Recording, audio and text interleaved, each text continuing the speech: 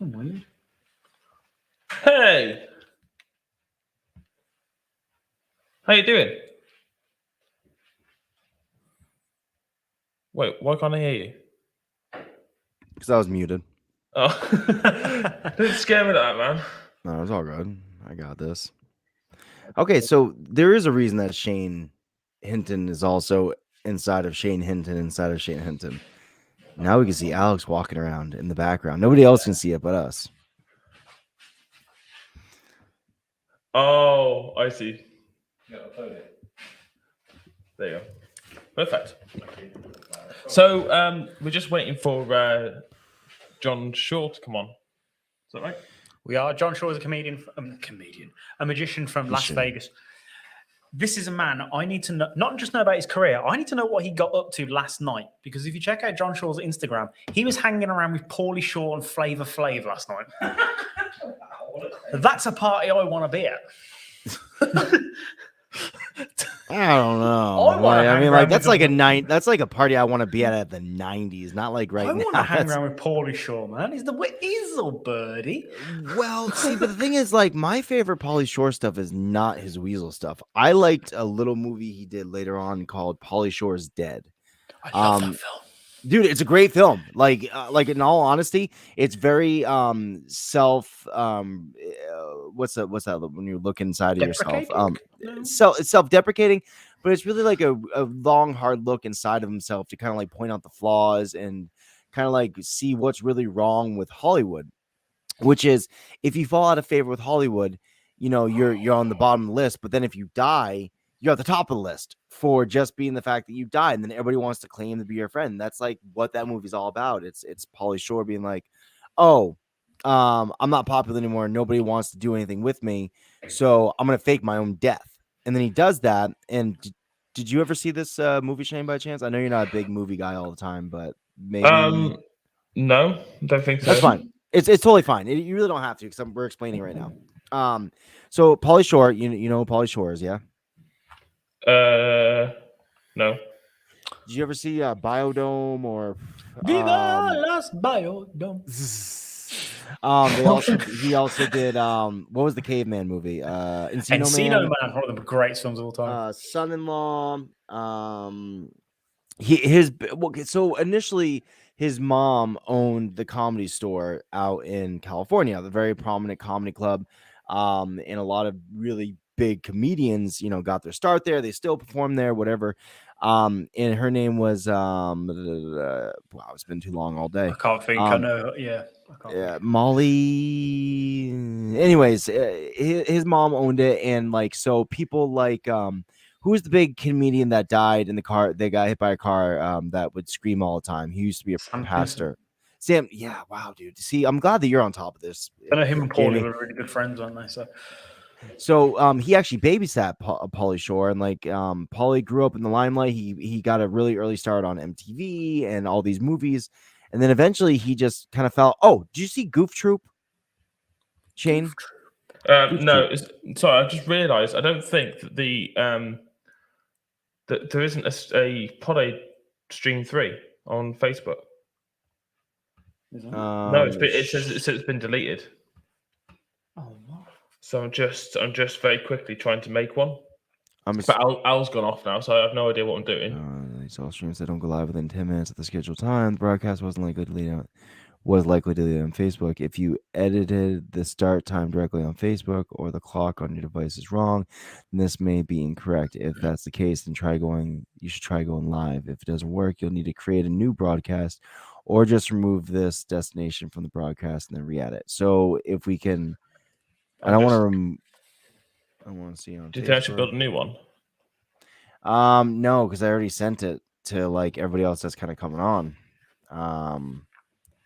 Let's see if I can fix this. We can figure this out. We're smart guys. Sure. It says there's two people watching. Who's the second? I don't know.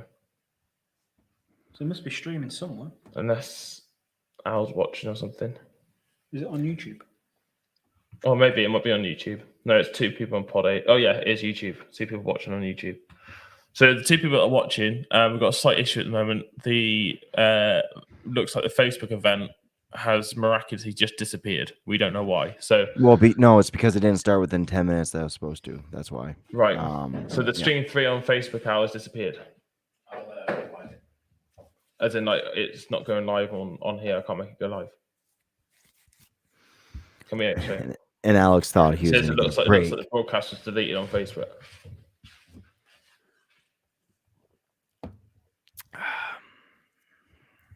It won't let me. Technical issues. I'll just sing together for.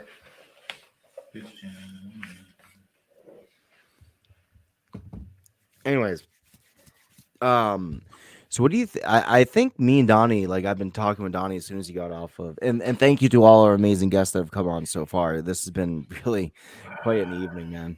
Change this too.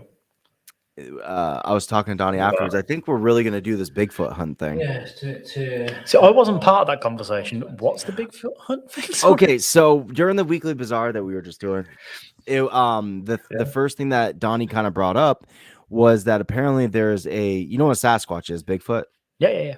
Okay, so apparently there's a Bigfoot / Sasquatch in the border mountains that separate Vermont and New Hampshire, where Donnie lives and where I live. And there's been some sightings. So not right now, because like winter is really starting to ramp up in our neck of the woods. Like it was, I think top degree was 52 degrees, which is, I don't even know what in Celsius. It's very fucking cold. We'll put it that way. Here, let's figure this out. We can look it up. That's why we have the internet, Jamie. A delightful thing. I know, right? Cheers. So how's Tom? I haven't seen him forever. I tried talking with him a little bit ago, but he's been really, deep with his new old lady. That's pretty much what he spends most of the time doing. Talking to me or spending time with her. That's pretty much it. Yeah.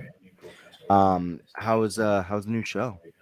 It's going amazing, mate. We've got a sponsorship deal now, which is amazing. I saw that. Like, I really gotta I want to figure that out because we'll talk about it after the show. This isn't really like logistics that we didn't. Yeah, but I would like to inquire more about that because I thought that was very, very cool for you guys.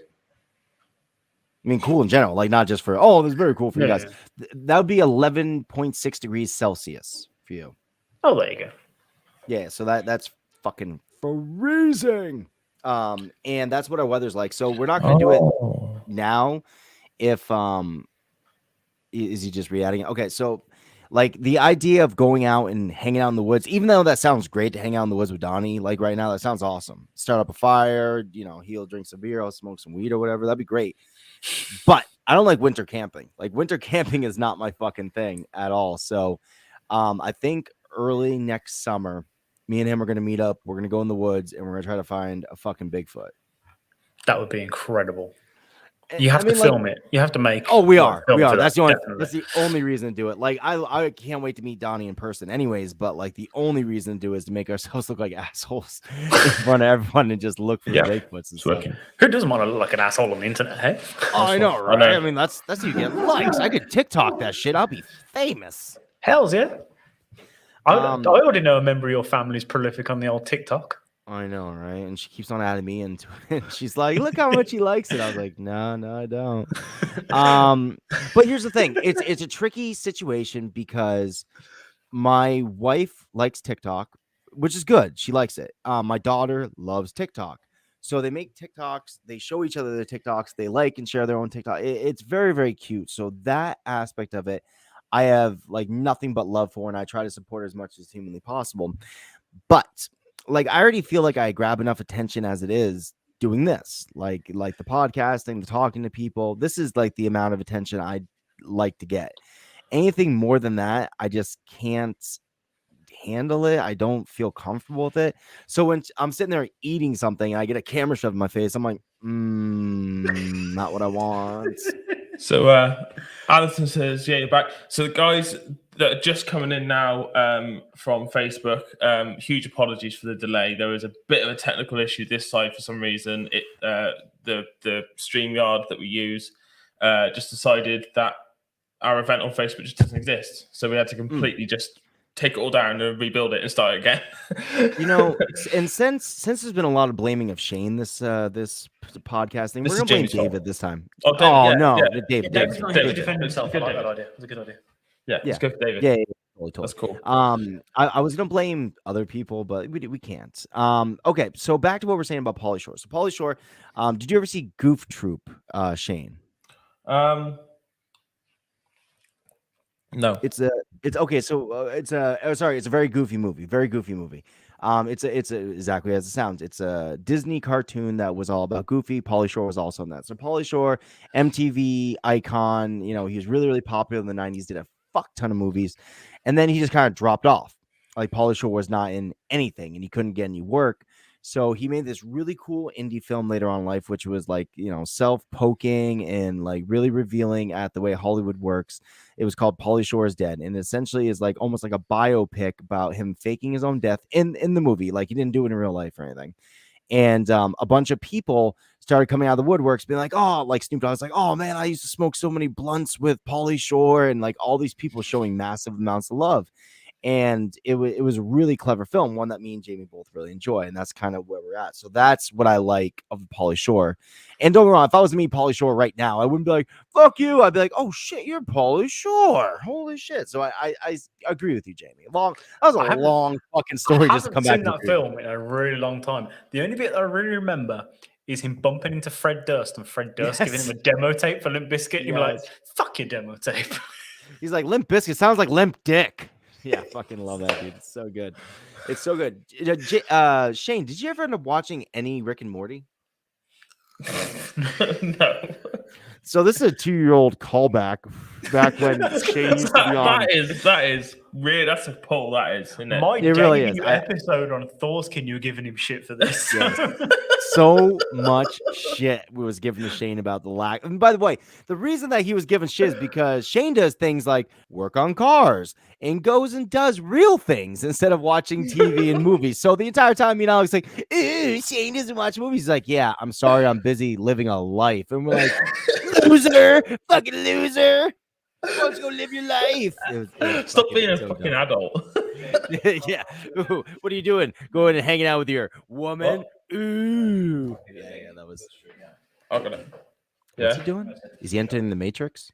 Send it to who? Send it to me on Messenger or send it to somewhere. No, don't do it, Shane. Don't listen to him. Okay, this is what we do. What we do is we take that drink in your hand and we pour it on the laptop when we run. And we go get some sleep. Well, you guys definitely need sleep. I, on the other hand, have been kind of right. Did he have to make a whole new one? No, he was just trying to send me the link. Okay, cool. I got it. I'm still here. Yeah, no, just ignore that message. He's just okay. He wanted the link for something.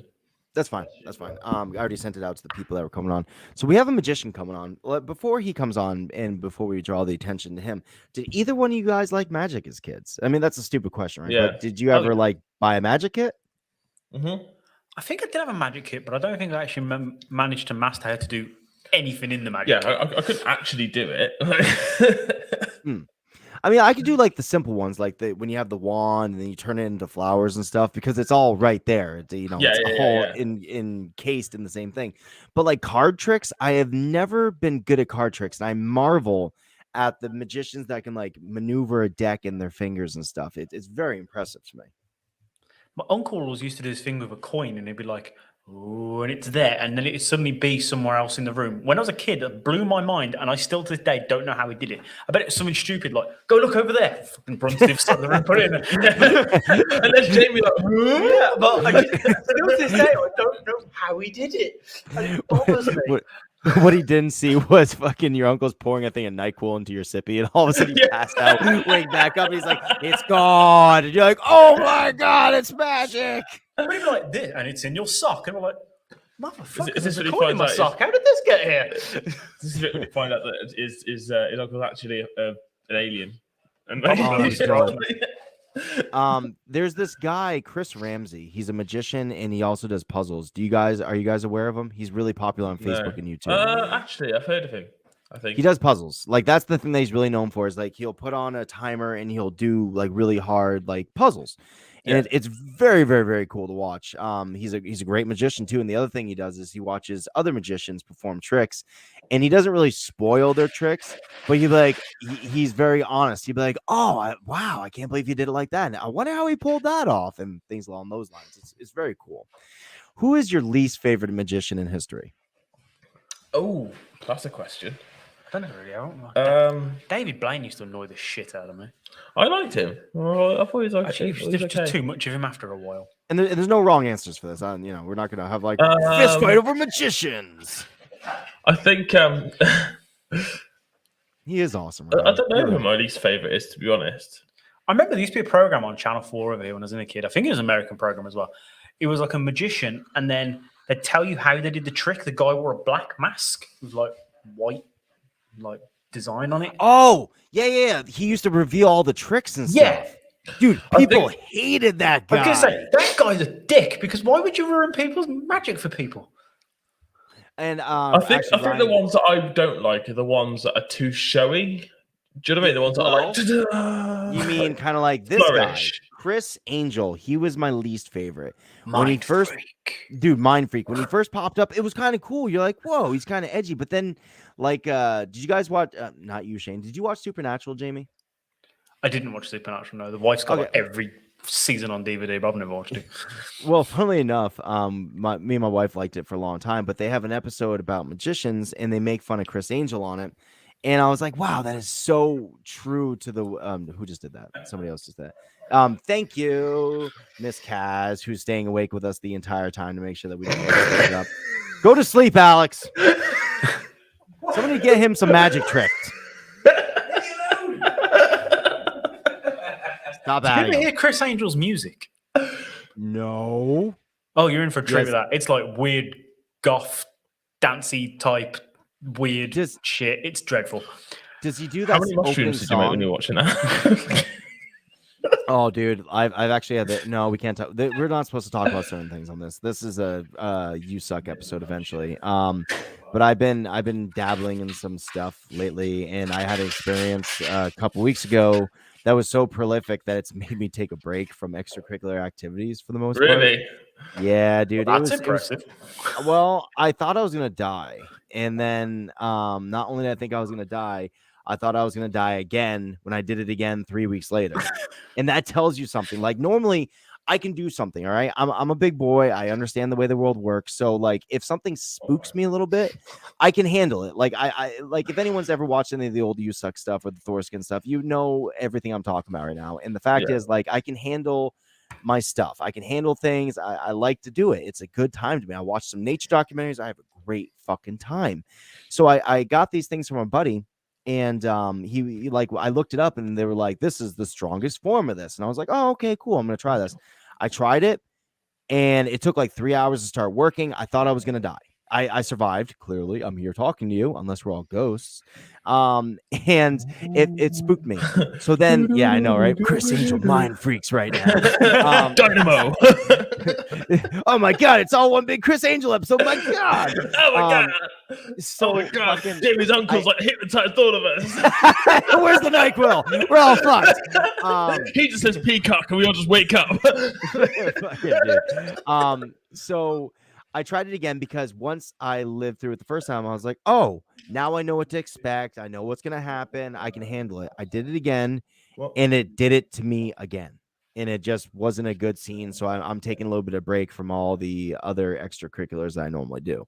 But in the meantime, speaking of hypnotism, do you guys think hypnotism actually works? I've never experienced it, so I don't know. But I think so. I've seen it happen to people. Like they would do it at like county fairs and stuff where they grab like a whole bunch of people. And if it was just like a bunch of people I never met, I'd be like, oh, fake. But like a couple of the people, I was like, oh, I know that guy. And he's not part of the show, but he's still hypnotized. So I think it takes a certain kind of mind to be susceptible to that type of persuasion, I think. I feel like it happens so often in shows that if it was fake, I think everyone would know by now. You know, I think it's happened too much. And plus, there's a lot of it's used in a lot of medicine as well, isn't it? Hypnotism, like people use it to stop smoking and other things like that. So if it was a load of bullshit. I don't think they'd use it in healthcare. Well, do you know what? There's actually somebody. I won't name them for obvious reasons, but there's somebody Is it me? in my family. No. Oh. Somebody in my family. I'm your family. Who had hypnotism, and they say it worked.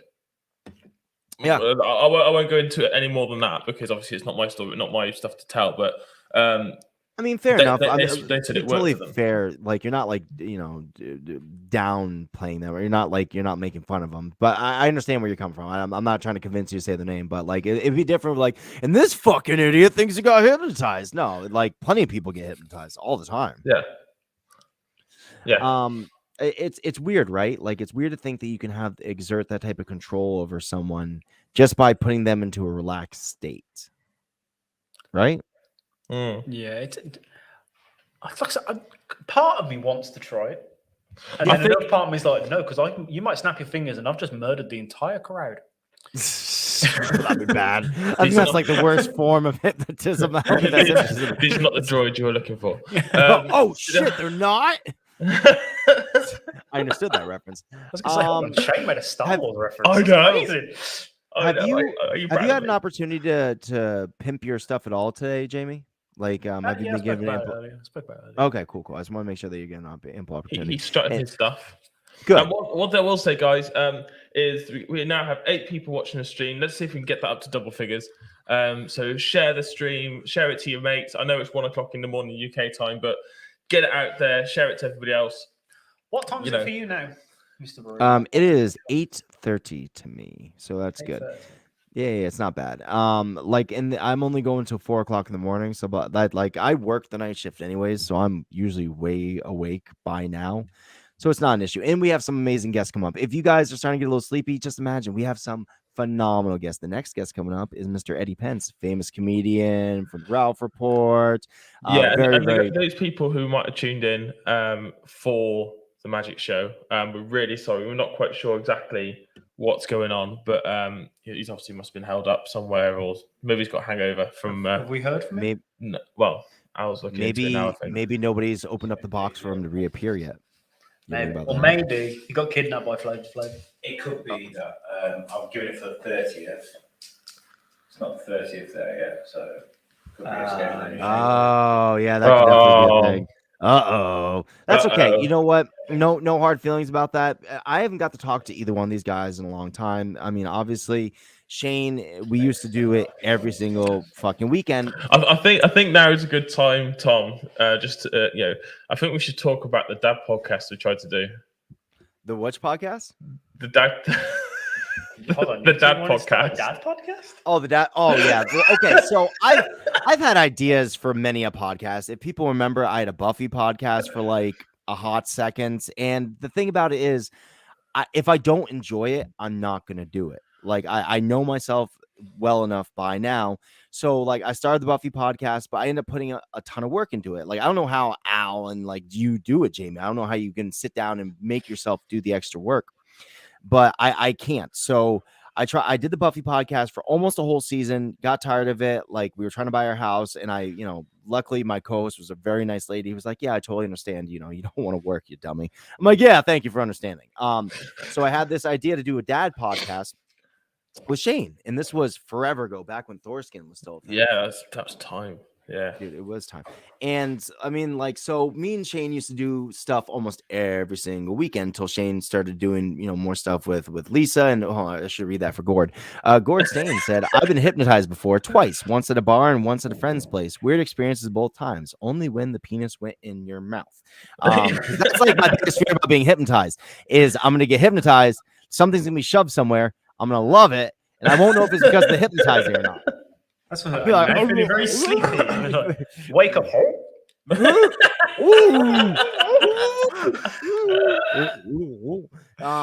and obviously Jamie was a you sucker for he was there at the beginning.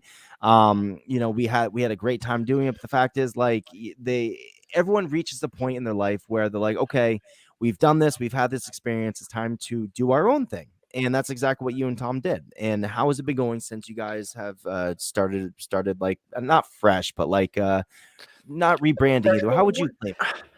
It's basically the same show we used to do, but we've trimmed it, swapped it, changed it just a little bit. You know, it's really not that much different, to be honest, than what we used to do. We still do Callum's Treachings, which from Tom's friend Callum, which are incredible and have us in stitches every week. We just drops nuggets of information like what happens if you get scared half to death twice. What? Oh shit! Did you wake up hypnotized with a dick in your mouth? Because that's what happened to me. I got scared twice. No. And one of my other favorites is, who was the person that had the first idea for a urinal? Was it a man walking past the sink and going? Andy Jasper Barrett says, I completely refuse to go on Hi, the Jasper. Darren Brown show. Do we know this guy? I know Can you Jasper. vouch for him? Yeah, All right, cool. I love close up and street magic, but Darren frightens me. He frightens you like that. That's a bit of a bold word. That is. I kind of get it. I think Darren Brown, he's got this really intense look about him. I just look at him and go, you make me uncomfortable. I get it. Yeah. Really? Yeah. I don't know Gord what it is. It's just something about him. Strain swears that he didn't suck anything. At least there's no video of him doing it. Well, if you want to see my videos of sucking, you can go to my OnlyFans page, and I would appreciate a buck or Only two. Toms. Only Toms.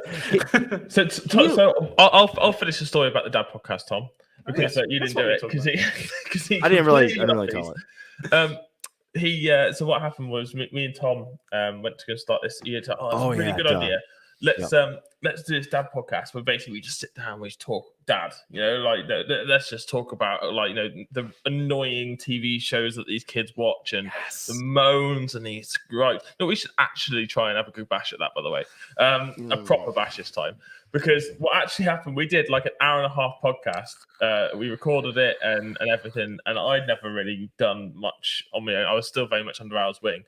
And Tom was like, you got this, haven't you? You can record it. I was like, yeah, I'll record it. That's fine.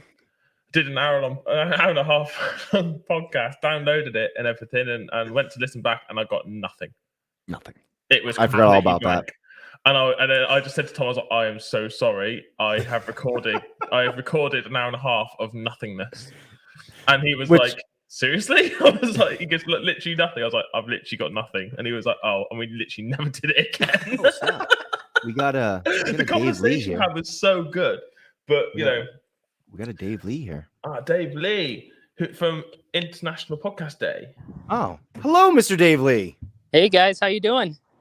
Not bad, sir. Good. Hey, can you guys hear me? Okay. Yeah, we can. All right. You caught me in the middle of a bike ride, so you may hear. So should I take you back off then? No, I'm good. You just may hear. I pulled off to the side of the road, so you may just hear an occasional car drive by. That's fine. We can cope with that. As long as we don't hear like a, we'll be all right. Because then we'd be like, well, we killed Dave Lee by trying to make him do too many things at once. Yeah. And if you hear some CPR going on, let's hope it doesn't happen. But we'll just start rooting on the paramedics. You can do it. Come on. Exactly. It's a man's life at stake. all of a sudden you hear, and the coin comes out of his ear. We're like, oh, is that Jamie's uncle? Is this part of the hypnotism experience right now? Is it like Dave Lee's actually going to think he's an actual bike? I wonder if that would work, because like it's good for a lot of things. I wonder if you could, like, if somebody was on the verge of dying, if you could hypnotize somebody into calming down enough for them to save your life, like in a heart attack type of situation. That's a really interesting point. I don't know. Dave, what do you know about heart attacks and hypnotism? They're two important H's in life.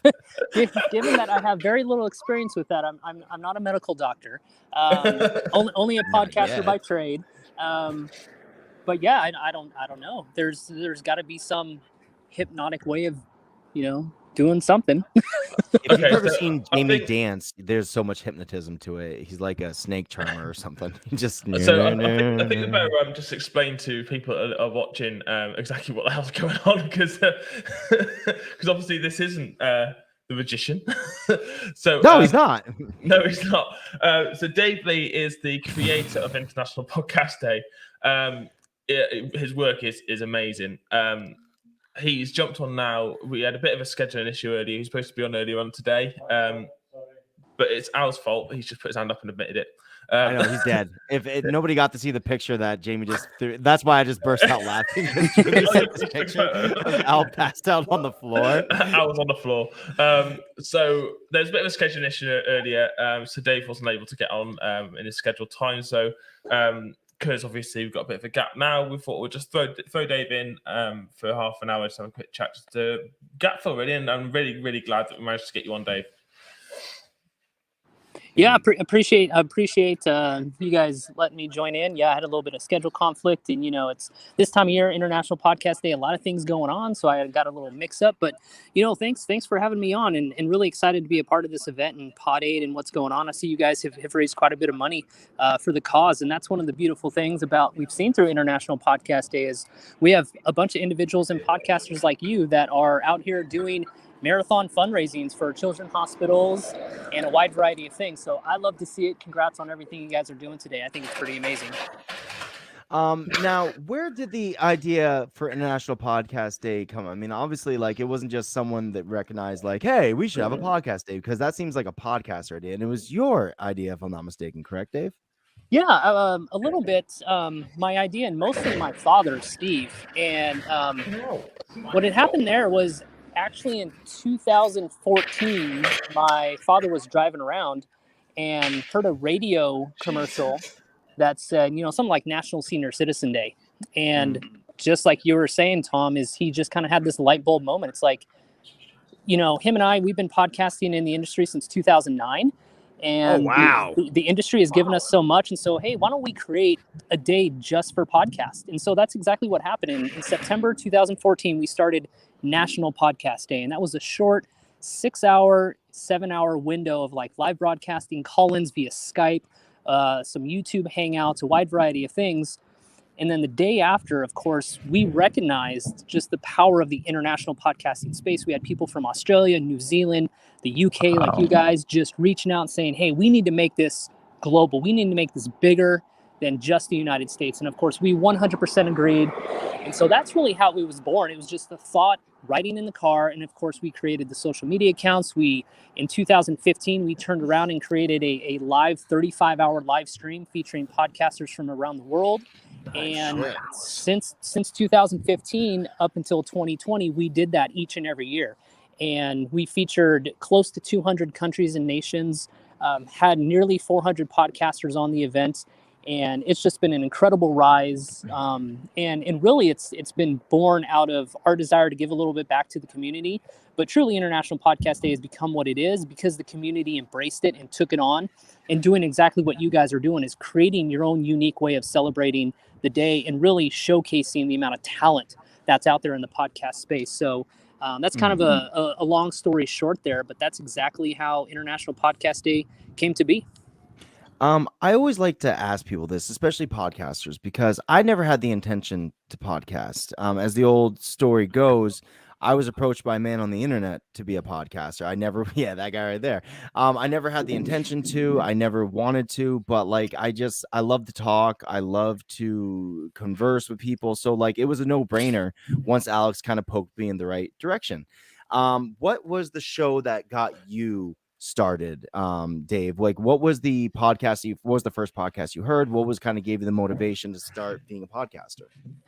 So Tom, I can't actually remember the very first podcast I listened to. I can tell you that I'm pretty sure I was podcasting before I actually listened to a podcast, which sounds really weird because what had happened is that my dad had moved away from living in the city that we were all together in. He moved about 6 hours north of me, where I'm at now. And in order to stay in contact with each other, i.e. myself, my brother, and my dad, we used to hop on Skype every Monday night and just kind of talk. Both of them worked in technology, and so the conversation always went towards that direction. And one day, we got an email, my brother and I got an email from my dad saying, hey, I recorded us during Skype. What do you think about releasing a podcast about technology? Ooh. And that was exactly how I got into the space. There was no planning. There was no thought of, hey, let's get into this. It was all my dad's doing. And so we released our first episode in May of 2009. And in fact, my dad and I actually just retired our show this August. And so we podcast for over 12 years. So that was kind of my entry into the industry. And so as much as I'd like to have what podcast got me into it, or, what podcaster really really influenced me.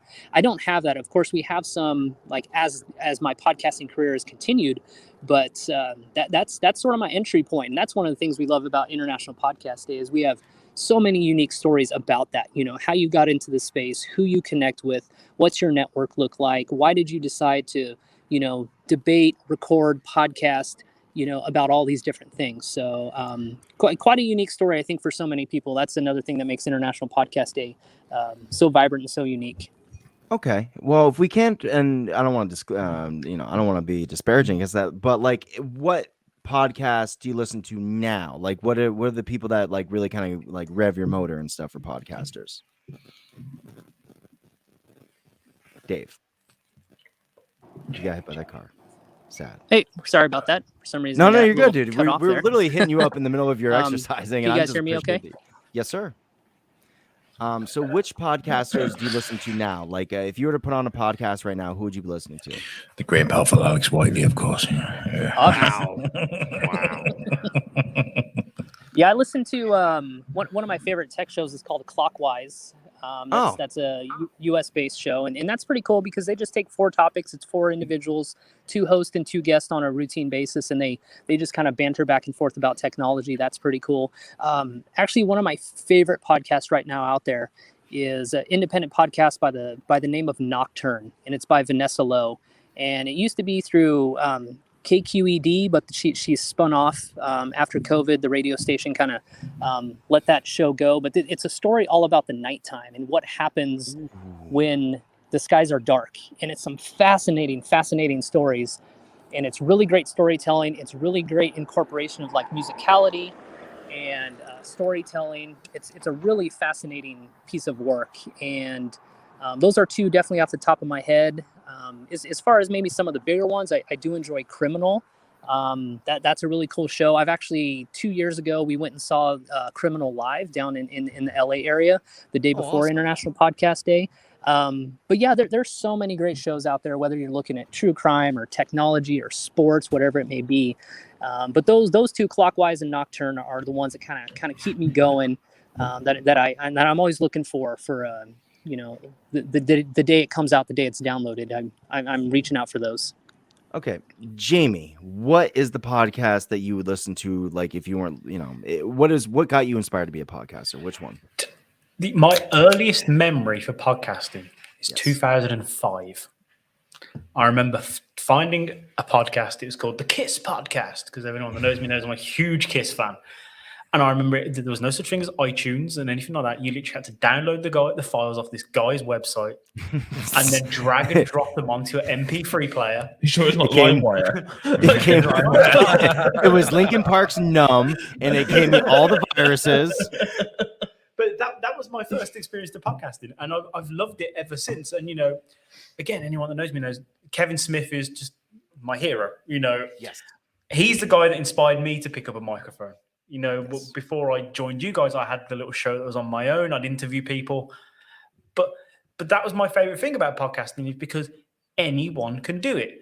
I was this idiot in Birmingham and went, I kind of want to talk to strangers on the internet and record it and see if anyone wants to listen to it. And I could do that because it's, apart from paying for hosting and whatnot, it's free. It don't cost nothing, and anyone can do it. And as Dave was just saying, there is a podcast about any goddamn subject you can think of. It's quite amazing how many different podcasts are in the world. Absolutely. Shane, how about you? Well, it was this guy that got me into it. Because obviously I don't know whether it's probably got time to go through into that story really, but obviously he met me at a difficult time. He was depressed, and I was like, "Do you want something to do?" And he was like, "Yeah." I was like, "There you go." Yeah, pretty much. And then he pulled down his pants, and he's like, "Not that." You're like, "Oh, do you want to try podcasting then?" I met Shane in prison. Oh, the other microphone. I met Shane in a prison. I asked him to do my makeup, and then afterwards I was like, "Oh, life's tough, eh? How would you like to practice your oral skills on my podcast?" He's like, totally. He says, "You got a pretty mouth, boy." I mean, apart from his comment right there, that's actually quite accurate of how things happen, Yeah, pretty much it. And that was it, really. I just sort of took it up and run with it, and now I'm stuck with it now. All right, Mr. Very good, Mr. Whiteley. I kind of know it, but that's just me. No. I mean, like, I knew podcasts existed because I used to be a massive fan of Chris Moyles on Radio 1. I used to love him. I used to get home from school, listen to Chris Moyles and vibe to that shit because he was one of the best radio DJs, still is one of the best radio DJs ever, BBC Radio 1. But then he moved to the mornings, and I didn't, when that happened, I was working evenings. I had kids. I couldn't get up at like 6 or 7 o'clock in the morning to listen to his radio show, but I knew that BBC used to keep as a podcast. So I used to listen to his show that way. But, excuse me, I never really thought of them as podcasts. I just thought of them as like catch-up radio. Yeah. Catch-up radio, you know what I mean? And it was when I started working on a night shift by myself, and silence was so deafening. It was fucking with my mental health. My mate Chris Murray was like, you like podcasts? I was like, what's a podcast? Like everyone says. And he's like, what do you like? I was like, I like movies. He was like, you like Kevin Smith? I was like, yeah. He goes, there you go. Education, Hollywood Babylon, you know, Jane Silent Bob. Oh, there you go. And I was just like, you know, my mind exploded, and that was it. I was listening to that. I was listening to Joe Rogan. I was listening to Mark Maron. I was listening to the Nerdist. I was listening. The whole world was just there for me. I was just like, wow. So yeah, that was my explosion to podcasting. How about you, Tom? Well, funnily enough, I'm a giant Kevin Smith fan. Clearly, I have been. I think I have a really strong Jersey connection. All my family is from South Jersey. Got a strong Jersey connection. Jersey connection. The Jersey connection, not we drugs. like a shell suit. Comedy. We like to wear a fucking shell suit when we go everywhere to the shop. That's Boston. So I really like Kevin Smith movies. My buddy, he's a big audiobook fan, and so he kind of told me, I think it was like 2008 or something. He's like, hey man, so we both love Kevin Smith. We've been to a Kevin Smith show. He's like, Kevin Smith does this thing called a podcast, and it's basically like talk radio. And I was like, oh, okay, that sounds kind of interesting. He couldn't get me with Smodcast. That came later. But what got me was Hollywood Babylon. It was the second episode into Hollywood Babylon. And he's like, dude, like they're making fun of X, Y, and Z, and you should really take a listen to this guy named Ralph Garman. So I did. I loved Hollywood Babylon. I thought it was fucking brilliant. From that day on, Hollywood Babylon, every episode that was released, I was on top of it with it, and I caught it really early, so I was pretty stoked about it. And then I found out about Smodcast, and then I found out about Edumacation, and then I found out about all the other podcasts. But really, it was all Kevin Smith, man. He's the one that did it. And once again, I felt like kind of like a poser when you know my buddy started a podcast way back in the day, and I was like, dude, what do you have to say? Like, you have nothing to say about anything, so why would you want to do this? And it took like just joking around with Alex one day, like a whole bunch, because we were both admins for the Garmy page, which is a Hollywood Babylon fan page. And we were constantly like laughing each other's shit. And one day Alex just kind of reached out and he's like, hey man, do you want to be my co-host? My now co-host is having a kid and he can't really do it anymore. So would you want to join? And I was like, I don't know, man. So he developed this challenge, which was describe a picture for a minute. It was a banana. I'll never forget that. And the moment I started doing it, I was like, this is what I want to do. This is my artistic outlet for right now. And this is how I'm going to express myself. And it was a very, very cool thing. And I've been doing it for about almost 4 years now with Alex. Me and him have just been shooting the shit. Awesome, and we've learned so much doing it. Do you think we understand each other better now, though? Sorry, what was that? Yeah, exactly. Do you think that you and me I still remember when you admitted that you said sometimes to me, now start getting excited and we talk to each other, you have no idea what we're talking about. And I'm like, what? Like, really? You're like, yeah, like, I have no idea. And that's what kind of inspired the You Suck Network, which was I couldn't understand Alex. Alex could barely understand me, cider, whatever the fuck ever. And we had to learn to speak the same language, even though we spoke the same language, which is how it all kind of killed. I was like, hey, you Yankee fuck. And he was like, oh, tatty ho, you British silly Bitch. Billy. I don't know what it is. Silly Billy. You're such a silly Billy. Dave, I wanted to ask you, let's go for this comment first. You Suck, The Horsepower Hour, Joe Rogan, Kevin Smith, Ben Shapiro, Jordan Harbinger, all great podcasts. I love that You Suck is first in that list. Yeah, of course. Naturally. Yeah. Number one. Dave, do you feel like when it comes to podcasting, you during your time, and maybe us as well, most podcasters you speak to, because you speak to a lot of them, you learn skills that are transferable into the real life? 100%. Yeah, I think one of the the things that you learn as a podcaster is one, it takes a lot of time, takes a lot of patience. And if you're working your craft and say, I podcasted for 12 and a half years and we did everything around the technology space. And so you're learning how to research, you're learning how to connect with journalists online, you're learning social media skills, you're learning, oh, sorry, a car just drove by. You're learning. Tell him to shut the fuck up. You're learning public. Yeah, you're learning public speaking. You're the podcast here. When you get invited to conferences, whether you're speaking in person or online events, and you're learning how to prepare, make presentations. Critically think about different questions and conversations that are coming up. There are so many transferable skills. Anywhere from just developing relationships over time, with people that either are your guests or your co-hosts. And so, yeah, I think there's so much, that can go into, planning, preparation, research, scheduling, different kind of tools, whether it's, automation tools for editing, whether that's audio, whether that's video. I think there's so many skills that the podcast space originally, back in 05, 09, those areas when it was really just, audio and just set it and release. Now there's so many different ways to get your message out there, so many different platforms and softwares to do all that stuff, and so I think it's pretty incredible where the space has developed and gone over the years. So yeah, 100% transferable skills. I mean, there's you can learn so much simply podcasting only for a year. You know what I'm saying?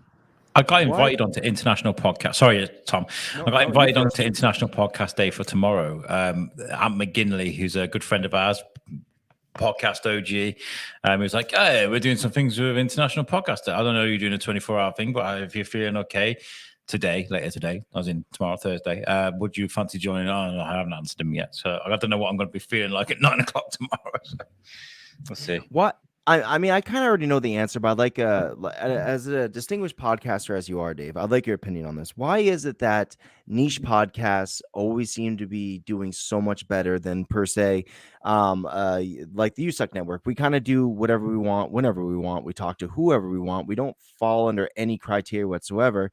So like the battle of numbers is always something we're fighting. Why do you feel that? Why do you think, or if you even think this, why does it seem that niche podcasts always have a higher marketability than general podcasts?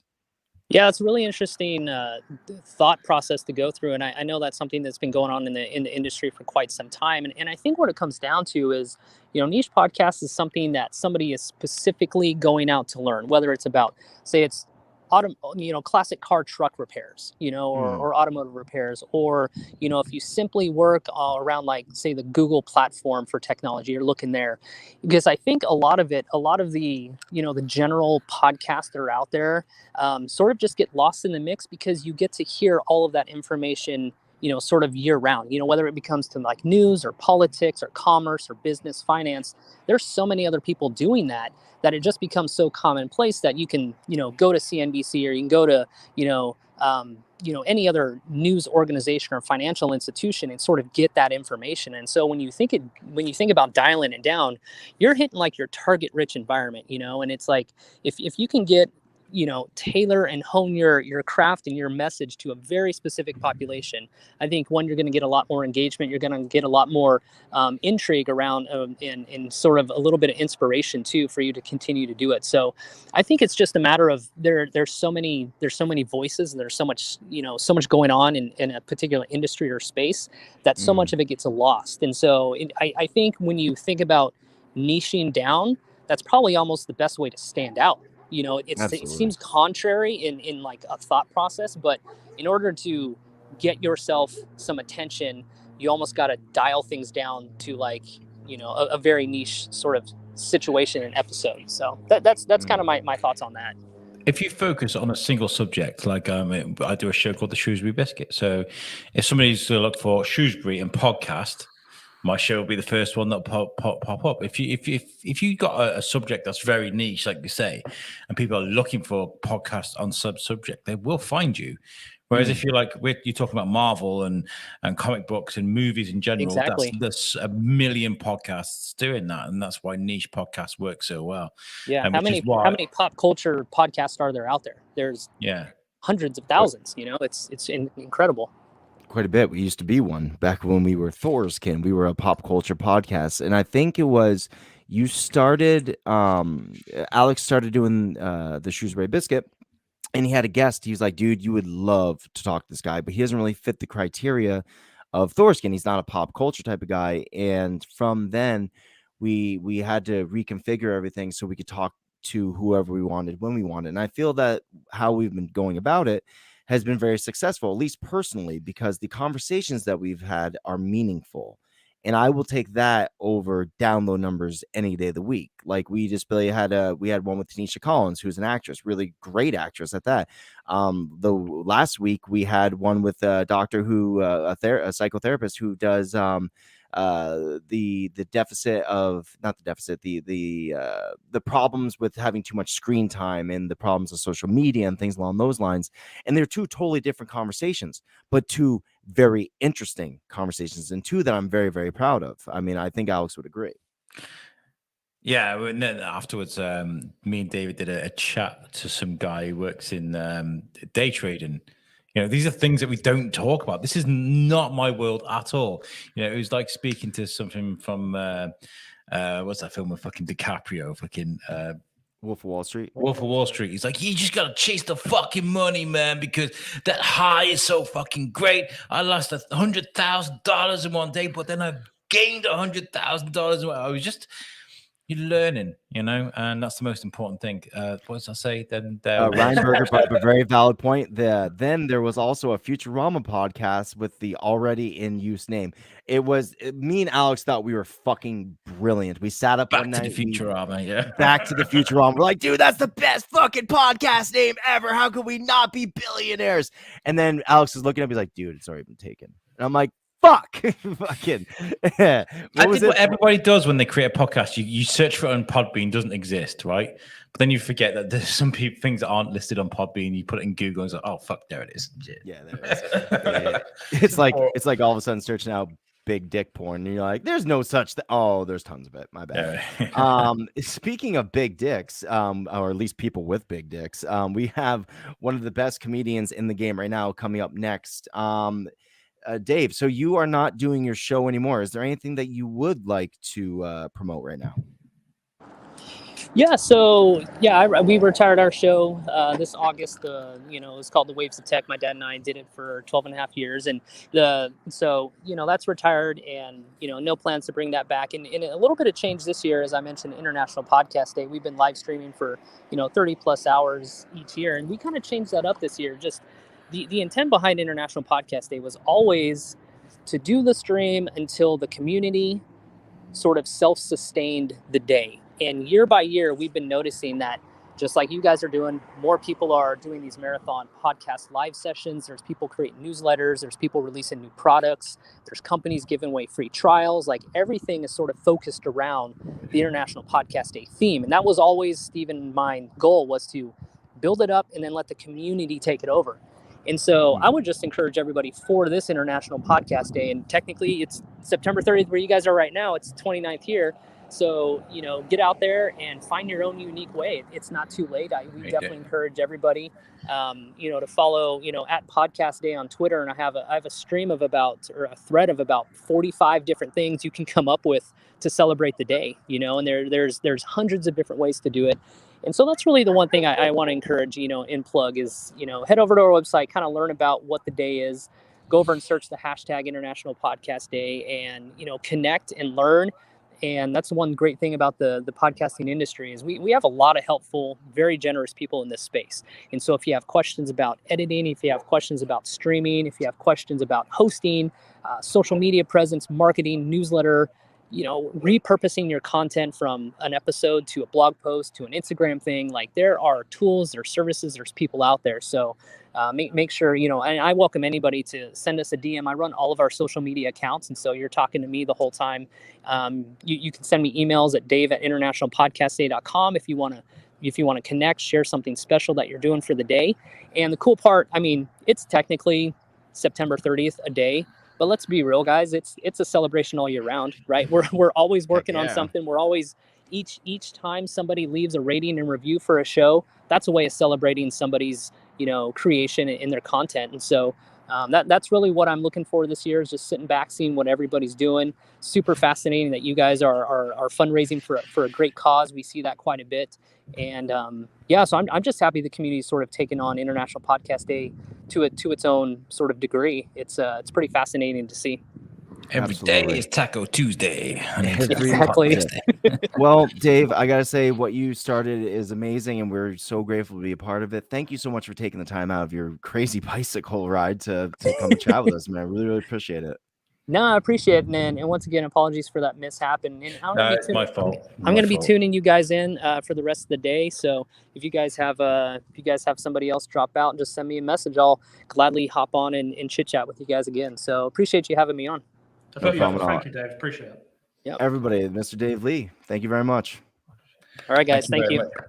Right. What we'll do is we'll throw a video on from Lingen Davis to show you guys what we're fighting for. Yeah, we got our next guest already up. So let's show that video, and then we're gonna bring our next amazing guest in, and I will announce him when the video's over. Let's have a chat with let's do the chemo chicks again, because I really like that one. I could tell you really like that one. Yeah, I really do. They're great gals. After this video, we'll all be back here with Eddie Pence. I quite like this. Just sort of sitting quietly. Spoiled it. Spoiler. Oh, what? It's on the fucking schedule. No, it's not.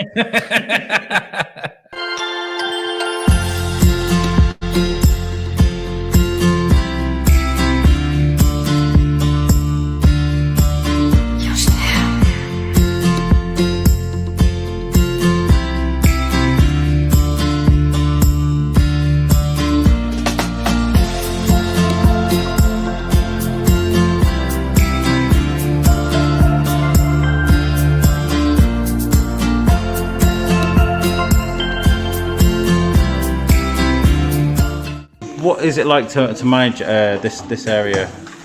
Great team of staff. All work hard. We're almost like we call ourselves the chemo family. So, and the chemo chicks. Great patients. The chemo chicks. I like that. Like that. We've been known as that. Did you dress up as them? We did a chemo chick race on the dragon boat in chick outfits. Really? Yeah. Amazing. It's very social as well down here, and it's. I mean, we're probably better off because we know what's coming through the door in the morning, don't we?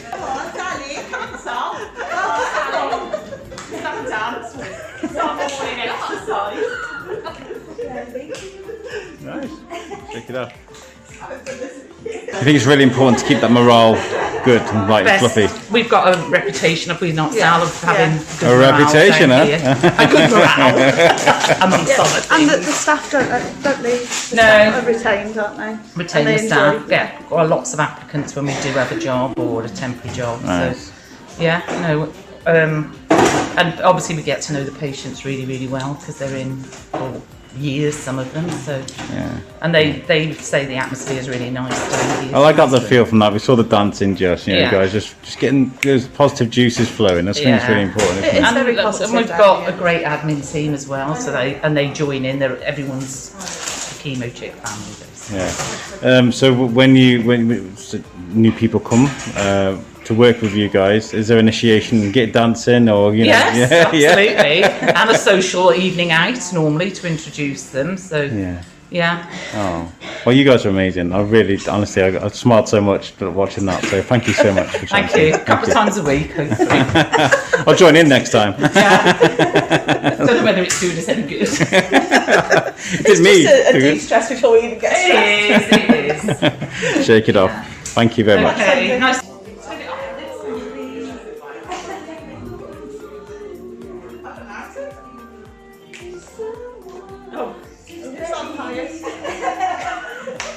I feel like I should do some top of the pop stuff now. So. We need to follow this one. Don't choose it on teacher.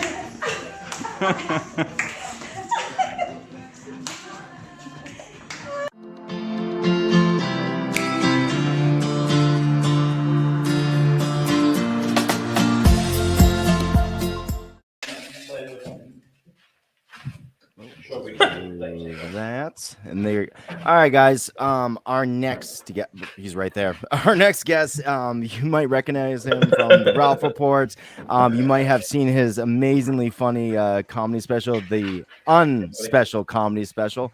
Ladies and gentlemen, Mr. Eddie Pence. Hey guys. Thank you. Don't mind the Europeans in the background that are How you doing? doing whatever they're That's doing. so European of them, just to It really is. nonchalantly mosey into the podcast. I feel like one of So those European. European ambulances should go by around. Which And then surprised yakety me. sax right after that. Oh my! Fucking all of a sudden, some guy with coconut scrums by. He's like, "I'm on a horse." You're like, "Yeah, we get it, we get it." Was it Family Guy that was like, it was a French police car, sounds like two gay guys at it.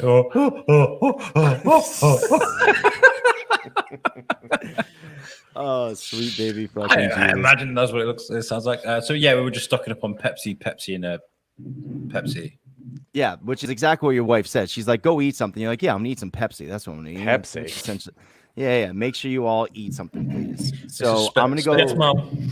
Yeah. I'm gonna eat some dicks wherever I What? might find them. Yeah. It's my favorite snack. I just reach in a big old bag, pull out a bunch of dicks, and I'm like, "Oh." What? No, I mean, are you judging me, Mr. I thought Eddie that Pence? I just didn't know what kind of podcast this was going to be, but okay, we're going that way. It's that podcast. This- that podcast. This It's- portion of the yeah. show changed like 4 times of what it was going to be. To be fair, Yeah, I don't even know who I am anymore, if I'm honest with you. that message, by the way, that was my mom, and she said something that goes a bit like, "I thought the days of Alex keeping me up all night over 30 years ago were over 30 years, but no, here I am still hanging." You can't even read anymore. No. I am, dude. I'm Just words and stuff. I just had a quick like 5 Is that minute. that's your mom's actually watching this whole thing? Yeah. That's awesome. Someone's Do you know mom's what- very do you know what, proud. Eddie? My wife literally watched right from the start until midnight tonight. Who's like a mom, if you really think about it? Well, when my comedy special came out, I never heard from my parents if they watched it. And then literally like 3 months went by, and then I went home and visited, and I was like, "Hey, did you guys watch my special?" And my dad was like, "Yeah, I watched it." And I'm like, "Okay, what'd you think?" He's like, "It's good. I don't need to watch it again, but it's good." I'm like, savage. Like what? That's awesome. Your parents are watching. That's great. Yeah. I was just about to segue into speaking of proud parents because we're friends with you on Facebook, and like your mom's always chiming in talking about how proud she is of you, Eddie, and she's Yes, such a great lady. She's man. very, very proud woman. I mean, great mom. Great mom. Absolutely. Now that kind of fights the notion, though, right? Like misery makes comedy, and that's always been the old chestnut. Would you think Right. that does that necessarily true anymore? Well, misery or- comes in lots of different shapes and sizes and forms. You don't necessarily have to have a terrible childhood to be a good comedian. I think some great comics have had bad childhoods and they've turned that into comedy, but you can have, you can just be socially awkward and be a good comedian, which is So pretty much you're how saying I've I done it. don't need to keep beating my kids then? Is that No, what you're you telling don't. me? No, they can make funny without you beating them. You don't have to beat them to be funny. I would like to see some intrinsic evidence for this, Eddie, before I stop beating my kids. All right. Okay, I'm well, you can already, beat them because that's proven too to work to make them good comedians. So Yeah. either way is a win-win. I mean, I'm 10 years and I'm beating the kid. I mean, like, I feel if I stop now, I kind of like send the wrong message. That I give Yeah, up. you don't want to show them you're a quitter. No, You'll appreciate this when you're an award-winning stand-up Yeah. teach them the valuable lesson of follow-through. Not just important for golfers, but also for child abuse. Yes, for child abuse. They're either going to go one way. They're either going to go stand-up comedy or Oscar Pistorius. I mean, like, Oh my god. well, I come know, on. I man. mean, it's a tricky. So please subject. donate to Pod Aid. We talked about a bag of dicks and then child abuse. This is great. What a great. It's fine. It's not a child abuse charity. No, it's really not. It's really not. It's for cancer. If we were joking about cancer, that'd be poor taste. That's out of Child bounds. abuse But is. yeah, everything Yeah, else. By the It's way, all I got a bone to pick of you, Eddie. What? When Eddie was out on vacation, right, he caught this glorious video. It was one of the funniest things I ever saw. A goat pissing. Was it a goat pissing? It was like, ah! And it's a deer. It's a deer pissing. Deer, that's it. Right, my bad. And we went on holiday in Wales, and we were looking at the pigs, and this pig just started pissing. And I got with my phone. I was like, "Oh, Eddie's gonna love this!" And I recorded this pig pissing, right? And I looked at it. I was like, "What the fuck am I doing?" I deleted it. I was like, what the fuck is No, those are the magical moments you want to capture. Anyone can see a deer in the woods, but you see a deer pissing in the woods. That's something you got to capture. Well, if anybody asks me now, does a deer piss in the woods? At least Absolutely. I'm also very disappointed that we've lost the moustache as well, because that was a good look for you, Eddie. It's coming back. Yeah, you're gonna bring it back? I might bring it back. Yeah. Him and I'm so non-committal with facial hair. It's I grow, I don't shave it, I shave it. I don't know what I'm doing. I haven't committed to anything. I feel like we should bring back like a really what if we bring back the Hitler mustache, right? I think that's good where it was. I think that's fine. Charlie Chaplin did fine for years. Right. Charlie Chaplin. Hitler had much better branding with it. Yeah, he really did. He really did. Yeah, he really did. Yeah. Okay, there are people out there with it. My co-host Tom, he saw someone with one in Cardiff City Centre like 2 days ago. Just the little thing. Full on rocking a little Hitler mustache. You sure he didn't smear some shit on his lip though? Because that's also something that kind of happens. You know, you wipe a little hard and you're like, oh no, I look like Hitler now. You know, that stuff happens, Dirty right? Sanchez. So we've ticked all the boxes: child abuse, Adolf Hitler, Dirty Sanchez's. Dirty Sanchez. Yeah. It's good night. It's good night for cancer. I'm glad I can come in and raise the bar on the show. Absolutely. You are an upper tier. Speaking of upper tier podcasters, as you are, my good sir, did you guys celebrate an International Podcast Day today? No, we didn't even mention it on the. We already recorded for tomorrow's show. We didn't even mention it. No. Well, now you can be like, by the way, I was on a podcast that's not worth mentioning because they talked about a lot of horrendous shit. And they said something about International Podcast in the day. The only thing that they said was smart, and I'm going to bring it up today. You have been doing the Ralph Report for how long now, Eddie? 3.5 years. Oh, yeah, 3.5 years. Before 4 years. Yeah, 4 years May. So, yeah, 3.5 years. And for anyone that's not in the know, the Ralph Report is a spinoff, I would call, of Hollywood Babylon. When a long time ago, Ralph Garman was on the radio. He's also, a very prolific voice actor. You might have seen him in Ted. He does the Family Guy. Thank you very much. Yeah. He was on the radio for a very long time. He got unceremoniously fired from the radio due to bullshit financial cutbacks. Yes. And he started his own podcast, like away from the Kevin Smith of it all. And that was cool and all. And I liked it as it was. And then I started hearing a new voice kind of come into it. And it was Mr. Eddie Pence. And that's what really kind of kicked it into high gear. I feel like that's when the show changed. And not to take anything away from Ralph. Ralph's a genius. But I really started digging the show more and more when you were on it. Well, I think it's because you have, the idea of the podcast is, there are some that work where it's just one person just talking, but most of the time you want to hear two people talking, three people talking. You want to hear the conversation because it makes you feel like you're part of the group in a way. When someone's talking, you're just like, it's almost like a book on tape. You're just listening to someone say something. Whereas when there's and that was Ralph's idea, is he brought me in for someone to bounce off of. So you can have you can have a conversation, you can have genuine emotional responses to things. You don't know what's coming. You don't know what's going to happen in the show when there's another person there. When you're just reading off your notes, it's sort of like what you're going to say, and that's not going to go anywhere other than where you've planned it to go. Sorry, go on. I was going to say with Ralph, I was going to say he needs someone like that though to bounce off, because Ralph he's got some very famous rants. I love his rants when he loses his absolute shit. Yeah. And I think that's a novelty of Ralph. So I feel like if Ralph was sat there every day going, what really grinds my gears, it would. He's said up 1,000 times before on the show. His favorite style of comedy is like the over the top angry response to something. Like he loves that when he sees character actors doing it in movies or what. It's like when someone just responds aggressively and angrily over the top to a situation. And so when I came in, I'm like, all right, well, that's my job. I just got to poke the bear, and then that's what I do. And that's when you got a cattle prod, right? So Eddie, we all know you now as the stand-up comedian. If anyone has not seen your bits, they really need to. They are very, very funny. They can go see your comedy special on Amazon right now. In fact, I quote one of my favorite bits. I don't want to do your bit, of course, but there's the thing about hamsters in there. I actually messaged you right after I saw it because my kid's hamster died. I was like, "You were fucking right, Eddie. You were so right." And me, and my wife, tiny tragedy, man. It's just a tiny tragedy. It's fun. Where does comedy start for you, sir? I don't think I've even asked you that. Like we talked about at the beginning when I first jumped on this show, I didn't have a rough childhood. I had a great childhood. I was middle class family. Both parents worked. They were both gave me everything I wanted as a kid. I didn't want for anything growing up. But I always watched comedians when I was a kid. I mean, the first special I watched was Robin Williams live at the Met on HBO.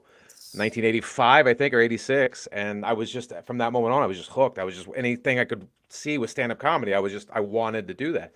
And I also loved Mel Brooks movies, Young Frankenstein, Blazing Saddles, anything with Gene Wilder in it. Like anything that had comedy, I was just drawn to, and I just wanted to do that. So I mean, you don't need to have a screwed up childhood to be funny. You can just want to be funny, and sometimes that works.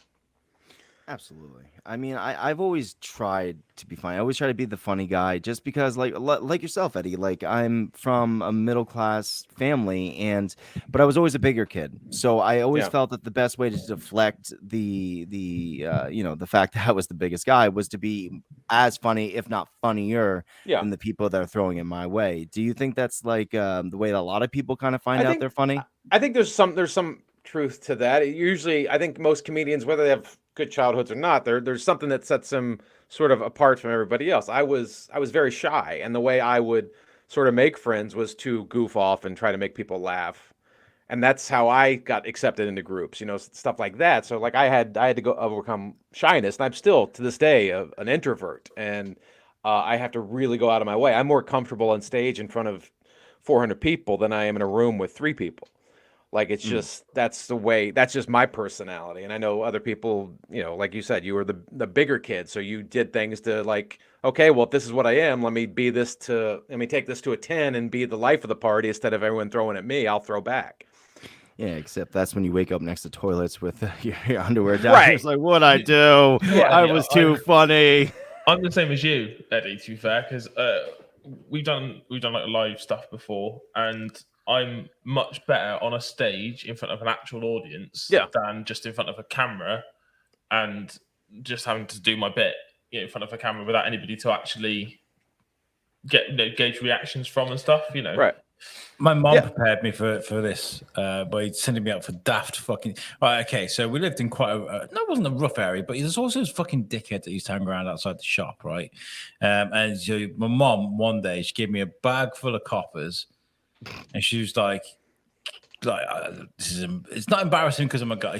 I was helping my mom out. She was like, can you get me some sanitary towels from the shop, please? Because she really needs help. I was like, okay, fair enough, I'll do that. And she's like, it's the day before payday. All I've got is these coppers. These she gives me this bag of coppers, and 2p. 1p and 2p, And she's like, here you go, coins. I think it's like copper. What the fuck is he talking about? Yeah, exactly. You got a bag of pennies? Like, what are you talking about?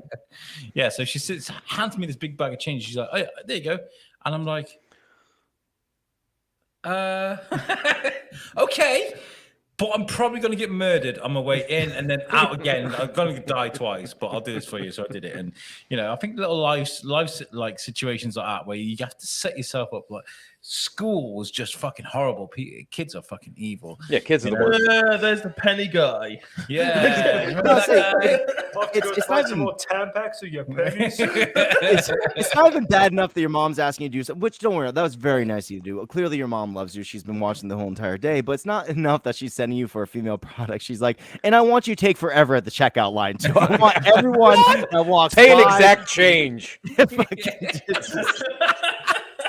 You might have to ask people around you for extra money for these, and they'll know why, and you'll be known as the sanitary napkin guy forever. The reason why I bring that up is because we do a lot of live shit and a lot of things in front of people. So we do acting at the prison, we do things on stage, we do the podcast stuff, blah, blah, blah.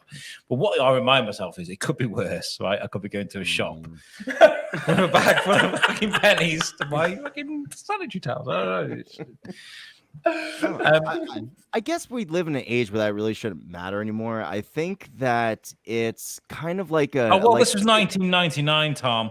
Of course. Well, yeah, I get that, but let me make my point, please.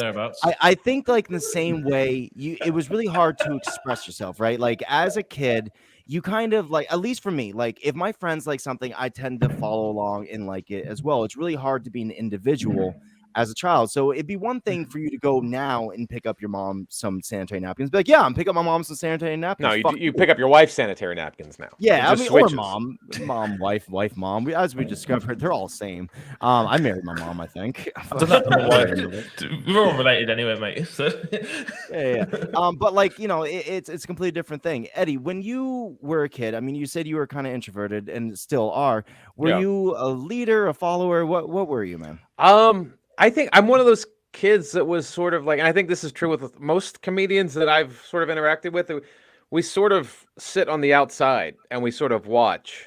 We're more spectators and things. So it's weird. Very rarely do we jump in and become part of what's happening. We kind of sit on the outside and then we form opinions about it. And then that's how we come up with comedy, is we tell people what happened in our own funny way or how we observed what happened. And I always feel like the best comedians are the ones that sort of sit back. They're almost the wallflowers at the party. They're the ones who sit back and just are watching, like, look at this guy over here. Oh, fucking look at that dude over there. And they're sitting there making fun of everybody because they're taking in the whole thing. They're not, and that's a great thing because it lends itself to creating that material and becoming a comedian. But at the same time, you don't experience life the same way as other people. Other people are along for the ride, whereas sometimes I feel like the comedian is the guy watching the ride. Like, oh, that guy's going to throw up. Watch. It's that sort of thing. Like, comedians are almost watching the ride and not riding the ride. So when was your first stand-up show? Not show. What was your first spot? When was the first time that you stood up on stage and started trying to tell jokes? First show I ever did was at the Comedy Store in Los Angeles. And did you piss yourself? I was too unaware to know how nervous I should have been. I did not. It was weird because you shouldn't go up the first time you do stand up should not be in Los Angeles, and it should not be at the Comedy Store. Those are the two things you should not do. You should do comedy in coffee shops in some small town where no one sees you until you get good enough for people to see you. But I didn't know. I grew up on the East Coast of the United States in Virginia, and I wanted to do comedy, and I didn't know anything, so I just moved to Los Angeles. And I was like, "Oh, this is where you do comedy," and I went and I did a spot in the belly room of the Comedy Store, and I was just too too naive to know what I should not have been doing. And I went up and did it, and I had a good time. And most people's first sets when they do comedy are usually good because your energy level's up, and you're not judging yourself. You're just kind of going. It's the second, third, and fourth sets when you start bombing and you realize, oh, this is what comedy is. This is the grind that they talk about that you have to go through. What I wanted to ask was, sorry, Tom, it was hecklers, the first ever heckler. Have you ever had a guy sit up and be like, "You fucking suck"? Like, you know what I mean? I've had you've had that. When you're first starting out, you don't know how to respond to that stuff. Usually now you don't get the guy that says you fucking suck. It's usually a drunk person that's just being belligerent and thinking they're helping the show by talking to you. When does the comedy start? Yeah, stuff like that. You just deal with it in your own way. And like, I don't have any way I go about dealing with it. I deal with it in the moment and how it is and what they say. And so I don't have any like things in my back pocket where like, oh, well, this guy says this, I'll pull this out. I just sort of react in the moment with it. And 9 times out of 10, if you have a microphone, so you're in control. You're the loudest voice in the room. So if you give away that power, then you shouldn't be up there anyway. It's a very valid point. Now, you're also a family man. Aside from being a very funny dude, you have a beautiful family. What does your family think about your career? I mean, obviously not like, oh, he's a horrible career choice. I'm saying like that's my wife thinks. My wife, she's like, I wish I married better. But like when your kid must have watched your comedy special, yeah. Yeah, I mean, he's watched I would go on the road when he was, 3, 4, 5, 6 years old, and we would take him with us sometimes. So he grew up sort of in green rooms in the back of comedy clubs. So he's seen my act over the years, and he's seen things that most 6, 7-year-olds would never see until they're in their, 16 or 17-year-olds. So he's kind of been well adjusted with like hearing, potty mouth and all, and explicit material. He's kind of used to that, so it doesn't really affect him, and he gets a real kick out of seeing his dad up there making people laugh. Like it's kind of cool. Do your family actually find you funny? Because my missus doesn't find me funny. My son finds me funny. My wife does not. Yeah, that's usually the case, right? Yeah, Like, she does not find me funny. like comedians and stuff like that, and people that do this kind of stuff, they end up marrying people that don't actually. You usually marry your worst critic. Yeah, right. Absolutely, your worst critic. But that makes you better because you're trying to constantly work, and it's like you never feel like, okay, I can take it easy, because they're constantly like, well, that's not good. You can do better than that. Like it sort of helps motivate you. Joke is amazing, right? Babe, come here. Yeah, like if you married someone that just laughed at you all the time, you'd be like, you wouldn't be a better comedian. You would just sort of be that person you were when you guys met. You were never challenged to get better. I think you used the wrong choice of words. Not laugh at you, laugh with you. My wife laughs at me all the time. You fucking idiot. That's what my wife does. She's just like, you're what the hell am I doing? My wife's very supportive, to be fair. I'm like, yeah, she is. Well, they're all supportive, or they wouldn't be around still. They'd be gone. So of course they're supportive in what we do, but at the same time, it's like they also want us to be constantly keep getting better. They stick with us not because they're supporting us, because they feel sorry for us. They're like, oh, you know what? I don't think we've got so. to take one for the team. I don't think so. His shenanigans. Fucking podcaster. Here he is. I'm really sick of her throwing those air quotes at me. It's really disparaging. So I've named them now. They're our pod widows, because obviously we're all doing podcasts and we're all doing editing and all this other stuff, and we're never there. And also, all we ever do is moan about the podcast and all the problems that come with that. Yeah. And what Shay means is he complains about me. He's like, fucking he does. Fucking Al with his fucking tyrant, fucking baby Hitler over there with no mustache, green. With his fucking green beard. Here he comes, the prick. Look what he thinks he's special, isn't he? He got a green beard. Al's messaged again. I don't know, man. I think it's such a strange. It's 2 o'clock in the morning. It's such a strange art that we've all kind of chosen. I mean, the present company excluded, you chose comedy, which is a very understandable one. You get up, you make people laugh, they feel better about themselves. The audience that we may or may not have with podcasting, we don't really interact with unless it's a live show, unless we do like the Wednesday Night Live of all. We don't know if we're hitting or missing anything. So unless we have a lot of feedback, we don't know how we're doing. So it's a really weird format that we picked. Which do you prefer? Like if you were to be given the choice, the podcasting of it all or the comedy of it all? I love podcast. I do love podcasting because it gives you it gives you something to do. It just gives you something to fill your day with. But if I had to choose, it's stand-up comedy, because you get the reaction. It's like I say something, I know within 2 seconds if it's funny or not. Like, it's not like, well, let's see how that bit worked when I get some comments in the comment section. It's sort of like, no, I say this, they're laughing or they're not laughing. I know right away. And there's no charge like that. I don't get that charge out of podcasting.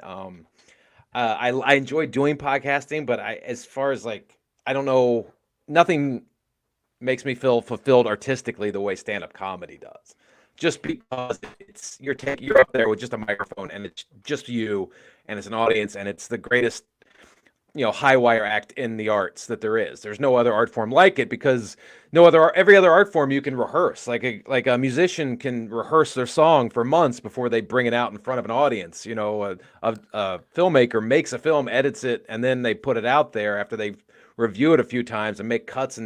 But a comic, you don't know if it's funny until you put a live bullet in the gun and fire it. You have no idea until you're up there and you actually do it in front of a live audience if it's good or not. There's no rehearsal space. So Al's wife had said that you're a natural comedian, but how do you deal with the tough crowd and the pressure to entertain them if you're having a bad day?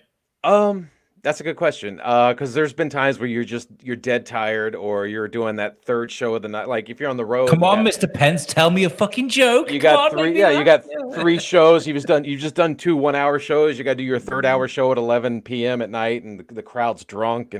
But then like it's weird because as soon as you get on stage, that adrenaline takes over. That part of that. That part you can't plan for, the part where you can literally be walking to the stage like, I don't want to do this. I don't want to do this. And then as soon as you get on stage and grab that mic and say one thing and get one laugh, you're on autopilot. You're just gone. There's nothing else like that. I mean, because podcasting, it's like, I'll hit record and I gotta try to make an interesting conversation with who I'm doing a show with. But like stand up, it's intense. And if you have to, you have to just raise up and meet the challenge of it. Otherwise, you just get booted off stage. It's that plus, brutal. we've got our team. You know, you've got Ralph and of course the amazing Jerry Rocha, and we've got us to hype each other up. Do you know what I mean? Like we say something funny, you guys laugh. I feel like I'm a fucking king. Do you know what I mean? Bertie Big Bollocks. I said something funny because my friends laugh. But if you're on your own on stage, I imagine it's just dire. It's dire, but at the same time, it's like it's your chance to connect with an entire room full of people, and they're there because they want to be there. It's not like it's not a room full of captives. They're there because they want to be there. They want to be entertained. So you have to go into it with that sort of notion. It's like you're in charge, but at the same time, they're there because they want to be. So let's give them what they want, entertain them. I think the only time, sorry, Tom, the only time that I think I've ever experienced life as a stand-up comic was doing a best man speech. I don't know if any of you guys done best man speeches before. Yeah, it's an amazing opportunity to sort of flex your funny bone, right? Yeah, and I do remember the first line of my brother's best man speech, and it got an amazing roar of laughter and the feeling of ecstasy. I mean, I got up and I was like, I am so pleased that Sam's getting married because I always thought he was. Pause. Gay. And everyone just burst out laughing. I was just like, yes, I did it. I'm funny, hilarious. The rest of the speech, mic drop. Because you close big. You get off the stage right then. Yeah, exactly. Have you done one, Jamie? I've done a best man speech. I remember I was that nervous to do it that I think this speech I wrote out must have been like 5 minutes, whatever. I think because I was so nervous, I read it out in about 2. It's literally like, thank you for being here. This is a great day. I'll never forget it because it was a Disney themed wedding, so I'd incorporated all these Disney. I'd incorporated all these Disney songs into my speech. Fucking dies and Lion King. What the fuck? So my plan was to properly belt out these songs, but because I was like, oh my god, this is quite. I've never done anything like this. I was like, 10 is all the time, song is all the one, Beauty and the Beast. Well, I mean, that's the thing too. When you're as a comedian, that's the natural thing is to get up there. Even now, when I'm doing a new bit, you'll rush through it. And you have to remember, like, oh, slow down, because you'll feel like you're talking normal, but in reality, you're going at like 3 times normal speed. It's crazy. So sometimes you have to do that trick where you're okay. I feel like I'm talking really slow right now, but when you're on stage, that's normal speed. You have to do that mind trick with yourself sometimes. That happens to anyone, not just someone who's not used to performing in front of people, but even comics have been doing it 20 years, especially doing a new bit because you're anxious, you want to get it out there, and you're excited about it. So you have to like consciously slow down. Walk us through the first time that you recognized that you killed. I'm sure that you had some success as you started off doing stand-up, and there were probably plenty of times you got like a good amount of laughs. But walk us through the first time that you like fucking slayed it and how that felt to you. Oh God, I probably one of the times I remember really doing well was I was auditioning for the Montreal Comedy Festival. This was like 2003.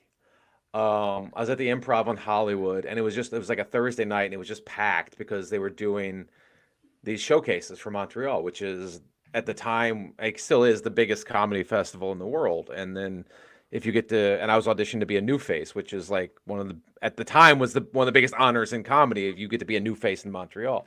And I remember going up, and it was just a packed crowd, and it was just a baby crowd. Like anything you did, they would laugh at. So it was. It was like you go up and you're just like, you're saying things and people are laughing at your setups, and you're just like, you don't know if it's you or just the crowd being so juiced that you're just like, I don't know what's real and what's not, but and it's sort of like it's weird because the audience is so amped. They're giving you so much and you're giving back, and it just turns into this cyclical thing where you guys are both just riding this wave of energy and laughter, and it's over in 10 minutes. You won't get off stage. Like, I don't even know what the hell I did, but everyone's applauding and cheering. And it turns into a blur because you're just almost on autopilot. It's a crazy feeling, and you don't get it a lot in stand-up. You get pockets of it, but you don't get that whole thing where you just like, you say your first joke, and then 10 minutes later you walk off stage like, what the hell just happened?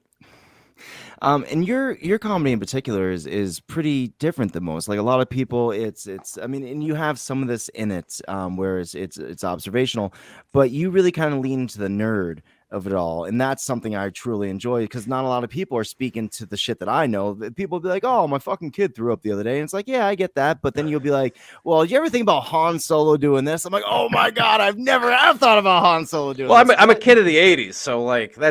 that's influenced my entire life, is being a child of what I consider the greatest decade in the history of the world, the 1980s. Just because there was so much stuff. Like, we're still, even to this day, everything is nostalgia for the 80s. Like Marvel and Star Wars, and like everything is harking back to the 80s. Like, everything we do is nostalgia for the 80s. And it was just like, I can't not incorporate that stuff into my act because it's who I am. It's like, I'm a parent, so I'm going to talk about being a parent, but at the same time, everything goes through that lens of who I am, which is a 1980s kid. Yeah, well, being a 1980s kid, you should definitely incorporate more AIDS jokes and more crack jokes. I'm just saying, Yes, there's a and whole Reaganomics, a lot of Reaganomics. so much Reaganomics, like all the Reaganomics. You guys remember Dare? Huh? Anyone? All right, we're all dead. Trickle down, anybody? Have you ever been in a green room backstage, I don't know, at the Improv or something, early in your days, where you've seen a big name? So you're like, oh my fucking god, that's such and such, and they're about they're going about you about to go. Yeah, you're about to go on. I don't know, some famous comedian where you're like, oh my fuck, I've got to go after him. What the fuck? Has that ever happened to you? There was one time. This also happened in Montreal. This is when I was in Montreal doing the comedy festival, and I was a new face, so I was like a young kid. And I'm in the back of the comedy club, and it's a small little club. It's after all the big showcase sets, so it's just like there's these little shows around the city. And I go back, and this is 2004, and I'm sitting in the back of the club, and I'm getting ready to go up, but I know there's a comic going up before me, and it's Mitch Hedberg.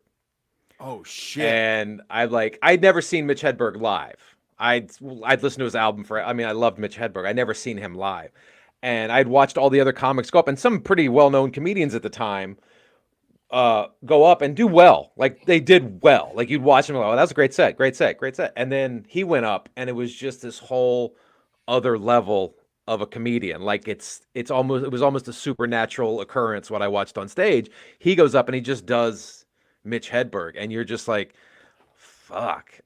like I just watched like 5 other comics just kill this room, and then he goes up and does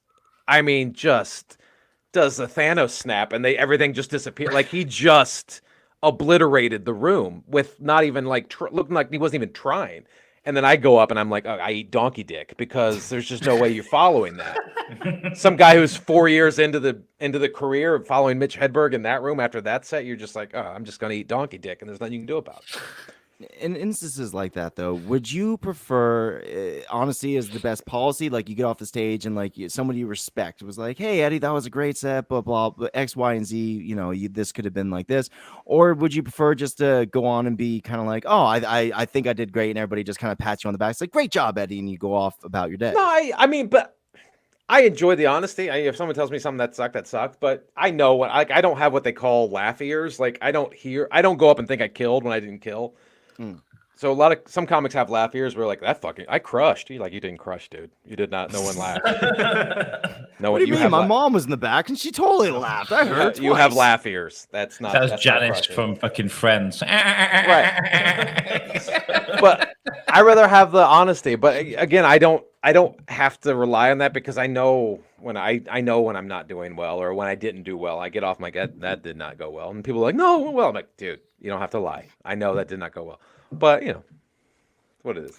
Yeah, it is what it is, and It is what it is. It's a weird but beautiful career you've chosen, my friend, and especially because like we get to talk to you and it inspires us, even though none of us necessarily want to be a comedian per se, but we all want to be funnier. Like, that is the name of the game, is to be as funny as humanly possible. I want to entertain people, whether it's through podcasting or stand-up comedy, whatever it is. You want to entertain people. I mean, you want people to listen to you and be entertained. Oh, absolutely. And Right. I think that, the conversating between people, that's when I kind of realized that I like what I do, not just the podcasting and all, but like whenever I'd be in the group of my friends and I would say something and make them all just die laughing, I realized I wanted to do that more, and I wanted to push that as hard as I could. And I also realized when I need to stop fucking doing it, because I wasn't as funny as I thought it was, which is a really hard lesson to fucking learn. But I mean, that's one of my favorite things about podcasts. Like I said, I more artistically fulfill doing stand-up, but the one great thing about podcasts, and this happens a lot when I'm doing the ramble with my buddy Jerry Rocha, it's like we're like best friends and we have so much in common and we're just sitting around talking and hanging out. We don't even feel like we're doing a show for anybody. It just feels like we're talking to each other, and it's all about seeing who can bust each other up to the point where you're gasping for air laughing. And that's like one of my favorite things to do, is to try to we just try to bust each other up. And sometimes we jump on the train together and we just ride that train of let's see to the point where we turn purple in the face from laughing so much. And then we try to do that. And that's one thing I don't get out of stand-up comedy, because I'm not up there laughing. I'm up there trying to make people laugh. Podcasting, I'm trying to have a good time while I'm podcasting, because I think that's what draws people in to listen to the podcast. If it's two people talking, having a good time, laughing, I'll listen to that, So. Tom's looking at me like, see, you fuck. No, I was looking at my phone because I usually work the night shift, and it was just yelling at me, be like, "You better wake up, dummy! You're gonna be late for work." But I don't have to go tonight. Yeah. Without disparaging any comics, who would be some of the comics right now that you would point to and say, "Oh, I really enjoy X, so and so's work," or this is the person that I would recommend someone else to watch? The two comics are. This is a comic that he took me on the road when I was younger, and I learned a lot from him. Ian Bagg. I don't know if you guys are familiar with Ian Bagg or not. He's from Canada. He's from Vancouver. He's big in the States. I don't know how much he plays over. I don't know if he plays a lot over in England or not. Is this one of those Canadian girlfriend scenarios that yes, you're like, he oh, doesn't really exist. He doesn't really exist. He gave me my first hand job across the border. But look him up, Ian Bagg. He does a lot of crowd work. He's mostly a crowd work comic, but he's one of the most brilliant crowd work comics I've ever met in my life. No, the other one. Are they watching porn? They are. They're watching. They're all super and they're all laughing at their own thing, having a blast. That's great. Good times. It's good times. Good times. Isn't it great to be inside of a joke? It is so good. Oh man, let's laugh with them, should we? This is what comes up when you search Ian Bagg. It's 2 G's. That's the problem. BAGG. We can't say that. Well, you're spelling it the English way. You got to spell it the American way, which is GAYPORN. There you go. And then underscore BIDBIGDICK. Hold on, There you go. That's it. I didn't show you what I the first thing I saw. That's it, Tom. This is. You typed in gay porn. That's the first thing you saw. Yeah, that's the first thing you saw. It absolutely is. Come on. David Cross on a bag. Wow. For That's $22, who the fuck is paying Who the that? heck? That's like $30 American. That's insane.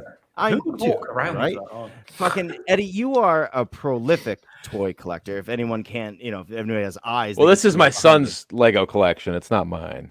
All right. Well, I'm going to say it's yours because that sounds better. So you're a prolific Lego collector who clearly has them all right behind you right now. Most of them. What are the toys that you sought after? Like, what is the thing that you need for your collection right now? Like, if you're like, if I had this toy, I would be complete. I got a big...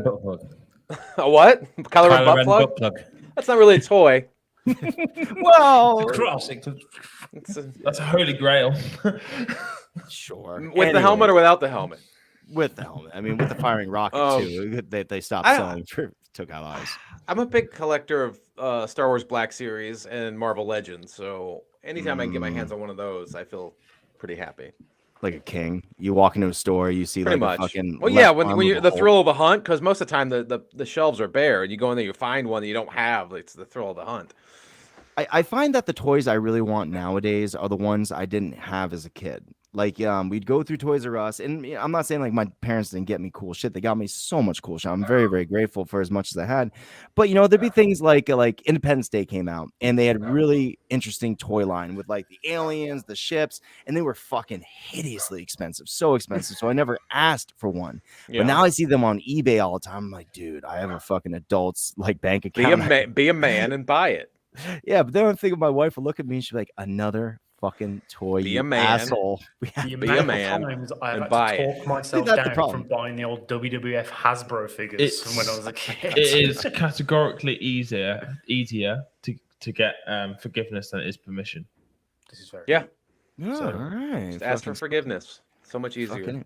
Is that just a nostalgia thing though, Jamie? Or just hide it so she doesn't know about it. I'm like underneath my bed like it's fucking porn mag. I'm like, there's nothing out here to look. And how happy will she be when she finds out you're not watching porn but playing with toys? Unless she's like, I would have preferred if you were watching porn, and walks out with the kids. I'm like, You come home from work, like from doing nights, and she's there, just got the Lego box sat on her lap, like just being like, we need to talk.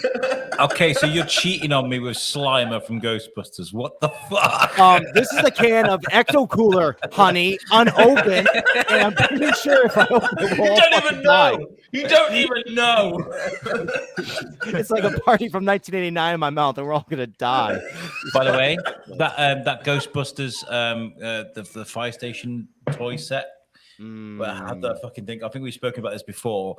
Was the one thing my next door neighbor kid had, like, and I thought this kid was like rich. I was like, fucking, how are you living next door to me and not in a mansion? Because this toy is really expensive. I really want it, and I can't have it. But yet, I get to sit in my bedroom window and watch you play with it in the front yard. You fuck, like it was just this dream toy. Why don't you go make friends with him and then you could play with it? Yeah. And then you Take steal him, and because you're his really good friend, he never suspects you. So Right. then you fuck. You go, I can't believe it got stolen. Let's go find it. Yeah, like a junkie, Yeah. for toys. It's Oh my god, amazing. look at this ditch. Oh, what a shame. You The goes kid over your next door house. gave me this toy, Mom. You very poorly painted the fucking Ghostbusters mansion. Shit. You're like, what? It's not yours. It's a totally different color. Look at that green stripe for Right. speed. Or you break off a little piece, you go, look, this is all I found. And then he thinks it's gone forever. And then you just go home and you're playing with it. Kaz, go to bed. My wife says, once things go back to normal, would you consider touring in the UK? Please and thank you. That's very nice. I would love to tour in the UK. I've never done stand up over there. I would love to do that. I would actually like to. I've actually talked about possibly filming my next comedy special over there. I think that'd be kind of cool to film one over there and call it American Idiot. Hit us up. Oh, that's That's brilliant. a great name.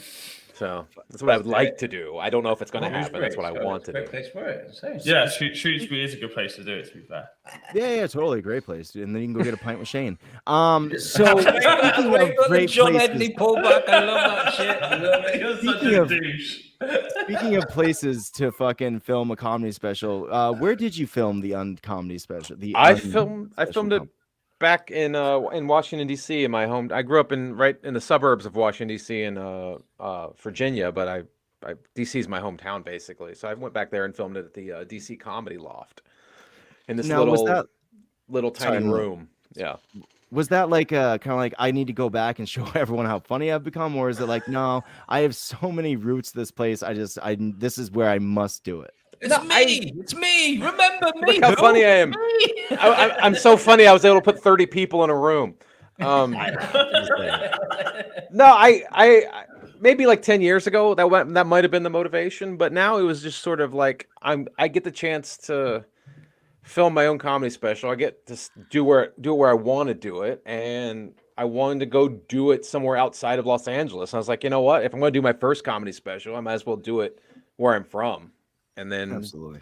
and just sort of get outside of LA, because I could have done LA, and in hindsight, probably doing it in Los Angeles probably would have been better. It would have been cheaper to do. I would able to get more money on the screen, so to speak, because I spent so much money getting everybody to DC to film it.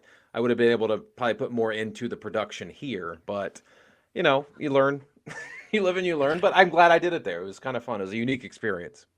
How did it do? The special, did it do well? Did it generate a new audience for you? Did you? I don't know.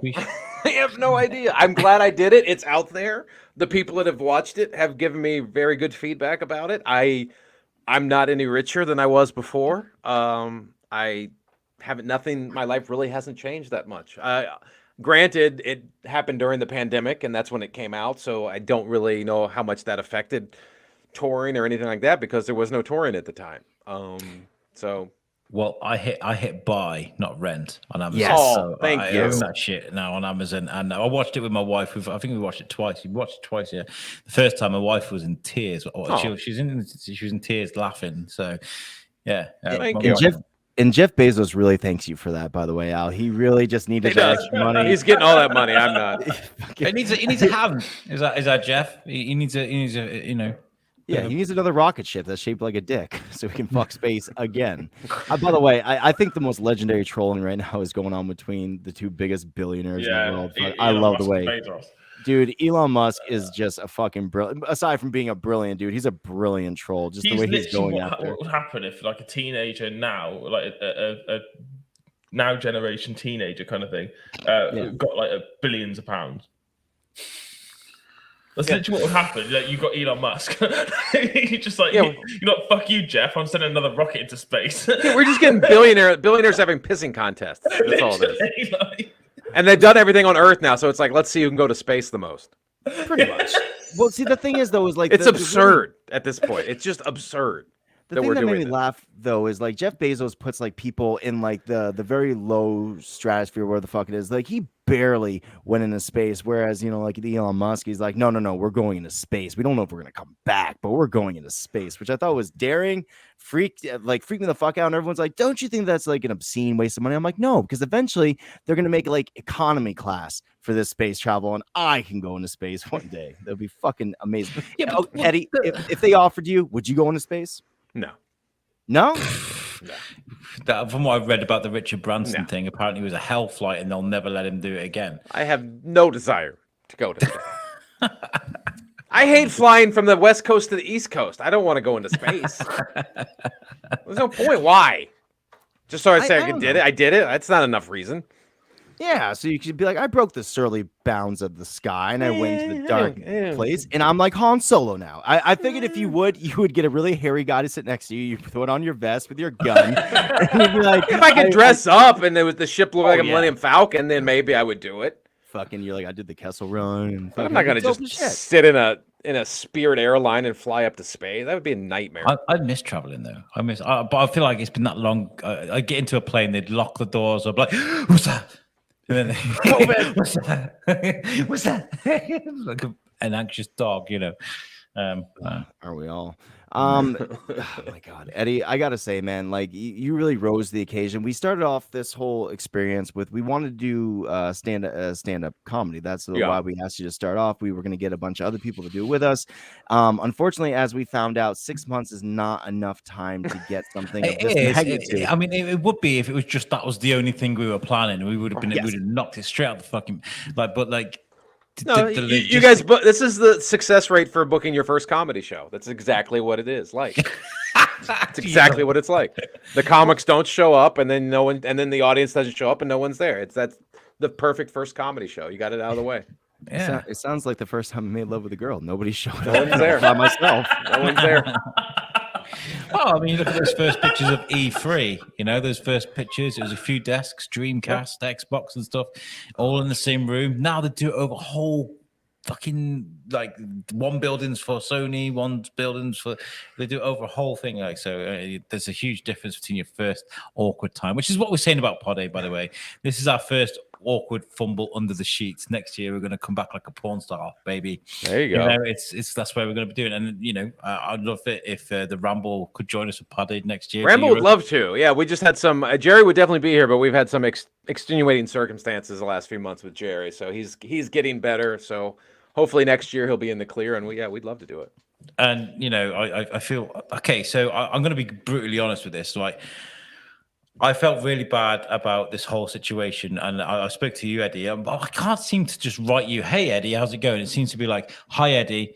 Here's my deepest inner thoughts," and I ended up writing these fucking really massive essays. But the idea was to put up some comedy together to say, well, not "fuck you, cancer," because that's been done, but "kindly go away, cancer." That was kind of like the thing we were going to do, right?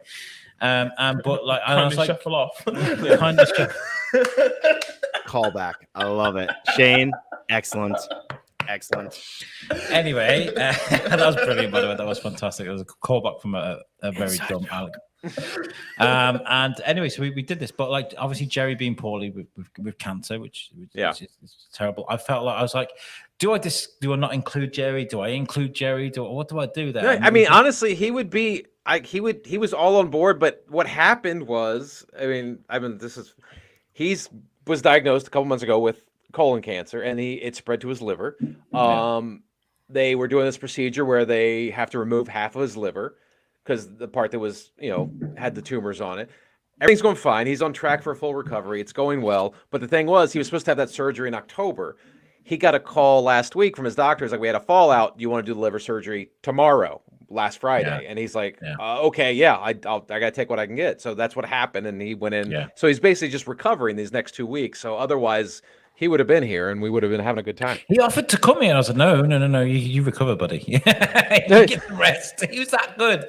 He's that nicer guy. He would have definitely turned up. But honestly, Jerry, we're all thinking of you, mate. And well done for kicking cancer's ass. Hopefully you recover well. And we're doing this because ultimately cancer is a bitch, and we're trying to raise as much money as we can for Lingen Davis to give them the tools, the scanners, the treatments, and the bits that need to help people survive cancer. Tom? Absolutely. I was gonna say, because we're kind of coming up on there, Eddie. There's plenty of people out there that are watching this, and they want to do something. They want to express themselves. What is the best way? What advice would you give somebody if they don't know that they're funny, or they think they're kind of funny and they want to follow a career path like yours? What advice would you give to somebody like that? If you want to do stand-up comedy, do stand-up comedy. Get up and do it. That's the only way to get good at it, is to get up and fail and fail and fail and fail, and you keep doing it. Find open mics, do wherever you can do it. I mean, being funny guy at the party is great, but that's not the same as stand-up comedy. So if you really want to try stand-up comedy, you don't sit there and go, you know what, I'm working on some jokes, 6 months. I'm going to go up in 6 months. I'm going to do it. I'm going to put on the calendar. Don't do that, because you'll keep finding a way to move that goalpost. You will not do it. Just go to an open mic that night, sign up, go up on stage, eat shit for 5 minutes, get off stage. And if you get off stage after eating shit for 5 minutes, you're like, I want to do that again. Then you're going to be a stand-up comedian. If you get off stage like, that was awful, I'm never doing that again, then you won't do it again. But that's the only way to get good at it, is to do it. It's the only thing it's the only way to get good at stand-up comedy, is to do it. You can't rehearse it. You can't practice it. You can't take lessons about it. You have to go up and do it. Excellent. I mean, that's the only way. I love it, man, and we love you, and we really appreciate you for coming on and doing this with us. Now, right now, man, would be the time to promote anything that you want to promote before we kindly ask you to. You shuffle can, off. if you're an Amazon Prime member, you can watch my comedy special on Amazon Prime, or you can buy it wherever on all transactional platforms, iTunes, all that stuff. Buy it. Or just watch on Amazon Prime and spread the word. The visibility is more important than the 5 cents I'm going to get from Jeff Bezos. Or it's Steve a personal check. Jobs, I mean, that's pretty. Steve Jobs' ghost. He's like, Steve Jobs' ghost, still taking my money. Bezos got any pencil speed dial. Like, just let him know. You sold another. You just bought me another yacht yet. Cheers. Oh, that's so great for you. My kid's eating dog food right now. Awesome. So I guess that's Great. fine. I'm so glad you can go hang out on that. There you go yacht. back to space. Good job. Awesome. But watch my comedy special. Spread the word if you can. If not, you can listen to my podcast with Jerry Rocha on iTunes, wherever you get your podcast, Stitcher, and the other places too, called The Ramble. If you're a member of patreon.com, you can listen to the Ralph Report 5 days a week. I think we have subscriptions for $3 a month or 15 cents a day. If you want to check that out, they're all a good time. So I would appreciate any support you got. Absolutely. Ladies and gentlemen. Amazing. Yeah. Yes, amazing and Eddie Pence, ladies and gentlemen. Thank you very much, man. Thank you, guys. And you guys are doing an awesome job. What you're doing is awesome. So thank you. And Shane's got an update as well, a sort of subtotal of what's going on Just Giving. Yes. Do you want to give that, Shane? So I just double checked the where we're at with on the fundraising, and we're currently at £792.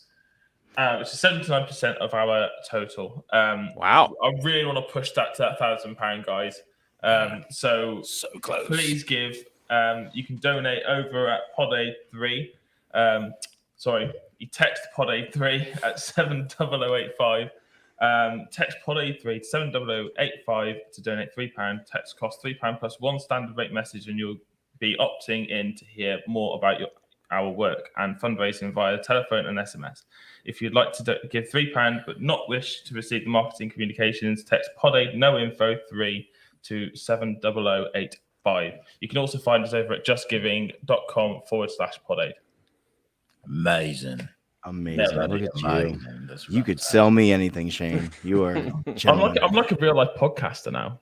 You really are. You really have. You've You've come a done it. long way. I've You've nailed done it. it. Do you remember when I first Hall of started, Fame. Tom? Hall Do of you Fame. remember? Do you remember when I first started? Oh yeah. I think really quickly, Eddie remembers when we first started. I'm so sorry you had to be there for the fucking beginning, Eddie. You bastard, you, because we thought we were okay. Then we brought Eddie on and we just tortured him with our horribleness. And then the next time we were like a little bit better. We kept him way too fucking long. Color? Fucking, it was You like Thanksgiving. the He just wanted to hang out with his fucking family. Oh, We're that's like, right. "No, I Eddie, did. stay." I was at my in-laws' house, and Yes. I did it for my in-laws' house during Thanksgiving. So we fucking tortured him again. He's like, why do I keep saying yes to these fucking idiots? And then finally, we're like, no, Eddie, we promise we're a little bit better. Please come on one more time in this. It's for cancer. Come on. It's like, if you say no to us, Eddie, it means you love cancer. Means Do you love support cancer. That's the new website. Fucking Eddie Pence supports cancer, which is really big, by the way, in a lot of places. It's so big. But once again, ladies and gentlemen, Mr. Eddie Pence, thank you, brother. Thank you, guys. And keep up the good work. Thank you very much. Before you go, I just remembered you've got more G.I. Joe Cobra Commander shit coming out, right? Maybe? Oh yeah, we're making a Halloween special.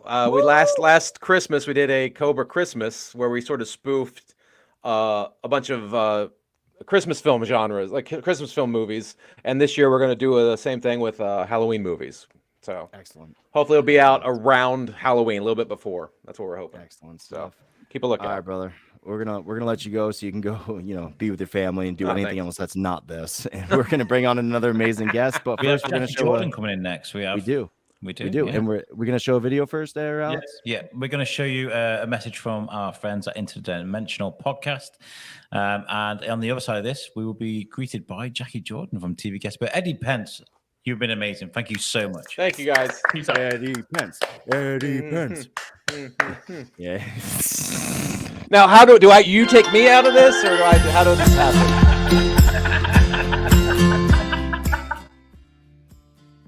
Hey everybody, this is Brandon Cruz. And I'm Travis Menard from Interdimensional RSS, the unofficial Rick and Morty podcast. We just want to take a minute to send our love and support to the Pod Aid crew as you continue to work to raise money for Lingen Davie. Yes, absolutely. Keep up the great work. Cheers to the entire team. And we will continue rooting for you from this side of the Atlantic Ocean, which just happens to be the United States side and not the Europe side, as you can tell by our accent. That is all. Keep up the good work. Good luck, guys. Cheers to you.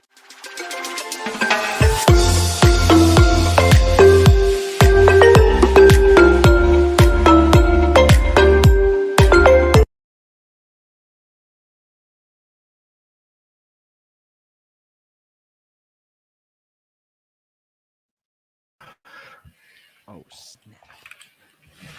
So much in and outs.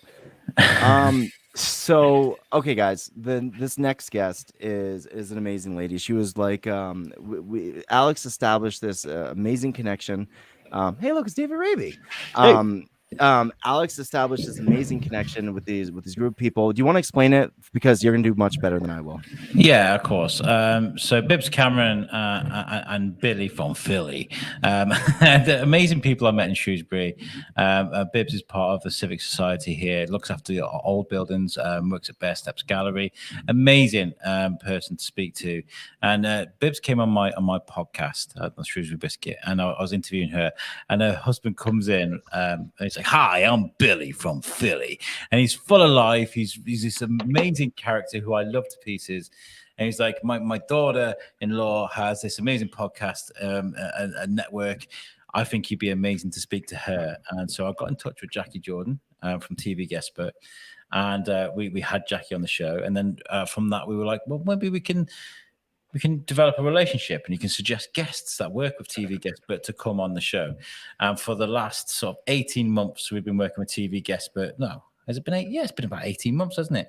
And TV Guestbook supply us guests. We speak to them, and we've spoken to some of the most amazing array of people thanks to this amazing guest, Jackie Jordan. Thank you for joining us on the show, Jackie. So happy to be here, and what a great event you're having tonight. And wow, how far you both have come in the last 18 months since we first started, which was pre-lockdown, pre-Great Reset, pre-world changing. So and look at all that you have done. So we're happy to be a part of it. So thank you so much.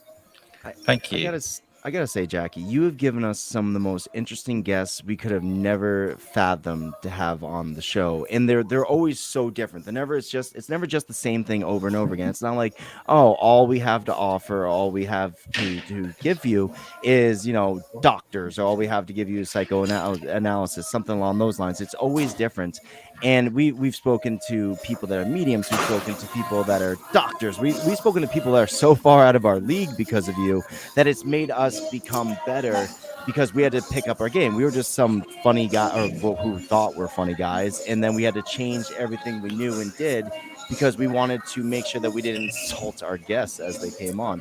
So we got to thank you for that. Well, we've got many more guests, really great guests to share with you and to have on your show. So we're going to keep them coming. So I'm really glad, and they really enjoy the experience. Everybody who's got off the air with you has always thanked us profusely for the opportunity and really enjoyed the conversation. I think that you approach your podcast and your interviews with such genuine curiosity and relatability that everybody has a really good time. So thank you for making it a really great media outlet for them to participate in. I think it's because people don't know what to expect, right? Like especially with a title like "You Suck." I mean, it could be we invite them on to make fun of them or something. Like, what do you mean I suck? No, that's not what we mean. What we mean is US, UK. Yeah, we've gotten that before. What are you putting me on "You Suck" for? Like, no, trust me, they're a lot better than they sound. Like, just give them 10 seconds. Yeah. Which is more than we can ask of anyone. But it's a hard thing to do, going into the unknown with your wares, because all these things that these people do are very personal to them. Obviously, they make careers out of them, and it's important, especially to them. And to their fans. So like offering for them to come onto a show to talk to a couple random dudes is always going to be, scary in some way or another. But I think that in the background, we were always like, we don't want to disappoint you, because you've always been so gracious to us and always been like, so sorry, I'm a little tired, just like everybody else. You're only getting started. Actually, I've been awake technically since yesterday at 4:00 because I did my night shift last night. I went to bed for about 2 hours when I got home, and then I woke up and I started doing the family life and all the other stuff. So, and then I jumped on this, and I'm like, you really should have tried to get a little bit of sleep while you could, but regardless, that's not the point. You've been very supportive of us, and that's something that we really can't repay. So the only way that we can repay you is by being the best that we can possibly be. I really appreciate that. Do you know how many media outlets that we put guests on where the host doesn't even know their name until they read it on air? So wow. Yeah, these are serious media outlets. You're a serious media outlet too, but other serious media outlets don't even know the guests. So guests know when they're paid attention to. And that the interview is meaningful. And by the way, both of you went through a physical transformation. Like both of you gone through a tremendously, a real. Congratulations on that. Thank you. It was difficult. And this guy, to be fair, he had. Yeah. Oh, Jamie. I'm now the fat one. So cuddly. I'm going with the cuddly dad bod, comforting look. So I just thought I'd dye my green beard, my beard green, to take the eyes away from everywhere else in my body. I was just like, oh, look at that. You're lovely. This is not going to be a big old pat on the back fest. You're lovely. We all know that you're lovely. I don't remember exactly what it was. Like, I remember what made me decide that I wanted to lose weight, and that was based off my daughter giving me a shirt. I've told the story, but because you're here, Jackie, and I haven't spoken to you since, my daughter they had a bazaar at school where you give your kid 50 cents. They can go pick out items to give you for Christmas. It was really, really cool thing before COVID. Now it's obviously a little different, but we gave her 50 cents. She comes back with this sea turtle shirt. It's so goofy. It's something you get on holiday or whatever. And she gave it to me. She was so proud of it because she bought it. And she's like, put it on. I was like, all right. So I slip it on, and it's like a sausage. Like I'm just trying to explode in the microwave or something. And I was like, I'll wear it later, honey. And I didn't wear it at all. So that's one thing. You know, I couldn't fit in the shirt that I really had no intention on wearing that much except around her. That's fine. The thing that really sealed the deal was I was picking her up from school, like not from school, but she was getting off the bus. I'm meeting her at the end of the road, and she seemed really down when she got off the bus. And that's not my daughter. Like my wife, so I should throw that in there before she's like, your daughter, huh? I'm like, yeah, our daughter. So that's not our daughter. She's very bubbly, very friendly, very happy most of the time. And she got off the bus and she was just so downtrodden. And I was like, wow, what's up, kid? And she's like, nothing. And I'm like, no, seriously, what's wrong? She's like, well, the kids on the bus were making fun of you. I was like, making fun of me for what? Like, I wouldn't already know. And like, well, they were calling you fat. And I was like, oh, that's what this is. And it didn't hurt my feelings. But what hurt my feelings was the thought that she was being ostracized in a place that's already hard enough as it is. So I'm making my daughter's life harder by my poor choices in life. And I didn't find that to be acceptable. So I looked for a way to lose weight. I did keto for a little bit more than a year. I lost 100 pounds. And it's so weird because now I look at pictures of myself and I get kind of judgy about myself. Look at that fat bastard. What were you doing? How'd you manage to get a skinny weight? I understand why those kids were picking on you, fat. I'm going to pick on you right now. Yeah, like, how dare you? The thing is, right, me and Tom started keto at the same time. I fell flat on my face. I was kind of, nah, let's just be fat for a little bit longer. And then James was losing weight as well. And you both just knocked me out of the park. And I was just like, okay, you know, to be totally did fair, amazing though, you were I'm sorry to cut you off, but I don't like when you do that to yourself because you were also like you were moving into a house that you were supposed to get, and then COVID happened, and you were unable to get your house for how long, Alex? How long were you at your mother-in-law's house? A year, I guess. A year, dude. A year in some very serious situation where you don't know about what is going on with your family. I don't blame you for going back to comfort food, dude. That's nothing that surprises me. It'd be a lot weirder if you got in your house, everything was hunky-dory, and you just decided to stop because you just didn't want to do it. That wasn't the case. But enough about us, though, Jackie. You haven't been here in a while. I was going to Did I listen to your show? I listened to your show. You'd be surprised. Yeah, I followed your journey. In fact, you talked about the weight loss in the very beginning when you had Kevin Bailey on, the fitness expert. So yeah, I pay attention. You've got great social media. I was more trying to direct the attention towards you and less about myself because I've been talking an awful lot. And who's the other dude here? This is David. David. David. Yeah, it's you. This Hi. is you. I just fill in every once in a while. He just turns up. It's all trying to be like. I missed those episodes, then. David's like, yeah, I'll just turn up now and again to speak. Every once in a while, whenever they need me. If you'd like to hear a great episode, the first time David really filled in was for a guest that you gave us, Peter Alexandria, and he smashed out of the park, and that's when we kind of knew that David was going to be the third musketeer of this whole situation because that was when you guys realized that. You know how long I had been filling in for you guys before that. Well, that was like episode fill in. Before that, you were doing Wednesday Night Live with us, which is a completely different thing than the actual interview show. And we're allowed to say what we want and do what we want on the live, but during the interviews, it's kind of more reined in. It's a little more serious, a bit more professional. A little more professional, exactly. So that's David. Obviously, he's the well-read out of all of us. He probably read most of the books of anyone that's actually shown up on the show. Jackie, where does your journey start? Like, obviously, you're not who you are now. You are now, but who were you? Where'd you begin your life? Well, I mean, my professional.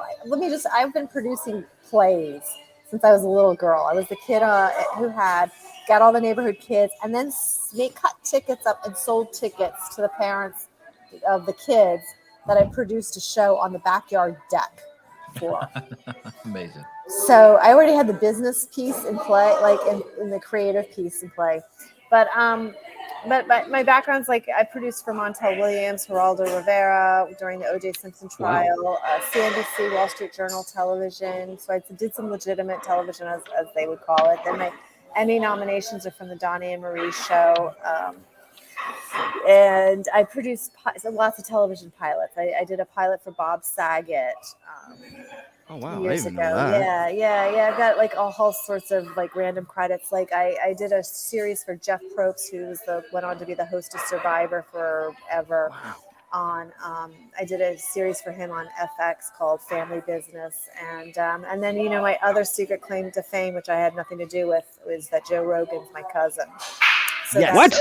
So that's always a fun Well, little. that's your problem. I'm joking. Yeah, I know. I like Joe. It's just a fun little fact, people. I just throw that. So in there 'cause- has he ever gotten you to do a DMT? No. Oh, Yeah, okay. that's It's- it. No, but I believe that you can do DMT through breath work. Like, I think you can activate DMT through healthy, natural breath work. So, Which isn't too hard to actually believe in, because DMT is in your body right now, and that's the big secret about it. It's in everything. So learning how to harness your insides is actually one way that people have been doing it for thousands of years. It's a very interesting concept. I'm big on actually. self-sourcing. I believe that it's all within. Much of what we need is within. We just we're very externalized, but spectral with crystal belief system. Does that mean you turn around to Joe all the time? You're like, Joe, just stop. What are you doing? Breathe. God. I think it's like, so breath work, so big breath work. I love breath work. Damn it. I did when I started practicing yoga like some 20 years ago. I did think that. I was like, if that bitch says to me one more time on the yoga mat to breathe, I'm gonna deck her. But like, I didn't know I was full of anger and rage. So Yeah, I was like, why is she always telling me to breathe? Like, this is so annoying. Jackie's out there. Let's sign up for yoga or MMA. Like, Jackie's out there carving and breathing into her car. You're like, no, you fucking breathe. I was like, I'm gonna deck her. But like, I had only started yoga, and obviously I needed it more than you I knew needed to I breathe. Yeah. I learned to breathe. I learned me too. It's amazing. I learned to breathe in the shower. Yeah. Cold showers. Cold showers. Yeah, Turn it right down. Turn it right down and slow your breathing right down. Get yourself through it, and then you get the reward of a nice warm shower afterwards. Alex actually picked up meditating and learning how to breathing techniques For a short bit, for a short bit. Well, it really helped though. That's the difference. Is like Yeah. you were in a pretty, if you don't mind me saying so, you were in a pretty dark place, and you took it upon yourself to learn how to cope without turning to the things that most people turn to. A lot of people turn to drugs and alcohol and anger. And you really took a look on the inside, and you're like, no, this is not the way that I'm going to be. And you started meditating, you started doing breathing exercises, and it completely changed, your outlook on life. Well, Yeah, you oh, look yeah. at it, you can see that in you. Like, I did that you're practicing meditation and that you're self-sourcing, and I mean, even to go to meditation is a self-sourcing process, and you just look really healthy. And It's because Pod Aid is happening right now. I mean, on the lead up, I definitely didn't look like this. I was very, very much like, I am busy. Fuck off. type. Emails, editing pictures. But no, I'm very happy that we're doing this right now. In fact, I'm very proud of the team and how we've all worked. And it's kind of an elation, really, that this has happened, and it's all kind of worked. We've had a few problems. Did Tom just walk off? Like, he's got his headphones on. He's got a family in there. You can hear us. We just can't hear him. Yeah. He'll come back. He'll be like, "Yeah, I can fucking hear." Like, So we thought through on them. Yeah, I mean, you might be. Can I just ask, where are you? Oh yeah, I am. I know. I don't drink. I'm outside Nashville, Tennessee, and what they call a non-drinker here is a teetotaler. Teetotaler. Yes, it's a teetotaler. Teetotaler is what they call it. Yeah, non-drinker. So I have like ice water with a splash of unsweetened iced tea. You have to ask for unsweetened iced tea here in the South. So I am at the Bunganut Pig, and Scott Bibbs, Billy from Philly's son, is my fiance. Got some music going on, and I just thought it was a more animated background than my generic TV guest background for what you guys were putting on today. So Scott is that's fantastic, by the way. Scott messages me quite a bit on Instagram about the live music he puts on and stuff. And it's happening here tonight. just before like we started getting really down to the nitty gritty with Pod Aid, I was like, I'd love to get some of the bands that you promote on the show. And it's like, yeah, absolutely. We were about to start this dialogue, and I was like, yeah, you need to.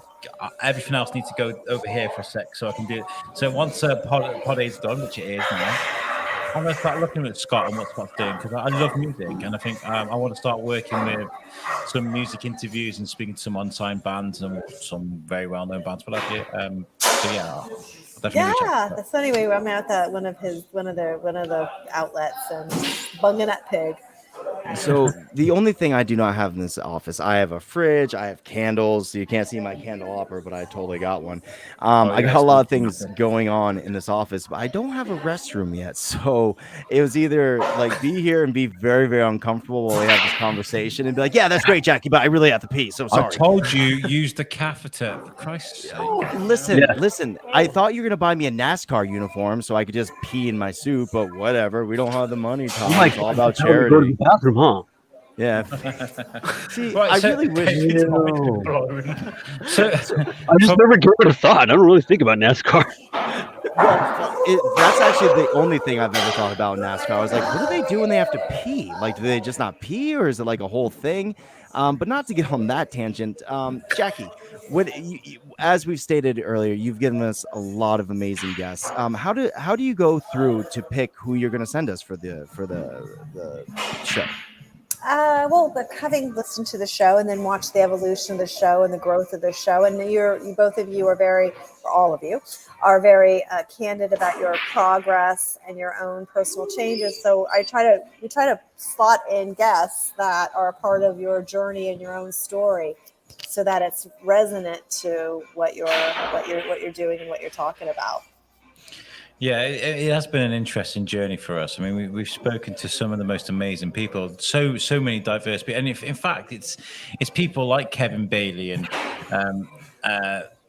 that's really helped us with me and understand sort of life and myself as a human being. Because we've spoken to people that were Christy Whitman was another interesting interview that you had. Yeah, you did. Yes. Christy Whitman. Yes, Christy Whitman. Yeah, you took that to task with the laws of attraction. She's obviously very big, and your show has also evolved. You've the technology of your show has evolved, the quality of your show, so you've grown. You haven't even just stayed the same with your show. Your show's gotten better.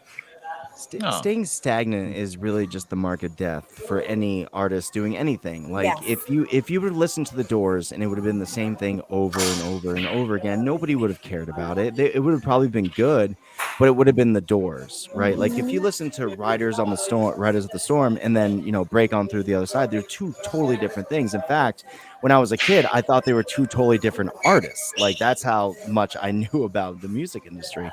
So staying stagnant is just not an option, especially when you're doing something like this, which is a communication and a way to better learn about other people's cultures and other people's jobs and what makes them tick. If we were to be the same couple knuckleheads that started the thing, I don't think anybody would want to take part in it, Right, and you're not. No, it's been a journey. So I have a lot of other guests that we'd like to continue sending you and keeping it colorful. And I love the across the pond conversation. The two perspectives, especially over this past year. How weird could the life be right now, especially on the other side of the pond. Oh, you're 1,000% right. And actually, that brings me into my next question for you, Jackie. Before we spoke, it was a pre-COVID world, and then all of a sudden, everything stops and changes. How did life change for you? Yeah, well, I'm the person who was like, how do we go from Jeffrey Epstein didn't kill himself to we're going to lock down for 2 weeks and flatten the curve? I was like, what? I was like, we're really not going to fall for this, right? We're really not going to fall for this. We spoke to you pre-Tiger King, and since we've spoken to you, we've actually had Carol Baskin on the show. That's how weird life has changed. And then Tiger King died. Did he? Tiger King's dead? What? What? Did he die? No. One of his buddies died. I was like, oh my god, that's crazy. Because funnily enough, this would be a very short season. Well, he's dead, and then it's gone. Funnily enough, that's the only interview that's made any impact in my house. Like I would tell things to my wife, and she'd be very proud of me because I'm her husband, right? Like I'd be like, oh, we got Billy West on, or we talked to so and so, and it was all very fun for us because these are heroes to me and Alex, or to me and my friends. But Carol Baskins was the only one that like resonated with my kids because that's how big of an impact that freaking documentary made. My kids have never seen the documentary, but they know who Carol Baskins is. Whether it's she's the boogeyman. She is the boogeyman, kind of. You know, see, I paid attention to media narratives for a living. Like that's my gift. So we go into lockdown and they deliver the Tiger King. Like that's so let me entertain you for the first 8 to 10 weeks with entertainment while we lock you down. Like that's media narrative stuff. Like that's not accidental. It looks accidental, but it is not accidental at all. And yeah, so that's the media narrative stuff. And whoever is the guy that they just killed off at this particular juncture is like that's how it worked. Like the Gabby Petito story of the missing girl. Like I could have cued that story. I'm just saying. Listen, the FBI is like not looking so good in Los Angeles. Thank you. The FBI is not. Yes, right. See, thank you for sharing that. That's yes. So somebody just died. I liked him though. He was a very nice guy on the show. He died of an accidental suicide. Like, could you explain that to me? An accidental suicide. What's an accidental suicide? Isn't that an oxymoron? Like the FBI or the CIA do like an Epstein kind of thing. An accidental suicide. So. Gabby Petito is the missing girl in Los Angeles, but we just came out of several bad weeks of press for the FBI. The FBI just, basically got put upon for the January 6th Capitol riots that came out that Donald Trump had nothing to do with inciting the riots, which puts it back on FBI. And that's public knowledge. That's not me making it up. It's what came out. And then the FBI also is complicit around the Nassar, the Olympic doctor, because they had the information and they didn't do anything or act on it for 14 months. And 43 other young women were assaulted by him and not protected. So the FBI is not looking too good. And then they've got the whole Comey Durham thing going and the Clinton. So they're not coming off as the good guys right now. So I literally said at a business lunch, I said, well, we need another missing girl. So cue the missing girl story. And now the FBI is on a manhunt, but they do that really well. And they're like, they're going to be the heroes. And, you just watch how things play out. Like they're going to find Brian Laundrie. The Super Powerball number lottery is going to be at the highest ever. And it's going to be masking some other story that, is kind of going to get buried, like put out in the headlines. Like to me, all of this is like orchestra. Like I'm like, oh, there goes the treble, there goes the bass, there goes the drums. Like cue the clarinets. It's got more. It's not. We look at stories like a singular focus, and we get caught into the drama of it because we're so taught that from watching TV and watching a storyline that we forget to look at the collage that's actually playing out. And that collage, the story of the collage, you heard her say, right? The story of the collage, the orchestra of the collage is actually playing a much bigger tune than the individual storyline that's happening, where we get caught up over here. And so like on a personal, professional advocacy, I keep telling the people like, pull back the view, pull back the view, pull back the view. And simple questions that we would ask ourselves is, where's the money going? Who's getting paid? Who benefits from this story?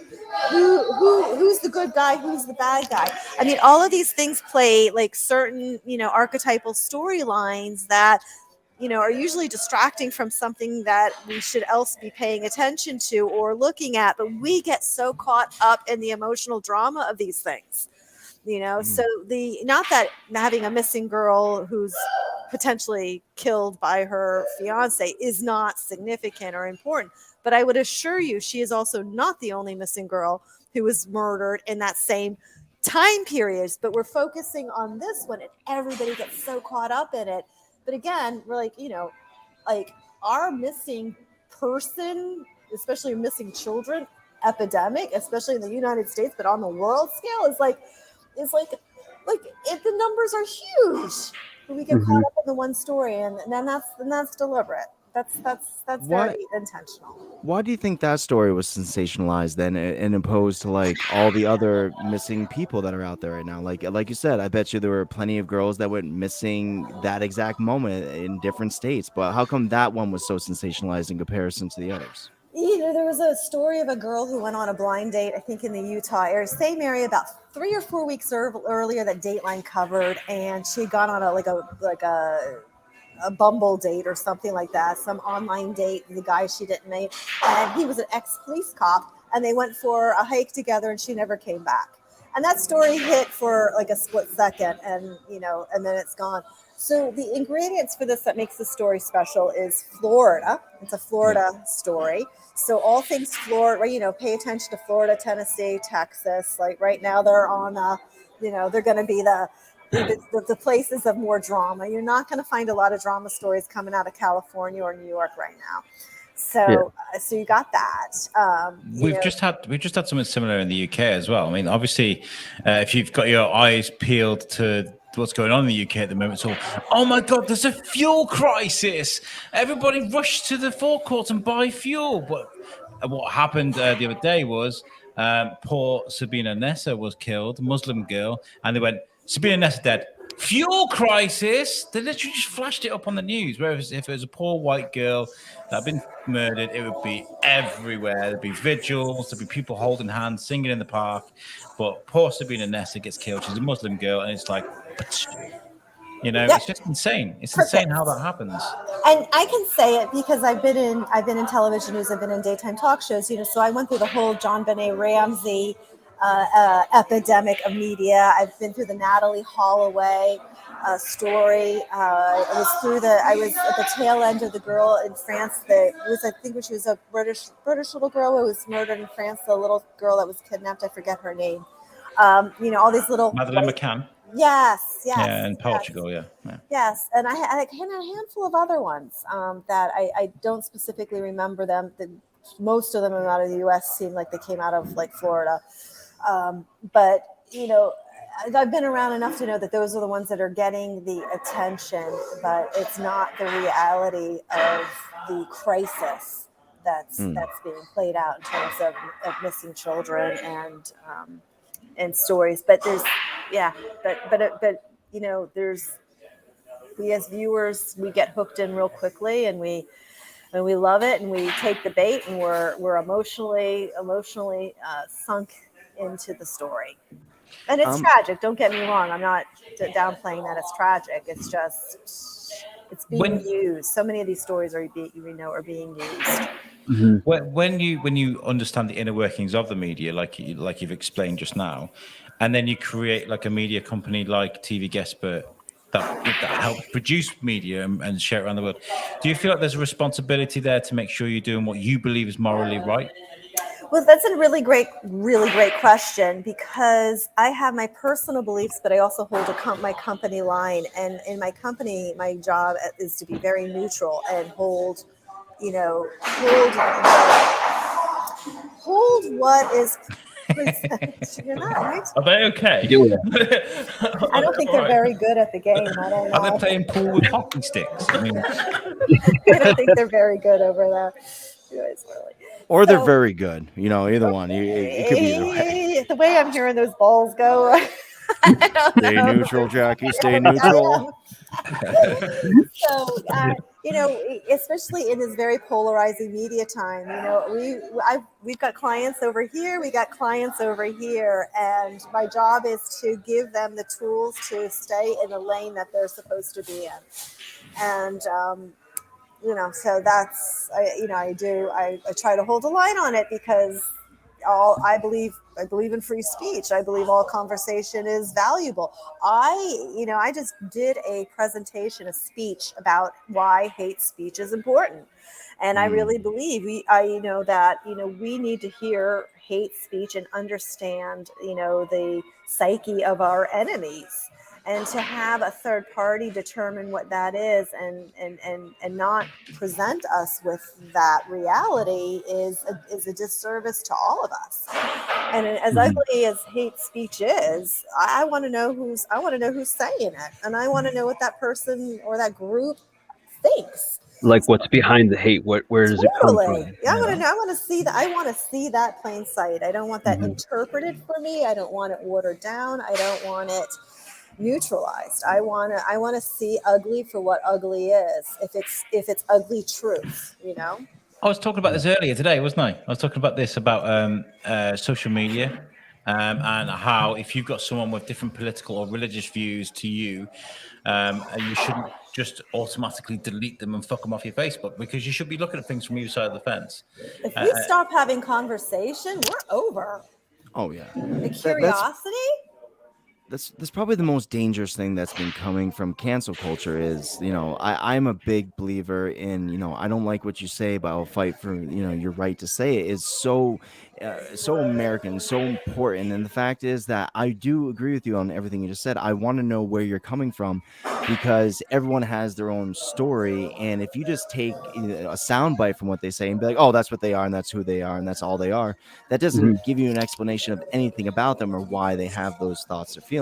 And it's a dangerous time, because we should be able to have an honest conversation, and that's what this country and the whole world should be found on. Is like, if I think something and I tell you something, I'm going to tell you how I feel, and there's nothing worse than someone else telling you, just like you said, what they meant or what they are trying to get to, or what they're trying to accomplish by telling you these things, because you can pick up on body language, there's tone, and that's also goes into the messaging of it all. That's something else we've lost, is the tone of a conversation and like the meaning behind it. Because obviously you might say something, but do you really mean what you say, or did you mean something else while you were saying it? Well, social media has done this to us because we got really comfortable being the sort of kind of anonymous comment person. So that became a way. I mean, you read comments, you're like, your skin could come off. You're like, oh my God, it's like with these people, and somehow, and that has translated over the last decade into our actual behavior when we connect with people. Like, we think it's okay to talk to people like the way we comment in social media, which we wouldn't have done 15 years ago. And so I think that's definitely a problem that we haven't consciously caught on to with that.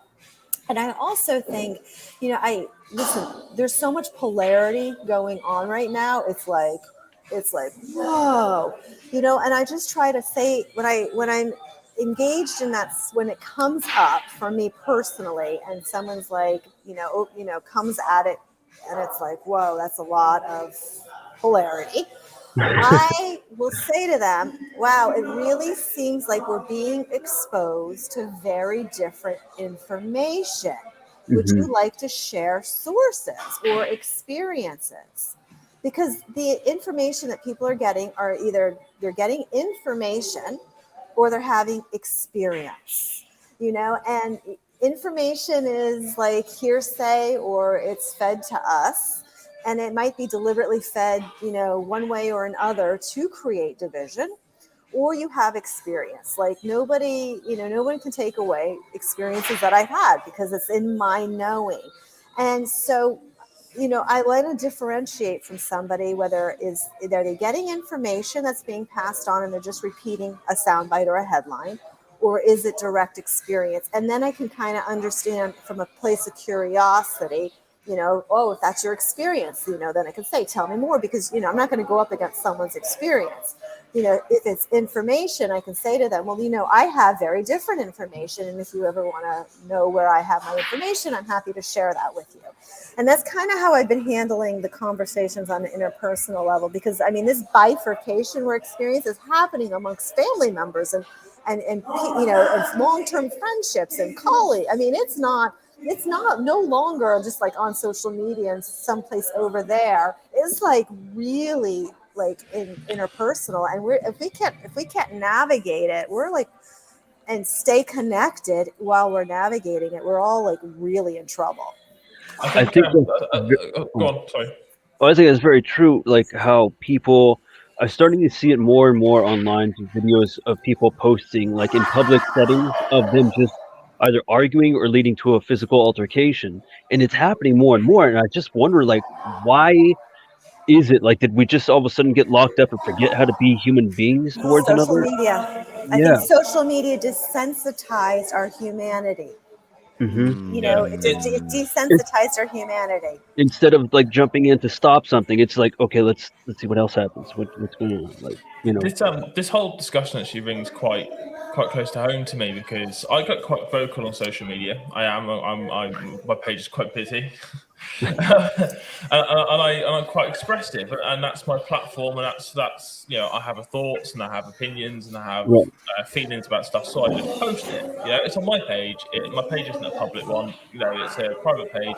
I post it. I don't post it on like my public kind of podcast page. It's on my own personal page, and I have, you know, and I post it. But what I generally find is that there is some people that will have a healthy adult discussion about stuff and have a difference of opinion, and sometimes it starts off in the comments and it goes to direct messages, and we have a really good discussion about it. That's fine. I've got no problems with that whatsoever. But then you've got the people then that will start getting the claws out, and because you posted something that's controversial or something like that, and you said, like, you know what, actually this is my thoughts on this matter, and somebody goes, well, actually no, that's not right, and you're like, well, that's your opinion. That's how you, like you said, you've interpreted that data. This is how I'm interpreting that data. You know, and if you want to talk about it, that's fine. Let's do that. But so many people then they're like, no, you're wrong, and you're like, am I? I'm just different. No, you're wrong. Well, I disagree with that. And then it starts and then they start. It gets ugly. It gets ugly. It's vitriol and it's and hateful. It's like I've had shocking. people, You're like, oh my God, who are you? I've had people which I've known my entire life get really. I'm on about really nasty, you know, and I've had them messaging me. I've blocked them in the end because they got really nasty. So I start messaging my wife, my siblings, you know, and they started hunting for it, and they're like, you know, you tell him where I am, and then they start ringing me, and then like it just gets mental. I'm like, look, I've just got a different opinion on it, man. Like, chill, like, you know. And like, there was a time when actions decided that, right? Like if you went out and you did a horrendous action against somebody else, that one might be a call for something along those lines. But now it's just what you say, and what you say. You think it's what you read, it's what you experience. It's the interesting thing though is that if I was stood in a pub or you know, somewhere in public or face to face with that person, and we're having that discussion face to face, the whole sort of navigation of that conversation would be completely different. Completely different. I mean, not only the fact that I'm a 6 foot tall, you know, 18 stone guy, like I'm a big roughy but also the fact that the whole dynamic of that conversation would be different, and like I said, it's a lot of body language, all sorts of stuff you pick up in a conversation you don't get when you're posting comments on Facebook. You know, I'll tell you to freedom and speech. I actually, maybe because you are such a big guy, but like I actually find people have gotten that ugly in person. I don't think it's just on social media anymore. Like it should have stayed there, but I feel like people are ugly in person now. To a shocking degree. The real question is there any way to remedy the situation? Is there any way we can actually stop it and bring it back to a place where honest and open discussion is actually encouraged instead of being something that's villainized? I think we have to. Like, I think either that or we're going to self-destruct ourselves. What's the asteroid that killed the dinosaurs? Can we bring that back? Yeah. Well, that's what I think we're looking at. I think we're looking at that. If we can't, if we lose our humanity, we lose everything. Why do you think Bezos is going off to space in a rocket? He's kind of like, I just wanted to know, where was Mr.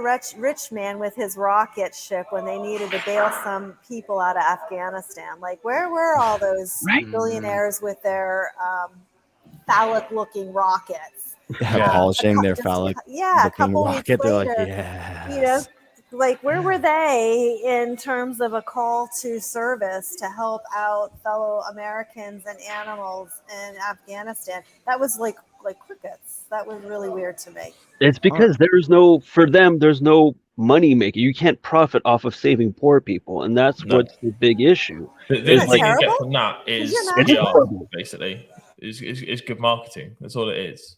You know? I mean, it's a horrible like mentality and like a really shit mentality to have. If you have that kind of money, I would spend it on people to like save them, better their lives, so they don't have to struggle. That's because you're living in the way you are now. Yeah. You know what I mean? If you've been, I don't know. I can't put words in people's mouths and stuff. Like, it's a bit like that footballer. You'll probably know. I don't do football. So who's that footballer that during lockdown literally fed the entire country? Oh, Rashford. Yeah. He literally because the government screwed everybody over with the free school meals and stuff in England. Literally, he stepped forward and was like, "I'll pay for it." No, there was more or less. So where the kids would normally be going to school. And they'd have free school meals because the children were at home. They weren't getting those free. Parents were having to fork out extra money for the food, which was kind of like people were like, "Well, the kids aren't at school," but it's like at the same time the parents aren't earning any extra, so they're finding it more difficult.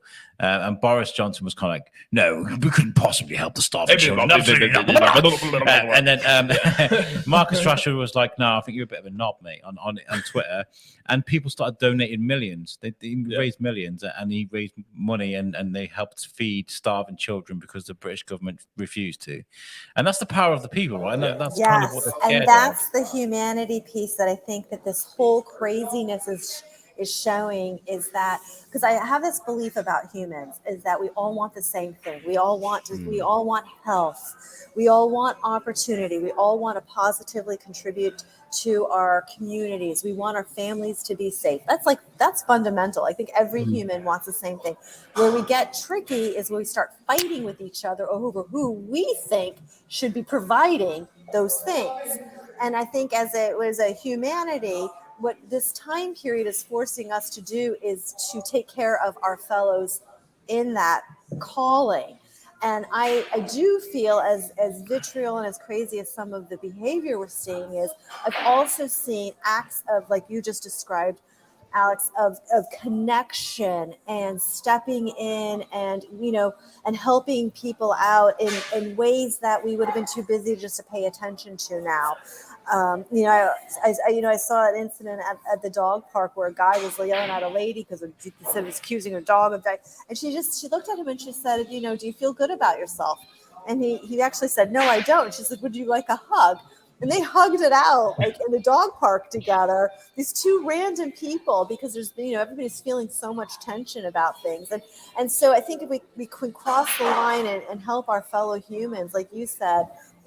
That's where we're going to own our power, and that's where we're going to flip the situation that is presented in front of us. I believe that. I've heard a lot of things, but the only person I've not heard from yet is Jamie. Jamie, what is your thoughts on all this, my friend? Well, I just quickly wanted to go back to what we were saying about arguments on social media, people disagreeing and just taking it completely out of proportion. I'm wondering, is it a generation thing? Because a lot of people in the older generation are like, this is how I was raised. This is what I believe. You are not changing my mind on this. But then you've got younger people, and it kills me to defend younger people sometimes. But like people like Marcus Rashford, who are like, no, let's be a bit more understanding. Let's be a bit more helping. So then you've got social media where these two mindsets come together, and then all hell breaks loose and everyone argues and hates each other. So I'm wondering if down the line, maybe that will go away when more people start seeing the world how it is now, not how it was then. Does that make any sense? Or am I just rambling in the middle of the night? Well, I agree with that. I did a TEDx talk. It's called Generation X, Why We Deserve New Branding. I think I'm the only one Generation X here on this call, but I do believe the generations I play a part. I think you're absolutely astute to it. I think the boomers kind of set the infrastructure that all of us are either trying to undo or trying to hold in place. Generation X to me is the integrator generation, because our generation had to like advance technologies and integrate them, 20 different times. Just think about the camera and the telephone. If you want to get Generation X. The millennials, I call the original selfie generation, because you millennials had in utero photos of yourself, because you were the first generation where we took pictures when you were in the womb. So you're like the natural, selfie nation, and you grew up with the technology. And then Gen Z is in a really precarious position, because they had all the technology, but they've also seen where values have failed them. Some mood lighting there for you. Am I not in the room? Just clap on, I think. Yeah. So yes, I believe with you. I do believe you that the generational situation plays a really big role in this. I've kind of got a slightly, very similar, but it's a slightly different theory on that kind of stuff. I kind of think that the decline, I think the war, certainly for England anyway, the war kind of had a massive impact. So I kind of see it imagine it like a line graph kind of thing. You got like the war, and then all of a sudden generations started happening. It was a massive decline, and that was a lot of things for PTSD. There was poverty, all sorts of stuff, all this devastation, lots of stuff. And I think there's a massive decline, and that's when families then were brought up with dads who would come back from the war, and there was like a lot of abuse and stuff happening at home and all this, and there was a lot of stuff that was passed down father to son. A lot of mental health issues and a lot of problems happening like that. It's then got to like my parents' generation, who sort of hit the bottom, but it's kind of like skipping a little bit, almost like a plane kind of like, skipping along the floor. And they're the ones that some of them got a bit of help, some of them didn't, still pretty steadfast in their views, a lot of issues, a lot of baggage. And then it got to my generation kind of thing, who, them waking up, we're going, hold on a minute, right, something's wrong here, we need to fix this. But we haven't quite got the toolkit to be able to fix that. We haven't got, we've grown up with all this technology, we've got all this data, but we don't quite know what to do with that yet. But what we do know is how not to do what they did, But what I think is that we're going to start putting this stuff in place, and it's going to be maybe not even the next generation, but a couple of generations down. They're the ones that's going to start picking it up and then properly running with it, I think what you said is absolutely wonderful, and I hope that there actually will be a few generations down. Really quick question. Just because your professional opinion is actually very, very intriguing to me about this one subject. We had a discussion a while back when we had Carol Baskins on. It created a lot of like ill feelings in between a lot of the people we were interacting with, and we were using the defense that all news is good news. Really doesn't matter what. Now, she was kind of known for being, a wild card, for doing some things that seemed very horrendous on the documentary. But once we actually had a full-fledged conversation with her, she turned out to be this completely different person, and we were so grateful that we had the opportunity to do it. With that roundabout way, do you think that all news is good news, or is there a line between? I definitely do not think all news is good news. Okay. Yeah, I don't think all. I probably would have said it was 10 years ago. I think because of cancel culture and because of the lack of freedom of speech and a lot of control around it, I'm not saying that. I think people have to be savvy. I think people have to be really savvy in terms of participating in the media these days, more educated than they used to be.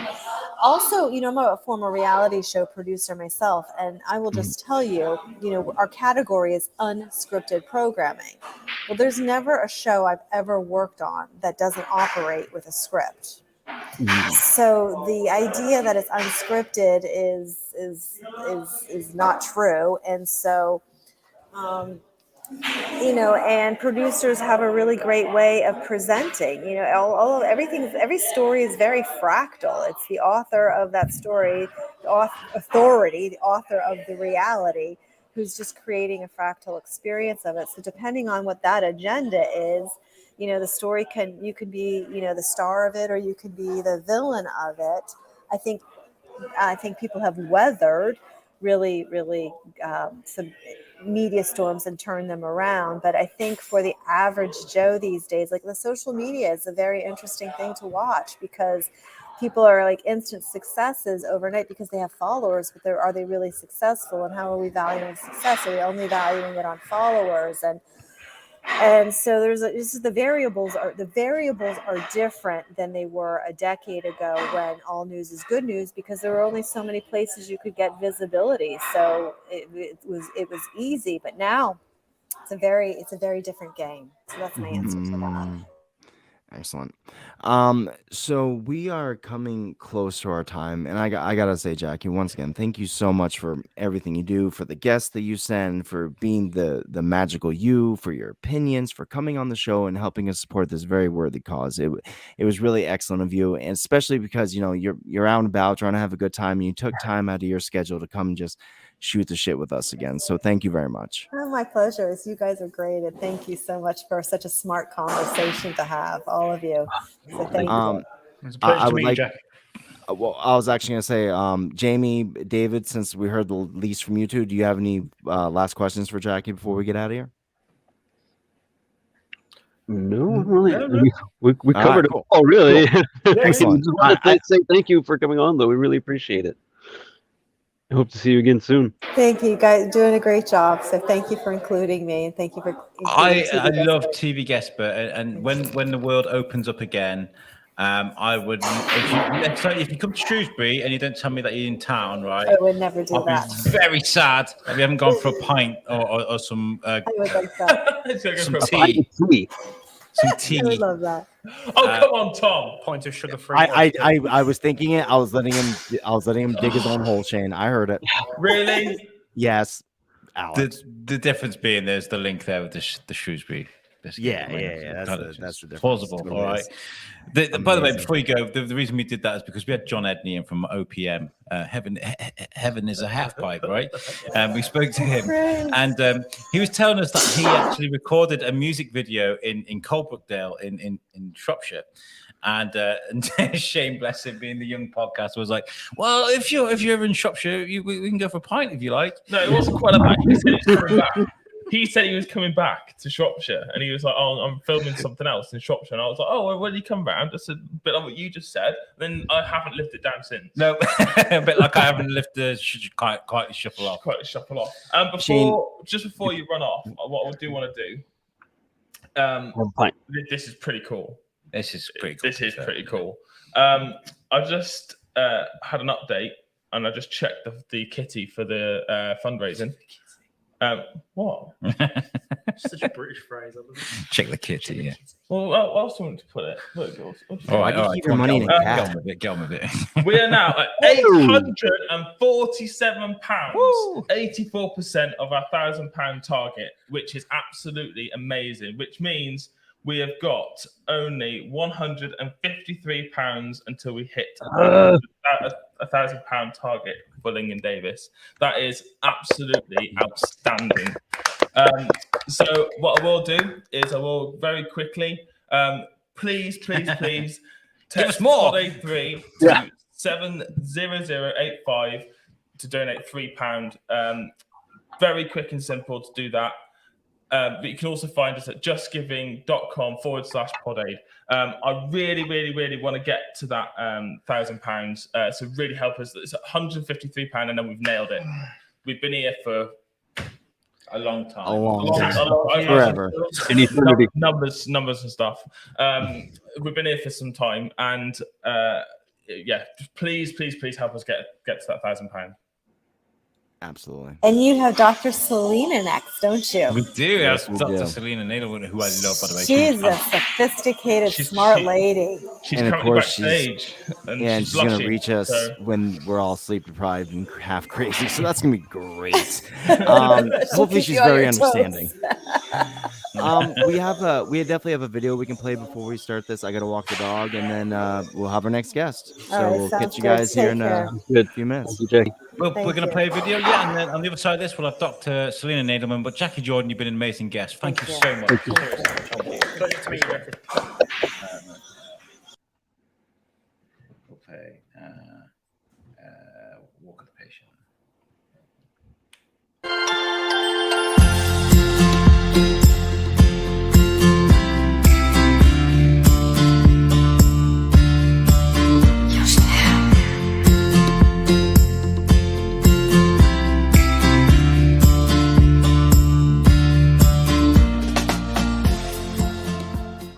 This is the walk that the patient would do. Yeah. If you want to do the walk. If you want a timeline here, Alex. Oh, that's it. So we have got progression pictures up as well. This is a waiting area down here. Move the bucket.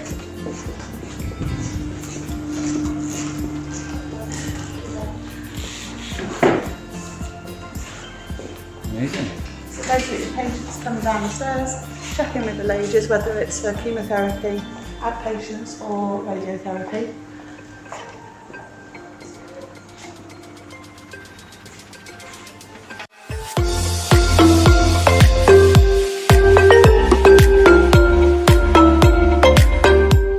Consultation.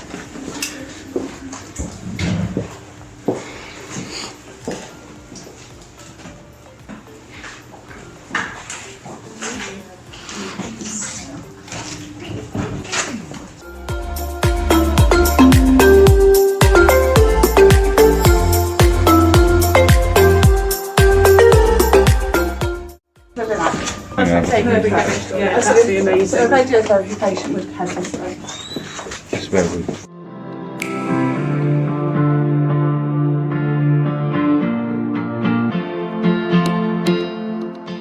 The old CT machine, obviously Lyndon Davis are actually funding new CT machines. They're actually going to be replacing this one. Wow. Not in this room, I can take you into the room. I've never seen one of these up front. Sounds daft, but I've never seen one. So. Oh right, okay. They're massive, aren't they? Yeah. Wow. Wait till you see the Linacs. Hopefully you never get to see a Linac. No, you don't want to be in here. No. So this is an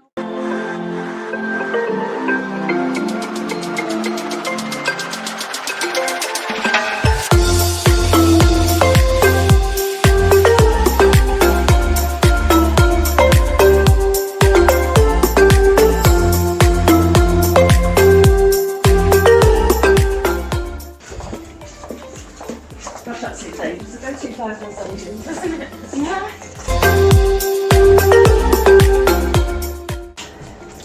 This is like something out of, I don't know. If you think a CT was big. Oh my gosh. So basically, the patient lies on the couch, and then the couch goes forward, and the machine can go round, and there's lasers and beams, and if you want more technical stuff, you can get one of the technicians in. That. And then there's these green panels, there's beams that come across to make sure, because the CT they have is then put into this machine, and they lie on top of each other to make sure that it's so precise, the actual treatment. That's amazing.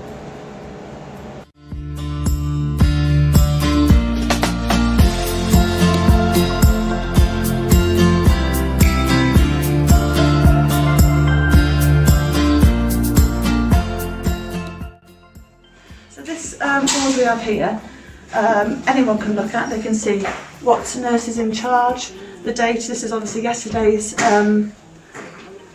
diary really. How many nurses are on duty, how many clerks, how many HCAs, which doctor is on call, how many visitors are, but we don't have any visitors at the moment because patients are coming on their own. how many staff are off sick, how many patients they expect for the day, and how many. So we expected 50 patients yesterday and 296 for this week having chemotherapy or immunotherapy.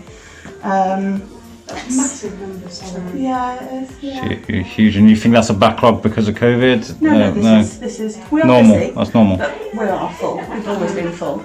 Unfortunately, cancer grows, isn't it? And more people are catching it, and it's 1 in 2 now, isn't it? Yeah. The statistics are 1 in 2. What's the morning like then? Do you guys come in and have a handover, talk about what's going to happen today?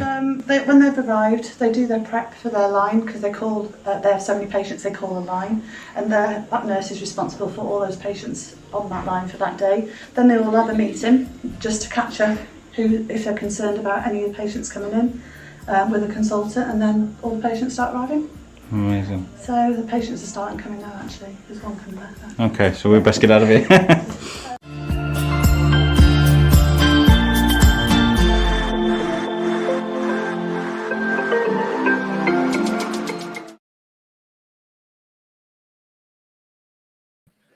We've done that so many times, removed that video and then thrown us back into the studio. It's like muscle memory now. I reckon I could do it with my eyes closed. Welcome back, guys. That was an amazing video there.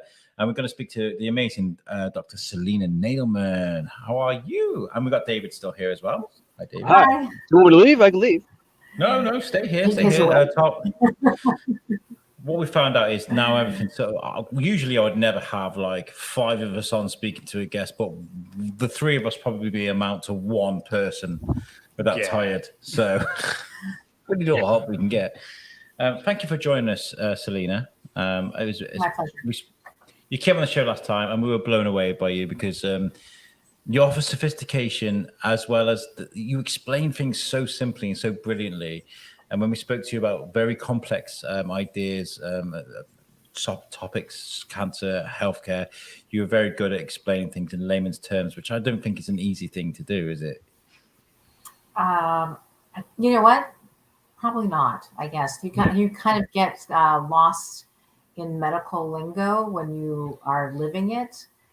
So, yeah, you have to take a step back and think about how people who haven't had, medical education, how they can digest it. So, yeah. But first of all, though, before we start getting into the nitty gritty, because I brought you on here because we are fighting, we were helping Lingen Davis, you're a cancer fund, and I thought it'd be good to get some information from a specialist from across the pond. I thought it'd be a really good addition to this. Would you like to introduce yourself and sort of where you are from and your field of expertise?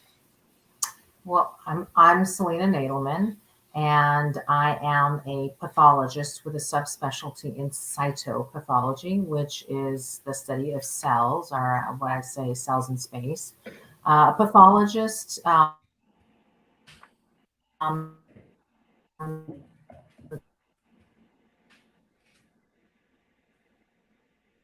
is we're just having a couple of issues, a couple of tech issues. A few of them today, haven't we? Yep, we have. Seem to have frozen up there a bit, Selena. Study of human disease. So we wait and see if it catches up. Sometimes it does. Oh. Yeah.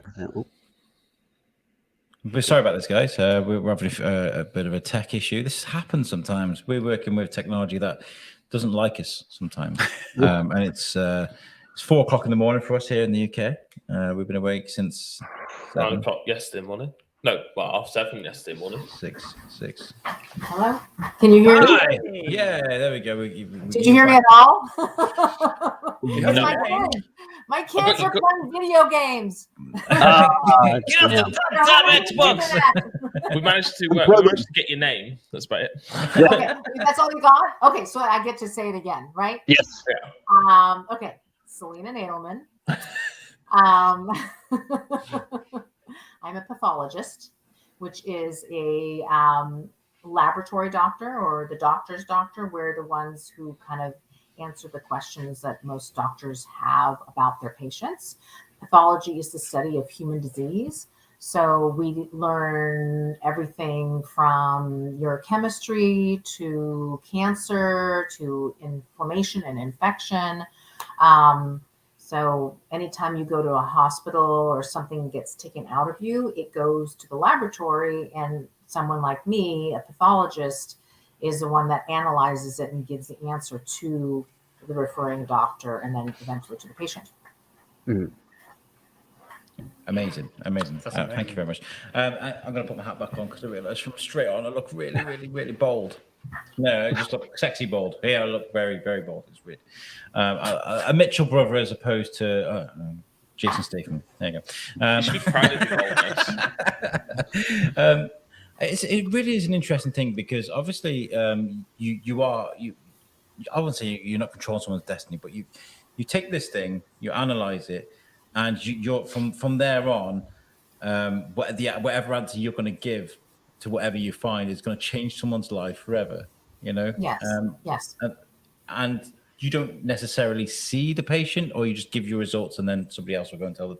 How does that work? Well, traditionally, pathologists do not have really any kind of connection to the patient. It's kind of through the referring physician. So, let's say your primary care doctor wants to know whether you have high cholesterol. You go to the laboratory, the blood is drawn, and then the pathologist, interprets it and says this is high cholesterol, gives it back to your referring doctor, and then it's your referring doctor that tells you, oh, you have high cholesterol, you need to do XYZ. Like you need to be on a statin, or you need to stop eating, butter and eggs all the time, or whatever it is. But I'm unique. I have my own practice where I actually do see patients. I see patients, I talk to them, I do like a mini history and a physical exam. I use ultrasound, and then I actually perform biopsies, or what they're called fine needle aspirations. And these are tiny needle biopsies into superficial lumps and bumps of the body, so that I can take little tiny pieces of tissue, like a tiny core that's microscopic. And then I look at it under the microscope, usually immediately at the side of the patient. And then later on, I take most of the sample into my laboratory. It gets processed, and then I make the diagnosis, the final diagnosis afterwards. So there's about a dozen of us in the United States that have a standalone clinic, like a fine needle aspiration clinic. Usually pathologists who do perform these kinds of biopsies, they're usually attached to an academic, like a large academic center like UC San Francisco. And I know that in England they do have that, because I've met British cytopathologists who do perform their own fine needle aspirations, but they're usually attached to some sort of large academic center. A standalone clinic is actually quite unusual. But I like that. I mean, I did internal medicine before I went into pathology, so I like that contact with patients. I like getting to know them and getting to know their story, and it also helps with the diagnosis. Like before, as a pathologist and you're not seeing patients, you just get material, you get slides. You don't see the patient, you don't get a history, you don't know what their family history is, you don't know what their exposure history is. These are all very, very important things that can help kind of clinch a diagnosis. You don't have enough information, and all you see are slides, and it might not, necessarily be so easy to diagnose. They always say that, biology doesn't follow the textbooks. So, what we learn in our books don't necessarily appear to us on the day-to-day, level. We come across strange things all the time that are not written up necessarily. So, so I'm kind of unusual. I do see patients. So as far as the strange things that are not written up, like how long does it take for you to actually find that diagnosis for the patient? About a day. It just takes time to, Really? Sometimes I can see it right then and there. Actually, it could be seconds to a day. Wow. So sometimes certain lesions or certain tumors, I can, do a biopsy on a patient and I can stain it immediately, and I'll know right then and there. Is that something that you've learned to do over time? Is it, or is it something which is that something you train to do as a pathologist? I trained to be as a pathologist. It's just part of our general training in anatomic pathology. So in the United States, we have pathology is actually split into two parts: anatomic and clinical. Anatomic is tissue pathology. It encompasses regular surgical pathology, like when you go and have your gallbladder taken out or your appendix taken out. It goes to the laboratory and someone analyzes it. A pathologist looks at the tissue, looks at slides of the tissue. Autopsies are part of that. Everybody knows about forensic pathology because that's what's usually written up in books and in TV and in movies. And then cytopathology is part of that. Pap smears. Women who go and get their annual pap smear, that's part of cytopathology. And fine needle aspiration is part of cytopathology. But then there's clinical pathology, which is laboratory medicine, things like chemistry or blood banking or hematopathology, like diagnosing leukemia. Those things are clinical pathology, and so we learn in general in the United States both of them together, unless some people just concentrate on one or the other. But I was boarded in both those, anatomic and clinical pathology. In Europe, like I know in France, it's separate. So an anatomic pathologist is called one thing, and a clinical pathologist is called another person. Like the clinical pathologist owns labs. They're the ones who run the lab. An anatomic pathologist, I don't know what they're called, maybe microbiologist, but it's not really microbiology. But they're called something separate. I don't know how it is in the United Kingdom. But I do know that like in other countries, it's completely, they're separate. And in the United States, we learn them together. So what I learned in my residency was general cytopathology, which encompassed fine needle aspiration and learning how to interpret smeared slides and cells in space, kind of not with their chunk of tissue. But then I did an additional year of fellowship where that's all I did. And so I was trained to, to look at these kinds of specimens over and over again. And then as, with time, you get better and better. The more you do, the more you see, the better you get. You want to, if you're going to have your knee replaced, you want to go to a guy, an orthopedist who has done 5 million knee replacements in a year, not someone who just does one. That's just kind of how it goes. I suppose it's one of those things which it's not, obviously it's nowhere near the same, but I mean Al can listen to a piece of audio and just instantly just be like that's what needs to happen with that. Instantly he knows straight away. Oh yeah, I've got the same skills as a pathologist. Yeah. I'm joking. I know what you mean. That's the thing, Shane. They're all skills. I mean, oh my, did you? He's like, he's the daggers he's giving me there. So what you're saying is, if you're good at something, it's good. All right, good to be good at something. We can live life. Excellent. If you're good at something, it's good. Exactly. Dr. Slynn, it's a pleasure to see you again, by the way. If I remember correctly, the last conversation we had was I was in a hotel room because it was my son's birthday, and you were the first of the interviews that we did where we felt completely out of our league. We're like, wow, this lady is a serious doctor. She has a lot of shit going on, and like you and me are just a couple of guys that try to make funny for a living.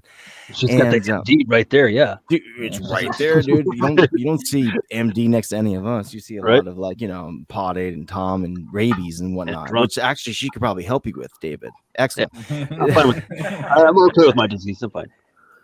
So we got through the entire interview, thank goodness, and we tried to retain as much as we could. You were so good at explaining everything down to the level where me and Alex actually comprehended what you were saying.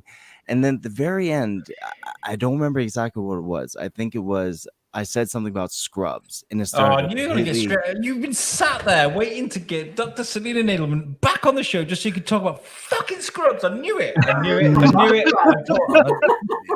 Well, I understand Scrubs, Alex. So maybe I will sound like the Dr. Scrubs, and that way me and Dr. Selena are on the same level. Why are you taking this away from me, bro? It's rude. Been waiting.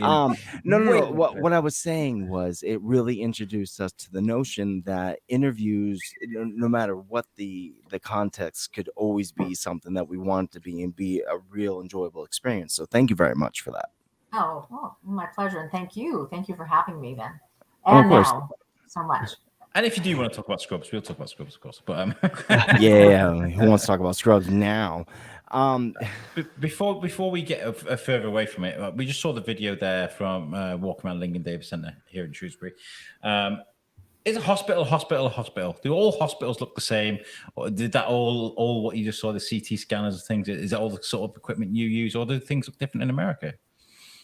I'd say pretty much a hospital. I was about to say those chairs, those leather chairs are like, you see them everywhere. Those big leather chairs. I'm like, oh, I remember, I remember sitting in one of those leather chairs, or like I've been to several, I've worked or, been a medical student or whatnot in several different hospitals. And I'd say they're run pretty much the same. They have pretty much the same equipment. Some are now newer than others. So they're, maybe spiffier or, have better furniture. But I should hope that they all have kind of state-of-the-art equipment. I don't know. What they were showing was mostly radiological equipment, so it's not what I know. But yes, CT scanners and MRIs. I think everybody in the Western world has access to these kinds of machinery in most hospital settings. But it looks like how big is the hospital? How many beds is the hospital? Do you know? So that's just the Lingen Davie Centre. So that's just the treatment center. Yeah, right. The medical center. So that's just attached to the main hospital. So I guess if there's any issues, they'll send them on to a ward. You work in a much bigger hospital in Birmingham, don't you? Yeah, I work in the biggest hospital. I think it's the biggest hospital in the country. It's at least the biggest critical care unit in the entire country. Yeah. Wow. How much beds is that? I was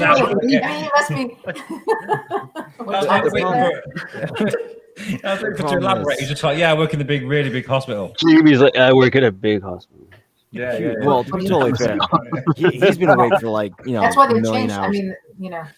They've changed the rules. When I was an intern in internal medicine, sometimes I would get 45 minutes of sleep, and that was it. Wow. Yeah, it was awful. Yeah. How the hell did you stay awake then? Coffee, all those type of things. You know what? I snuck up to the residence room and took a shower. Like a shower is like an hour of sleep. Yes, it's a shower. Really? That. Oh, 100%. I concur with that because there's been times. You're drinking coffee all the time. That's not like I can drink coffee at night. I've been drinking coffee since I was like 3 years old. So coffee to me, I love coffee. It doesn't really keep me awake unless I'm anxious about something. But a shower. It's essentially coffee's inconvenience at this point. You're just hook it to my veins. It takes all the drinking out of it. It's funny. I don't drink as much coffee now as I used to. In college, I drank a lot of coffee. But that also might be a social thing, though. Like your friends are drinking coffee, so you're like, "Oh, I assume that I need to drink coffee." Aside from the fact that you need to stay awake, because there's things like no-dos, which we could just sit there and do that. So I really do feel like coffee is a social thing. Plus, it gives you time to stop and converse with the other friends and be like, "Oh, I'm going through some shit. How about you?" Coffee hour essentially. I brought some amazing coffee and my own cafetiere from home. But the security guy's gone out and locked it in the kitchen. So we're doing this with mine. We've had one cup of coffee today. That's it. No Red Bull. Tea. Come on. Don't you have a pot, an electric kettle for your tea? They do. It's weird. got a keypad. It's got a keypad, and they've shut the kitchen, so we can't get in. Oh, I thought you meant like on the tea kettle. I'm like, you can. Yeah, lock I was the like, tea what? kettle No, on the door, so it's locked, so we That's how can't get to our precious tea is shit. to us. For it Okay. to be lock our No, kettles. you need to get the tea kettle out of the door. I mean, out of that, and just put it on the floor, right? Right, something. I'm Or talking just something. slapping each other awake.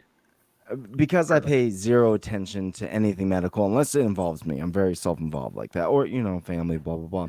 What is like the biggest like holy shit that happened in medical like recently? Like, what's the last thing that happened? You're like, wow, I can't believe we finally solved X, Y, or Z. God, The biggest revelation, maybe, if that's too much, not too big of a term.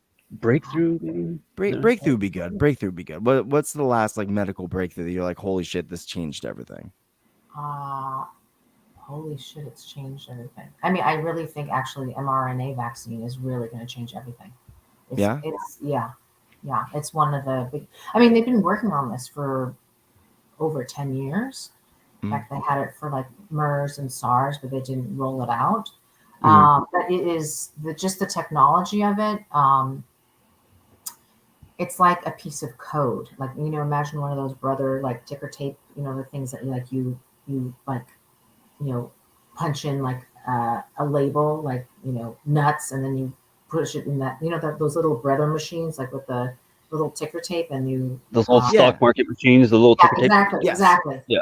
It's kind of like that. So it has like two ends that kind of cap it, and then inside is code for mRNA, which then goes into your cell. But the caps help it kind of get into your body and into the cell, and that is like the ticker tape code. And that code, the way it works is it calls in like other letters, and it forms amino acids, and those amino acids hook up and then form a protein, and the protein forms like in this case, the spike protein, and then the spike protein is then kind of extruded out onto the cell so that the other cells recognize that there's some other thing on there.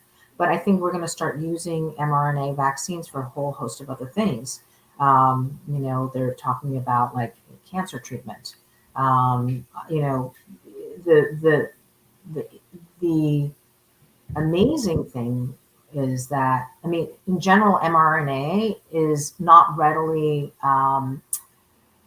like taken up by our cells. Like mRNA degrades too quickly, and so that has been one of the issues. Like they've been working on this for a long time, and one of the issues is even if they put like code inside, it got injected in and then it fell apart, so it wasn't able to like actually do its job. It would just like disintegrate.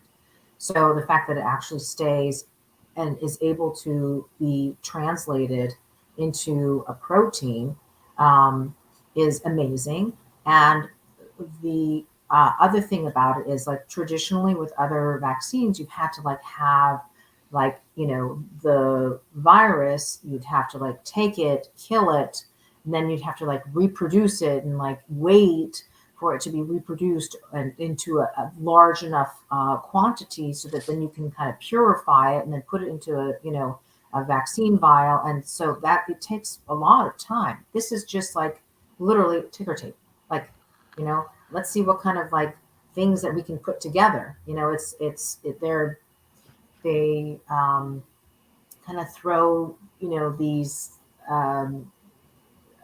pieces that encode for amino acids and proteins, and you just have like let's say like a alphabet soup kind of thing. Like you have a box of like alphabet noodles, right? And you can just kind of shake it in and then kind of put it together, and you can kind of code for whatever you want. So I see that there's could be huge potential for lots of things. Now that now we see that it's been accepted by our body, and that we actually are doing, like, our body is actually following what the mRNA is telling it to do to produce, and doesn't have any kind of deleterious effects from it. Like, you're not getting any kind of allergic reactions. Basically, the mRNA vaccine doesn't have anything in it that would cause as much allergic reaction as, let's say, traditional vaccines. And then you can tweak it. I mean, it's like just like a computer. You can just like I said, make as much batch as you want. Like, it's fast, which is amazing. Like the next thing that we come across, they could just, let's say, COVID or SARS-CoV-2 is going to mutate. That's just the nature of viruses. That's just virology. That's bacteriology. That's just how, cellular organisms, go from one cell to the next cell. As long as it's multiplying in fast, there's always chance for some sort of mutation. And the fact that we can tweak this vaccine in like a relatively short period of time with very little like messing around is amazing. It means that we can like go to the next step. Right now we have the Delta variant, and obviously they're not necessarily pushing a new Delta COVID vaccine because we don't know if it's going to be the Epsilon variant or the Phi variant, or it's going to go down. It's just going to keep going. And so I think one of the reasons why they're not, I don't know because I haven't read this and I haven't researched this, but I'm assuming that one of the reasons why they haven't been making new, each time one of these comes out is because it's like an ending process, specifically for SARS-CoV-2, because it's going to change unless it changes significantly or drastically. Then they'll make a brand new vaccine. I'm assuming they're going to make a brand new vaccine. Don't quote me. I don't do, molecular biology or, vaccine, I'm not a vaccine technologist or anything like that. I'm just thinking it through.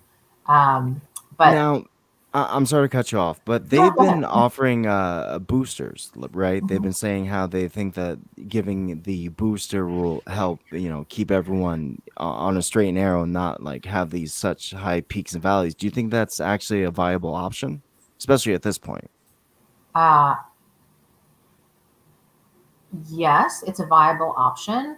The vaccine, the purpose of the vaccine is to keep people from dying, really. Yeah, absolutely. From real, that's the purpose. And I think people are confusing the purpose with being infected, right? Yeah. So the whole point of getting the vaccine is that you don't die and that you don't get severely injured from contracting the virus. So you're not in the hospital and you don't have bad outcomes or sequela from having COVID. If COVID is just like another cold and the vaccine helps you just have it like another cold, then it's done its job. That being said, those people who might be immunocompromised or elderly who don't mount, a robust response, or people like HIV, people who have HIV don't mount a really strong immune response just in general. Those people need to have boosters because they can get seriously ill.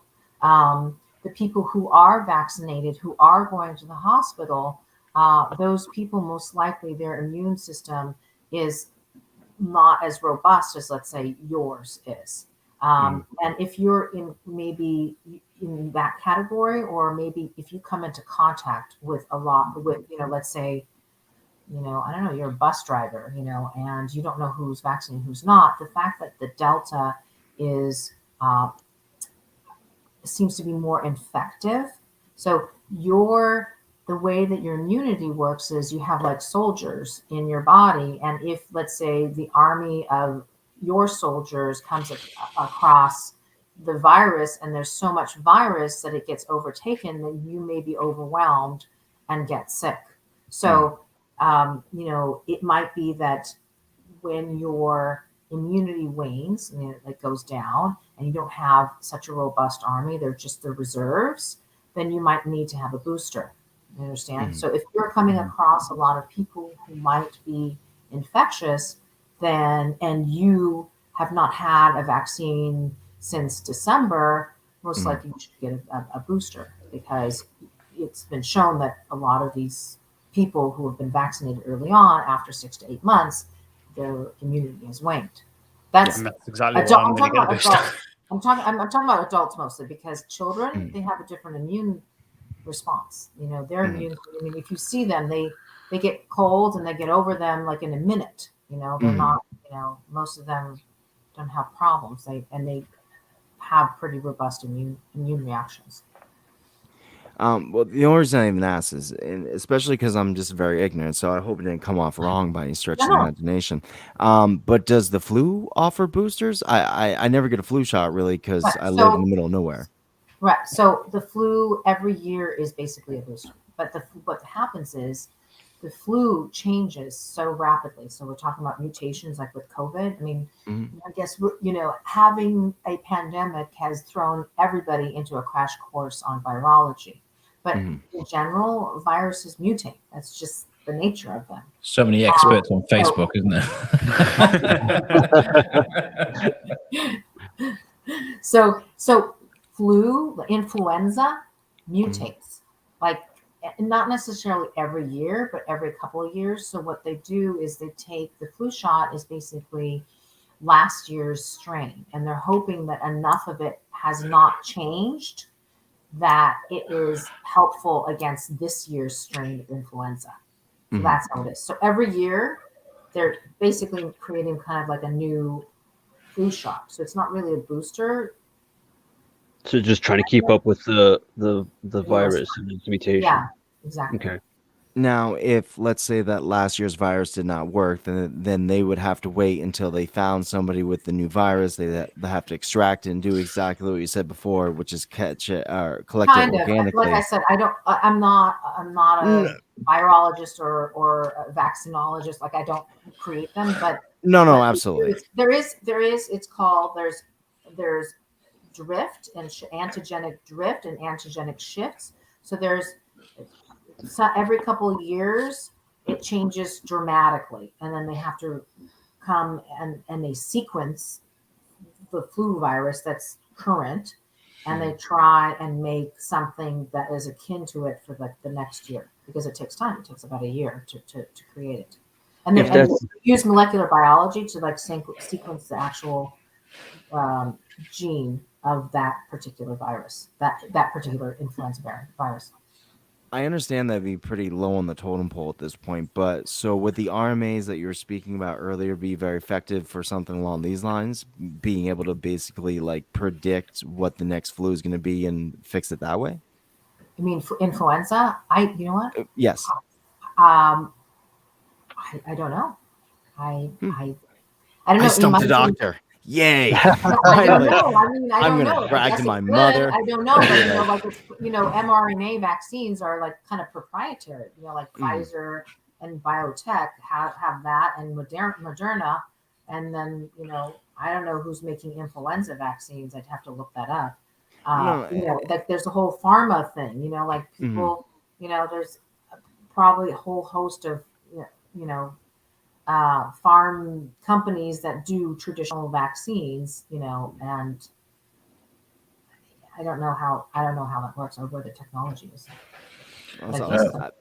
Yeah. Once again, you're a complete expert. We know nothing, so I'm like, ooh, this is time to ask everything I never thought to learn about ever. What's amazing is Selena's said on several occasions, I'm not a virologist, yet we've asked her so many questions about virology, and she's answered every single one. I think we spoke to you for about 5 minutes about cancer. It's like my dad. My dad used to say, like, I'm on this medication, and then I switched to this medication. I'm like, Dad, I'm not an internist. I don't know. Because he would say, like, how many of these pills do I take if I was taking these before? I'm like, it's a lot. The fact you've got MD after your name, it's like someone, as soon as you say you're a doctor, you're like, well, I've got this weird lump here. What is it? Tell me. Well, I have a general knowledge of things, but I always say to people, like, you don't want a pathologist treating you. Have you ever heard antiquated friends just come up to you and just like drop trow and be like, look at this? Look. That's just you, buddy.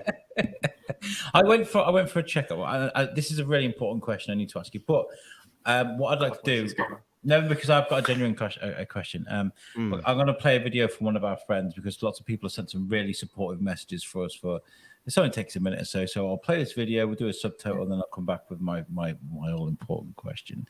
I'm going to play a message from our friend James Stafford. So enjoy this video. It's literally a minute long, and we'll be back after this.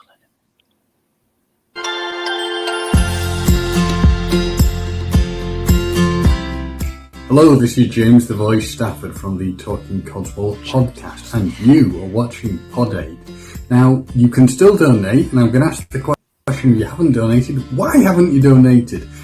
Do it now, because all money goes to the Lingen Davis Cancer Fund. It's an excellent charity. I suggest you please do donate.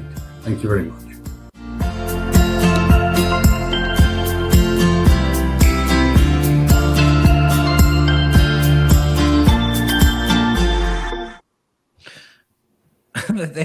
They end so abruptly, those videos. Let me just remove that from there. There we go. Thank you, James, for that. I'm sorry it's been a bit weird then. Technological problems has been a theme of our evening. My question that I've built up to is COVID. Obviously, like, it's been terrible.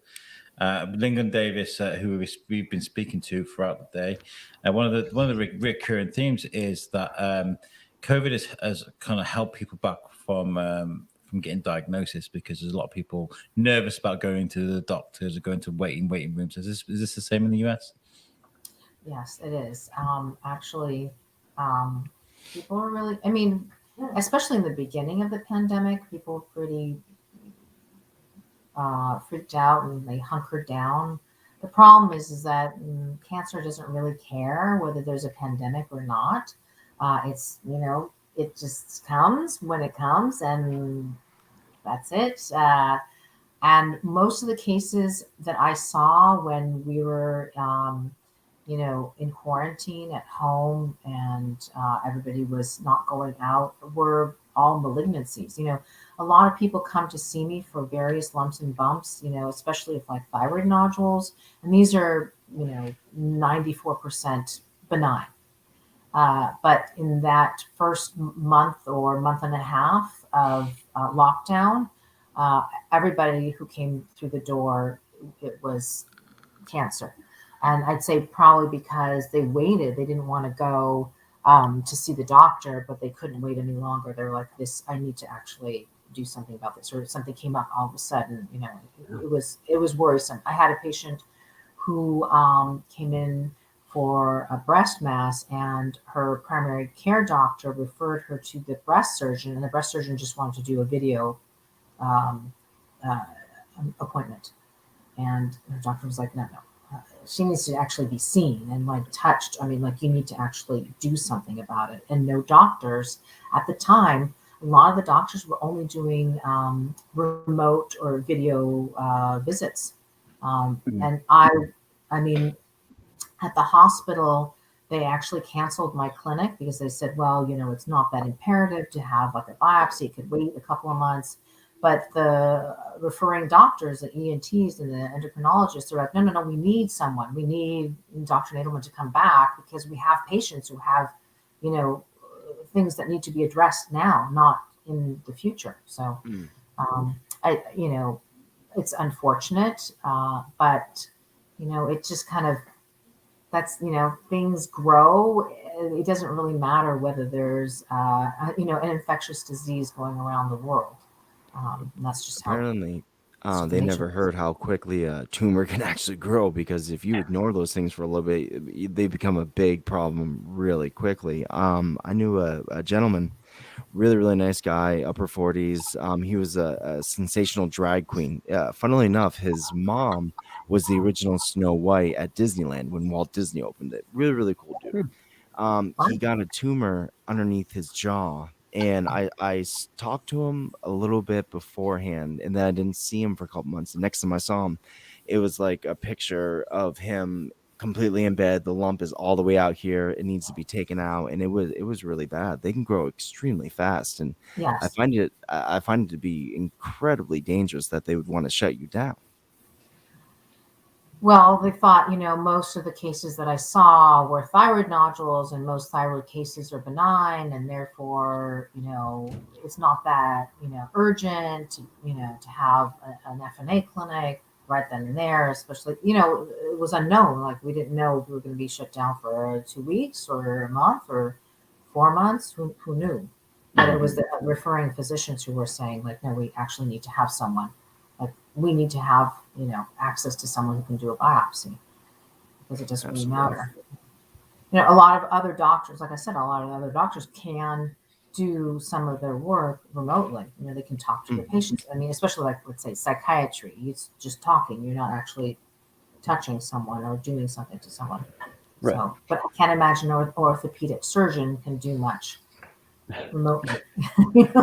Unless they had like technology for the machine to actually be brought to your house where it's going to be controlled by the doctor through some other way and just. Well, robotics or whatever. Yeah. Isn't that basically surgeon VR? Yeah, VR.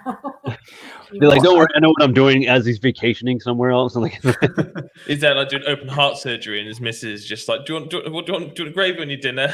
Like, yeah, I think there's something to be said though about like human presence, and especially like a doctor's. When you go to a doctor's, you're going to a professional, someone that's going to take care of you. So there's a comforting presence in that the unknown is taking out of it. The worrisome, be like, I put my trust in this person to get me better. So unfortunately, the thing about going remote with generally anything, including psychiatry, is that element's taken out of it. So I feel like a lot of people would be disconnected from the whole experience instead, because there is also a lot of studies that positive reinforcement can help a person get better quicker, and being in the presence of somebody could actually do that. So I think it's obviously smart because we don't want to get each other sick, but at the same point in time, I hope we get back to a place where we feel comfortable having everybody come back in, because it is, very important. I agree. I mean, it's funny. When I go to a doctor's office, I now, look around and try and really be present as a patient so that I could bring it back to my office, because, I have to really be cognizant of how everybody who comes to see me, they're really anxious. They all think that they have cancer. Most of them don't, but I have to be sensitive and aware of how they're feeling. And sometimes patients deal with anxiety differently. And anybody I have as my assistant in the front office, I always give them a pep talk about that. Like, people deal with anxiety differently, and they have to be aware that it's not them. It's the conversation that's going on in the patient's own head. So I try to be very aware of what's going on as a patient, so that I can bring it to my office, so that it's a less stressful experience when they do come in and see me. And I think it's medicine has changed. I'm fortunate because I work for the county, so it's not like in some of the private, more private places where it's very fast and you're required to really not spend that much time with your patients. Or in private practice, I'm able to take time with my patients. I know a lot of people and a lot of my colleagues don't have that luxury, and so they're kind of pushed on. I went to see a doctor recently, like a spine doctor, and the nurse practitioner or the PA came in and took my history and did a mini physical, and he came in and basically introduced himself, looked at the computer, like my x-rays and my MRI, and then said XYZ, and what do you think? But he didn't lay his hands on me, and I was like, mistake number one in medical school. It's like, he's like, oh, it doesn't look first crooked. year you learn how to do the history, and the second year you learn how to do the physical, and part of that is like you lay your hands on the patient, so you don't trust someone else to and in medical school, this is how you do it. Like in training, you have as a medical student, you take a lot of time and you spend a lot of time with your patient and do all the things, and then you report to your attending, so they can go through and see more patients. But I still think that as a doctor, like, I don't trust, let's say, other people's ultrasound reports. I have to see it for myself. Like, I'm not going to say like, yeah, oh, I believe, I just feel like that's part of my due diligence as a physician. Absolutely. It's funny because your career is like one of the only ones where people like expect to be touched anymore. Everywhere else is like, no, don't touch me. But you actually recognize it as something is wrong if I was to go to a doctor, because we're so at such a young age, we're indoctrinated into we're going to get poked and prodded and listened to and all that stuff. And that's what tells, a professional that we are in fact healthy. So it's interesting that would stop being a thing, because I just feel even more comfortable. Like, why don't you want to touch me right now? Don't you want to check like the nooks and the crannies, the places where dangerous things like want to hang out? Do you want some of this?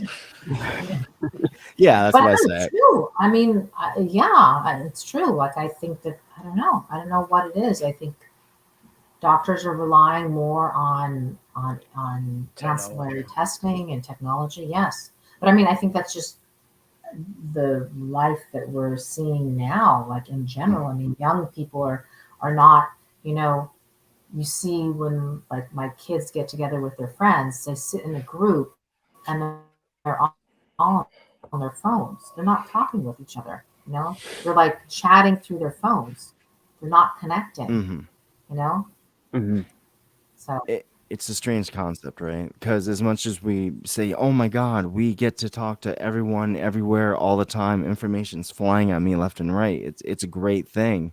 But at the same exact point in time, it's really separated us and made us our own islands, because we pick and choose what we want to listen to and who we want to speak to. You could be in a group of like 6 people and not be talking to 3 of them. So are we really part of a group at that point? Or are you just standing fucking bodies, just huddling masses?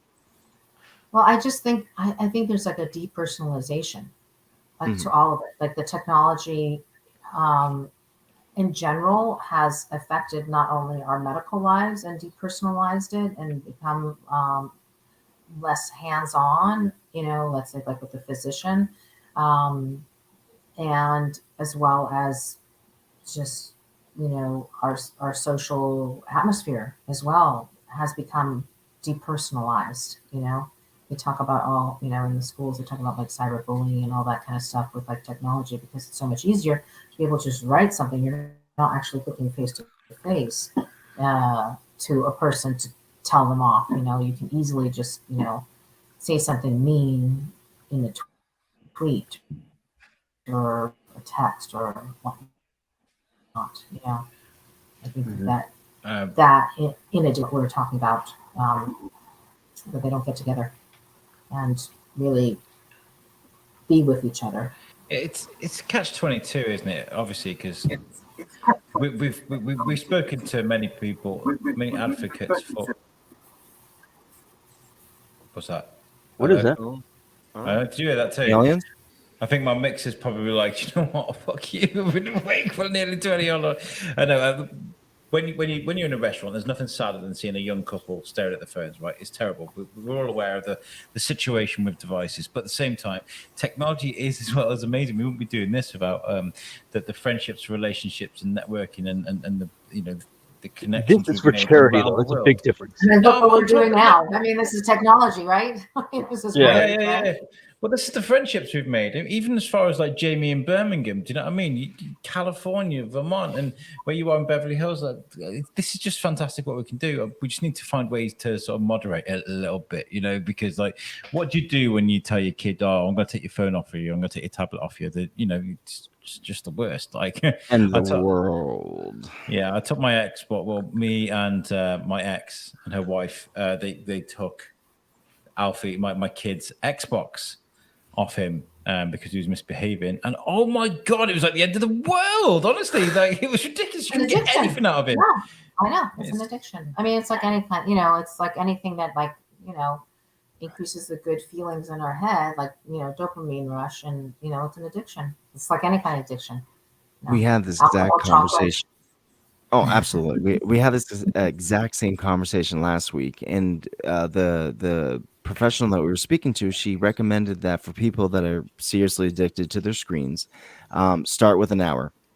If you can get through an hour, that's a real win at this point. And as much as I, try to do my best, my kids, definitely addicted to the screen. So I started instituting that earlier this week, where it's like, okay, an hour. You are going to take an hour. You're going to play games. You're going to jump on the trampoline. You're going to, go in the playroom. Anything but this. And my middle one has the hardest. Like the youngest and the oldest kind of, they get it. They're like, all right, whatever, we'll play Uno or something. But the middle one really has an issue with it. And he asked me like halfway through, is it over yet? No, sorry, buddy, 30 minutes. Okay.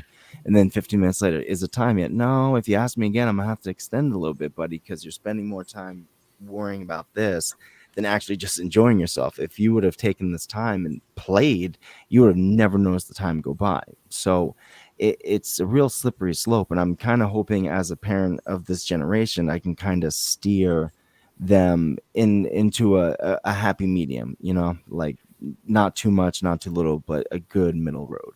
I think in this world at the moment, though, I think it's important that they need some screen time. I mean, yes, my mother-in-law is very much like, screens inhibit the kids' development and like stops them from speaking properly and all this sort of stuff. And I'm like, it's not that bad, man. Like, and I'm like, I think it's important. They used to say that about TV. Yeah, yes, exactly. absolutely. So, but the way I see it is that we're in a world now where everything's on a screen. I would argue your mother-in-law, not in a disrespectful way, but in a way of like, I have intrinsic knowledge of this because my kids watch far too much YouTube. My youngest says words that I'm like, where did you hear that? And not in a negative way, in a way of like, that is such a complex word. Where did you pick that up? Get with the program. So there's definitely some futures now, old man.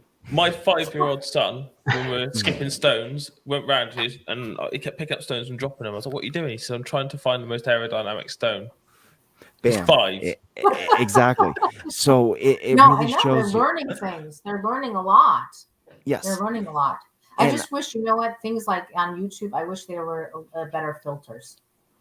Yes. Like, there's no filter. There's no I think that is 100% true, but I hope kids kind of recognize what they like and what they don't like, and if they see something that is completely off the par from what they were watching a couple seconds ago, they can always click. The only one that seems to have a problem is my youngest, where I'm still the butler, and he's like, "Hey, can you change that?" I'm like, "Yes." Click.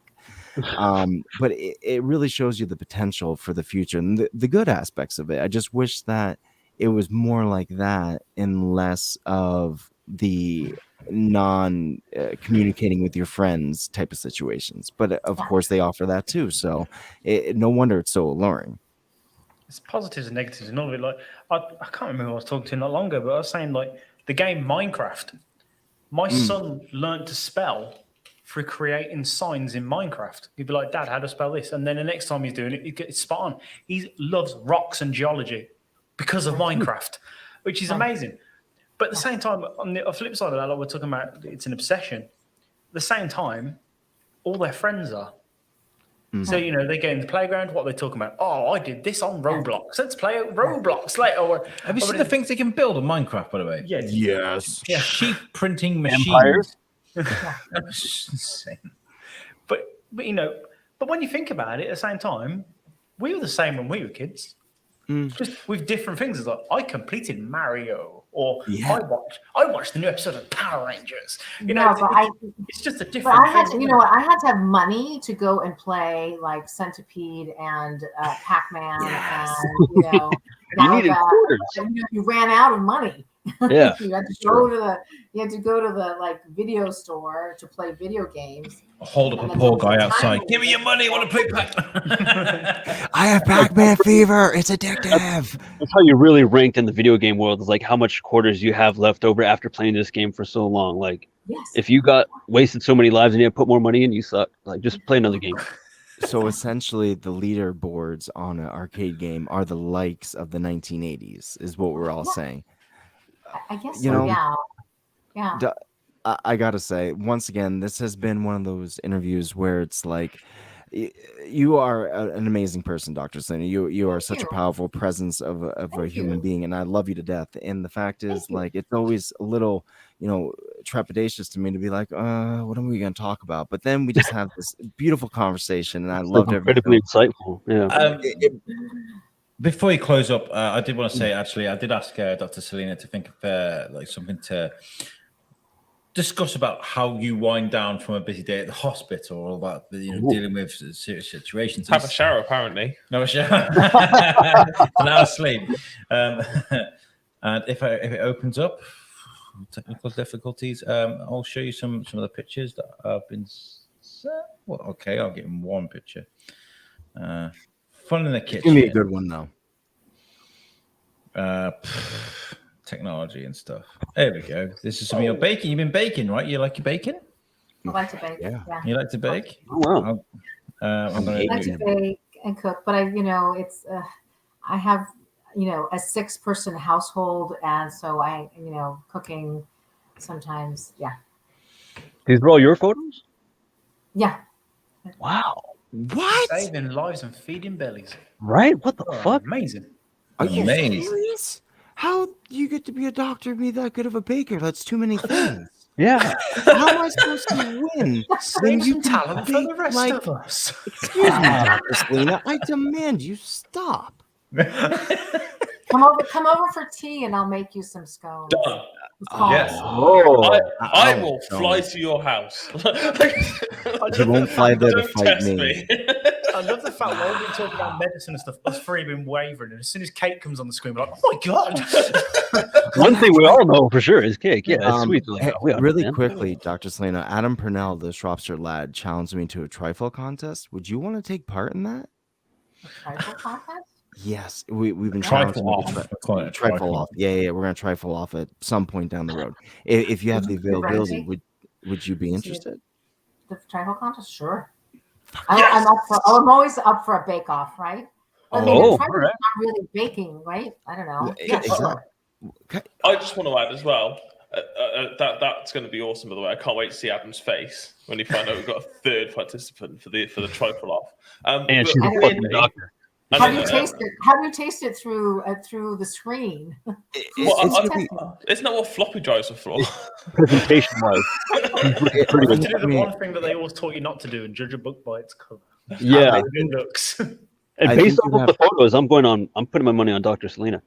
It would have to be photo evidence judged by everyone in this group, essentially, with the exception of the people that, enter. But it would have to be tasted by a third party that's near you to describe what they're experiencing. So then it's a neutral party, I would imagine. Like it doesn't matter if it's your husband, your wife, or whatever it is, because if you tell them what it's for, I know my wife would love to take me down a peg. Be like, it sucks. You suck. I wonder what Selena's trifle. You suck. Where did trifle come from? Like not because Adam says he's never made one. So and I have, as an American, he's British, so he should have made one. But he's like a really good chef. All made of Who's a really good chef? The Shropshire lad. If you search Adam on Instagram, Purnell.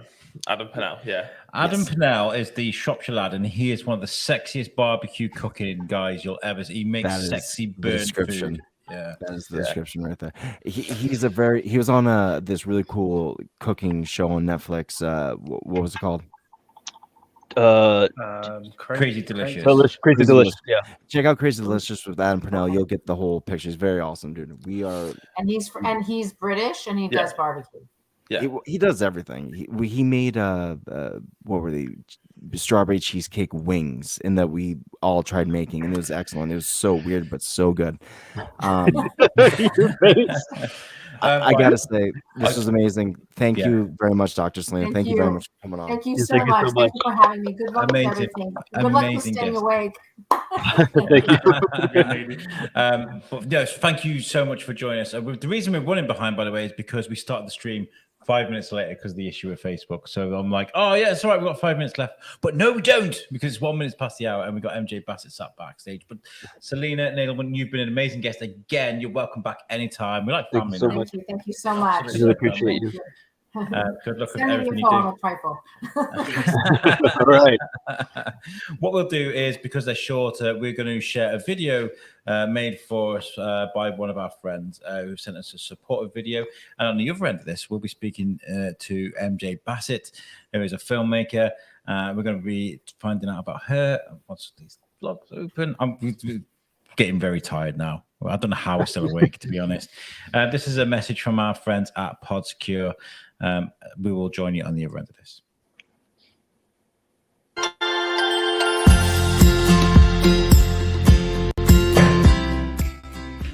Hi, this is Dean Giles from the Podsecure Podcast Network. You are watching Pod Aid. Make sure you go and donate to the Lingen Davies Cancer Fund. You'll see the link right down here, scrolling across the bottom of your screen.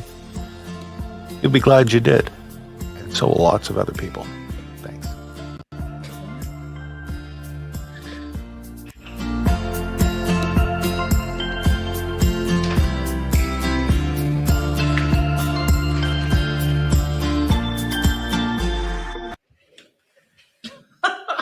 That was crazy. Oh, more technical issues. Everybody's leaving me now. Are you guys okay? Oh, you're going for a wee. Okay. I'll bring on our next guest then. Let's have a look at the studio, see what's going on. I'm very sorry about this, guys. We've had technical issues since like the morning yesterday. But we have an amazing guest, a director, producer from Shropshire, now living the Hollywood dream, I call it, and that's MJ Bassett. Thank you so much for joining us. Yeah, it's a dream. It's a dream. Hi, guys. Hello. Hello. Hello. First thing, can you all hear? Is my equipment working? Can you see and hear me? You look and sound fantastic. Thank you so much for joining us. You're very, very well. It's lovely to be here, talking to some supporting and talking to some Shropshire folks. Yes. Well, some of us are. Well, I was about to say, what's the percentage of Shropshire representatives here?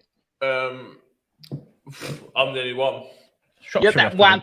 Oh, there's two of us then. Well, right? you're an outsider. I'm not an outsider. I was born in Shrewsbury. It's fine. Shrewsbury, Telford, Wrexham, whatever. But we've got Tom over here in Vermont, and then we've got David Raby in Santa Ana in California. So. Oh, okay, but so a smaller percentage than I was expecting, to be honest.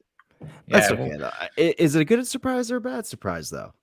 Oh, it's a delightful surprise. Excellent. Are you from Shrewsbury or Shrewsbury? That's the question. Shrewsbury. We won the Shrewsbury biscuit, and we over the years of running the show and speaking to so many people from around Shrewsbury, we get the Shrewsbury and the Shrewsbury and the. It's not Shrewsbury. It's Shrewsbury. We're definitely like. Oh, it is what you want it to be. It's not Shrewsbury. It's not Shrewsbury. It can't be Shrewsbury. Fair enough. The original. Go on, Tom. Go on. Sorry, buddy. Interestingly enough, I could be in Shrewsbury right now because, New England stole every single name from Old England, so we have a Shrewsbury in Vermont. Is it a new Shrewsbury or is it just straight on Shrewsbury? It's a Shrewsbury. I hope I didn't say the wrong thing. It's Shrewsbury. Because that's how you say the word. I mean, you're very definite about that, and I'm going to agree with you entirely. Because I've said it enough times, I can't remember which way I normally say it anyway. So it's like agreeing with me would be the right choice. Well, folks who are so incredibly tired, how deep are you into this right now, hours wise? We've got about another 3-4 hours left. Oh yeah, I'm kind of delirious now. We finished. Yeah, we've got 4 hours left. We finish at 9 a.m. It's very unhealthy for staying up for a really long time. It's actually bad. Sleep when you're dead, is it? It really is. You can die from staying up too long. Oh, of course. But you could die from drinking water, for fuck's sake. I mean, everything kills you. But to be totally fair, like oxygen is a carcinogenic property, and if we just didn't happen to evolve to breathe it, it would kill us. Other places. Well, you can work on the basis you're dying every time you don't take a breath. So all you're doing is resetting your life every 30 seconds or however frequently you breathe. But I think it's like lethal dose 50, isn't it? What's the LD 50 of staying awake too much? Well, there were those stories of like the people that were dying in their sleep. It was people of Asian descent, specifically Japanese, and they were having these really horrible nightmares. What was it, Japanese? Maybe it was Vietnam. I'm very sorry. But regardless, it was someone of Asian descent. They came over to America after the fleeing their country, and they were waking up having night terrors that were essentially killing them. So some of the longest record. That's where the story of Nightmare on Elm Street comes from. So essentially they tried staying awake as much as they possibly could. So I believe it's them. And then of course, there's some asshole out there that holds the Guinness Book of World Record for, staying awake X amount of nights, whichever you take more seriously. Well, that takes you into sleep paralysis territory as well, and the whole abducted by aliens thing. So, sleep paralysis sucks. I mean, like I had one recently where it felt like something was on my chest, kind of like almost trying to resuscitate me, but it was like jumping up and down. Yeah. I mean, the fucking weird. painting. Have you seen the painting, The Nightmare by Fuseli, where the little gremlin is sitting on the woman's chest, and there's like this weird demonic horse head peeking around the corner? That's exactly what it is. Yeah. That represents a night terror, is the weight of the monster on your chest. Yeah. So there's a whole book on alien abduction, but filtered through the science of what sleep paralysis does to you. It's absolutely fascinating. So do you believe in aliens then, or do not believe in aliens? Define what an alien is. I don't believe there are little green men flying machines to the planet, but there's definitely life on other planets. All right, thank you. That's what I was pretty much getting at, because it's funny how that shifted. Like if you would have said this, 30 years ago, people would have looked at you strange and been like, what do you mean there's aliens? But explaining to them that it's mathematically improbable that with all the Goldilocks planets and all the galaxies and all the universe, that you would not have another planet that would not have at least some sort of semblance of life. It's law of statistics. Yeah, the law of large numbers. Humans are very bad at the law of large numbers. But also, you have to you can continually redefine what life is anyway. There are only like 3 or 4 biological requirements to be considered actually a life form. And artificial intelligence and life inside computer systems is almost alive in a true biological sense, apart from a few things. So yeah, I mean, it's definitely going to be life. Definitely. I absolutely don't think there are spaceships, undocumented aliens literally flying to Earth. Just visiting Nebraskan farmers. No, but have you seen like the Tic Tac video, like the most recent things released by the U.S. Navy and stuff? I watch them all because I'm fascinated by it, because it's all about it's through interpretive science. Tom DeLonge stuff. Right? So Tom DeLonge's a little bit of an extreme case, but as a filmmaker yourself, what do you think of those? Do you think they're real? Do you think they're fake? What do you think? Oh, I think they're real in the sense that they are anomalous phenomenon which you can't identify. I mean, if you throw a frisbee into the air and you don't know what it is, that's a flying saucer, right? That's an unidentified flying object. So they're definitely unidentified, but there are so many phenomena on this planet, and I'm a cod scientist because if science was where I wanted to put my life originally, but it's understanding stuff. The trouble, it's not the stuff itself. So like ball lightning, which is a natural phenomenon, which is an extraordinary thing, and if you saw it, you'd go, that's definitely an alien spaceship. It's like shit. No, it's natural phenomenon, and the Earth and our planet, the planet we live on, is so intensely fascinating and complex and marvelous. The notion that we have to keep inventing things from other worlds to keep us excited and interested is preposterous to me. All these billionaires reaching to the stars to colonize Mars. Stop it! Save the planet we're standing on, for crying out loud. This entire podcast, I think. Jeff Bezos and his dick-shaped rocket. Like giant phallus thrusting to the space. Go and stay there, honey. That's we get fine. it, Jeff. We get it. But also sort your deliveries on Amazon Prime out, because it's not next day anymore. To be totally fair, like I agree with you 100%, but I do enjoy the idea of landing on a different planet. Not to stay, but like the same way that we went to go explore. Can you afford a dick-shaped rocket though? I don't think. Well, no, not me personally, dude. I can't afford a dick-shaped body, man. I'm fucking ridiculous. I'm just so patch.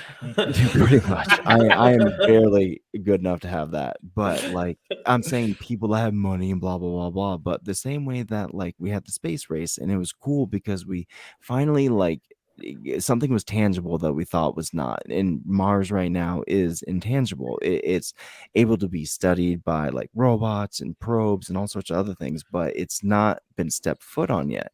So I still like see a lot of like light at the end of the tunnel with that. To stay, not so much. We should definitely fix our problems at home because we're a bunch of assholes. Oh yeah. I mean, I like conceptually, it's an interesting idea, but the reality is the planet that we're standing on is dying. Every Yes. single resource we have at our disposal should be to fix the damn planet. I don't know if I can swear on this podcast or not. Yeah, but of yeah, course, absolutely have to fix the fucking planet we're on. Yes. The notion of going to Mars. Fucking agree. I mean, you can. 100%. I mean, listen, and you can absolutely cite the notion that the developments and technologies that NASA developed has filtered into our everyday life. Well done, NASA. That's amazing. But also, you could just do it without going to space and still fix the planet, right? And then planet's fixed. We go visit Mars. That's fine. I just think it's absurd, given the notion that nobody's really addressing the real issues. That's it. I did a movie a couple of months ago, and it was like all the interviews. It's a conservation type movie. And all the interviews would go around like, what's it like working with this actor and doing this and shooting Africa? It's like, doesn't matter. That's not the conversation. The conversation is the planet's dying. What was the documentary? No, it was a feature movie. It was called I'm sorry. I'm very sorry. Endangered Species. So, what was it about? I'm unaware. I don't pay attention to anything new. I'm very lame. Okay. It was a survival thriller set in Kenya about family vacation goes wrong. They have to save themselves from leopards and hyenas and things, but underlying the whole thing, the conversation was stop killing rhinos. Yeah, you know, I've made 2 movies in a row that do that, and at the end, basically the whole movie exists simply for the end title card, which an endangered species. It was, wildlife trafficking is worth $24 billion. This many rhinos are killed every year. This many elephants are killed every year. So it's like I just use it as an excuse for sliding in messages about shit that I really care about. Stop it. I got a temporary ban on Instagram for a comment I posted. There was a video that was on there of someone cutting off the horns of a rhino to prevent them from getting poached. Right. I posted like, oh, why don't I wish the hunters and poachers would get killed and then have their part sold on the black market. Okay. And you got banned for posting the picture or for the comment that you for the comment about the video that I suppose in a way because it is you could interpret it as a threatening gesture towards. But when you go to Africa, and I spent a lot of time in South Africa and Botswana and Kenya and places, there's a few signs where we kill poachers. I mean, they're very similar. We will kill poachers. And much as I'm an incredibly passionate advocate of conservation, it's like that is summary execution. And there aren't many things in the world you can just go, oh, you've done a bad thing, we're going to kill you for it. I mean, I've worked with the Kenyan Wildlife Service and people like that. And they, they're armed and they get engaged in these violent gun battles with these poachers. But, and I'm all for, killing the guys who are doing it. But the truth is the people on the ground doing it are generally, I'm saying the most innocent, but they are victims of a economic system. Yeah, and really it's China and Vietnam and the places and the Thai business people who run the smuggling operations. I mean, it's very complicated and quite nuanced, actually. Alex, the doctor that we had on, Dr. Niall McCann. Yes, he was what? Yeah, exactly. National Conservation Trust. National Conservation, and Niall McCann is from National Geographic. He's from Shrewsbury. He's traveled the world, does amazing things, and he's what's it called? He's the lead conservationist or the director of conservation. I can't remember exactly. Very sorry, MJ. You really ran into us like the last little bit of this really long race that everyone's been filming. That's all right. So our mental acuity is nowhere near. I promise we're much more impressive in the morning. But regardless, I just figured whenever you were vaping was slightly, No, no, he's on his best behavior tonight. I'll have you know. Yes, okay, that's good to know. Yes, I've been. I'm in California. I could be vaping whatever the hell I want. Well, exactly, Vermont, right? So I can, we're all about doing what you want. We're good like that. So Dr. Niall McCann was the head of the conservation. He essentially like catches poachers. National Park Rescue. There you go. Yeah, National Park Rescue. He was such a cool dude. He also rode across the Atlantic Ocean in a fucking rowboat. Like, how baller is that? That's all the way baller. But I mean, the point of that is when it comes to conservation and poachers, they literally just turned up, built roads, and just patrolled. And conservation is now down by 98%, just for them having a presence on a National Park Rescue. I mean, how amazing is that? It's just do this. Right now during COVID, it's been a really, really big issue though, because I was in Kenya exactly a year ago right now, doing this movie, and COVID had just killed the tourist industry. There was no dollars coming in.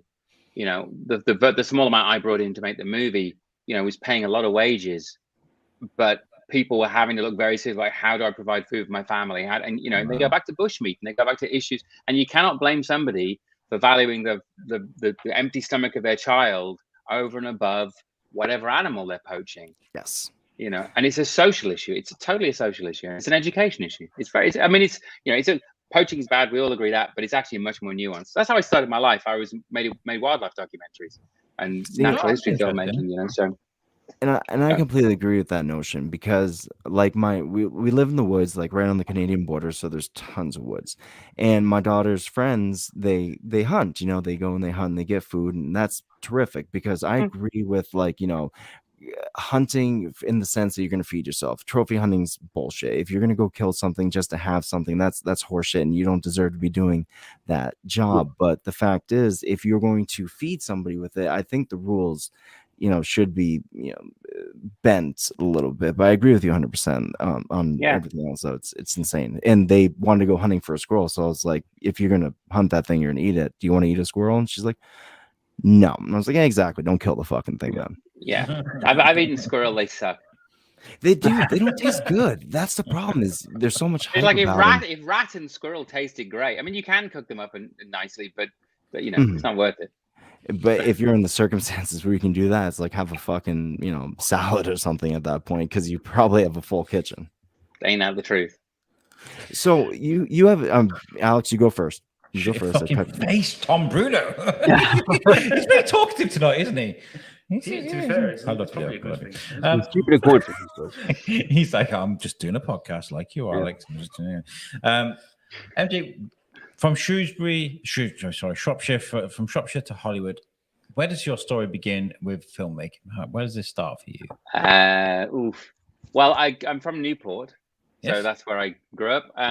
Lived just outside Market Drayton until about 3 years ago. So I didn't come to LA until then. So I was traveling backwards and forwards. Where did it start? Lordy. I wanted to be a vet. I worked at the Newport Veterinary Surgery all through my teenage years as an assistant. I was definitely going to be involved in natural history, conservation, veterinary work. I wanted to be a vet in Africa. That was all I ever wanted to be.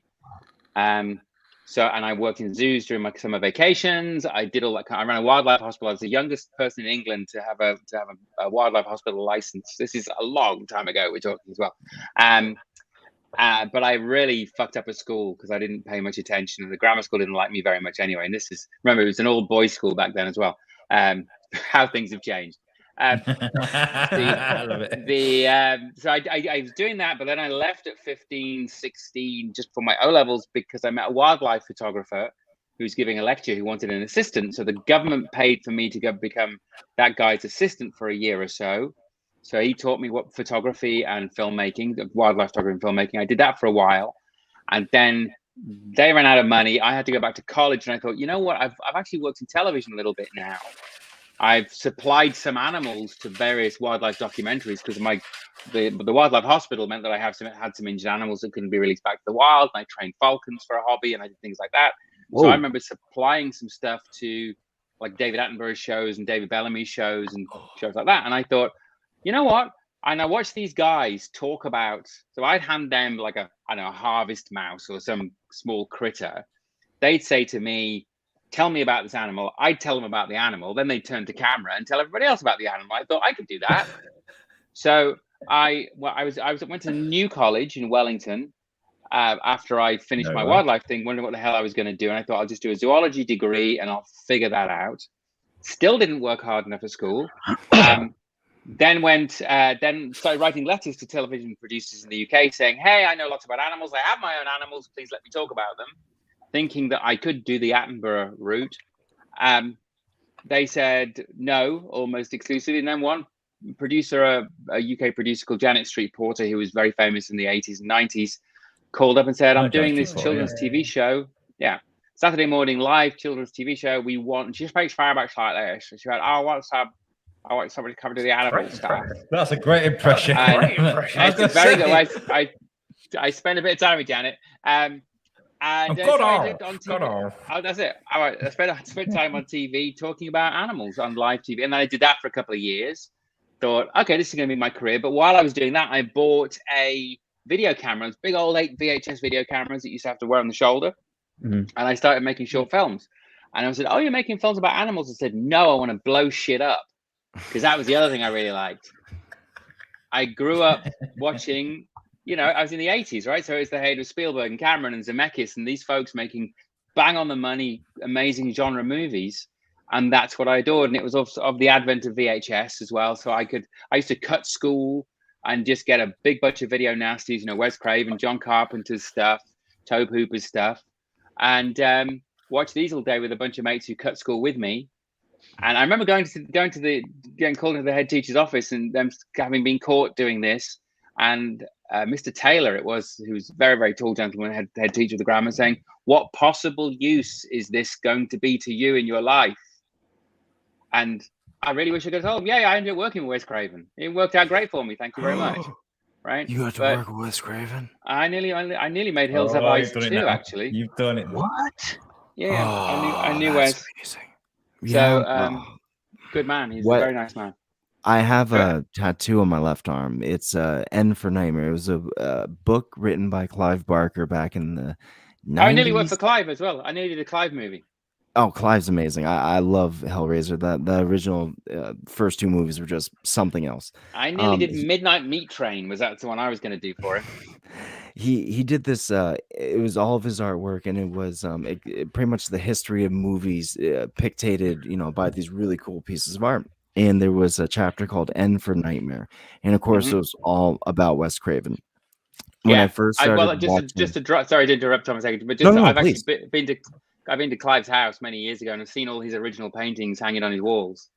Oh, they're horrifying. He really understands how to make. Oh my God, you feel an amazing imagination. Amazing. Absolutely. So I love Wes Craven films. I love Nightmare on Elm Street. They were some of the first ones I saw, and I also love this book. So I got it tattooed on me because of how much I love Freddy Krueger. You really like that. Oh, I really love Freddy Krueger, which led me to seeing the original Dawn of the Dead. The first time I saw that, and I saw what you could do, and I was so certain. I was like, this is real. Look how the penetration of the skin and everything else. And then you just realize it's the brilliance of George Romero and fucking Tom Savini. Yeah, exactly. That's pushing the whole thing. And then I saw the documentary afterwards. They have this huge 8-hour documentary on just doing makeup, and that's what taught me to love movies forever and always. So I completely feel you on that respect. Yeah, no, I did. I remember what the day we rented Dawn of the Dead, actually. So I think I did Evil Dead and Dawn of the Dead, and maybe Zombie Flesh Eaters on the same day. And I'm really good because I ended up directing and producing some of Ash versus Evil Dead. So I worked with Sam Raimi as well, which was fantastic. So I took over the show from Sam. So Sam did the pilot, and then I took it over. And the greatest compliment I was ever paid was by a website which absolutely hates my work and is nothing but criticizing. And they went, MJ Bassett did not direct this episode. Sam Raimi must have done it. Right? I suppose it's a backhand compliment, I loved that show. I watched Ash versus Evil Dead. Yes, it was a great brilliant. show. It was so you really encapsulated the entire feel of the Evil Dead, which is really hard because there's so many different variations of it. There's the first one, which is the horror movie. There's the second one, which is the spooky house, essentially, and there's the third one, which is the period piece, the comedy period piece. And it's so. But the weird thing is, we leaned into the comedy one, but we weren't allowed to use anything from, the third movie at all because it wasn't within the copyright that the cable company had used. So we weren't even really allowed to call his shotgun a boomstick. Even though we did, because fuck it, right? But and it's like, are they gonna sue us? Let us sue us. And it was produced. Sam and Rob Tappert, who is Sam's producer, and Bruce were all there. So it's like, that's your problem, guys. But it was fun to do. You're this amazing conservationist. You wanted to work with animals. You made you made these films with this undertone of conservation, and you happen to work with some of the greatest horror masters of our generation. Fucking you! Once again, I told Dr. Selena last time, you have too many things. You have too many things, my friend. You're just too interesting. That's not fair. They're all some things for the rest of us. it's a progression, right? So So I went. So just to finish the kind of the whole convoluted thing. So I made these short films, and they were pretty crappy, but they got better and better and better. And finally, I thought, okay, I do really want to be a filmmaker. And I got married very young and had kids very young. And it's like, oh crap, there's no film industry in the UK, particularly anybody who likes genre stuff. So I just wrote screenplays, and I sold one, which sort of made me believe that maybe I could get the film. Never got made, and in fact, the film, I might make that movie next year. So like 20 years later, whatever it is. So never give up on your dream project. But I did that, and then I wrote a horror story about a bunch of soldiers in the trenches of World War One, based on a book. My grandfather had a book of photographs from the trenches called Covenants with Death, which I was never allowed to look at because it was obviously just very, very horrific pictures. But I snuck a look at it when I was 7 or 8 years old, and those images completely stayed with me. I thought, okay, if I can make a movie about the horror of the war, but filtered through horror movie sensibilities, because that's what I loved. And I got it financed. I made this thing called Death Watch, which is my first movie, and I had Jamie Bell and Andy Serkis and Matthew Reese and a good cast. And it sort of did okay enough to kind of get me through. I thought, okay, that's my career. No. One movie, not a career, right? It's also really hard to make your second movie if your first movie is only just okay. So one of my contemporaries is Neil Marshall, and Neil smashed his first movie, and it was like, okay, he's got a career. I did a movie which is okay and is kind of still liked to this day. And it was a genre mashup. I was one of the very first people to do kind of war and horror in the same genre. And that kind of got me through the door. I thought I could make a living. It was a huge struggle. I made another movie called Wilderness, which had Toby Kebbell in it and Sean Pertwee, which is a kind of straight down the line slasher picture.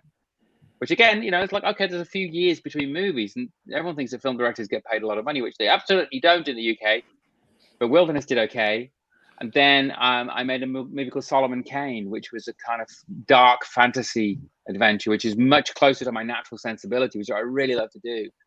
And I kind of got into the movies to make fantasy stuff. And then Lord of the Rings came along and just kind of said, everyone loves fantasy, but they don't. They like Lord of the Rings.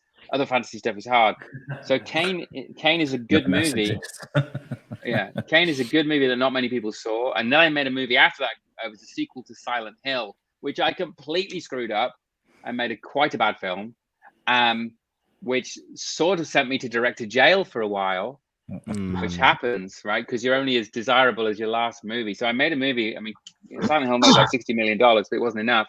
And then I ended up doing TV because a friend of mine who'd been in Solomon Kane was making a show called Strike Back, which is a kind of just straight down the line action military show, which I adored. And he said, come direct some. I said, well, you're an actor. You can't really offer me a job, honey. I love you. But it turned out the producers of that, who actually now the producers of The Crown, they're a very successful company, happened to like Solomon Kane. And they said to me, do you want to come and do Strike Back? And they were shooting in Africa. And I said, of course. I'm unemployed for a start. It fit me like a glove. It fit me like a glove, this show. So I think I directed 19 or 20 episodes of that, produced about 35. Ended up running the show, executive producer, and that got me back into TV and then back into movies again. That was a 20-year arc, pretty much. Wow. I gotta say, I don't know if I'm allowed to say this. You're gonna say it anyway. I'm gonna say it anyway. But Death Watch got me laid. I watched that film with a girl who got scared, and I got laid because of that film. So thank you very much. God bless you, honey. God bless you. I saw the poster. I was like, oh my God, it's that film. Wow. There you go. I love it. I love those kind Put that in the tagline. So, please donate to this film get you laid. Watch get you laid. Because it's true. You can't say what's not true, but like this film gets you laid is a true statement now. Yeah, there you go. Thank you very much. You're very well. I'm happy to have helped, honey. You can't say you've just done TV though, because you've done Iron Fist, Ash versus the Evil Dead, Altered Carbon, Power.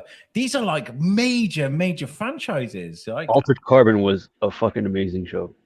Yeah, it was pretty good. It was fun to do as well. I did the second season. It was really fun to do.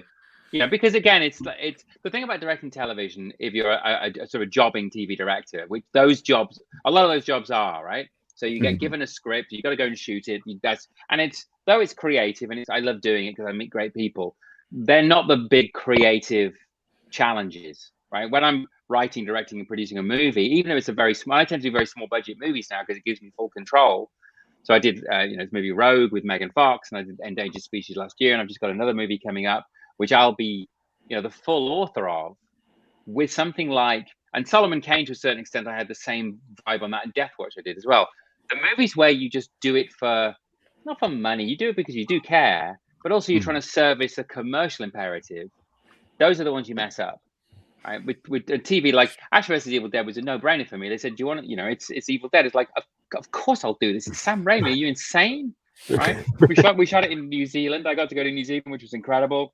Met Bruce and Sam, and they're great people. And I just got to be a tiny little bit of a giant legacy, And also I sort of tried to pay back messing up Silent Hill as well. So you go, all right, I didn't do that good, and horror was not my, like I'm really fine. I'm better at action. Like I love blowing shit up. I'm good at shooting guns.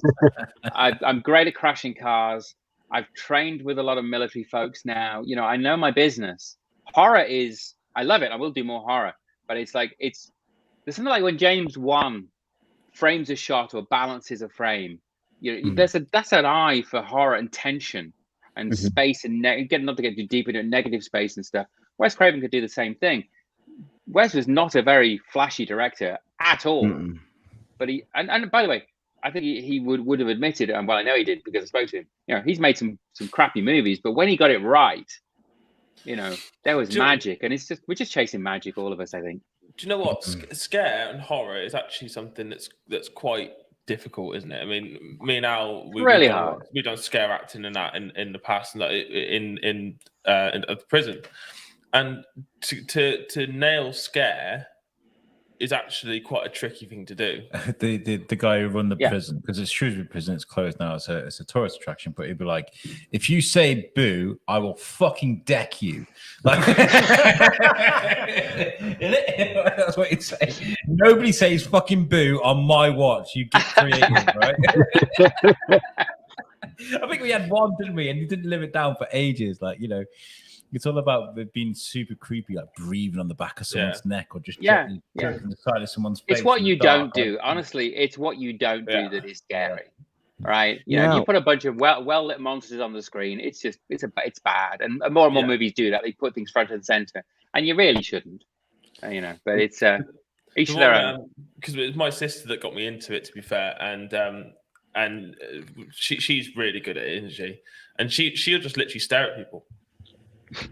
But for an unnerving amount of time, completely deadpan and just stare at them, and you see them getting all cocky. Like obviously it's slightly different in film, of course, but you see these guys get all cocky, and then you see the confidence starting to slip, and whilst you still just burn into the side of their head, It's completely true. It's complete. You just it's why zombies work and monsters in horror, because of this thing, the uncanny valley, where it's human and yet not human, and you can't quite put your finger on it. It's very, very disconcerting. So it's why Polar Express didn't do well at all. It failed miserably because everyone was so uncomfortable. Like, it's kind of real, kind of not. Yeah. So I can imagine trying to capture that in a film or on a camera is actually a really, really difficult thing to do. I think so. I mean, I've achieved it like 2 or 3 times in my career, just in terms of moments that work. And then a lot of times you think you've got it and you put it together and you don't, and then it's like, there's just. You never willingly or knowingly make a bad movie or a bad TV show, but sometimes you do, and you say, what the hell didn't work? Was it not honest enough? Was it, really comedy is very useful for horror because it levels, you can break tension and build things up, and they're all, by the way, they're all hard. Like people don't talk about romantic comedy. That's really hard to do. I can't do. I wouldn't and can't do it. But every genre has its own. A well-tuned thriller is a beautiful and difficult machine to create. A good action movie's hard. You can have any explosion you want. And one of the greatest pleasures of my life was when the first time I did explosions on the set of Death Watch, the effects guys said, "How big do you want the explosion?" And I was like, "Well, how big can you make it?" Fucking huge. And, big. I've dreamed of this my entire life. Right, exactly. Hold my pint.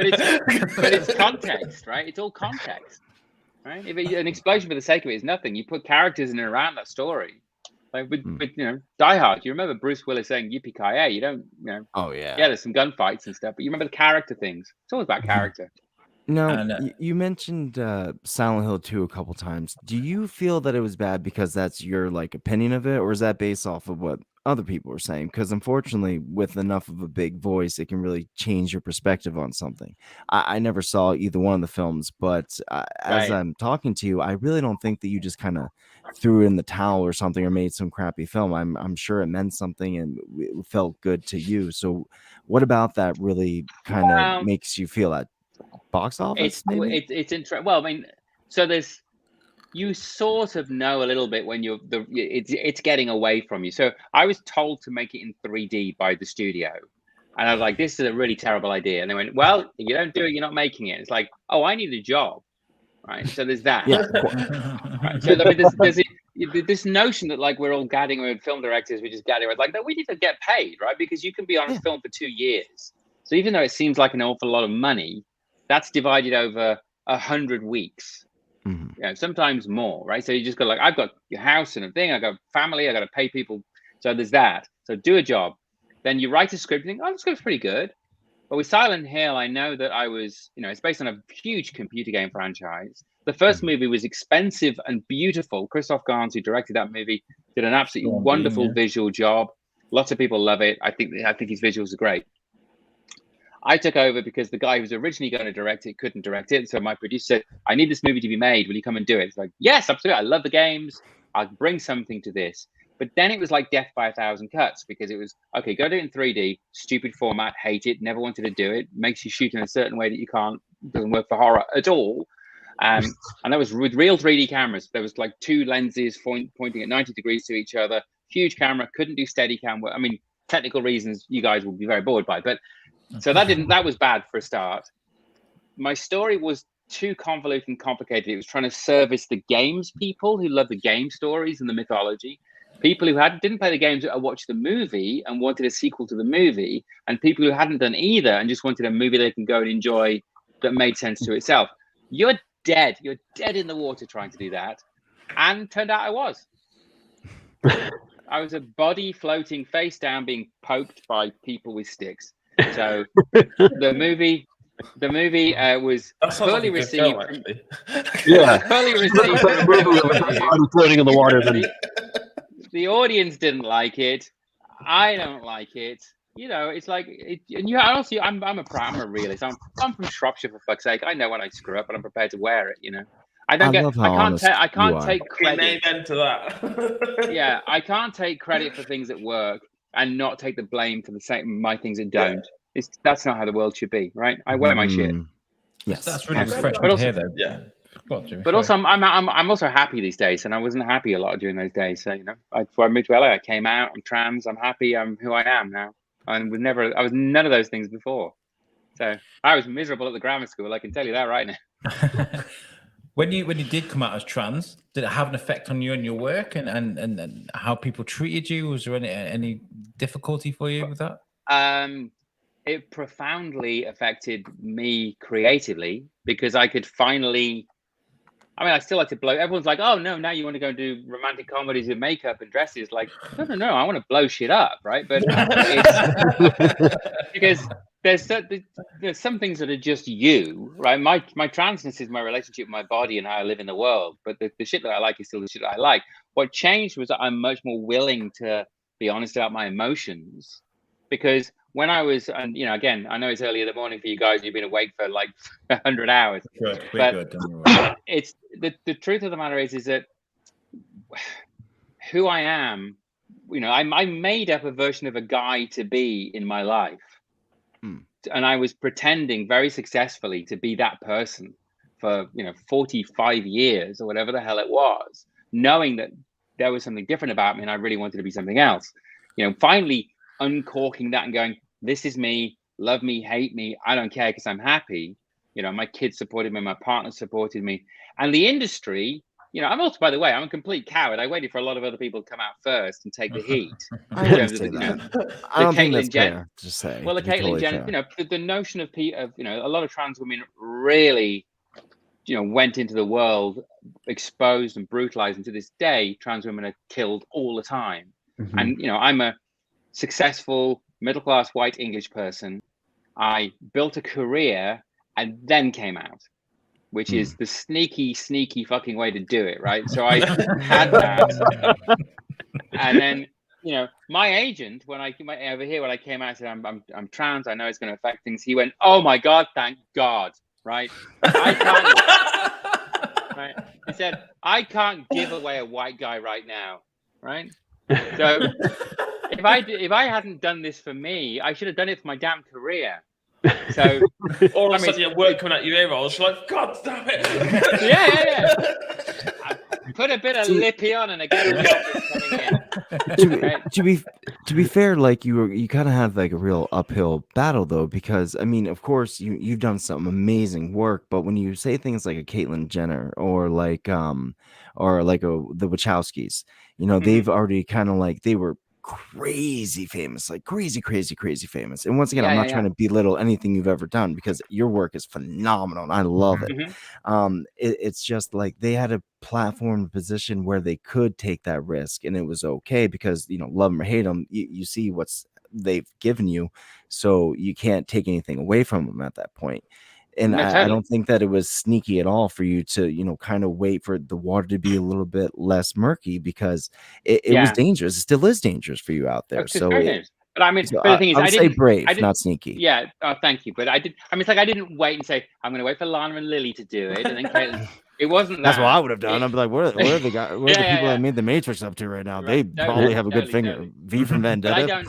But I was actually. It was more about my family. I wanted my kids to grow up, so that I didn't, because I didn't think the world and Shropshire. Listen, I mean, the truth of the matter is, I lived in Shropshire up until 3 years ago. I lived outside Market Drayton, and I genuinely wondered what was going to happen. I know there are some trans women in Shrewsbury. I've spoken to them, but it's not the most conducive environment. I moved here. I moved to the beach in Los Angeles, and I went for breakfast and there were trans people and non-binary people and people that you couldn't possibly put a label on just doing their shit, right? I'm the least interesting version of all those options right now. And then in terms of career, I guess I got offered a lot more things because I suddenly was being offered Pose and Sex in the City and L Word and things that were dealing with gender and more feminine things, which I didn't reject because of what they were. It's like Pose. I didn't know the world of drag queens and ballroom dancing in New York. I couldn't speak to that. I would rather, and it's very sad for me that Lana is still directing because I wanted to be the action tranny, the one that did that shit. But and by the way, I'm allowed to say that word. But we know the rules. No, you guys we're not saying that. David's like, yes, man. Yes, man. But Lana is a phenomenally good director with massive resources. So, she's kind of my icon in many ways because she did everything. And I don't know, I've never met her. I'd love to, but it's just one of those things where you go, okay, there are people forming, the creative lives in every capacity. It doesn't matter your race and your gender. Like over here in LA, which is, I don't like wokeness because I think wokeness is a very extreme thing, but just acceptance. It's great. And I've shot all over the world as well. I mean, now I've shot in Muslim countries as me now. I've shot in Kenya. It's illegal to be gay in Kenya still, right? It's challenging to go to a Muslim country as a trans woman. But you go there, and because I go with an amount of privilege, with privilege tailwind, I'm either bringing millions of dollars in production or I'm the boss. So that's really useful. I know some other trans women, women of color, who's like, yeah, we can't do what you do. So my thinking is this: if I can drag a little bit of acceptance with me, then maybe it's worthwhile. And again, not to get too heavy, but and blow shit up. Interesting enough, like I can actually add on to that because when I was 16, I had non-Hodgkin's lymphoma. I got to make a wish. That was like a really cool thing. Like you're under the age of 18, you get to make a wish. I went to Jamaica, and my sister at the time was really into girls, so she had a bunch of tattoos that showed off her pride, which was very, very cool. But when we were told when I told them we were going down there, the travel person was like, so you're gonna want to cover up when you're down there. And she's like, why? Because up here in Vermont, it's like totally okay. Everything's socially acceptable and there's no problems. And like it's illegal down there. And I didn't believe it. And I didn't understand what the actual scope of that meant. I understood it my first night there when I was watching Big Daddy. I love Big Daddy Death. I've seen that movie 1,000 times. It gets to the scene where the two boyfriends kiss one another, and because they were best friends and they became lovers in high school or whatever. And that part was gone, but all the rest of it was there, including the swearing. I was like, oh man, they swear, but where'd that go? I know it's there. I didn't imagine it. So I can tag on to what you're saying. It's a crazy notion, right?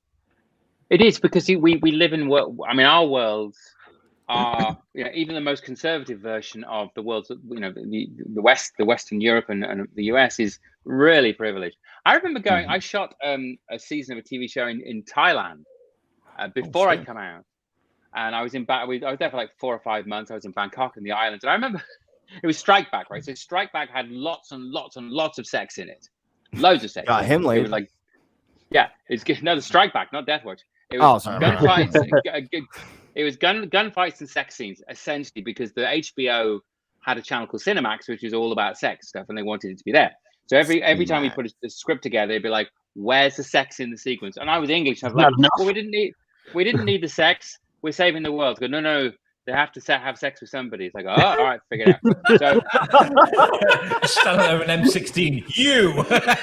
That was the situation. You know what? You're not a million miles from it. It was never forced like that. It was not like gunpoint, but it was like they're saving the world's bullets, and there's a waitress who looks at one of the characters like, okay, let's go to a wardrobe and have sex. Right? It was. Happens every day. It happens every day. Just like my lucky day. Honestly, it was more of a documentary than anything. Right. So I got to Bangkok. Right now, Bangkok is a city that's famous for its sex tourism, right? Which I'm sure you guys may be aware of. And obviously, they call them the lady boys, but the katoi, which are the transgender women there who work in the sex industry. But so there's a famous street called Soy Cowboy, and it's like, it looks great, loads of neon lights. But let's shoot down Soy Cowboy. And obviously we're location scouting down this street called Soy Cowboy, and there's just sex clubs for 300 yards both sides of the street. We're walking past a bar. They're showing Strike Back, right? And it's like, oh, this is cool. It's like with the Strike Back team and our TV shows on a bar in Bangkok that we're scouting, and it gets to a sex scene, and they've cut the sex scene out.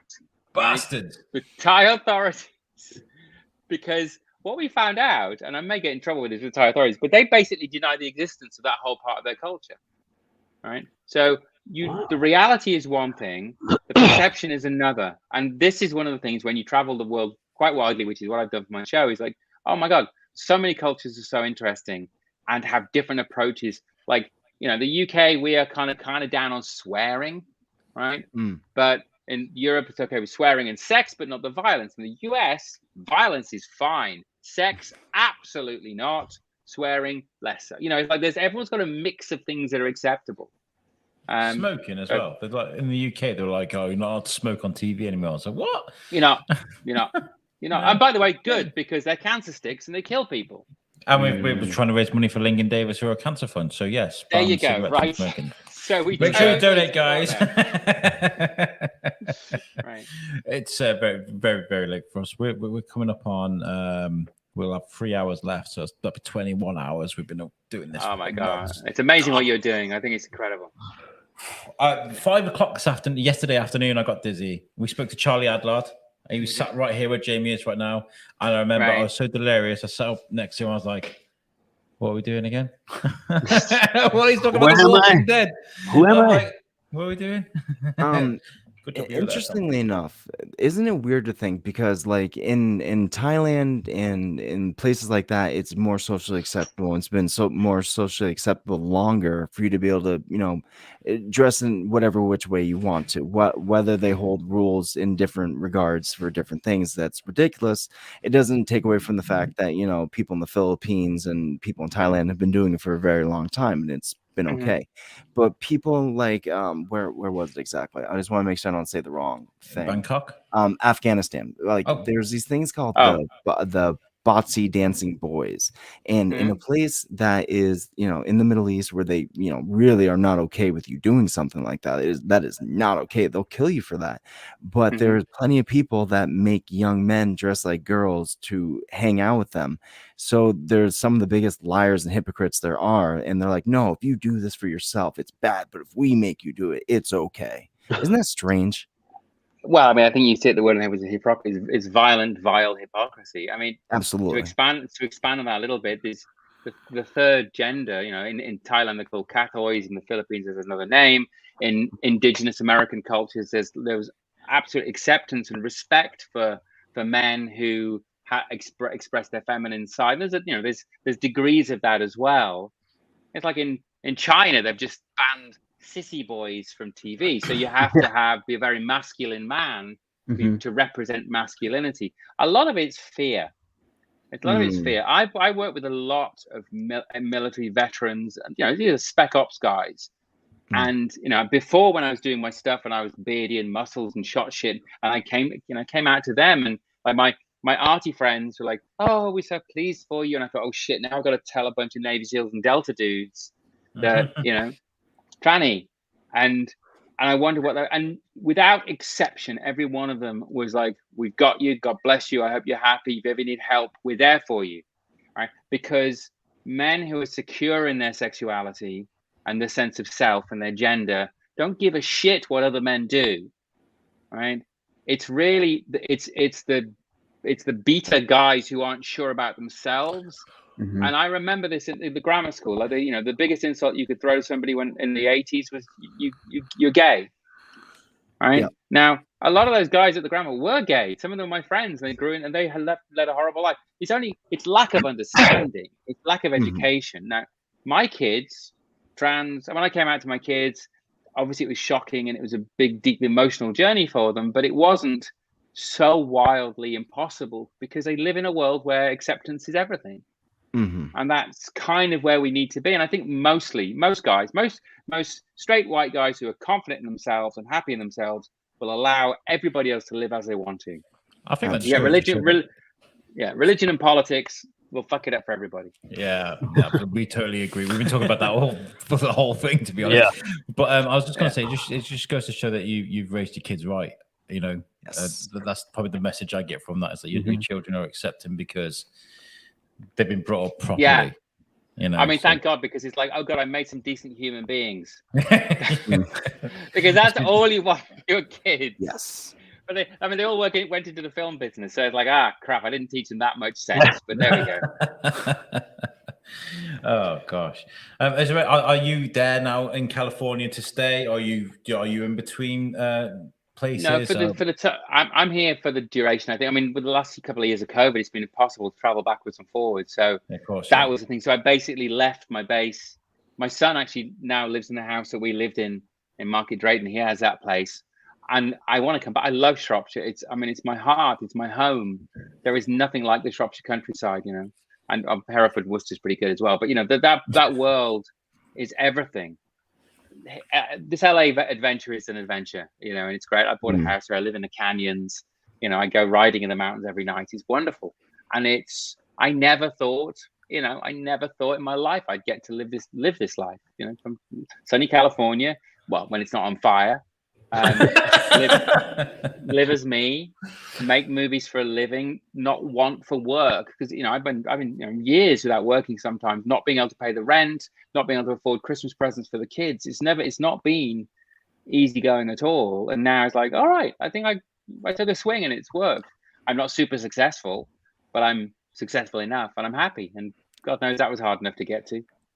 I gotta say, MJ, thank you so much for coming and hanging out with us. This was an amazing conversation. It went all over the place. You put up with all of our nonsense. You have some amazing stories, and I gotta say, me and Al have a network, and David is a big part of it, and Jamie used to be a part of it as well, called US UK or USUC. Right. And it all started off with, yeah, exactly. You would have loved the last So one. you The get last it. one was America called- were like, we don't like being told we suck. We did like a focus meeting with it. We're like, what do you think of the show, guys? And America were like, we don't 20% of like it. Americans hate you for doing it. And we do this podcast, and it's amazing. It all started off with me and Alex speaking the same language, but not understanding one another. And the whole entire Odyssey is based on that little joke. So we essentially started like respecting and understanding each other's cultures, and being somebody that has went from exactly where my partner is from all the way to over here and living. You have the unique viewpoint that personifies what we try to accomplish. So you're very special to us, and thank you. Oh, thank you. I mean, it's lovely talking to you guys. It's amazing what you're doing. So, congratulations on staying awake. Thank you very much. It's a lot of methamphetamine, it just really kicks your ass. Whatever it takes, honey. I can't see the big dilated pupils, so you guys are doing fine. I wish. Like, it's one of those instances you're like, I watched Walter White make it a whole bunch. I could probably make some meth and it'd probably go Exactly. good." Yeah. How long do you think blew up? Again? Oh man, wait a minute! You saying that meth labs blow up all the time? I don't All know. the time. All the time. Let's do a Noxious quick chemicals. subtotal. Let's show people how much we made so far. So, if you're just tuning in now, see the viewers starting to go up again. Maybe people getting up and going, "What are these fucking idiots up to now?" We are. They're still going. They're still going. They're still awake. We are 84% up. Closer to our target, £847. We want to make, and I do believe we can make that £1,000 target. We've got 3 hours left. We've got 3 hours. You again. And once you get me off the screen and get something more interesting, you're definitely going to do it. Oh, stop it. That's just not even close. I mean, like, don't get me wrong, the next guest we are very excited to speak to, but the fact is, you have a very long tail, my friend. You are very, very interesting, and I really feel. See, I'd like to get you back on in October because I'm celebrating Halloween. I'm getting all sorts of very fun people on, but that's all depending on your schedule. If you have time, I'd love to get you back on. Send me an email, darling. Let's see what I'm doing. Absolutely. I was, as soon as I spoke to you guys on email and I knew that you were coming on the show, I was bouncing. I was like, I can't believe this guest we got coming on, because having read your story and understanding your journey, I was just like, this is a guest that's going to keep on giving. And I was correct. You were fantastic. You're big softies. You're so much, big softies. Thank you ever so much, guys. We appreciate you. Have a wonderful night. Thank you very much. Good luck Thank with you. everything. Have Get a some great sleep, damn it. Bye. 3 more hours. 3 more hours. Eventually we'll get sleep. And come for a pint as well. What a find. I was mean, what excellent. an amazing guest. Right? Superb guest. Yeah, she's fantastic. And like the 11th hour too, like you would expect that our guests would start peeling off and like they become less and less interesting. But I feel like it's the complete opposite. And that's not to disparage any of the other guests. Everyone's been just on top of the game. So much fun to talk to. So thank you, everyone. But like these last guests. Sorry, no. Go on, carry on. No, but these last, few guests have just been amazing. And I just can't wait to see what else we have in store. Me too, because we're speaking to Mark Summers next, I believe. Is it? I thought he was he's 3 hours behind me. So he's doing his at 11 o'clock. It's my time. Yes, he's your time. He's doing It's going to be 10 right now. And speaking of, I need to go set up this stuff in the garage so I don't make so much noise. Oh, hold on. Let me have a look. Have I got this wrong? It's George meant to be coming in now. Oh, good. Okay, so he won't mind if I do. I've got Mark Summers for 6 a.m. He's 6 a.m. your time. He got that'd be right? No, it'd be 7 o'clock you're in because you're 5 hours ahead. Yeah, he picked 11 o'clock. Oh dear, we got an issue then. Ooh, what kind of an issue? We might be having Mark Summers and George Lugo on the same show, which I don't think would be an issue. But if that's the case, I can take off for a bit. We can let George be on the episode with Mark Summers with us. That's what I mean. Yeah, we can do that. Yeah. I can take a break, set up the garage, and get it all ready. Well, we've got an hour now. We've got an hour to burn, so we might as well sit and chat for a bit. I mean, if there's anybody that would like to join us on the feed, I've got a message here. George, I'll see you soon, but I haven't used StreamYard. It's easy, George. You'll be all right. Yeah. Okay, so yeah, we can have a chat for a bit. If anybody would like to join us, is just waking up and would like to come and sit and chat with us, let us know and I'll send you the link because we're feeling very generous. We are coming towards the end of this. Can you believe it? I honestly think the time's flown by. It has gone quick. It's gone really quick. I know I didn't join until like 3 p.m, but I feel like it's gone really quick. I feel like you're all lying right now. You're all just like got Stockholm syndrome. You're like, we're stuck here. We better enjoy it. It's a great time. We love every second of it. This cabin. What you can't see is that Al's got a gun. Like, it's like just hiding under the table right at your balls. Yeah. Right. He's waiting for you to throw up 3 fingers like this instead of 3 fingers like this. So then he fucking knows that you're, if you know your movies. Hey, anyways, I still want to listen to us being live right now and being on the feed, but could you guys kick me out while I go set up in the garage, and then when I give the signal, be like, hey, I'm ready. Yeah, I'll kick you out now. It shouldn't take too long. I'll be back. See you later, mate. Bruno, what's that from? That's really going to bug me. What's that? That is from Inglorious Bastards. Yes. Right, okay, as well, I think we should mention that we should try and keep the language to a little bit of a minimum now. So it's 6 a.m. UK time. It's probably kids waking up and what have you. But if the odd one slips out, it slips out. No kid is watching us. But I feel like we're not overly using any. No, not at all. No. I think probably Wednesday Night Live and the Weekly Bazaar, we were kind of just all out, but that's what those shows are for. I want to say that the next 2 hours are going to be sponsored by Goat Straw Entertainment, which is George's new adventure, which I've got an actual overview. Oh, for God's sake. This is just my like. So I'm really sorry about kind of like, talking as much as I did. I kind of figured that you guys might be a little tired, so I was just kind of trying to take the load off. So I'm sorry if that came off like fucking with you. I was like, shut the fuck up, Tom. We do that all the time. Good. What's the difference? No, absolutely. But I have been talking quite a bit, but I feel like it was good though. We're also fully aware Mark Summers is on soon, so yeah, we're doing it again. So I'll tell you what we'll do is for the listeners that are watching right now, would you like to tell Mark people who Mark Summers are? Is he worth waiting around for to listen to? And then what I might do Mark Summers is Nickelodeon. Like he is the Mark Summers worked in Nickelodeon during the golden years. It was the Classic and Supo. If you were listening to the Charlie Adler interview earlier in the day, it was the video games and the competitions that they had, like Guts and Are You Afraid of the Dark and Ren and Stimpy. If any of these things bring back like warm fuzzy feelings, then you know exactly who Mark Summers is.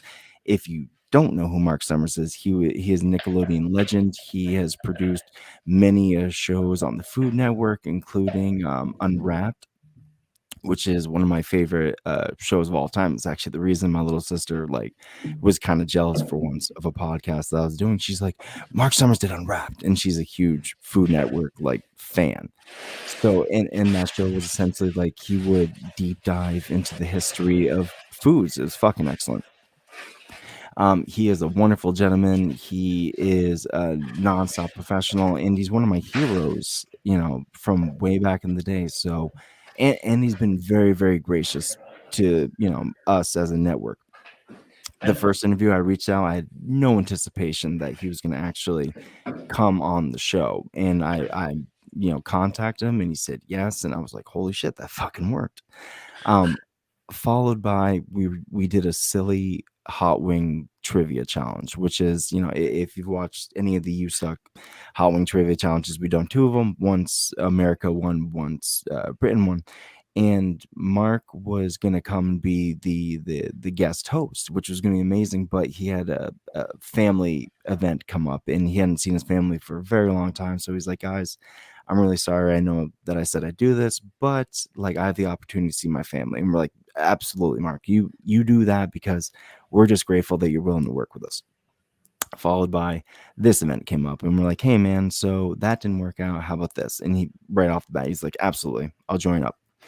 So he is a wonderful human being, and he's definitely worth waiting up to listen to.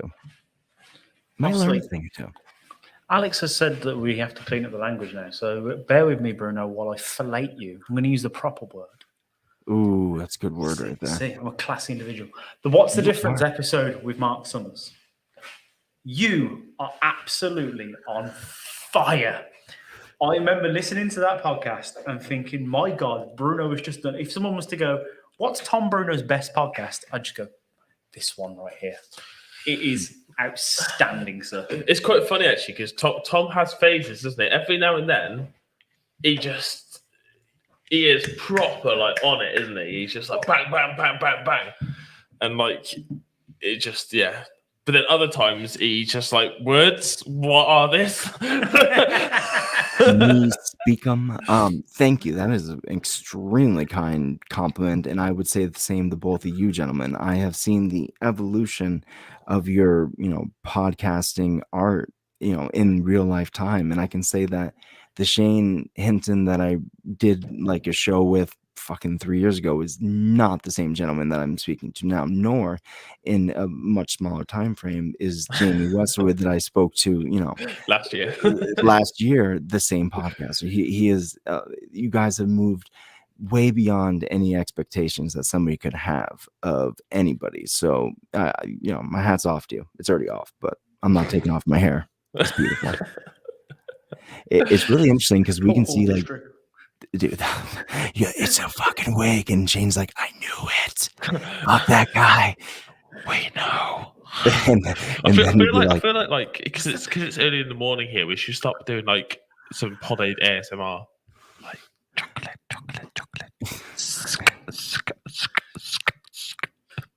I hate that stuff so much. I don't. Alex is gonna kick you out in like 2 seconds. He's gonna be like, I heard what you were doing. That is not the level of professionalism that I expect from you, and you are out. And then you're like, thank God. and then Jamie's doing the same thing. He's like, no, I booed it too. He's like, no, you stay there. That's your punishment. Shane leaves.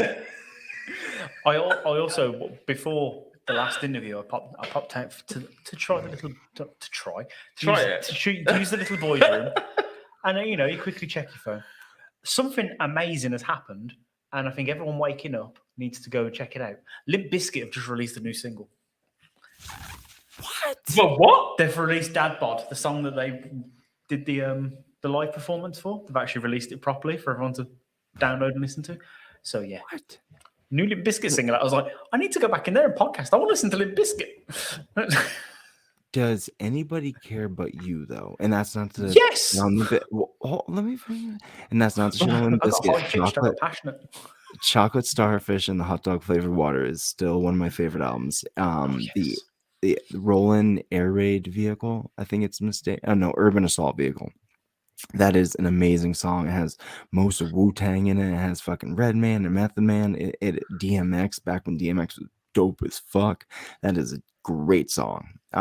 But how long has it been since he put out an album? Do you have can you give me a time frame by chance? They did Results May Vary after that one, the one with Eat You Alive on. Yeah, Behind Blue Eyes. Yeah, and they did another one after that, but that must have been like 10 years ago at least. Did they? I thought they did. Wasn't it like a compilation album? No, because they released a Gold Cobra. I never even heard of that. What the fuck is they that? did a music video for one of the songs on a Gold Cobra. It's a good album. Which is their best album? It's my personal favorite album, Significant Other. Ooh, good choice. Good choice. I love that album. There's just hit after hit on that album. Shane, favorite Limp Bizkit album. Favorite Limp Bizkit album. I don't know, to be honest. I would go with $3 Bill, y'all. It is raw. It's right album. Faith. We tried mosh pitting to Faith at my fucking what? Limp Bizkit have released a new single. Yeah, that vibes. Yeah, it's actually out now. Came out earlier. I listened to the version of it. Did you? Yeah, I was just like, oh yeah, I knew that. I'm a massive Limp Bizkit fan. I love Limp Bizkit. Yeah, you do. We were just Jamie's talking. literally jumping up and down in his seat, like he's literally about to wet himself. He took off his clothes. You know that when you got a puppy and it's just like it's really exciting. This whole back end is like wagging. It's not just his tail, his whole back end's going, and like it's actually scraping along the floor. Like that's literally what Jamie's doing. Al walks in. Did you know that he's like, yeah. Al walks in. He's like, "What's all this hot dog flavored water doing all over the floor? Why is Jamie wagging his ass?" Wagging his ass. I was sipping my champagne out of seashells. I was like, oh yeah, it's called like Dad Biz or something. I don't know. Dad, whatever. You know. See, but that's the thing though, is like Al does like music all the time. So him and Jamie like have their finger on the pulse. You and me are old men, Shane. We don't know anything. Yeah. Limp Bizkit came out with the album like 10 years ago, apparently, and I was like, "What? They did?" We need to talk about what slippers are comfortable. Ooh. I have some Homer Simpson slippers that I've had since I was like 13 years old, and I still rock them bitches. They're falling apart, but they're dope as fuck. So I never wear slippers. My feet get too hot, and I kick them off. I have to wear them for like 2 minutes. I'm a bit like that. Yeah. And this is the type of entertainment they're sticking around for. There's 5 people sat there watching us talk about slippers. After 22 hours, what do you expect, folks? We've run out of things to talk about. Get in the comments quick. Yes. Give us a topic. To be fair, the 5 people that are left have a bet on who's going to die first. They're like, that's what we're sticking around for, the death. And they're like, the death of what? Comedy? And they're like, no, the death of you. And you're like, fuck, I knew it. That was my second guess. Jamie. Hello. How on earth did you get away from your family this long? You're just like me. Like you have constant like attention needed by family members. So how did you get away for a fucking 24-hour podcast challenge? Well, obviously when Alex basically told us we were doing this, I'm not going to say ask us, he told us. That's true. My original plan was to tune in from home, but obviously because it's the middle of the week, my daughter's got school, my wife's got work the following day, so I was like, sod it, I'm going to book a couple of days off and I'll travel down to Shrewsbury and we'll just do it. You are a gentleman, my good sir. That is very, very cool of you. The wife wasn't too happy, I'm not going to lie. Yeah. Every time I've been out so far, the wife's like, so what's going on? And I was like, we have 5 more hours. Yeah. But that's okay, though. I'm meant to have the radio tonight as well, so I might have to have a night off the radio, guys. Yeah. Well, this is why we decided that we're going to take time off after October. Which, by the way, if you did not hear the last interview, is ramping up pretty significantly. So far, we have the writer and director of an indie horror movie called Amityville Moon. It's a werewolf movie that deals with Amityville, like the Amityville horror. So that's going to be fun as fuck. We have the writer of fucking Hocus Pocus coming on, the first interview of the month. We have Mick Strawn coming on. Good friend of ours. Been on the show. And now we have MJ that's agreed to come on as long as she's got the time, which it sounds like she'd be excited to do so. We have a very, very fun spooky month coming up for you. But after that, we are going to take a well-deserved break. It's been 4.5 years. Wow, I'm adding time now. It's been 4 years just about. And it's been a long time. Those 6 months were just this 24 hours. Well, we always feel guilty because like we built up, some listeners, and it's like, but we got these listeners and they want to hear what we have to say, apparently. And are we really going to be lame and not give them new content? Especially because we didn't have much to draw off. It's not like we would do it like 3 or 4 times a week. But since we've been doing it for fucking 3 years now, we have a whole catalog of really good shit that we haven't heard in forever. I'm sure you haven't either. So we can now pull off hey, we're going to take, 4 to 8 weeks off and regroup and come at you fresh as daisies. I got Oktoberfest at the weekend. You going to need me to find somebody? No. No, have we got somebody this weekend? Oh, is it this weekend? Yeah, this weekend. You're gonna get drunk. I don't know, man. Pod A's pretty much skinned me out. What really I can't believe you're not like drunk right now. You drank a lot earlier. Oh, we're still on, Ryan. Don't you even think that we're not? Holy cow, y'all still on. I honestly Love didn't you, think Mr. Williams. I'd be able to see you live. I love you guys. We love you too. Starting to see double a little bit, which is cool. That's healthy, right? Shane's mom says Limp Bizkit and Simpsons slippers. Yes. That is the quality of conversation. Have the Simpsons ever done Limp Bizkit? I've done Green Day and Red Hot Chili Peppers. Yeah, I don't think they've made fun of Limp Bizkit, but I think by the time that like they were big enough, they were kind of over it. Like, we don't need to make fun of you. You're joking with yourself. Which don't get me wrong, once again, I love Limp Bizkit, so that's just taking a guess on what the Simpsons feel like. Let's take a look at the subtotal, guys. So Please. we are at 85%. It's gone up a little bit since we last showed MJ. We are at £857. We're just so close. 143, yeah, £143 away. We can do that, guys.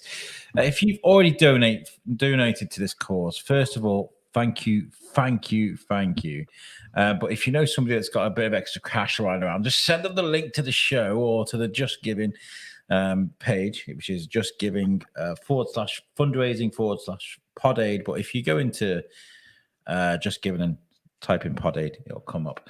Helen says, "Way to go, guys! Doing brilliantly."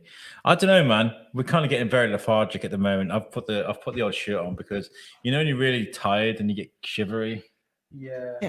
This is okay. This is a bit of a lethargic hour, but at the same time, we've been doing back-to-back interviews, talking to people. It's nice to just have this little bit of time to just I think I got worried after the Weekly Bazaar because that was a mental show. Like we were all kind of just jumping in and we were like, I was kind of like, okay, so I binned off David for a little bit. I was like, David, you go chill out for a bit over there. We'll very calmly do this thing. But I think we got to a point where even David now, I think we're all just a bit beat. We're just kind of like, take your time. That interview with MJ was exquisite. It was fantastic. We all got a little bit in. And Jamie, I was kind of nudging you going, To be fair, I did have a question to ask, but the conversation was moving so nicely. I was just letting it go. Jamie, in those instances, just do what Alex does and be like, Tom, shut your fucking mouth. Yeah, me and Tom are at the understanding. If you do ever hear me say to Tom, shut the F up, I'm trying to be a bit more conservative now. It's not because I hate him or I'm being rude to him. It's because we understand each other now. We're at that stage where I can be just like, yo, shut up. Got a thing to say. It's abusive. It's okay, though, because I've come to love it. Just like this whole experience with Pod Aid, I've come to love it at the very end, where I now am in love with the Pod Aid. Tom, tell him where to text. You can text at PodAid3 to 70085 to donate £3, which I think is like $4-5 Americanos. You should definitely do that because guess what? It helps us. And I swear to God, if you get us up to $1,000, I will personally come to your house and hug you after the pandemic's over. Give us a thumbs up, David. You want to come back in? Is he ready? No, he's No, like, no. He's telling us he will kill us if we put him back in. I think that's what that means. So, Jamie, how much have you seen? Like the army? Have you seen all the Sam Raimi Evil Dead films? I have, but long time ago. I don't remember them very well. Yeah, me too. I watched Evil Dead 1. I thought it was a fucking terrible film. Oh my God, you're so ridiculous. What are you saying right now? We've had this argument before, Bruno. We're going to have it again. It's good. It's going to wake me up. Evil Dead 2 and 3, great. Evil Dead 1, terrible film. Evil Dead 1. No, you go. I'm trying to remember what happened there, where a tree has an incident with a lady, if memory serves. Is that Evil Dead? Yeah, that's Evil Dead 2. That's 2. Yeah. I just have like mild memories of it. Right? Yeah. I don't believe him. I don't believe him at all. You guys should huddle together for warmth, I think. That's what it comes down to. Like Emperor Penguins. The one thing I think we do need to say, as we haven't got a guest here at the minute, is okay, we thanked everyone that has given us money. We thanked all of our guests. But I think we do need to just tip the hat, round of applause, whatever, for this man here. Oh, no. I mean, no, because so don't cry. You've stretched yourself to the point your beard has turned green. You've worked your knackers off for this event, and it has been amazing. We've spoken to some incredible people and raised, even if we don't hit target, we will hit target, but even if we don't, that is an incredible amount of money to raise. You should be damn well proud, and we're all proud of you. And yeah, Thank you, man. I mean, You guys have been amazing because you put up with my shit. I mean, like me, yeah, we've had an extra £10 down while you're doing that. I was like, oh my God, look at this. I've not been good for all this. It's not been easy because I have high expectations of myself and I do overwork. I'm bringing myself down a bit. So I've not been easy.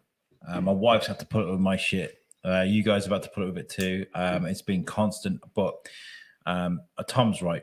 Enough is enough after a bit. We need to have a couple of weeks away just to sort of recharge our batteries and stuff. Yeah, I'll be doing some biscuit stuff, but the USUC stuff's just going to go away for a bit. I don't know about Wednesday Night Live. I don't know what we're going to do with that. I'm just going to leave that up to Tom.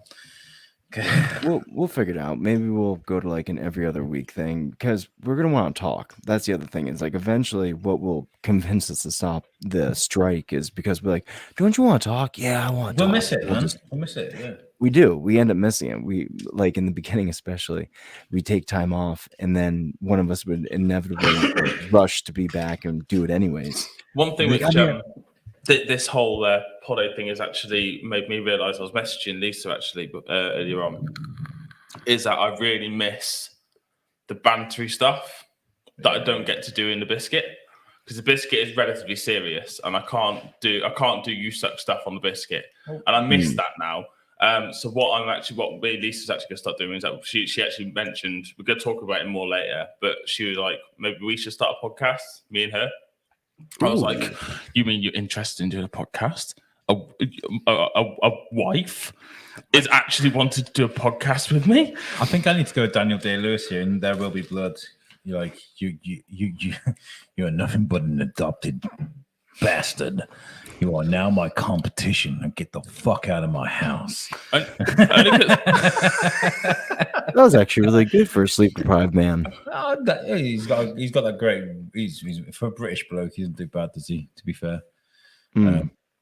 I love Bill the Butcher. Bill the Butcher is one of my favorite characters of movies of all times. Gangs of New York. I love it. Whoopsie daisy. Whoopsie daisy. I love that. So good. Welcome to the Daniel Day-Lewis quarter hour. Yeah, I don't get why everyone's so obsessed with that guy. Like, how many movies does he do? He does like one movie every 3 or 4 years, and they throw a fucking Oscar at him. Now, isn't he? Has he? I think he's retired. Yeah, he says he's retired. But It seems like every time he steps out of his house, they throw him a fucking Last of Oscar. the Mohicans is a masterpiece.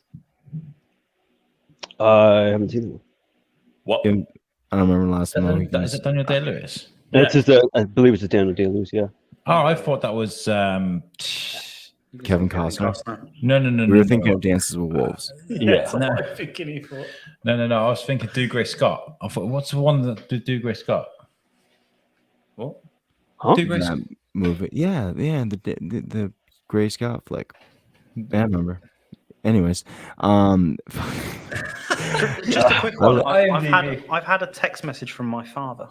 It says, "Morning, son. Glad you're all still at it. I've got it on in the car on the way to work for a couple of hours. So keep it up. Thank you, Ryan. You're doing a great job, and say that to everyone." So my dad says, Thank "Everyone's you. doing an amazing job." Thank you. Yeah. Thank you, John. See, and Jamie's dad's a respectable person, so we know it actually means something. Unlike all those other people. Well, You guys Ryan, can't hear my fan, can you? No, you're fine. Sorry, I couldn't hear you over the fan. The only fan I could hear was my father's words via text message. Right? He's our biggest fan. Thank you. That is amazing. Wow, that was a terrible joke from. I'm gonna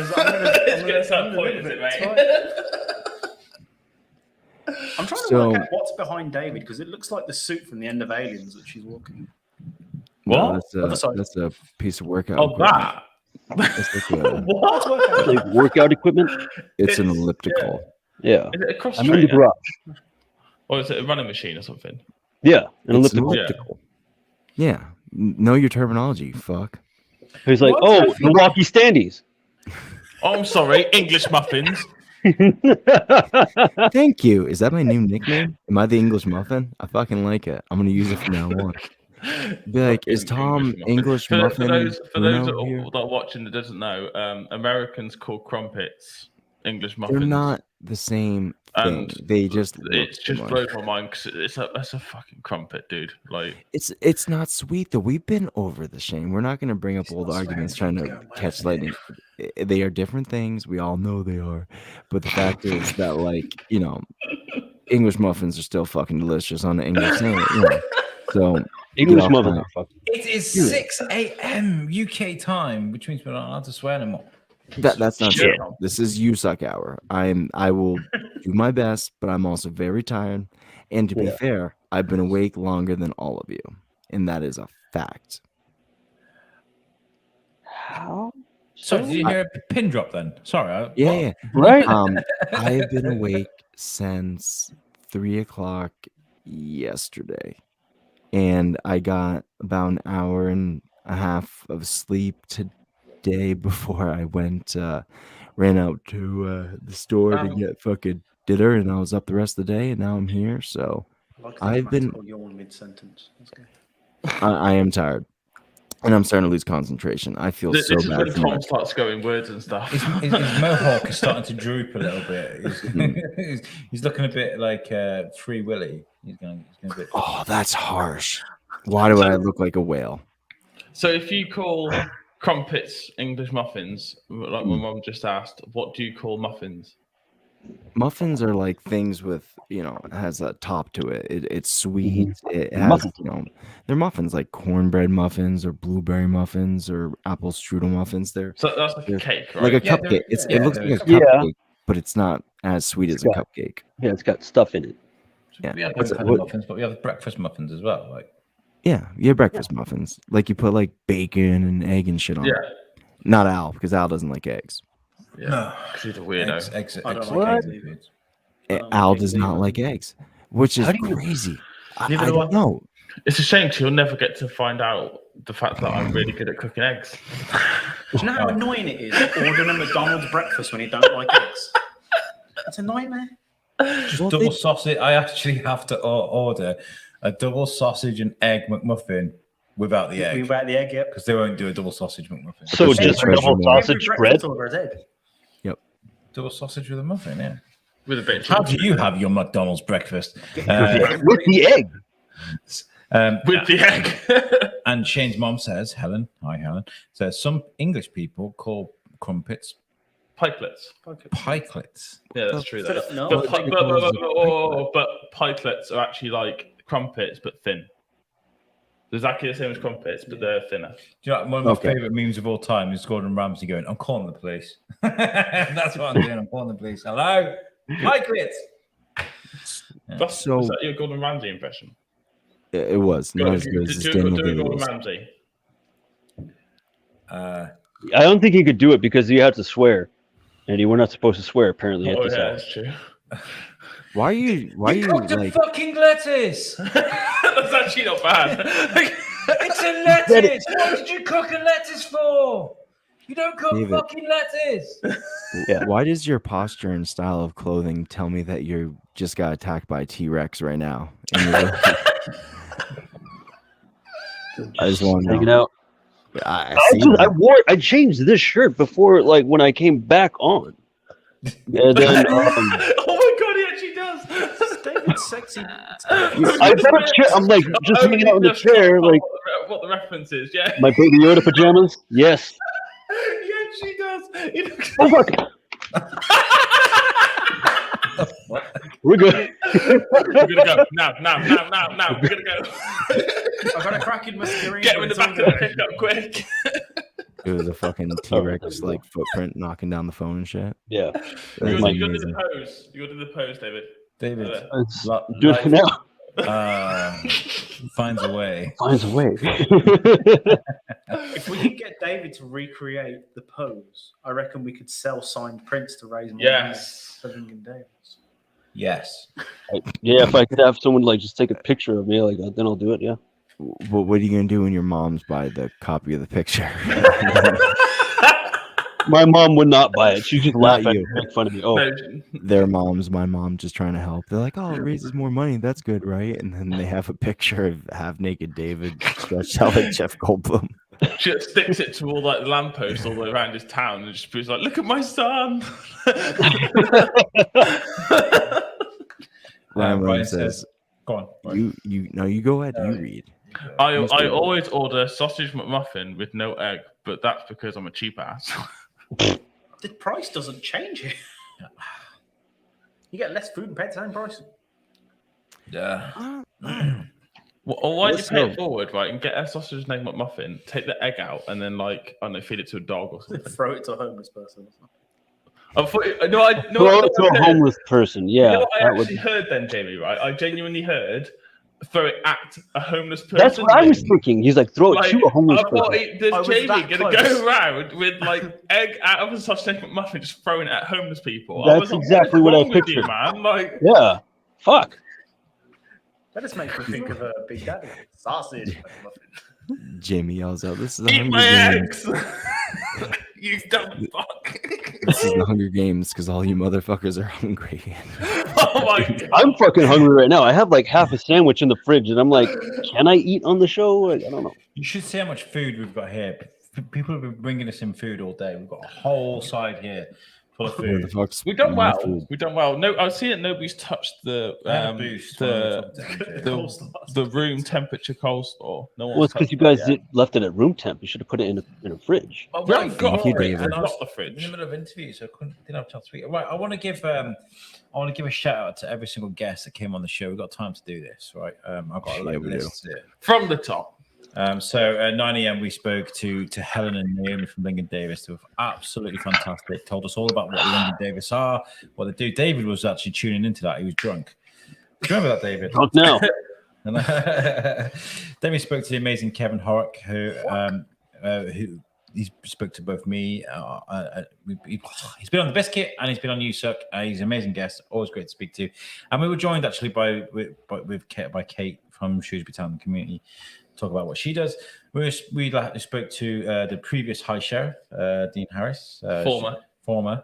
Yeah, not the ex. Not the ex wives. We spoke to Kel the Wood from Climbing Out. She's fantastic. She had a terrible accident, ended up disabled, couldn't ride a horse for a country like she wanted to, ended up rowing the Atlantic by herself, climbing mountains, got breast cancer last year, then decided to do a triathlon after treatment, and is carrying on. Climbing. She's signed up for 4 other triathlons. She's an absolute warrior. Then we had Pete White from Web Orchard, who we talk about a lot.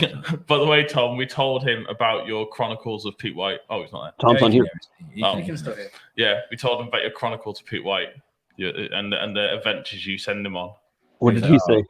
He said, "Thanks, Tom." He was like, and then Al said he's going to actually get all these chronicles and like put them together and maybe like in a book or something. And he was like, "I don't think I want to read it."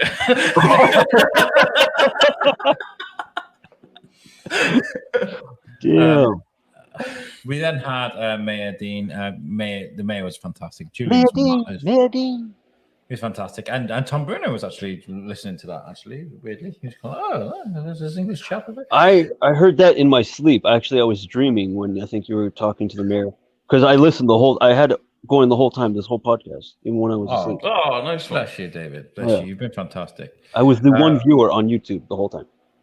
Oh, you're amazing. Really are. We spoke to Charlie Adlard as well, and Rob Hughes from Reach. A great conversation, which I don't remember much of. You did zone out for a bit. It was a good conversation. It was very good, but I was just kind of like, so I had Rob this side and Charlie this side, and I was just like, that's pretty much what I do. That's pretty much what I do. I have to try and remember. I nearly asked Rob about The Walking Dead, and Charlie.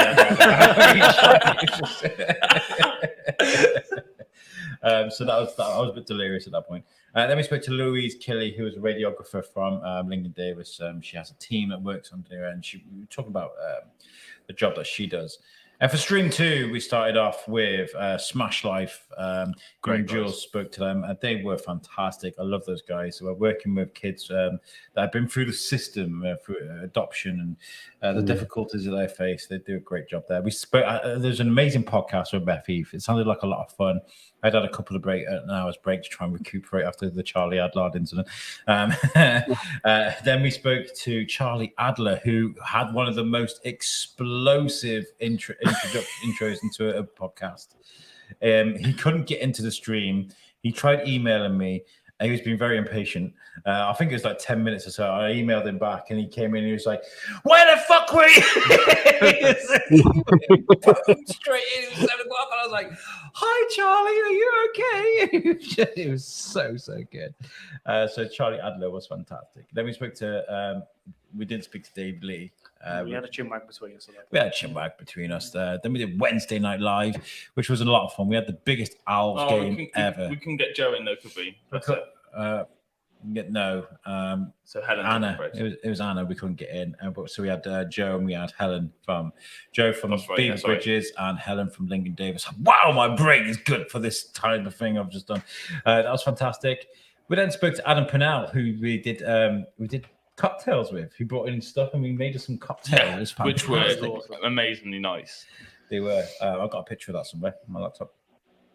And we did the Weekly Bazaar, which was absolute chaos. But it was a lot of fun. And Donnie's he's a great guy, so we really enjoyed that.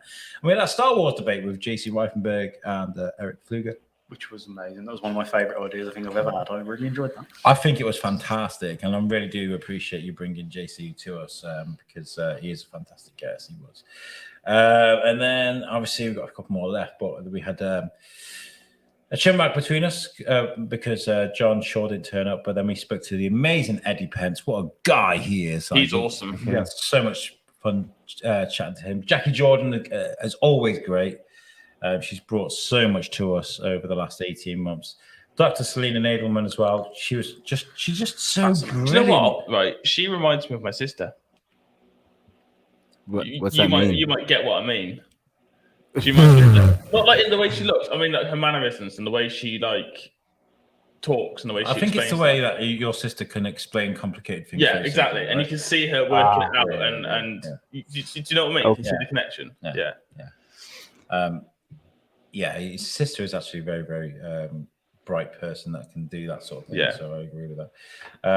MJ Bassett, we've just spoken to, an amazing guest again, and such an amazing story. I'm just going to go over a couple of comments, and we do have a Mr. Lugo in the background. Nice.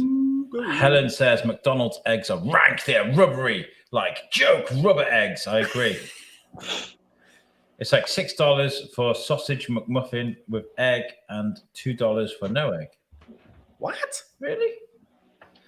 I've never had one without an egg, so I don't know how much they cost. Will you just nip to your nearest McDonald's, David, and order? I kind of want to, man. I'm fucking right now. Yeah, even though I have a sandwich, I'm just gonna. I was going to say, we keep talking about McDonald's. It's making me want a McDonald's breakfast. Yeah.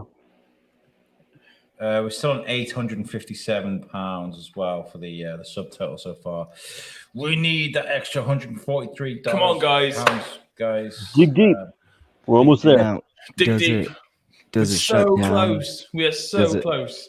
Does it shut down after we're done, or how long does it stay up for? Ryan did ask. He says here, can I still donate after pod is over? Because I have no funds. I'm sure this was asked, and we were told this on one of our meetings. Let's stay for like a week. I thought it was a month. Oh. I thought it was a month. Yeah, I'll ask the question for you, Ryan. Yeah. We'll put something up on the socials. Lingen Davis, I'm going to say no to your money. So even if you can't get on pod, just give them your money. I was just about to say, if you contact Lingen Davis direct, you can probably donate there anyway. I donated direct to their from Facebook. I donated. Yeah, and you can just put in the note somewhere on there saying for Pod Aid or something, and they'll put it in the same. Oh, I didn't put a note. I just. David, you're ruining everything. David. How dare you give money to a cancer fund? Robert says, I'm loving your work, guys. See you later. P.S. Happy to bring brekkie. Yes. There we go. Sausage McMuffin. Double sausage. Sausage McMuffin. Double sausage and egg McMuffin, but without the egg. Right? I mean, it's Why do the Brits that have all the food get offered more food? Why not offer food to the young, starving Americans? Well, in we the can third we can world we can country? send you some food if you want, but you won't have it today. Plus, They're gonna I send mean, us the eggs. Even if you use Uber Eats for you right now, Tom, it'll get to you in about 4 hours. Yeah. You live, like, the Can bottom you of- imagine the delivery driver like on his bike going like, "Oh, damn, I've got a bike to my mum." He's like, I don't know what part of the sticks you lived in, but yeah, I think I'm here. I'm just gonna fire a gun in the air and be like, "Listen for the gunshots." Pop, pop, right here. We're like full on Taken 3. Yeah, taken. I Uber nearly ran a deer over the other day, last week. Did Oh, I was telling you, because like with me, no, because Tom's hit a deer before, right? And it's like Moose. Moose. It's a moose. Yeah. I was It's driving. Nobody says the moose won that battle. Did the moose get up and what? Did you fuck the moose up? Oh, that moose's legs were broke, sir. It got up and walked away, but then it went in a ditch and collapsed. And it was like, 3 "Yep, times not cut muffin. moving." Yes, look at that. Yeah. One without egg though. One without egg. 2 of egg. Just take the egg out of it, man. Like, 2 of egg. 2 of egg. 2 without You egg. take your one- egg out yourself, damn it. exactly. No, because I can't have the egg taste on the meat. I honestly, ask my wife, man. I'm very. Rob, we love you, man. We love you. And we're looking forward to bring some really complex questions to ask us for the last interview of this thing. It'll be really fun. I wanted to do some improv. I really did. Go on, It's then. just, You guys are way too tired to even do improv right now. I think. we've got Mark Summers coming on in 25 minutes. We've got time for some improv. How are we gonna do it? Sure. I'm gonna improv me eating a sandwich right now because I'm fucking hungry.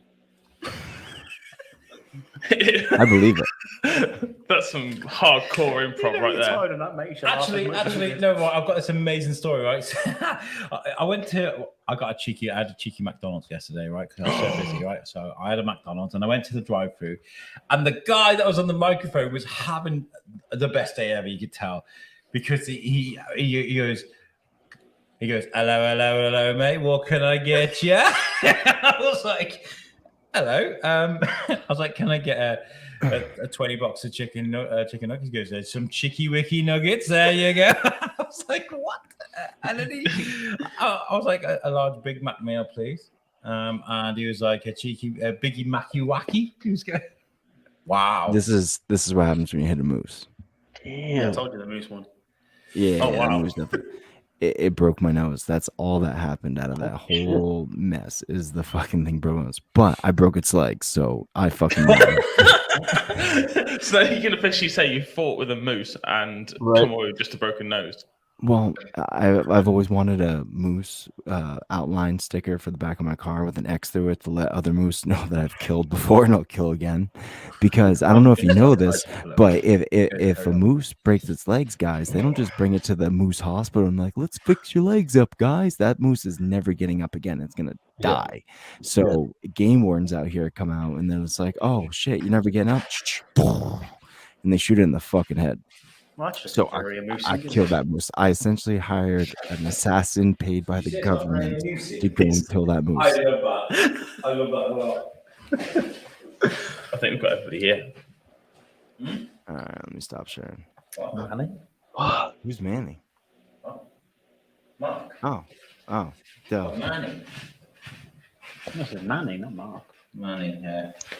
That's for George's show. Yeah. Oh, Manny, yeah. Are you talking George and Manny? Are they coming on? They're both there. Yeah, this is gonna be interesting. So we're gonna have George and Manny on the same show with Mark Summers. Well, I'll duck out for that one. 'cause Okay. there's way too many people on, so I'll duck out. I was gonna say I'll step out. You can both step out if you want to. Be totally anonymous. Anyone that wants to take a break for this one totally can. I just want to take a break so I can eat and come back on, finish it up. I think Mark's the last one, or do we have one after Mark? Well, George have- and Mark seem to be scheduled at the same time. don't Yeah. they? That's what I'm saying. And then there's the last one. Further down. Oh yeah, sorry. There's Rob Yeah, Hughes. George and Mark together, and then it's just Rob Hughes at 8 o'clock. Okay. So if you want to duck out for Mark Summers, and then whoever wants to come back for the last one's more than welcome to. Yeah. And then we'll have Manny and George do the Mark Summers interview with us. They might be fresher than we are. Yeah, which would be good. I don't think there's a might about it. To Hopefully be honest. they can hold their corner up. I get this. All right, so I'll see you in like an hour and 22 numbers and stuff. 26 hour and 26, David.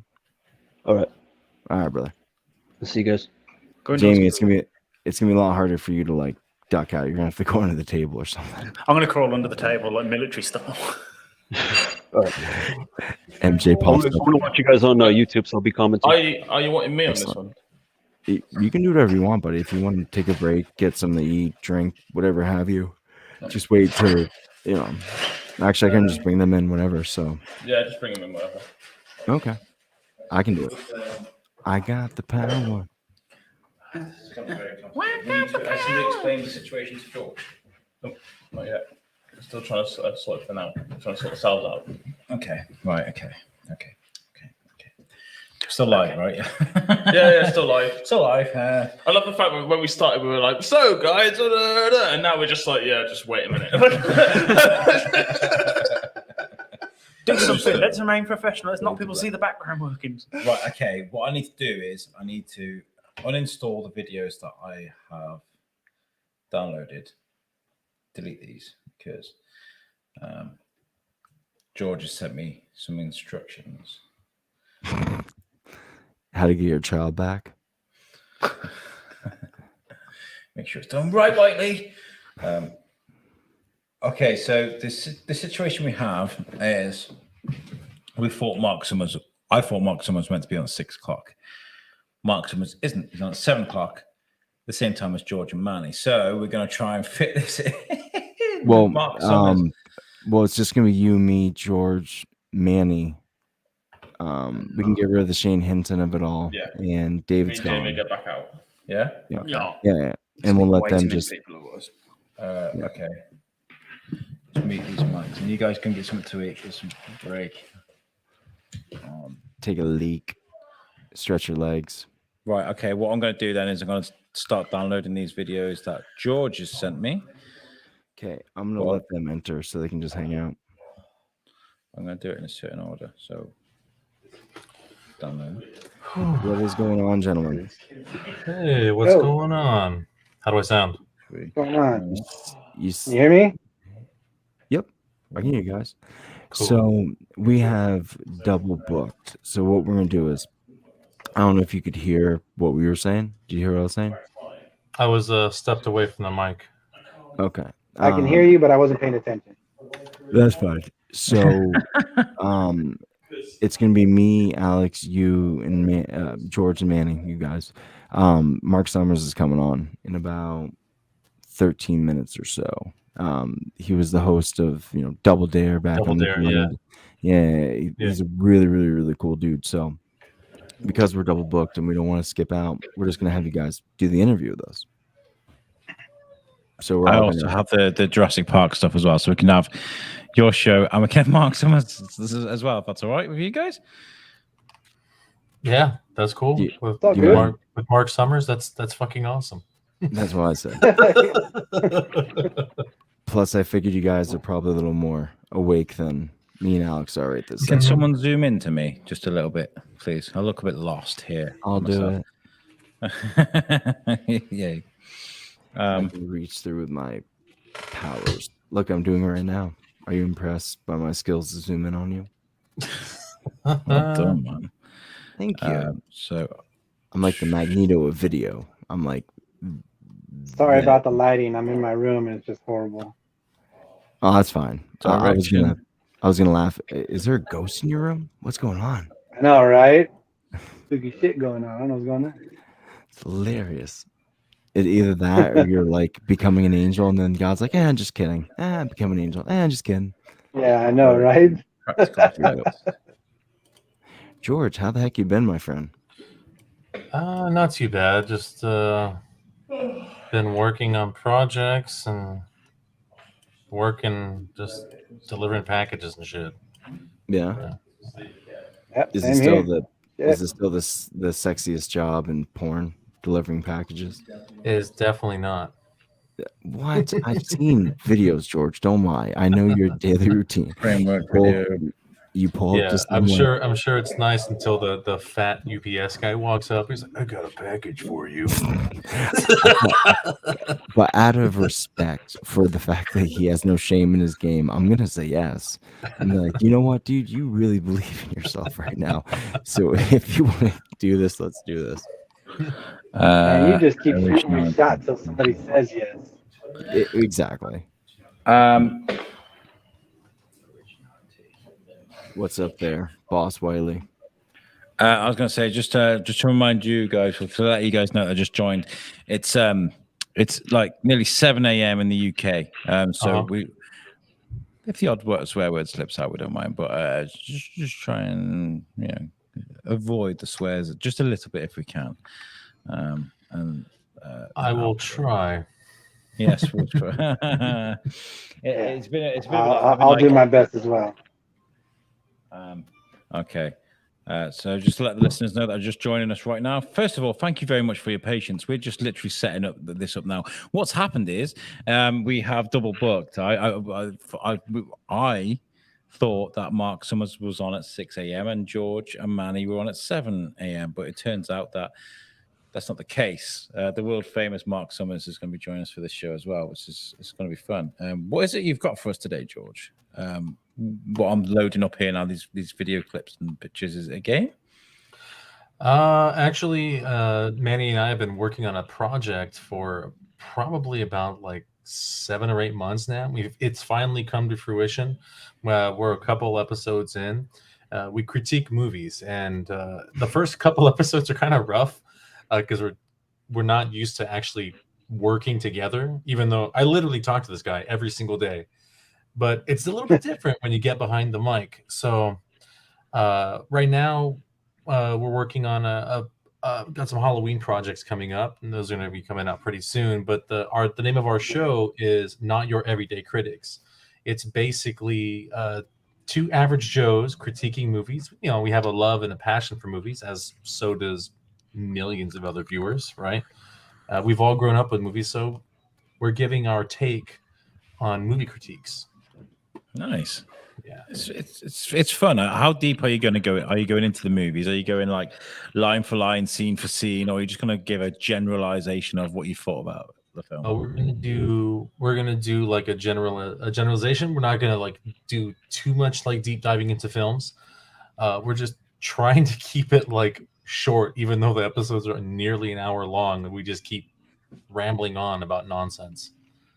That's what podcasts are, though. It's like you start really, talking. It's really what it is. Yeah, it's really what it is. Not like the plastic bag from Cruel Intentions. Let's just do like half an hour of a plastic bag being blown around with leaves and just talk about how beautiful. Intentions. That's American Beauty. That's American Beauty. American Beauty. My bad. Sorry. Yeah. You don't like better the be ashamed. How dare you be sleep deprived? How dare you? How dare you? We're nearly there, though, man. We're nearly there. And while we're doing this, while we're waiting to see if Mark turns up, I just want to share with you guys. I'll just quick check the subtotal, and we're getting we're very close to our limit, guys. Let me share. I'm going to share the screen with you because I can't be bothered doing the thing. So share screen, Chrome tab, and fundraising. There we go. We're at £857 there, which is 85% of our target of £1,000. Not much left. So if there's anybody that's really rich out there that's watching this at the moment, £143, you know, that's a meal in some restaurants. I mean, and that goes towards Lingen Davis and goes towards scanners that can save people's lives. It's like a meal for your soul. It's a meal for your soul. It's a meal for your soul. There you go. So yes, if we can get that by the end of the show at 9 o'clock, obviously I'll cry. I'll probably cry. Not gonna lie. But even if we don't, the fact is this is a first-year attempt, a rookie season of trying to raise money for anything. We're just some guys that talk a whole bunch. raising money for stuff is generally not what we do because our incomes are family subsidized, right? Like we only have what's available, and giving a bunch of money away to people is just not generally. And actually, sorry, I didn't mean to interrupt you, but I've got to do this quickly. This next hour, just like the last hour, it is brought to you by George's company, Goat Straw Entertainment, because George accidentally paid for 2 hours. So I'm going to give him 2 hours worth of advertisement. Goat Straw Entertainment. George, you want to tell people what this is? We've got you here, so you might as well tell us. Yeah, obviously we're just starting. Goat Straw Entertainment is going to be a wide variety, a collection of entertainment podcasts and shows. And our starter is Not Your Everyday Critics, and eventually we're going to go into things like playing pool, playing board games. We're going to do probably like short films that we're going to create also. So I have like a huge vision for this, but it's just, the ball always starts off really slow. So good. Yeah, it does. Alex, I wonder what that's like to have a big vision of something and start a network and put a bunch of shows on it and video promises and everything else. It sounds so familiar. My God. All too familiar. Flashbacks are coming to him right now. I was saying you're giving me PTSD right now.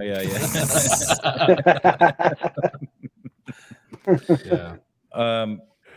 But there's no reason why we can't do it. I think with you, Suck, I think what we did is we were doomed from the beginning because we've been planning this for months before, and then the pandemic hit, and then what happened? Mm-hmm. The world got saturated by podcasts. Do you know what I mean? So we looked like a podcast that started just like everyone else. So we kind of got drowned in that. Do you know what I mean? So you, Suck, was kind of had this uphill battle from the beginning.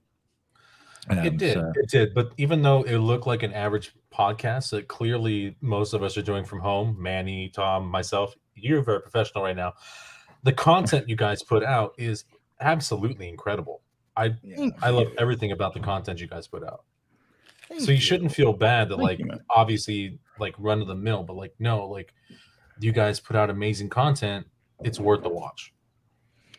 Thank you, man. That's really all we try to get. Like at one point it became about numbers, and I think you can really tell when that was affecting us. Like our shows were not nearly as good. It was the point when we had a conversation. We're like, okay, are you happy with this? Am I happy with this? Are we creating content that we're proud of? And essentially it becomes like, this is like my kids might listen to this one day, and do I want them to be like, oh, he's speaking from the heart, or oh, he's just doing it because he's putting in the time? Okay. So and that changed everything, changed the dynamic of the entire thing. So since then, I feel like our content's just phenomenal. Every time that we end a show, I'm like, dude, that was awesome. We just fucking killed that. Ain't the right, Greenbeard? Yeah. I think what it taught us as well, especially with the help of Jackie Jordan, is like speaking to people that we got the right talking to. Do you know what I mean? Like we just spoken to Selena Nadelman now, MD. Twice, and she was very, very comfortable chatting to us, and we didn't need reams and reams of notes. It's a kind of, who are you? What's your story? How did all this happen? And let's find out while the listener finds out, and that's the beautiful thing. I really feel like I get smarter when I listen to her. Like not often do I listen to something. I'm like, man, my IQ is just raising points by the second. But listening to Dr. Christine, I'm just like, man, this is what's up. This is what it's like to eat a dolphin's brain or something. I'm just smarter. So smart. I think we've broken Tom, guys. He's talking about eating dolphin's brains. I'm not gonna do it. I'm just saying it's the equivalent there. It's a good analogy. You don't know. Let's test this scientifically and get a hypothesis going, and then we'll see who's eating what dolphin brain. So Jamie says you need to get a straw and stick it through the blowhole. You know, do this shit. It sounds like Jamie's experienced. Oh, he is. He's been to the Bahamas. Are you experienced in this? We thought he was just some sort of like international arms dealer, but instead he's blowing air in a blowhole. Weird. Let's go to some of the comments. My wife is in the chat. She says, "You guys are amazing." You've been awake. She's been chiming in like every hour for the night. She's gonna be as tired as I am. Does she have like 135 quid she can donate? Hi, Todd. Todd Lemmy says, "Hello, Todd." Morning, Todd. It's LeMay, and he's a dope motherfucker. I like Todd quite a bit. He says it's 1:50 a.m. in Vermont and a balmy. That's balmy sounds like an Australian. It's a balmy 47 degrees outside. 47. It is cold as fuck. And he says, I'm having flashbacks of concerts I haven't been to yet. That's awesome. Interesting. The last prison break we were at, right? When the people are being processed in the cells and stuff, right? I get to go around and open up the doors, the little windows in the cell doors, and be like, "Fuck you," whatever you for the glass. Or, but this one girl, I opened it and she jumped because she was by the door. She looked at me and I went, "I'm over there," and she was like, "What?" And I just slammed it shut, and then I peered through, and she was just like, "What?" I was like, "I'm over there." And she was just like, "What?" Sometimes the simplest things. Okay. Anyway, Manny, we've never met before. How are you, sir? You good? I'm good. I'm really good. How you doing? I'm good, man. How do you know George? How long have you known him for? I've actually known George for over 17 years. I was actually his that's roommate. your problem, mate. Don't complain about it. No, I'm joking. Hey, I gotta deal with it, man. I gotta deal with it. This guy, He's a good guy. He's a good like guy. my brother. He was my roommate when I first moved in. I was about 18 years old when I first met George. We worked at UPS together at one point. We were unloaders and everything. We worked together for a good amount of time, and then I became a driver in my warehouse, and then he became a driver in a different warehouse. But we talk on the phone like every single day, like about nonsense and stuff. But it's fun. Makes the day go by quickly. It's absurd some of the stuff we talk about. Absolutely. It's fun. For me, it's fun at least. Well, because we do jobs that are for money, right? But neither of us, you don't work at UPS for You the get love of money? UPS. What? Yeah. It's because we have It's because we have a president, not a fucking queen. So we get all the money. He's just throwing jabs right now. I mean, there's only a slight difference between what we had with Trump and what we've got over here. Is that regular Tom or sleep deprived Tom? This is totally Who knows? I don't even know anymore. Regardless, we don't do the work we do for the passion of the career. We do it because it pays us money to be able to feed our families. So, with that being said, the breaks and the goofy talk and the breaking down of this is work life, but hey, we have the secret inside way that we communicate is intrinsically important. And Todd is one of the people that I communicate with, and he says ridiculous shit, and I'm like, oh, this place is okay now. So that's excellent, dude. It's the way that you guys can continue to work at a place that seems and not to disparage, anyone that works there or the business itself, but it seems pretty soul breaking day after day, the same thing over and over again. Yeah. Yes, it can be. Yeah. It can be incredibly soul crushing because you're literally doing the same thing every single day. So it's nice to have a little bit of I don't know, like it's familiar, but the problem is that it gets boring really quick, and it almost feels like you're not getting anything in life. So, all right, enough For complaining me, now. it's a completely different story. I have a nice cushy route where I don't have to deal with people. I deliver pure residential, no business. I don't pick up anything at all. I just straight deliver. So for me, it's pretty good. Okie dokie, ladies and gentlemen. So, one of our last guests, and it was amazing that he picked the time they did because, it's been really hard to fill slots, and we've filled virtually every single hour except the last one. And our last guest is actually, our second to last guest is one of my favorite guests of all time. Let's please welcome Mr. Mark Summers. How are you? Hey, how's it going? Good, sir. So, heads up right off the bat, Mark.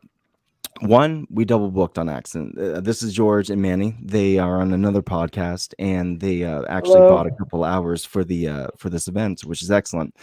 We got you on at the same exact point in time, so we kicked off everybody else and brought them in to talk to you. Plus, unlike me and Alex, who are incredibly sleep deprived right now, you'd imagine that 24 hours of podcasting and being awake a little bit longer makes you a little silly.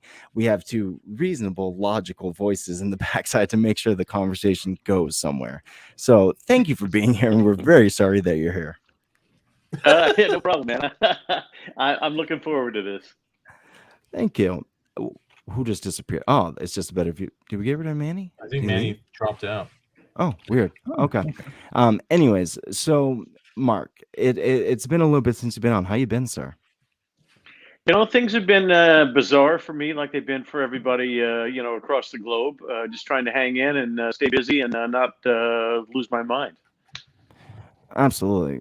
But a man like yourself, who, if anyone's not familiar with Mark's career, you definitely should be Wikipedia him right now. He has a very long career in film and entertainment, as well as some mishaps with some very big celebrities, and it's a very cool tale. So I would definitely check that out if you're not familiar. But for those that are, we all know Mark as a Nickelodeon god, as an amazing producer, as the gentleman from Unwrapped, whatever you might know him from. He is an amazing. You are great at your job. Once again, sleep deprived. Sorry about that. Not a problem. So when a man like yourself with all your talents is unable to do his craft, what do you do to kill time? Yeah, it's been really strange. I've started doing it for over a year now. I do a 5-mile hike every day. I happen to live in the central coast of California, and so if I go out my door to the left, there's mountains. If I go off to the right, there's an ocean, and a lot of pretty scenery in between. So sometimes I take phone calls, sometimes I listen to podcasts, sometimes I listen to music, and sometimes I just don't do anything except observe the nature around me. So these 5-mile walks on a daily basis have kept me sane. It's amazing how good scenery can really take your mind off of something as strenuous as a 5-mile walk, because you're looking around and before you know you're halfway there, and then you see some other really beautiful stuff and you're like, wow, I can't believe I accomplished all that, and it was barely even a workout. Yeah, I don't look at it as a workout. It's just something that's keeping my mind fresh. Well, recently, we've had a lot of bears in the neighborhood, which has been very bizarre. In fact, a block away from me yesterday, there was a bear that apparently came down. A lot of people here, for some reason, have chicken coops. The bear ate 8 chickens and then was walking around a block from my house. And it's been going on a lot over the last couple of months. So I had to buy some bear spray. Not that I've ever been confronted by one of these things, but it's a little frightening to walk out your door and think that could be a possibility. Well, see, the main problem is not even a problem. I have chickens myself. It's the urban farming movement that's really pushing people to have chickens, because fresh eggs are amazing. If you have all these neighbors with fresh eggs, Mark, I'd recommend going down there and be like, hey, you got any extra eggs? Because everybody does. I have What is it? What's the difference? With the difference in the eggs, it's a different color, it's a different taste. They have a different texture of sorts, because of what they do to keep eggs good in the grocery store. The eggs I have are dirty. I don't wash them until I'm going to use them, because they stay shelf stable for up to 3 days or something without being refrigerated or nothing. They come with this membrane that is over it, and it keeps them good. That's how chickens' eggs don't rot out from underneath them when they're sitting on them. It's very cool. Yeah, I'm being educated here tonight about chickens' eggs. I had no idea. I know. Last time, which came first, though, is the real question. Last time I was head over heels, I was like, Mark, great man. Tom, smart boy. And you're like, yes, Tom, you can speak. You're very impressive today. But today, because it's a little bit longer in my career and I'm very sleep deprived, me and Mark are equals, right? He has all the credits in the world, and here's some guy with a fucking podcast. Same thing, same level. I swear to God. Same level. I love it. George, when was the first time you became aware of Mark as any age, any time? When was it? Oh man, that was probably, God, when I was like 9 or 10 years old. Because for Double Dare, right? You did Double Dare. Started in '86 is when we went on the air, October 6, 1986. We're getting ready for our 35th anniversary, which is another week. It's hard to so believe, awesome. you know. It's amazing to think that that show has such huge longevity, and the fact is they reran it forever. It's not like once they were done, they're like, oh yeah, we're never going to show this again. They're like, oh no, this is brilliant, and they still want to see it. So it ran forever. And it streams on Paramount Plus. They took 250 of the best episodes, and it trends every day. So we had this huge following globally. And it's just so bizarre to me. See, the really funny part is like I've seen a lot of stuff for Paramount Plus where I've been like, oh, that looks okay, maybe I'll rent. And there was a couple movies, so I was like, oh, maybe then, but I still haven't done it. Now they know that Double Dare's on there. I'm gonna go and watch it, and Paramount Plus has got my money. You are a salesman, Mark. You sold me Paramount Plus. If you go to Discovery Plus, you can see all my episodes of Unwrapped. So take your pick. That too. Oh wow! I have Mark at my beck and call. Stream it. So essentially, like with the way that we consume media, it gets out to everyone a lot quicker, obviously, and they get to see more of it. How many episodes of Unwrapped were there? It seemed like there were 1 million. Yeah, I don't know, quite honestly. About 350, I would imagine. We did 525 Double Dare episodes. So you can see all Mark all the time, depending on what you pull up on your streaming service. That is phenomenal. When you have that long of a tail, like when you look back at the entirety of it, I mean, how do you gauge like success when your entire career is just one hit after another like that? Oh, well, that's not true. I can tell you 22 shows that nobody ever watched. So I got lucky on a couple of them. I wasn't a one-hit wonder, which makes me happy. And then when I got into producing both Dinner and Restaurant Impossible and a few other things, those things became very big hits. I still consult on Dinner Impossible. I don't know. It's all been fun. It wasn't what I planned. I started off as a professional magician. Then I did stand-up comedy. I was at the Comedy Store in '76. I was with Dave and Jay and Robin and Shanling. We all started together. Then I started doing warm-ups on TV shows.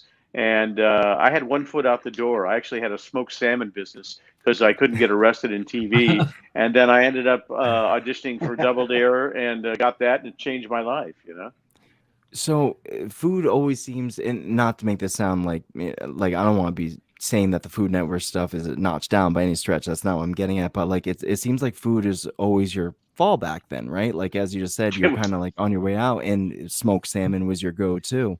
So you get done with Nickelodeon and you fall back to something you love. Is cooking always been like, or at least food, always been one of your loves? Well, not really. I just backed into this. No, I just backed into You this put whole out thing. that amazing content with the man that's like, yeah, food's all right. Food's all right.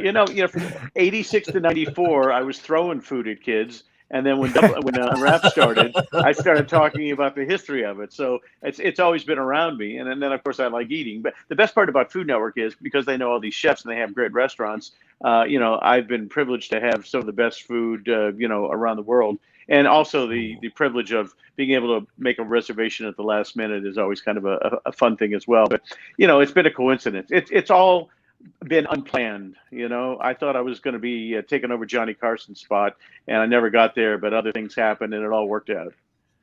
It was that like the goal back then, obviously. I mean, because Johnny Carson was at a time and point when television, like 3-4 channels or something. So when you watched something, everybody in America saw it.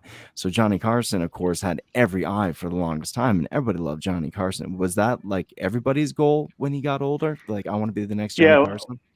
When I left Boston in '73 and moved out to Los Angeles, and the Comedy Store was just becoming hot, everybody who was moving out and hoping to get a spot at the Comedy Store was hoping at some point to take over Johnny's spot. And everybody thought back then, well, he's been on the air 15 or 20 years, he's going to be gone soon. But he just kept going and going and going. And, and one thing led to another. And, it became Jay versus Dave. And Dave should have gotten it. He didn't, but it worked out fine for him, worked out fine for Jay. And yeah, that was all of our goals. Everybody who was working the Comedy Store back in the mid '70s thought they were going to take Johnny Carson's job. That's what we all hoped for. It's amazing. For those that might not know, one of the most famous, it wasn't Jay Leno. It was Dave, right? You're on Dave when or was it? No, wasn't. it was Jay. It was Jay. It- Okay. me and Jay. Yeah, and it was Okay. October of 1994. It's been that long, and this thing never goes away. This thing trends like Oh, no. every couple of months. It's insane. And if you folks don't know what it is, just Google Mark Summers, Burt Reynolds Tonight Show, and your head will explode. Well, it's funny because I was just watching a Vox, not a Vox. It was one of those, best 10 clips, blah blah blah blah, and yours was Yeah. number one right off the bat. And it was like, Burt Really? Ward- oh yeah, still, it's amazing because it was so like unprecedented. And it was just like, of course, at the time, he was the biggest star in the world for frick's sake. And there's Mark Summers, very funny dude, does this really amazing show that all these kids love, and you're just kind of throwing jabs at him, which was hilarious. It really was Well, great television. a lot of people, even to this day, don't know that I started off doing stand up. So, the next day after all the craziness went on, and Jay called me and go, "Hey, what's going on? What happened between you and Bert?" And I said I felt like he was a heckler at the Comedy Store, and I was just fighting for my life. You wait your whole life to get on the Tonight Show, and then this doofus decides he's going to interrupt your conversation. So it became survival of the fittest, but it worked out. And the best part is the amount of money I've made off that thing. I get residuals to this day off that clip, and it's shown globally. So Wow. you get to go to the mailbox every couple of weeks. And between that and the Goldbergs, it's been okay. Trust me. You were on the Goldbergs? Yeah, they did a whole segment on Double Dare because Adam Goldberg grew up in Philadelphia, and that's where we started the show. So he does a whole segment on there, and I get paid for that one as well. It was in Philly. I always assumed it was down in Nickelodeon in Florida. That's what I always envisioned as a kid. It's always there. We started in Philly. We went to New York. We went back to Philly, and then we moved down to Orlando in, I guess it was around 1990. All right, so that's when I would be like cognizant of the whole thing. I was 2 for frick's sake. I was like, I poop still, and yeah. So and there's Mark Summers. So those are the two things I equated together.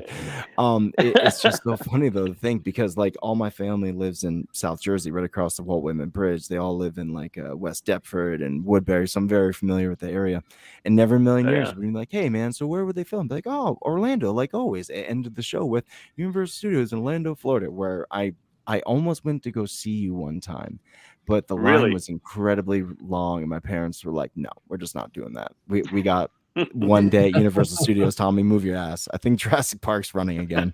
And we run off, which it wasn't. Yeah, we started at the PBS station, WHYY is where we started shooting in Philly. Oh that was big enough to house something like Double Dare? It wasn't that big when you go back and look at the size of what that studio was versus, when we moved into the Orlando facility, it was like moving into a football stadium as opposed to what we were doing in Philly. But it worked out on all sides. Well, of course, by then they're like, oh, well, Mark's clearly the king of Nickelodeon. If we don't give him enough room to make things wacky, the kids are going to go somewhere else. I hear that MTV is really picking up. Yeah, they did all right as well. They did do all right, right? Like they came to realize like music's hard. Let's just show Music's videos hard. of We're just the doing worst videos people now. in the world. Like if But you are it's so just bizarre to think now that what MTV is versus what it was back in the day when it was nothing but wall-to-wall music videos. And I couldn't even tell you what MTV is today. well, the problem is that you kind of have to point your finger at like Beavis and Butthead, because they were the first ones that kind of like Yeah. broke into the, well, we still show music videos, but we're also this funny little cartoon drawn by the genius that is Mike Judge. So Yep. that really kind of started, and then eventually they're like, well, we can put the music on this version of MTV and make all the videos of the people on this one, and we can appease 2 different audiences and kill 2 birds with 1 stone. And then eventually they're like, fuck music. We have to pay royalties. We have to do all, X, Y, and Z. And these people are working for pennies on the dollar, and we're becoming rich. We spoke to what was his name? I can't remember his name to save my life. We spoke to a major producer that was working at MTV during the time of the Osbournes and the Real World and all sorts of other stuff. And I wish Alex was not in a coma right now, because he'd be like, oh, it was that guy. And I'm like, I don't remember.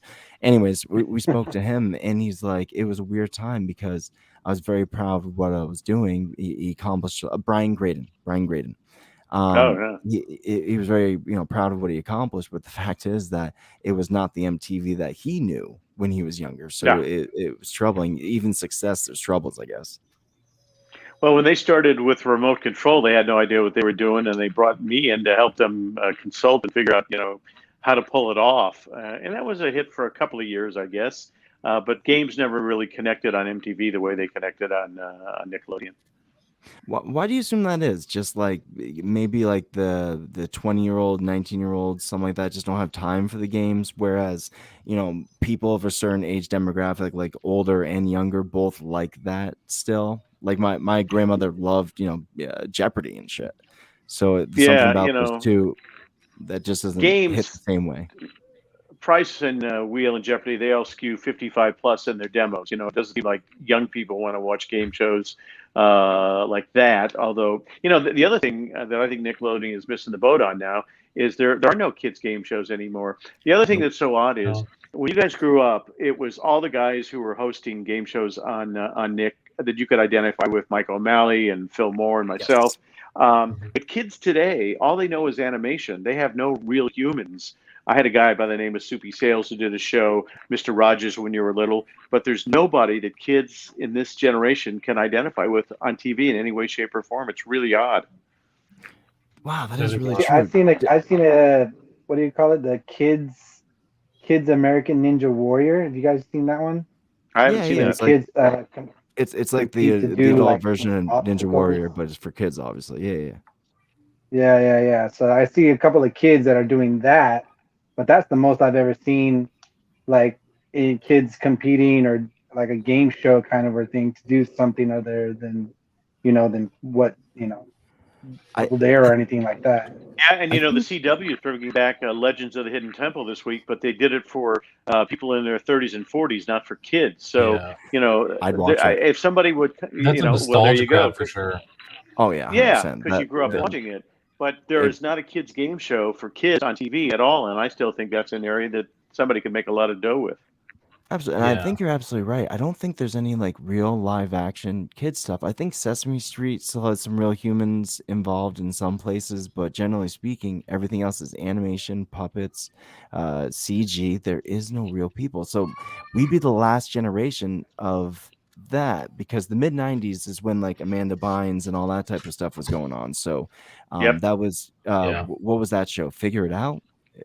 All that? No, well, all that was was the kid SNL, but there was another show. I think it was Figure It Out. It was all that cast kept on showing up to this video game. This game. Oh, and okay, yeah. See, listen, my Nickelodeon encyclopedia like knowledge that won't get me anywhere, get me anything. I got you here. Summer Sanders was the host of that. What's up? Summer Sanders was the host of. Yeah, Summer Sanders was the host of Figure It Out. I think, wasn't she? Was she? Yeah, I think maybe. so. Like, see, I remember you, Mark, because like at that time, Nickelodeon was everything, and then of course you get older, and you're like, oh, Nickelodeon's cool, but Cartoon Network's got some stuff going on, or whatever, what have you, and eventually all together, you're like, cartoons are great, but like I really want to see this girl, and she might not understand why I'm still watching Nickelodeon at this point, so I'm gonna go do that. So later on is why that is. Sorry, this has been a very long day. It's been a long day for you. So Mike Judge and Beavis and Butthead or Family Guy, which would you prefer to watch?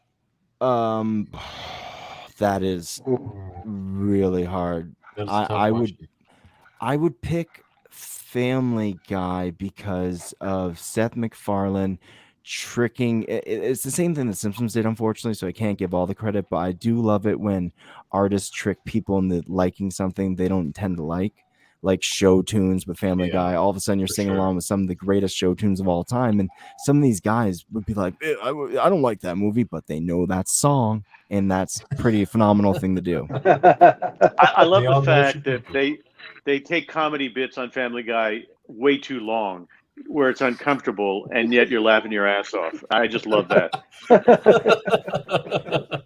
I have this theory with artists' second bite at the apple, especially with adult animation, because aside from Nickelodeon, I've always been a big Fox guy.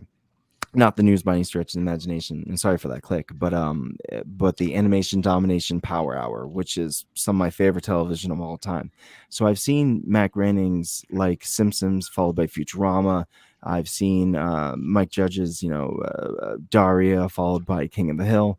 What was it? Seth MacFarlane's Family Guy, followed by American Dad. And I have this hypothesis that the second bite, it might not be as popular as the first, but I think it means more because they finally have the artistic creativity and juice to be able to do and say what they want. Because there's no arguing that Futurama did not last as long as Simpsons. Simpsons is still going on, but Futurama is more profound. The Futurama is more profound than the Simpsons, and I would give it that, even including the first 13 seasons, which the writing cast was phenomenal. I mean, what's his face? Conan O'Brien was one of them. Yeah, amazing stuff. I don't know. What do you guys think? Is there any merit to this? Do you think that second bites are good, or do you think that maybe these are just a few select and a lot of people don't really come back as strong as their first? Is it too profound of a question? I don't know. It's a difficult question because it is a difficult question. I want to say that that second bites, they can be a thing for sure. They can be a thing. Godfather 2 to Godfather 1. Equally as good. Terminator 2, Terminator 1. I mean, I think Terminator 2 is probably better than Terminator 1. I would agree with that as well. Yeah. And I would also argue that Godfather 2, even though if you know the book, it's actually all one thing. But Godfather 2 is a superior movie, in my opinion. A lot of people might argue that. Mark, Godfather 1 or 2? Oh, I think you got to go with 1. It started the whole thing off. You think it's the Brando of it all?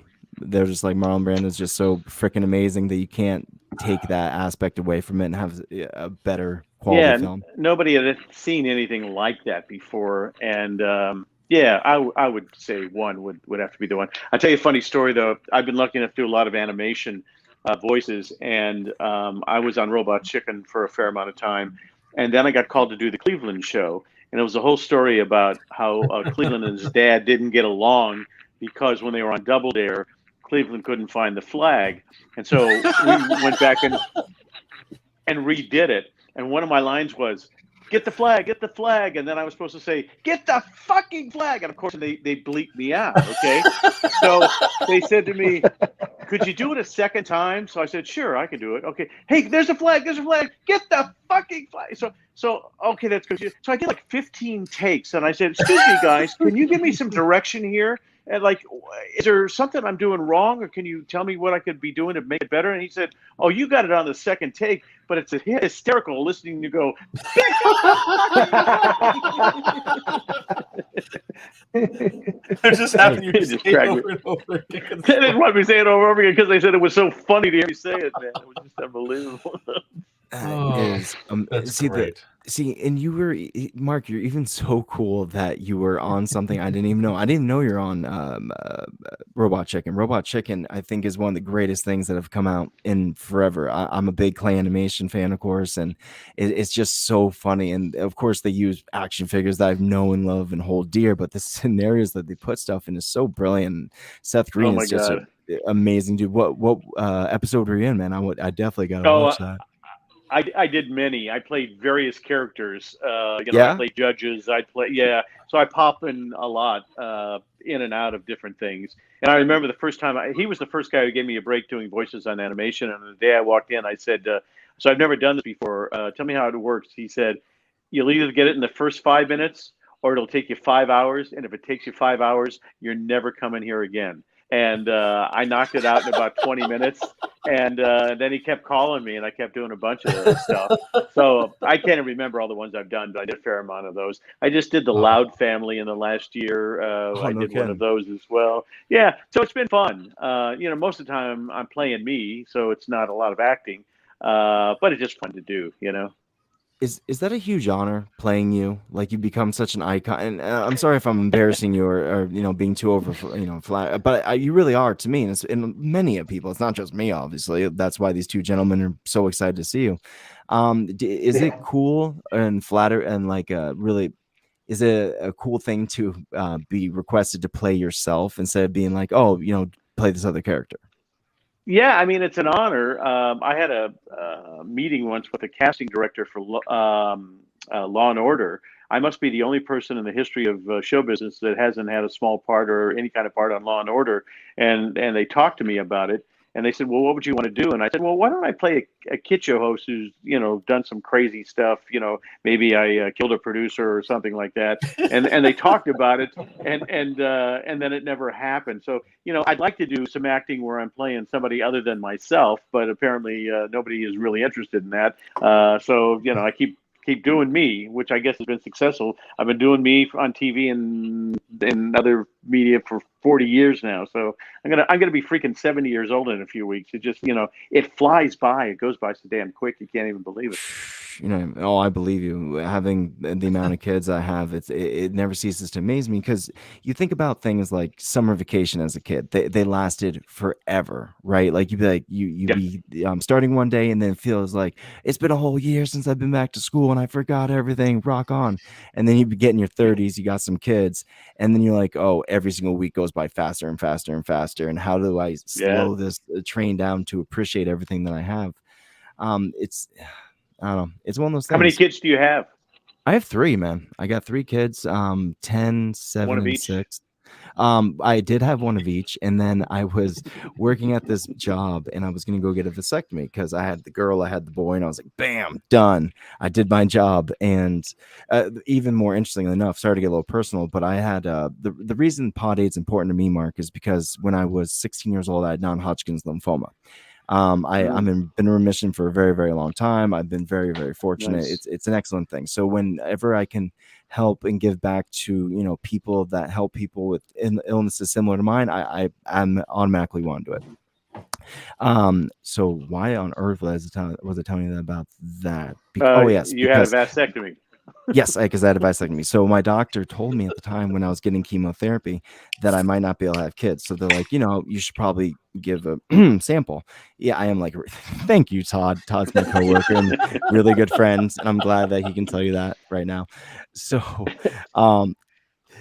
you're gonna mess me up. I am so sleep deprived, guys. Come on. So the doctor said I might not be able to have kids, and I was like, okay, that's fair enough. So jump 2 years later, I'm about to have a vasectomy after having my first 2 kids. Clearly I can have them still. And it was embarrassing to be asked by my dad and the doctor, be like, here, give the sample. I'm like, just go in my room, find one. Don't be weird. I'm 16 for fuck's sake. So the vasectomy is coming up, and I was waiting for my insurance to kick in. So because I didn't want to pay for it, it's $1,500 if I was going to have them mutilate me. And I was like, I'm not going to pay that for that. I want to have my insurance pay for it. So my wife has an asthma attack. She goes to the hospital, and before they give her the nebulizer, she's like, can you give me a pregnancy test? And if this was the first time she thought she was pregnant and wasn't really pregnant, I'd be like, whatever. But this is like the 20th. And I was like, you're not pregnant. Knock it off. Let's not do this. I have to go to work. And the nurse comes back after I've been berating her like an asshole. And she's like, yeah, you are pregnant. I'm like, fuck. I'm not going to hear the end of this forever. So I got my vasectomy very soon afterwards. And little side story, Simpsons play a huge part of my life. I went home. My boss gave me the rest of the day off. I had Simpsons DVDs because that's the only way they had them back in the day. And I grabbed a random disc because I was a horrible collector, stacked them all on top of each other, threw it in my DVD player, and swear to you, the episode that came on was "And Maggie Makes 3" with the "Do It for Her" thing on there. So I was like, dude, that's I don't believe in very much, but that's awesome. Regardless, so yeah, I got 3 kids. Did you go through chemo? I did. I went through I think 8 or 9 months of chemotherapy, and I think 4 to 5 of radiation. And they never tell you this because chemotherapy is the only thing you hear about. It's oh, it makes you so sick, you lose your hair, and that's very dramatic and scary. But radiation makes you exhausted. You are just so tired. You don't want to do anything. I didn't do anything. And also to do it, they had to put these 2 dots on my chest so they could line up the radiation perfect every time. They don't want to blast me in the ear and make me have superpowers or something. And the other thing is, superpowers. That's how you get it. Go to Chernobyl right now. You're going to have 2 heads and they're going to be super. So, I also, they take this mask and it looks like a hockey net of sorts, and it's a hard plastic mask. They stretch it over to your face. It's molded to your face perfectly, and they hold you and ratchet you down. It's very antiquated and seems like a ancient torture device, but the fact is, this is the most like basic way they can treat the one spot they want to treat without you being the equation that messes everything up. So yeah, that's what I did. But I got to make a wish. I went to Jamaica. Oh Which is my, very, that's very yeah, cool. yeah. Yeah, It was cool. Nice. I've been through chemo 3 times now. Really? I have chronic lymphatic leukemia, and so I first got diagnosed about 10 years ago. I was under chemo for a couple of years, and I was in remission, and then I got it a third time, and then I was in remission, and then it came back again, and now I'm on some insane pills that cost like $144,000 a year that don't even ask. So yeah, it's not a fun process. It really isn't. And I was telling my story, I'd be like, listen to me. I'm such You're a like, survivor. listen here. Listen here, buddy.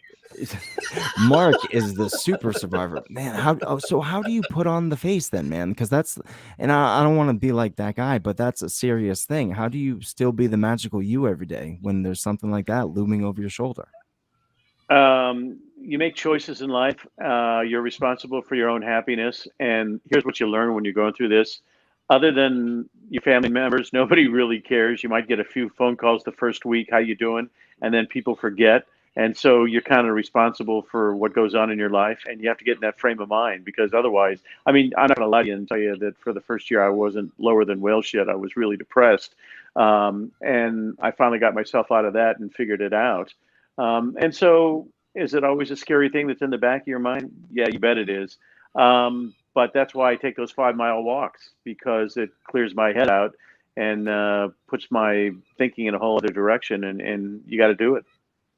The shameful thing is, like, once again, the sleep deprived. The shameful thing is, I wish people thought like that more often without having really horrible circumstances making you think that way, because it's a beautiful way to live life, right? I mean, family is important, like experiencing life is important, having moments is important, but these are the things that we really don't even come close to thinking about until things are being threatened to take away from us. So I hope if you guys are watching right now that you do take this way, and as silly as it sounds, smell the roses, make more dinner dates with your family and have time with your parents if you still have them, all that type of stuff, because unfortunately the dirty secret about this magical thing that we have going on in life is that it ends one day, which is really a shame. But it's a beautiful thing to hear a gentleman such as yourself speak so eloquently about it like that. So thank you. Well, it's so crazy. And, when you're in that doctor's office and they come around and they say, you've got cancer, it's like, those are the words you never want to hear. And, I don't know how bad it got with you, but they had to do that bone marrow thing where they, stick a needle in your, midsection there and take out the marrow. And when he first told me he was going to have to do that, I got up and walked out of the office, and my wife said, "Where are you going?" I said, "I can't do cancer. Let's just get the hell out of here." And finally convinced me. And I went back a week or two later, and I said to the doctor, doctors make me nuts sometimes. I said, "What's this going to feel like?" And he said, "It's like a bee sting." No, man, it's like the entire fucking hive is, attacking you. Okay, in one spot. In one spot, But what are you going to do?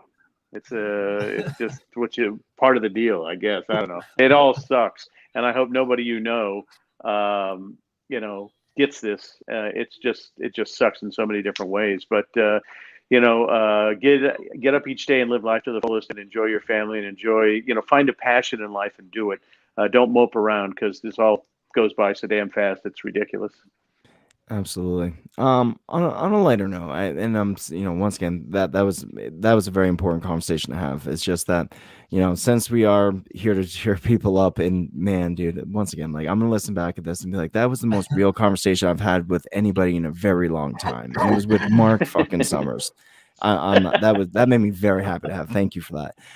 You've traveled all over the world, especially with the Food Network, and of course by your own travel, want to travel. Who has the best food? Do you reckon? Oh, Italy by far, not even close. I mean, that sounds the best damn food. I mean, Rome, Florence. So when I started this walking thing a few years ago, I started to take these long hikes, and the first one I did was in Tuscany and Umbria. I walked 70 miles in 6 days. And we were on this group called, it was from Country Walkers, and we would walk like 8 miles and be in the back of a farmer's yard, and they would be cooking fresh pasta and cutting ripe tomatoes and stuff like that. And that was ridiculous. And then I did one 2 years ago in Portugal. We did 60 miles in 5 days, and they had good food, but nothing compares to the food you get in any part of Italy. It's just the best you've ever had in your entire life. The pasta there, there was no bad food anywhere in Italy. Although I was going to tell you, I went to Istanbul. Turkey has really damn good food, great seafood. But if I had to pick one country, it'd definitely be Italy. From what I understand, the pasta in Italy, like even though it's essentially the same thing, it's not the same thing because they use what is No. referred to as old world wheat, which is the way that it was grown like thousands of years ago, like in small batches, enough to make more than single servings, but not too much. The problem is that as Americans, and the cool thing about us is we found a way to feed everybody and make it very, very cheap. The problem is that we fucked with it just enough that it's kind of bad for us now. So whereas you will eat a bowl of pasta here and feel exhausted, wiped out, your body has no idea what to do with all the contents that you just consumed. In Italy, I guess your body, because it's since we evolved to eat these type of foods, our body just knows what to do with it at that point. You don't feel the same way. Is that true? Yeah, that's what I found there. I mean, plus all the wine that I consumed while I was there helped as well. But that makes things all better. Tastes amazing. Oh my God, it's just ridiculous. And the thing about COVID is, I want to go to Italy more than life itself, and yet, just can't do it. Hopefully next summer I'm going to go, but it's been 3 years since I've been there. It's kind of disappointing. The wine comment makes me think though, because I remember plenty of times when I've had a couple things to drink, and if I know anything about Italy's wine, 1, it's delicious, 2, it's strong. So I'm wondering if the food is as good as you remember, or if because you're always just really, really buzzed from amazingly good wine, you're just like, this food's amazing. Because I've eaten like waffle fries covered in cheese sauce so that in a normal day. I don't know though. There's plenty of food shows like that they go over like food of course, from Italy, and they have to be sober. That's part of the job. I'm just saying, I said some of them, not all of them. Okay? When I got off the plane in Jamaica, they had kegs of Red Stripe because they are very proud of their native beer. 1, 2, they're like, you're in an island paradise. We want you to spend money, so here's booze. And I feel that That's Italy a good must strategy. be a similar That's a way. good Dude, marketing it's a great strategy, dude. I spent tons of money. They knew what was up. Bobby Flay's got a great new restaurant at Caesar's Palace called what's it called? I forget. Amalfi. And I was there. I think it was about the first week they opened, and it's as close to being in Italy as you'll ever get here in the United States. It's that good. Oh, really? Ooh, that gives me something to strive for because I am too broke to go to Italy, but I could probably make it to Caesar's Palace if I tried hard enough. Yeah. In Italy, is there a restaurant that you have to visit? Like it's a must visit because the food is that damn good, or Yeah, but is it don't just blow up anywhere? that spot, man. It's true. There's an area called. There's a restaurant called La Rosetta that just knocks me on my ass. It's a go-to place every time I'm there. It's near the Parthenon in Rome, and right across the street is like the best gelato you've ever had in your entire life. So it's like dying and going to heaven right there. How many kids you got, Mark? I have a son who is Matthew just turned, I think, 41. He's an exec producer at Food Network. He does Alex Guarnaschelli's show called Supermarket Stakeout, and he was exec producer of Iron Chef and a bunch of other shows.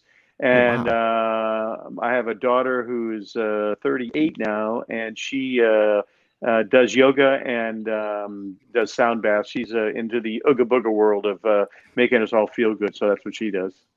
That's excellent. So she's similar to my age. So were you like, the best dad in the world at that point in time in her life? Was she's like, my dad's Mark Summers? Yeah, it's funny. That's One day awesome. we were shooting Win, Lose, or Draw at Disneyland. And afterwards, we were trying to go on all the rides, and I got surrounded by a bazillion people, and they wanted to take pictures and autographs. And my son, Matthew, at the time was about 8 or 9, and he kept on saying, Dad, let's go, let's go. And Meredith said, when Dad's done doing his autographs and his pictures, Matthew, we'll go on Space Mountain. You're just going to have to relax. So, I mean, she was always like, my publicist. She'd be there and clear the crowd and make sure everybody was happy, and it was pretty funny. That's awesome. Smart lady. She's like, people love this guy. I can't let him not love him. Yeah, honey, we have 5 more hours. Don't worry. Sign everything. Hug that person. They want you to father a child for him. Please do. Come on. You're Mark Summers. So true. It was kind of funny. Oh my God. Jeez, Mark, I gotta say, man, you have been a tremendous sport. And the thing is, like, I feel like much like a Bob Saget when you watch when you watch Full House, right? That you see Bob Saget as the dad, and he's like this clean cut, crisp dude. But if you know anything about Bob Saget, he is just one of the most foul mouthed, excellent He is dudes the to listen to. polar opposite of his character on that show. The polar opposite. Oh yeah. And it's such a relief to see that because it makes him real, right? That's more like we are as people. We're not like Daniel Tanner or whatever his name is. So it's always nice meeting somebody of your caliber that's, that has this whole persona as one of the nicest guys in the world. But when you get to have a real honest conversation, you're just like us, which is it's nice to know that sometimes you can become huge, but it doesn't change who you are as a person, I guess. No, you're not special because you're on television. It's something I always was passionate about. You bring up Saget. One of the first things I did in my career was I was a warm-up guy. I would warm up the audiences on Soap and Alice and Star Search and What's Happening Now. So when the people came in, they would be laughing and stuff like that. And at one time, I was working a show called Soap for ABC. On the stage next to me, Barney Miller was shooting, and Dave Letterman was doing the warm-up on that. And to the right of me, Bosom Buddies was shooting, and Saget was doing the warm-up on Bosom Buddies. So we all started in that same sort of world. That is amazing. It's so funny. The people that you end up working with that you don't, of course, because you're all at the same level, you don't know who's going to become who. I think it was like Robin Williams was in Juilliard with I think 4 or 5 different all stars at the same exact time. And they were all just college kids at that point. Little they know they were going to shape an entire generation of comedy and of course leech on throughout the generations. Robin was the nicest guy ever, man. That was the biggest shock when he committed suicide. It sort of shook us all up, beyond anything I can even describe to you. But he was the sweetest guy ever. Well, it's because he's just so full of life, right? Like everything. Yeah. And don't get me wrong, I'm taking my knowledge from, of course, the way that most people take their knowledge of such a gentleman, which is through television, his movies and Morgan, all that type of stuff. That's how we know him. But then people like yourself get to meet him, and it's cool to also know that it's hard to tell, right? It was obviously, it wasn't like you saw Robin. It was like, oh, that guy's seriously depressed. No. I was at a dinner. He was being honored in New York for some big honor, and it was Walter Cronkite and Steven Spielberg, and it was a who's who of everybody in the audience. And I was standing by the kitchen, and Robin came out, and he saw me, gave me a hug, and I said, "What do you think when you walk into a room and see these kind of people here to honor you?" And he said, "Look at you, look at your career, look what you've done." And that's the kind of guy he was. It was never about him. He was always talking about somebody else, and he was just a fantastic guy. And Norm Macdonald, I never met him, but his sense of humor just put me on the floor. I just think that guy was hysterical. Oh God, I just spent hours looking at clips online, seeing some of the stuff he did, and brilliant. The guy was absolutely freaking brilliant, and he died of cancer as well. So he kept it from everyone. You never know. Kept it from everyone. Yeah, didn't tell anybody. Didn't tell a soul. That seems to be the move, and I don't know why. I mean, obviously because people are entitled to their personal shit, and hey, don't bug into my business. But it's been more and more common that people tend to do that, where we don't find out they're sick until it's unfortunately too late. And it's I don't know why it is. Do you have any insight to that? I mean, because you're very open. Yeah, in the entertainment industry, people will stop hiring you. Normally, when you get up to be in any job, whether it's a star of a sitcom or hosting a game show, you have to get a physical. Oh. And if you get the physical and they find out you have cancer or there's any mention of cancer, you're going to lose the job. So most people won't even talk about it. Wow, and the other thing is you can't get insured. Most of the times you have to be insured in case something happens and the production gets halted. And you can't get insured when you have cancer. I lost my life insurance because they don't want to handle you. So that's the reason they don't want to talk about it. that is insane. Like these It's things always are put incredibly sad when it comes down to like numbers and money. You know. Oh well, exactly. listen. When I was getting chemo, it was like $26,000 every time I got chemo. And these ridiculous pills I'm on cost so much money. So, that's a whole other conversation for another time about how screwed up the medical system is in the United States. But these costs are just off the charts, ridiculous. They are. They're It's true. bonkers. And it seems like, as important as everybody is to everyone else, I mean, we are the human race, that we would do everything that is humanly possible to make these easily accessible and not try to break your bank or anything you might have accomplished in your life just so you can stay alive. That's silly to me.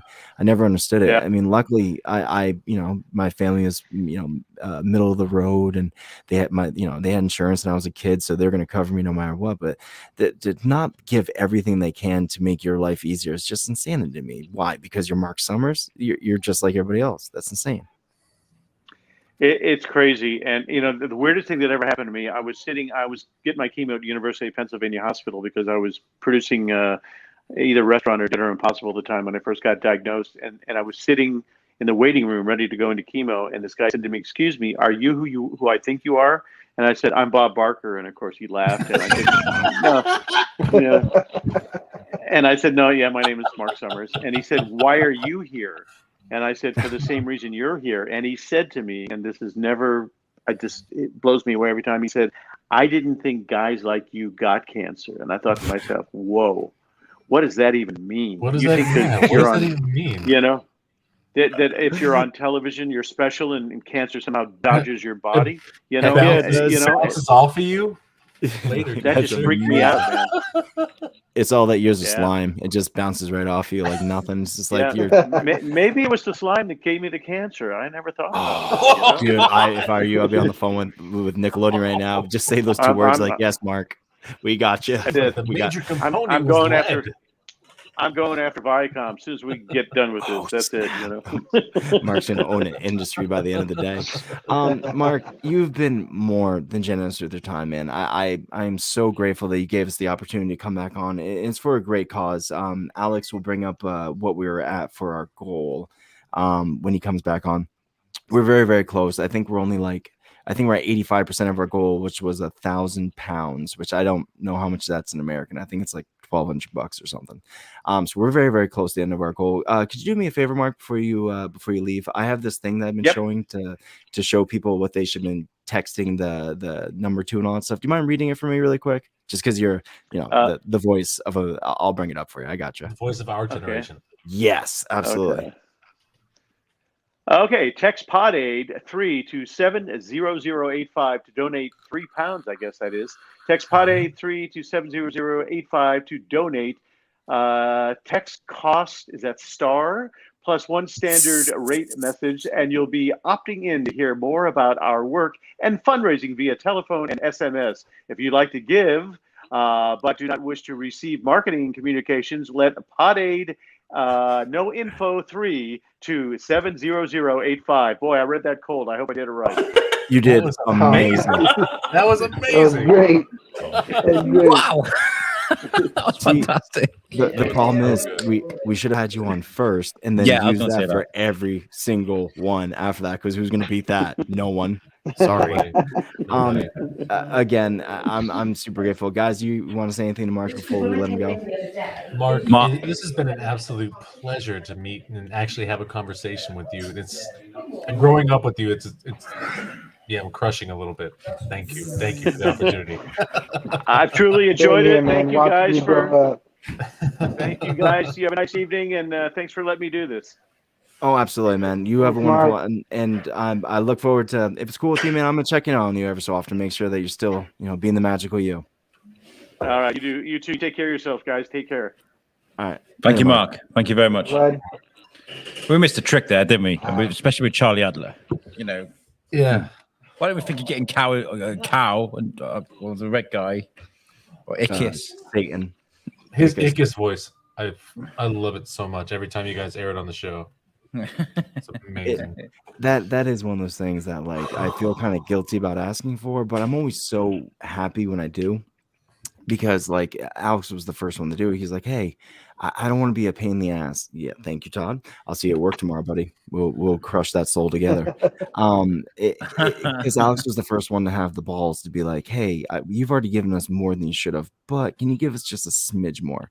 And that gave me the confidence to ask, Billy West, and then he asked Charlie Adler, and the ability to ask Mark right there. So it's always awesome when that type of stuff happens, but you never expect them to, because once again they already gave you more than they should have. They gave you their time, which is more valuable than anything, especially after talking to Mark.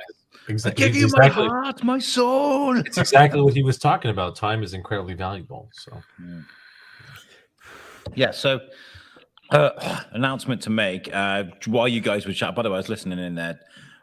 Tom, that was probably the most charming interview you've given all night. So round of applause for Tom. Hung in there. Nice. Sat in a room by himself. Yeah. I've got Thank my you. team around me. Jamie brought this up earlier. He said Tom's done a great job because he's got himself and we've got a team. So you've done an amazing job. So that was really charming, especially that's fantastic. I wish. See, I like the fact that I'm very sleep deprived because I can just say what I want, but I'm also sad that I'm sleep deprived because I can't shut myself off. So it's a really weird combination. But your ability to carry on a conversation and introduce yourself into a conversation is spot on. Thanks, buddy.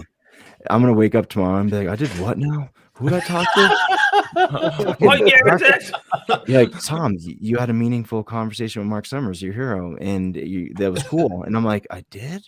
Was it good? And you're like, no, it sucked. You sucked. really It was embarrassed yourself. bad. He hates you. He is so Tiger mad. King's dead.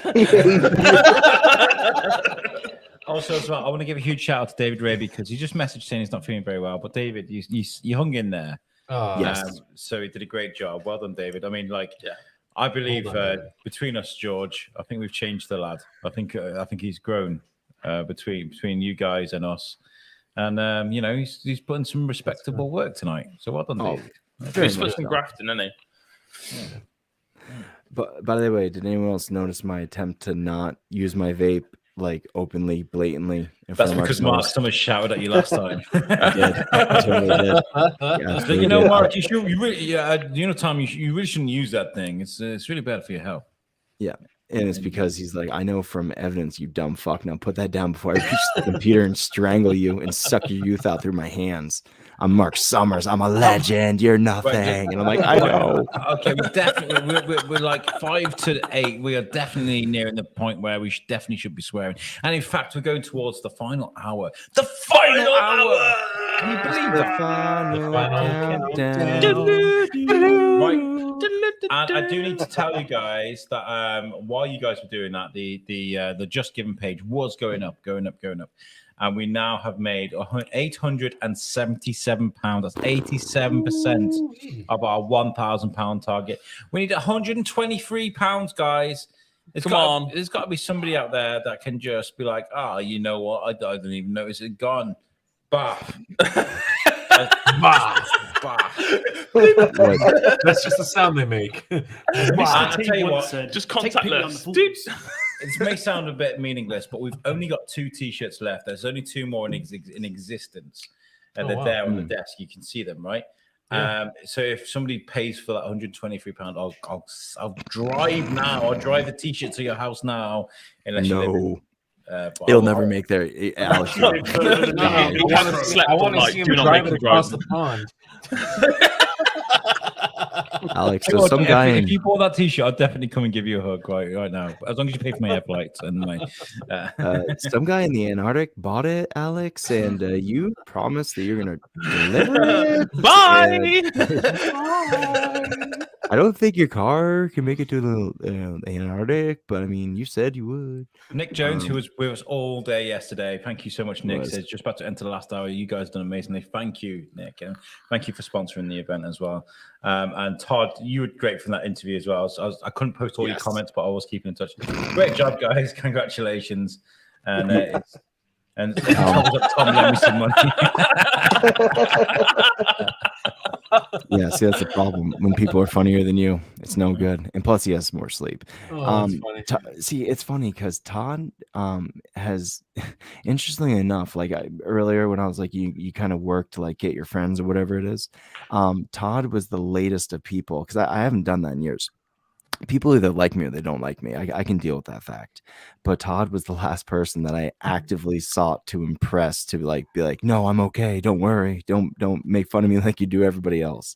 And it worked. And now we play golf together. So now we're good friends and shit. And he gives me advice on life. It's like That's having awesome. a dad while having another dad. I got two dads. You got two dads. Not in the way that's socially acceptable. I mean, I just got two dads. You just got two dads. Yeah. So guys, Alex. please dig deep. Into your two dads' back pockets. Yeah, go to your dad, go to your mum, go to your boss. Go to somebody if you haven't got the money yourself, and please say, look, give these guys sell a kidney. Sell that kidney. Yeah, like from the store. They sell them. £123. That's all we need. That's all we need, and then we smashed our target. We've been up all night. All night we've been up. That Fiat Punto that's sat on your front of your drive, sell it for scrap metal, bring us the cash. Yeah. We'll be happy with that. You could start like making up stories about us if you want to. You can show the video to your I'll even friends. take pennies.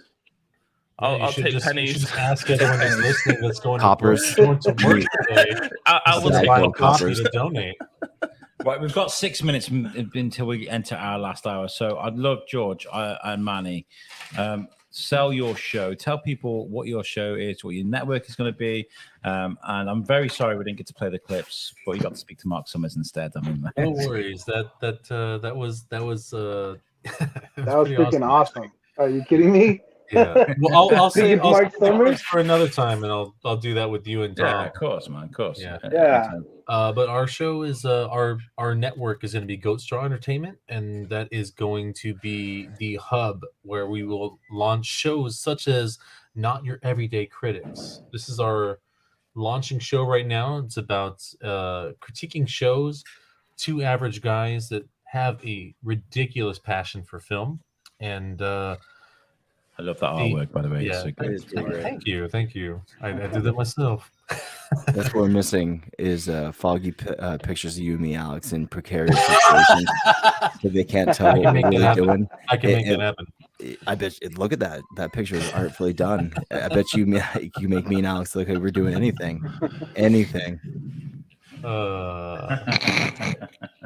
Right. Okay. What we're going to do is moving on. Please donate to Pod My Aid. head is scrambled. I don't eat egg at all, but my head is definitely scrambled egg right now. It's a mess. It's a real mess. This last interview with Rob is going to be an absolute task. I said to him, bring something real complex to talk about because I think that'll be really fun. Do you know what I mean? So how do you want to solve really world throws hunger? me about me. You deliberately asked your last guest to bring something complicated to talk about. Yeah. You interview Awesome. Having a party. REM The sleep. strippers come. Your eyes move really quickly in REM sleep. Just kind of dancing, I guess. This is the time when we could hypnotize them and make them do what we want. Has anybody brought any bongos? Maybe we should do a cappella. We should do like an a cappella song. I don't think we should do that at all. I'm muting Shane. I'm joking. we should do an a cappella improv. Why do you hate me so much? Leaving on a jet plane. Let's not do that. Right, guys. People are gonna not pay for that. They're like, this is ridiculous. I will. Don't they the last bit of money we need, and these two will stop singing. I will pay you $1 to shut up. I love it. Right, we're going to leave these guys now. Thank you, Manny. Thank you, George. Thank you, Mark Summers. Tom, stick around for the last interview. And we're going to play you a video from Lingen Davis just to show you guys what we've been fighting for. £123 to get us over that finishing line to raise the £1,000. We've worked really hard for it. We deserve it. And so did Lingen. We deserve Davis. it way more than everybody else. So we're gonna selfish now. We're going to show you a video now of some of the construction work that they're doing at the Lingen Davis Centre, and this is what the funding goes towards. Okay, It's kind of a longish video, but it should take us just over the finish line. Manny, George, thank you so much for joining us. And we'll catch you with our final guest, Thank you for having Rob us. Hughes, on the other side of this video. You guys are awesome. Thank you so much. Bye-bye. Here we go. Bye.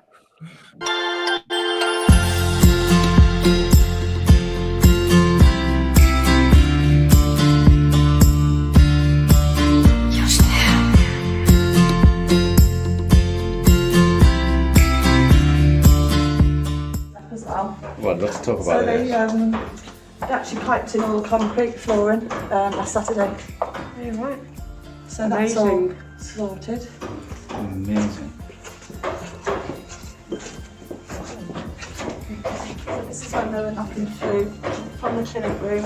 That's the clinic room now. So they've actually knocked through the doorway so they could get into the courtyard. Wow. So what they've done, that used to be a window into the clinic room, and they've knocked through that to make a doorway and access into the clinic room, taken out everything in the clinic room and knocked through into the courtyard. So we can go that way. They're pretty hard cats though.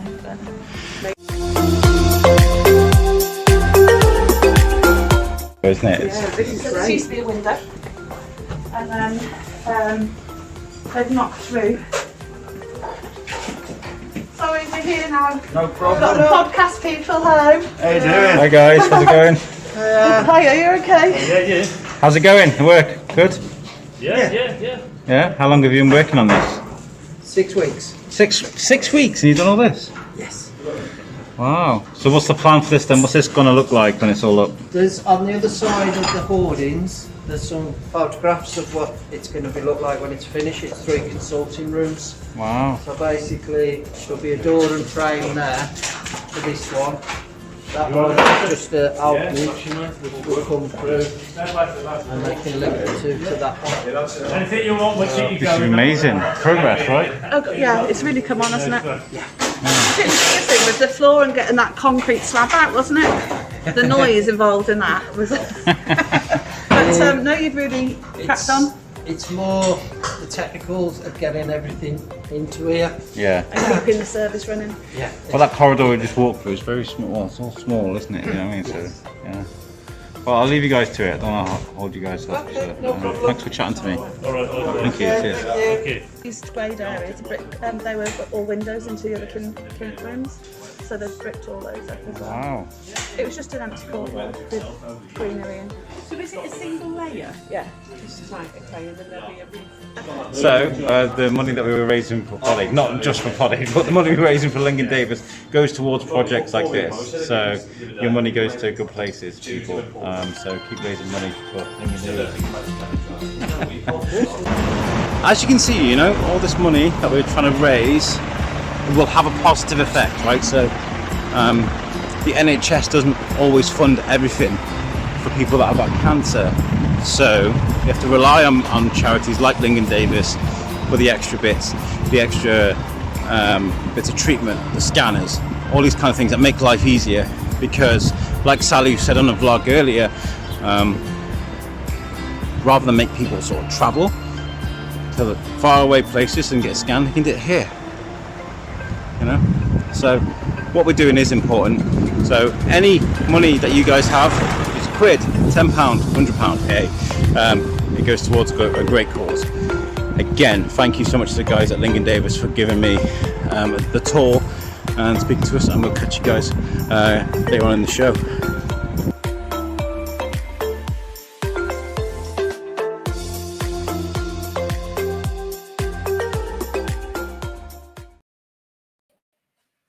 And we're back in the room. Hey guys, how's it going? Welcome to the last hour.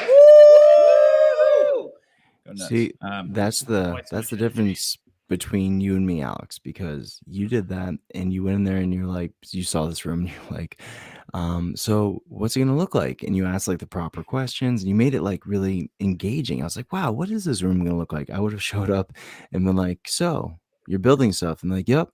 All right, cool. Next thing, and I would have kept on walking. But you actually made that into a thing. I was very impressed by it. The editing, everything about it, man. You're really like, if they don't use this platform next year and really utilize you as a creator, they are bonkers. I hope everyone understands the amount of work that Alex put into this, and this is not the take away or nothing from any of our other contributions, but I'm just saying, as a group of people that have never done something like this, we all came together, we had a great time doing so, and Alex being the dude that did everything else that had to be done, guys are this great was too, man. awesome. Come on. Excellent, dude. Very cool.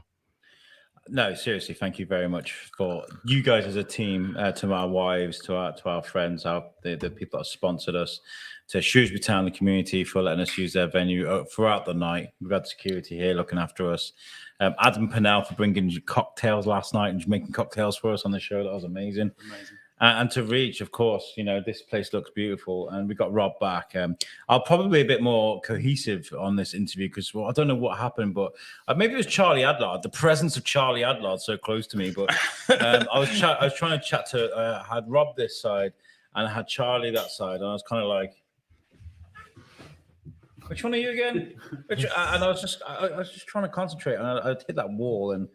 So we can have more of a conversation with you, Rob. Have you been tuning in? Have you been watching the show? I watched late last night and obviously early this morning when breakfast was required.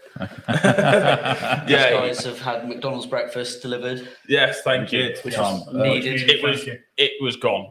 Like you spoke to Mark Summers. We had a McDonald's breakfast. Yeah. So. I think mine's better. Mine's more nutritious to my mind, and you just ate some death. So, being a person that's listened to it, sir, how do you think we did? What would you rate us as? I thought it was fantastic, and these guys still kind of with their eyes open. Everything this morning is brilliant. It is, right? Really good show.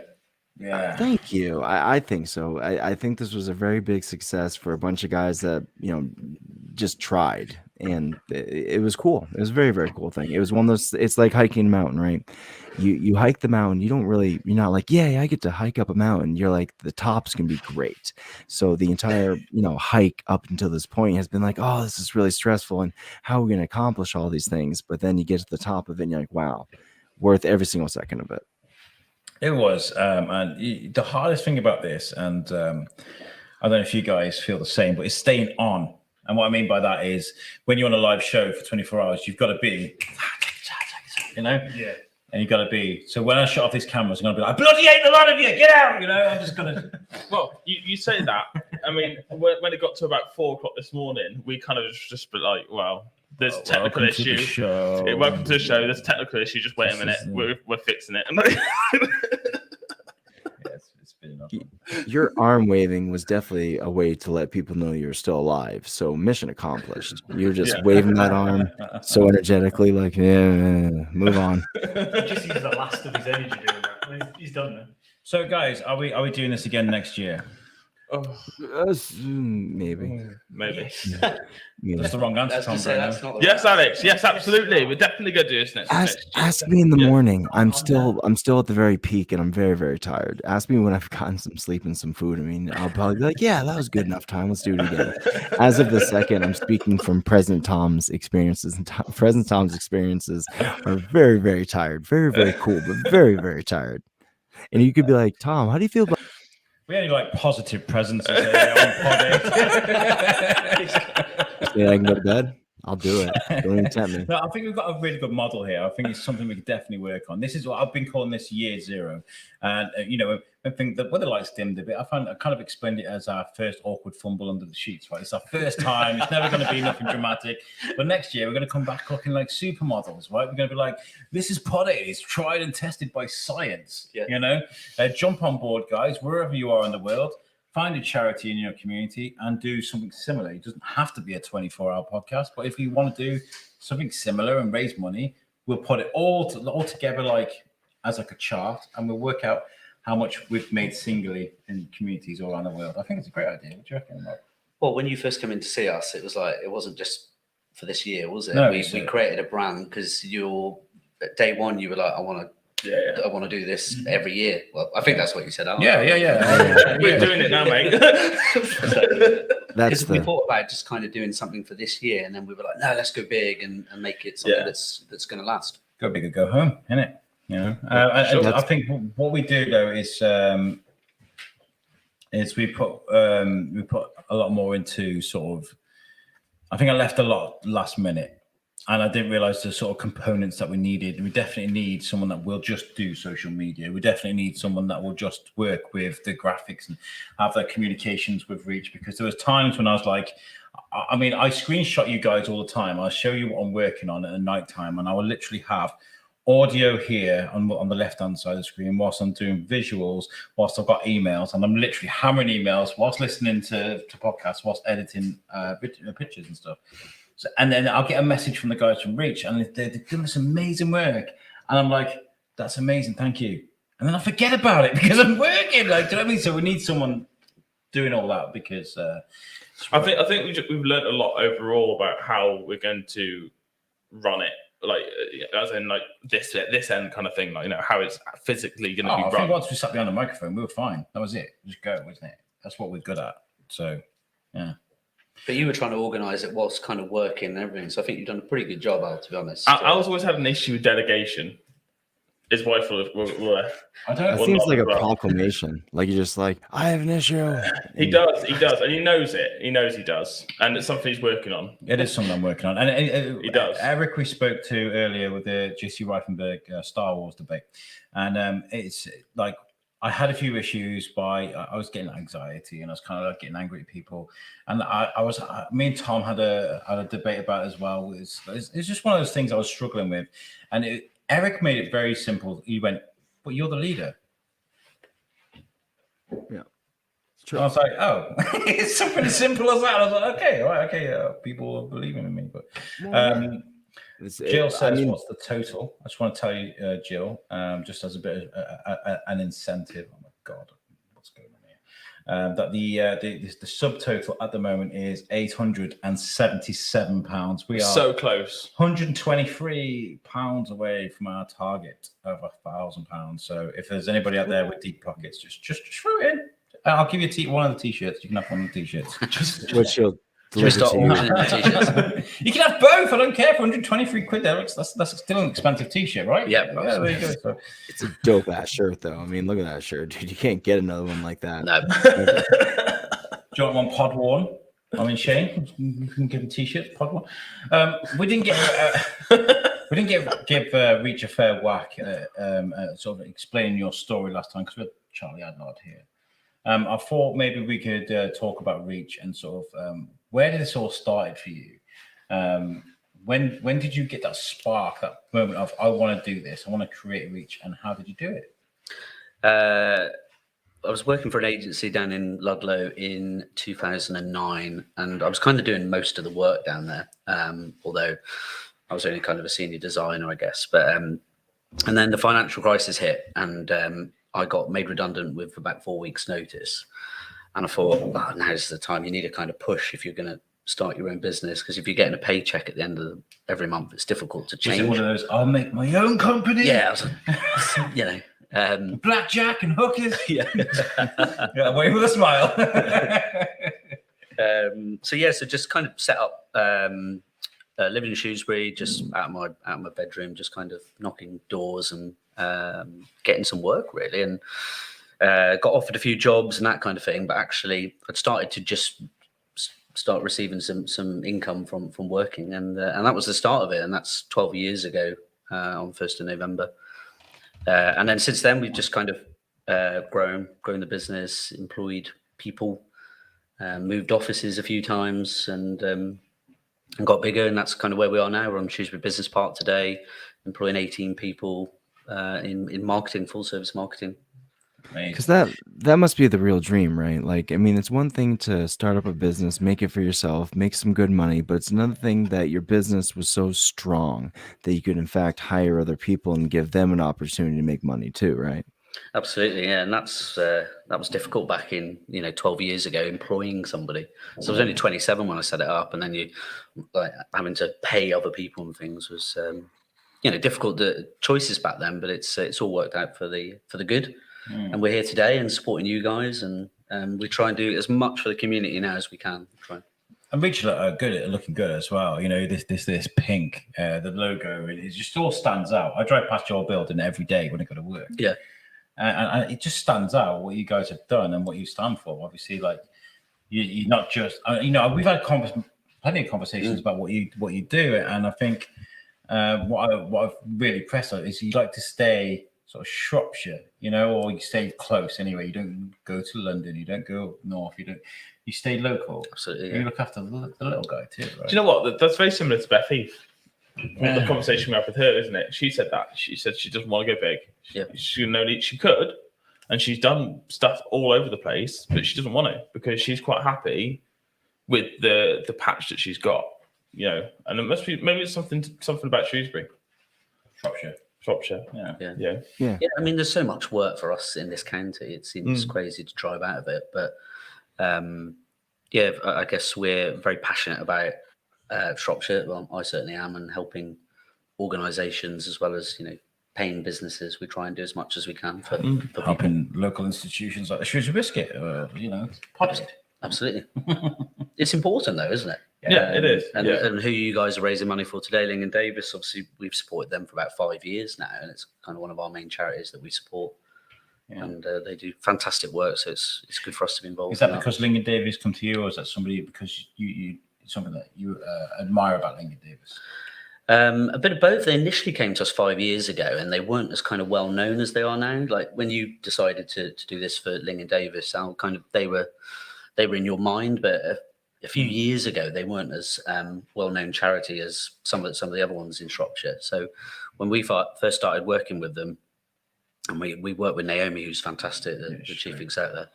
And we've been on a massive journey with her to get kind of Lingen up there. And I think everybody locally now kind of knows what they do and what they're about. And it's been a great journey for us. And I'd feel really silly, well, really bad if I didn't say a huge thank you to Lingen Davis, because they've been really, really, really great. I mean, we chose the charity, but they worked so hard to make this happen. I mean, they stuck with us all day. They were watching. Anna, I'm really, really genuinely gutted we couldn't get her on Al's game for the Wednesday Night Live last night, because she dolled herself up. She sat there with a glass of wine, and we just couldn't get the tech to work. So, but she's been with us every step of the way. Yeah. Honestly, she really has. Almost once a week, we write email or call. She's always been at the end of an email at the very least, hasn't she? Yeah. So Anna's been great, and Helen, Lizzie, Naomi, everybody there, and the guys at the Lingen Davis Centre as well. I came and I poked cameras in people's faces while they were just trying to get on with their jobs and stuff, But so thank you for letting me do that, and we got some great videos out of that. And as well, I want to point out the fact that we've just got funding for cameras and stuff, which is great. It's fantastic. But even if we'd have had the cameras before that, I still would have done what I did, and that's do it with my phone. And the reason why I just did it with my phone and the selfie stick is to show you guys, when we do this next year, you can do these amazing things with what you've got around you. You can use your phone to create amazing videos that go and help charities like this. This equipment here, I've collected over the years. I mean, I know we've got these beautiful backdrops and these things that Reach have made for us, but this mixer I got a few years ago, these mics I saved up for, these mic stands of actually, you can do this. It's very affordable. You can go out there and you can help your local communities, and I encourage you all to do so. So, yeah. Somebody else talk now. I've been talking loads and I'm getting very emotional. He sees his face. He knows. It's been great. Shane? Are you going to cry again? Don't do that, man. You know I will. I do. I get very emotional and I start pretending to look at my phone and stuff. And, oh my God, look, there's a bird outside the window. I'm so really happy because my wife is sat here and I've been an absolute freaking nightmare this week because I've been pacing, I've been stressed, hammering emails angrily, So again, I will touch on it again. The pod widows. Yeah, it's all about the pod widows. Honestly, all three of us are married. 4 of us, even. All 4 of us are married. We've all got wives. We've all got families. And every single one of them puts up with our crap. Because we're all the same. When things don't go right, when the audio doesn't go right, or the editing's too hard and things like that, we all sit there and we're pacing up and down and we're stressed and we're stamping our feet, and we've all done it, haven't we? Oh yeah. We've all done it. And our wives sit there, rolling their eyes, shaking their head, going, "It's just a podcast. Just chill out." She's nodding. She knows. Nick Jones says Rob and Reach are brilliant. Cheers, Nick. George, who was just back on, says, "I'm back, boyos." How's it going, George? You did a great job with Mark Summers. And George says, "You're almost done, Bruno." And then Anna is watching. She says, "Seriously amazing." "No, you're amazing." "No, you're amazing." "No, you're..." Dave Prince, oi, oi, from the 90s Revival, Oi, oi. says, "Fantastic job, guys. You should be very proud of yourselves." Thank you. Do you have a point? Me? Yeah, there you go. No, I got my finger up because I'm sorry to be that guy in the 0 hour, but my youngest is awake and it's 4 o'clock in the morning and my wife has to go to work. So instead of disrespecting her for letting me record for the last fucking hours and hours and hours, I'm going to go hang out with him and not wake up the wife. So, ladies and gentlemen, Tom Bruno, thank you so much. Go and be a husband, get some rest, man. Okay. Bye, Tom. See you later. So we're definitely doing this next year then. Yeah. Let's do it. Yeah. I think you should. I think to put you on pressure or anything. And I promise I'll be a bit better. I will get a team together that can work with you guys. That's what I was saying before. We've learned this time round. We've already spoken about some stuff. But if you think what you guys have done in 3 months, I think when you came, was it about 3 months ago you came to see us? I mean, the idea happened sort of 10 months ago, but the acceleration. But when you came and see us, ago. I was going to say, if you think what we've done, or what you've done, we've just supported you really with some branding and stuff. But you should have been a fly on the wall when he first come back to me and said, after having the first meeting with you. Yeah. I thought he was going to die. I thought he was going to have an aneurysm or something. He just come back to me. He says, "You'll never guess what they said." Yeah. "You'll never guess what they said." And I was like, "What?" He's like, "You wait till the email comes through." Yeah. And I was like, "Okay." So the email comes through. And he's like, "Dude, have you seen the email?" Passionate about this, man. Because the way I see it is, right? Yeah, I'll make the shoes biscuit. I think actually the shoes biscuit is quite important, and it can become something quite important.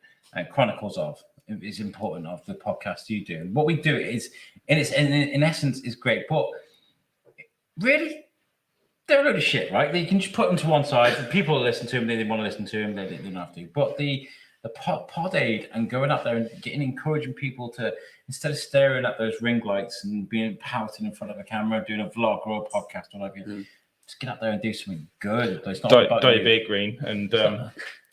I like this. I think I'm going to keep it. What do you reckon? It's very on brand. I'm so used to it now from being with you for the past 18 hours. I keep forgetting that it's green. It's become normal, isn't it? Like normal now.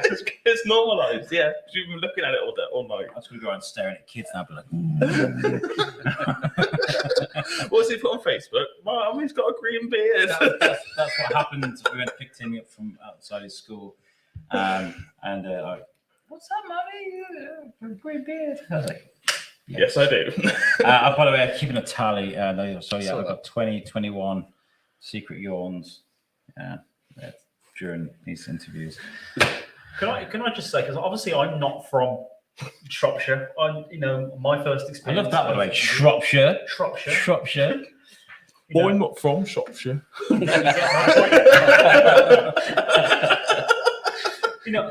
My first knowledge of Reach was dealing with Pod Aid, and you guys have been absolutely incredible.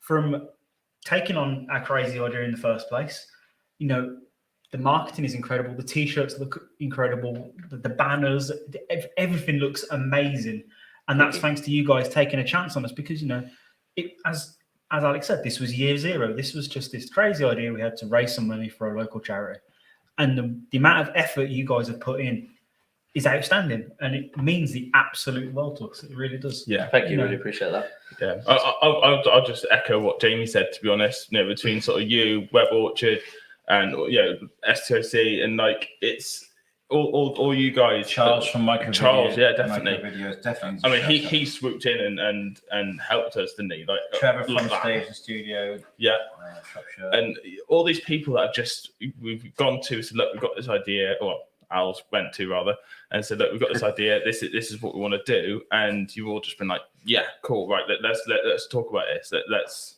without just being like, do one, Mike.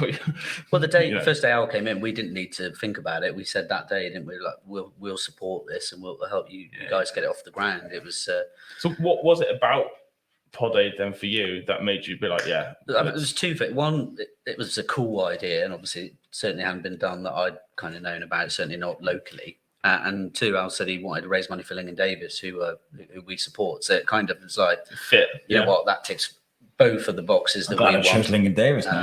Can you imagine? Yeah, exactly, yeah. And also, thirdly, when people come to us and they've got a new idea and there's no branding that exists, there's nothing. That's what we love because we can just create grassroots, isn't it? Yes, And we put 4 or 5 different logos together, didn't we? And you kind of that's the one. And then but literally, it was like, we got the pictures, didn't we? Because I think me and you saw them first because they come to the biscuit email. Yeah, and then we were just like straight away. I messaged you saying green one. Put it out to the group, and then and it looks really established now. I know this is like the first year, but you could run with this for quite a few years, and it's going to be really powerful. I think. I said it the other day. What I really like is that P. You know that symbol, even just on its own, without the Pod Aid. Yeah, you're going to look at that, and you're going to know exactly what it is. Absolutely. And you know what? We spoke to Dave Lee from International Podcast Day last night, and he was talking about the importance of podcasts and things like this, and it's all about getting out, bringing podcasters together to learn from one another as well. So there is the community aspect, but we're also helping future creators, that might want to go and do something like this, that may not want to attach themselves to Pod Aid, but they definitely should. Yeah. Well, you might get some younger people that are following you guys that want to be involved next year. Sort of Charlie Adler was saying about getting young talent locally to get involved in things like this. Well, there is an idea to start working with some youngsters as well. Claire from Lovely Land, I spoke to her a while ago, and I was like, I would love to, if I had the time, I'd love to bring up the microphones, set a community centre, and just talk to youngsters about their lives and find out like what's going on, and if there's something they want to, stories they want to pass on and stuff. Because I feel like if you can teach young people how to sort of share empathy and advice over a microphone, that teaches them some good lessons. Absolutely. And the community are bringing out a new course, I think it's next year, which is like a more of a media-based sound and video course. Business. So they should get you involved as well. I mean, get you guys kind of involved in that course. See, this is what positive thinking does, right? Yeah. Absolutely. What's going on with you at Reach at the moment? Is there anything exciting that you're working on that you can tell us about? Is there anything? Well, we're working on Pod Aid. That was obviously the most exciting thing in the studio for the last 3 months. Yeah. We are working on a new website for Lingen Davis, actually, which is very very current in what we're talking about today. So we had the guys in yesterday, and we're discussing that project. We last built that about 4 or 5 years ago, so it's due a refresh. What else are we doing? We're building lots of websites for people from food and drink who sell bread buns for people like KFC to companies who manufacture fishing rods. That's a new business we're working with. So it's very varied. So we're all keeping very busy. Seems like every day is different for you guys. There's something new you're working on every day. I do envy Mark a little bit. He's going to take some amazing pictures and Mark is in the Cotswolds next week because we're doing a 3-day shoot in a big house in the Cotswolds, which is going to be dressed all in kind of Christmas decorations, and we're doing a Christmas shoot for a big hamper company. So these guys are in some house somewhere in the Cotswolds, sleeping for about 3 days, capturing video. Sort for something, isn't it? Yeah, exactly. Yeah. So sort it out. That's as varied as it gets. Where's our stately home sleepover? Right? Yeah, Shrewsbury Town, the community. No, we had to stay up all night in a demountable. That's what we had to do. We had fun. Next year's Pod Aid, I want it to take place in a stately home. In a stately home, yeah. And it needs to be a Christmas decoration. Yeah. We'll get in touch with Chris Shirk and we'll find it. That'd actually be cool. Yeah. For 24 hours and some drippy, leaky house with no windows. Crack on. I prefer this place. I mean, this has been great.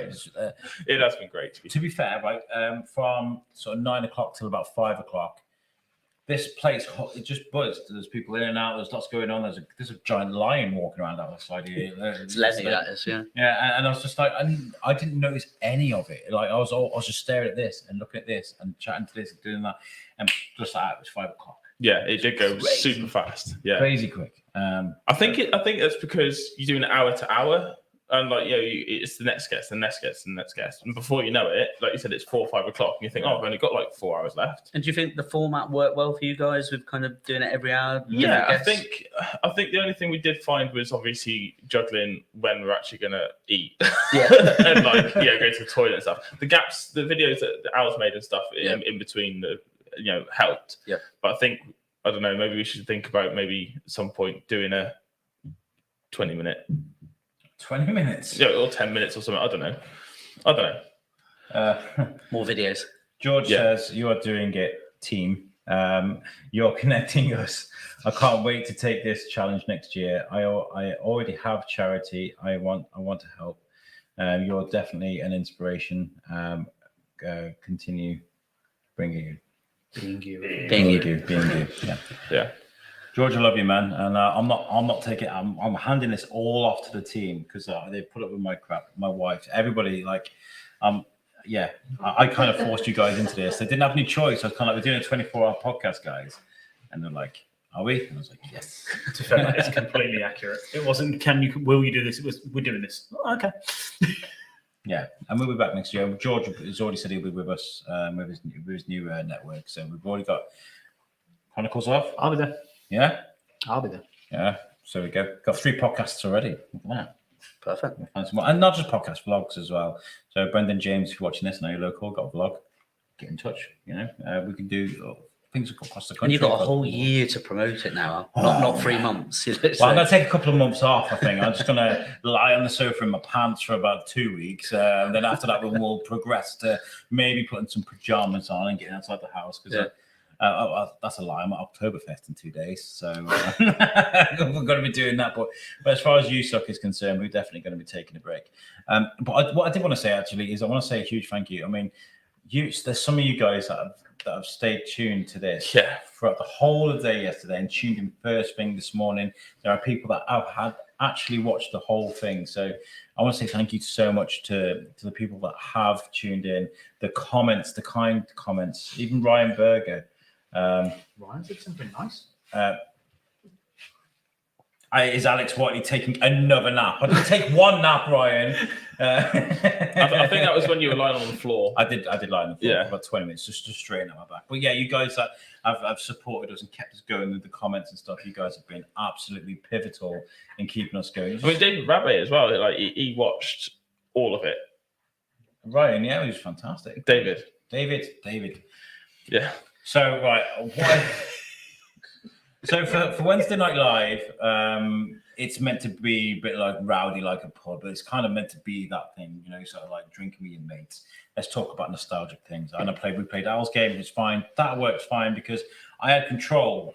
Right, it was my game. If you talk, you're disqualified. I'll just delete you from there. I'm not drinking, but anyway, the Weekly Bazaar, we had David, Donnie, Tom, me, Jamie. You were off. You were doing it, were you? No, I was off. Shane was in. Yeah, that's it. And Donnie wouldn't shut up. David wouldn't shut up. Tom wouldn't shut up. Me and Shane were just like, it was just chaos, wasn't it? It yeah. But it goes like that sometimes, especially when you've got some really big personalities like Tom, like Donnie. Donnie's great. He's a good guy. It's they take up a lot of room, Yeah.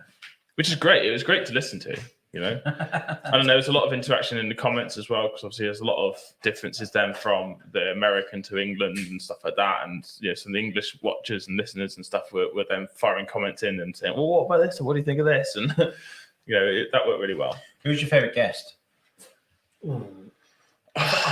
I'm going to be a little bit selfish, biased, and say JC and Eric. I knew you were going to say that. It was an idea I had. Is it because it's so Jar Jar Binks impression? That's what it is. Jar Jar Binks impression was You know, I had this idea to get these two huge Star Wars fans together. They're in a universe I love with Kevin Smith, and it was so much fun. And just to hear the man go on for almost 20 minutes as to how much he loved Jar Jar Binks will forever be a highlight of my life. It was beautiful, actually. You just get that bit and just snip it out. He managed to take Jar Jar Binks and stick up for the small guy, and that's what was quite powerful about that. Yeah. What about you? I don't know. I can't really pick because there's lots. Yes, you of can, good and you have ones. to. MJ was a good one. Oh, I was gonna say that was she was amazing. Yeah. Kelda is always, Kelda, yeah, that was fantastic. She's always a good one. What about you, listeners? Is there one? Is there a guest that you enjoyed the most? Get in the comments. We've got a few minutes yet. We've got half an hour to go, guys. Yeah. Jar Jar, our Sith Lord and Savior. I asked both JC and Eric about that, and they were like, "Just shush." Oh, my wife says Eddie Pence was her favorite. He was a good one as well. They're They're all good. I don't think there's any of our guests that were particularly bad, if I'm honest. Make sure you go into Amazon and look for the Unspecial Comedy Special. Buy it. Don't rent it. Well, you can rent it or buy it. I mean, he's fantastic. He's very, very funny comedian. But if you can afford to buy the book, buy the thing on Amazon, then you can also afford to donate to Pod Aid. Do you want to give the text to donate one more show? Yeah, so you can text to 70085. You need text free. Text Pod Aid free to 7005 to donate £3. He did that last night, didn't he? You said text 70085 to Pod Aid free. We should remind people as well. I can't remember who it was, but someone found out that if you text Pod Aid 10 to it's £10. it donates £10. So I don't know. I mean, can somebody just try it out for us? I was going to say, if anyone wants to confirm, if like 10, maybe 12, 13 people want to try that to confirm that for us. Yeah, just to then double please check. Also, you can find us over at justgiving.com/podaid. Please give us. You've got half an hour left, or 25 minutes, just over 25 minutes to get us up onto our bar. 123. I think we've done amazing with the text to donate plus the 807. I think we're going to get over that £1,000. I think. With the text to donate, it'll be when will we find Nick out? says it doesn't last night. Thanks, Nick. You're amazing, Nick. That's what it was. Yeah. What I want, if Helen Knight is watching right now, I'd love to know how much we made on the text to donate ASAP. It'd be amazing to know that before the end of the stream, if it's possible. I don't think we'll be able to find out by the end of the stream, but I will find out. Try and find out by the end of the week and let you guys know. Does that money include kind of the other sponsors you've got, Al, or is that on top? Yeah, that's all together. That's all together. And I do want to give them a shout. I've got them written here. So Throgmorgan Associates, Wealth Management, Web Orchard, Beaver Bridge, and George Lugo. He sent two. He sent one by accident, and then I was like, "You sent me two." He's like, "Okay, you can have the other one." So there you go. Thank you, George. So that and each one of them is £100. So that's 1, 2, 3, 4, 5, £500 there just in corporate sponsors. Next year, we want to get 24 corporate sponsors. Okay, so I'm going to start texting you guys now for next year, and we'll make sure it's in the bank. But thank you very much for them guys. What other sort of community of Lingen Davis and this? Is there anything else that you work on that's community based with Reach? Or anything you'd like to work on? Maybe? We're just quoting some new projects for Shropshire Youth Support Trust, who are an organisation based in Telford. They help young people 18 to 30 who want to start their own business. So they help with business plans and funding and all that stuff. They're a great organisation. We've supported them for many, many years now, and we continue to do so. We're also looking at helping Stay, which is a homeless charity in Telford. We rebranded them last year. They came to us wanting a new logo, and when we find little projects that we can add value to, we just do them. We don't charge for them. They're something that the team really loves doing. So we probably do 5 or 6 different projects each year normally, which we invest our time into, and they're all Shropshire based. We're also going to be bringing out we've got this new idea for supporting charities next year, and we're going to do like a Dragon's Den type thing. So watch that space if you're a local Shropshire charity. We're going to be launching something at the I'll end of this tell year. you, I've got a podcast. We know we already helped you. Get out. Over again, Whiteley. Get out of here. You're banned. As soon as the lift opens up, like, you know, just see Whiteley, and it's just like, get out. What I would say to you guys, though, if you do have an idea and you would like help from Reach, the experience that I had when I first started chatting to you guys and when we started having the meetings, I was like a pig in muck. Honestly, I would usually turn up after a night shift, so I'd be like, be like dosed up on coffee, sort of slide in through the door. But they're beautiful offices. You get treated very well. The meetings are fantastic. The communication between myself and the girls, and it was just fantastic. And obviously the branding is just on point. Look at that, you know. So if you got a young business or even an old business that needs a lick of paint, make sure you go to Reach and they'll look after you. And I genuinely, from the bottom of my heart, thank you so much for everything you've done. It means You're very welcome. That's all I've done for the last 35 minutes. Is just, what's that? £93 left. Has somebody done a donation? Oh my God, less than 100 to go. Oh, £93. Okay. Just share the screen. 90%. That's amazing. I'm.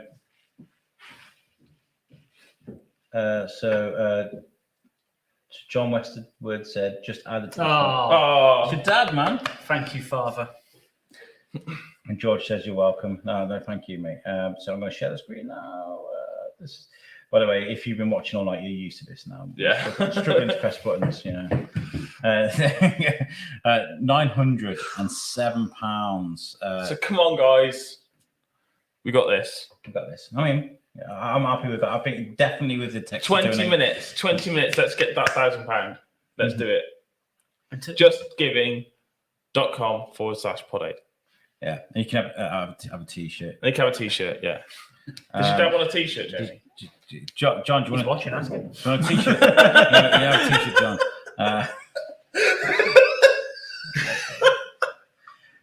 Jamie, would you like to tell people about Chronicles of and your podcast? Yeah, the Chronicles of podcast. It comes out every Friday at 6 p.m. UK time. Me and my co-host Tom, we do a little bit beforehand where we have a little catch up. We go through. We have our little segments. We have Callum's Treachings, which is a friend of ours named Callum. He basically gives us random factoids that come from his beautiful brain and makes you question things in life, like what would happen if you were scared half to death twice? Little things like that. His brain is beautiful. Then we have Tom's journal, where Tom basically just tells us things, weird and wacky things that he's seen for about his week. That just it normally involves someone on an Uber Eats bike almost running him over quite often in the streets of Cardiff. Then we have our incredible interviews with our guests. This week's episode is with a Polish lady named Michalina Melis. She is a hurdy-gurdy player. What is a hurdy-gurdy? I couldn't honestly describe it if I tried to in my sleepy brain right now. But it's a mix of like a piano, a guitar, and you turn a crank. It's a beautiful instrument. And my favorite thing about this whole story is she plays the hurdy-gurdy in a metal band.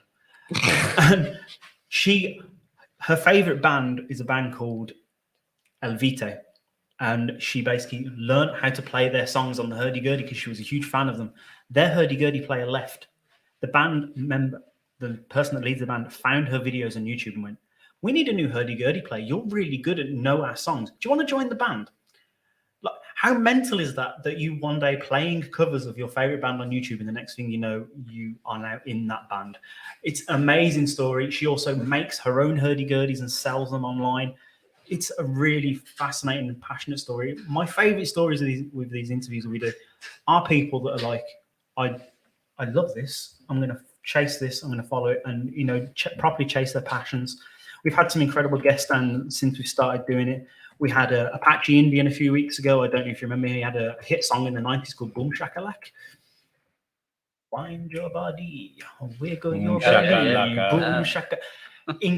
I reached out to him because I was like, I wonder what it would be like to talk to someone that had a smash hit in the 90s. Yeah. He is one of the most inspirational people I've ever spoken to in my life. He runs a youth centre in Birmingham. Yeah. He helps all members of the youth community when it comes to doing music. And not just in the local area, he also speaks to people abroad and helps those out. He recorded lyrics alongside a woman who recorded her lyrics in India, who had a musician in Jamaica, and they all put that together and released a song together. And he orchestrated all of that. He recently had, like, I think it was 2 weeks ago, received an MBE for his work with the youth. It's absolutely amazing. We spoke to so many amazing people already, and we're literally releasing episode 9 this week.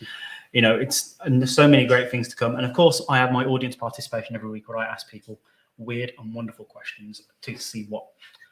If I believe last week's episode was name one thing you shouldn't do naked. And we had some incredible answers. I think the one which made me cringe the most was climb a barbed wire fence. Jump in a nettle bush. There's another one. Nail down floorboards. That's a good nail gun. I'm just saying, it's very dangerous. It's, no idea. We have amazing. Going to work. Walking to school. Who said that? The amount of people that replied to pick the kids up from school was quite concerning. But no, we have great fun. Me and Tom have great chemistry. We've known each other for years. He was the best man at my wedding. And, you know, again, a big thank you to Alex, because 2 years ago he asked me if I wanted to start a podcast, and I joined it was then the Thorskin Network, then became USUC. You know, me and Tom podcasted with you guys for over 18 months. I can't believe it's been that long, man. I can't believe that. That's mental. So, you know, it's incredible. We need £80, guys. Come on. Come on. We've got 50. How long? We got just over 15 minutes. Just over 15 minutes. Come on, guys. £80. Let's do it.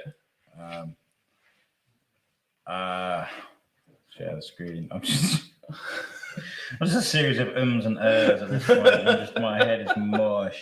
Words and stuff. We can do it. We can make it. There we go. £920. I mean, I'm very happy with that. But I mean, if we can get over the £1,000.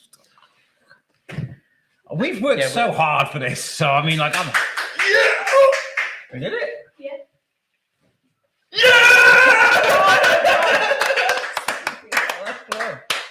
It's going up as well. Yes. Thank you very much. Would you like a t-shirt? Wow, thank you.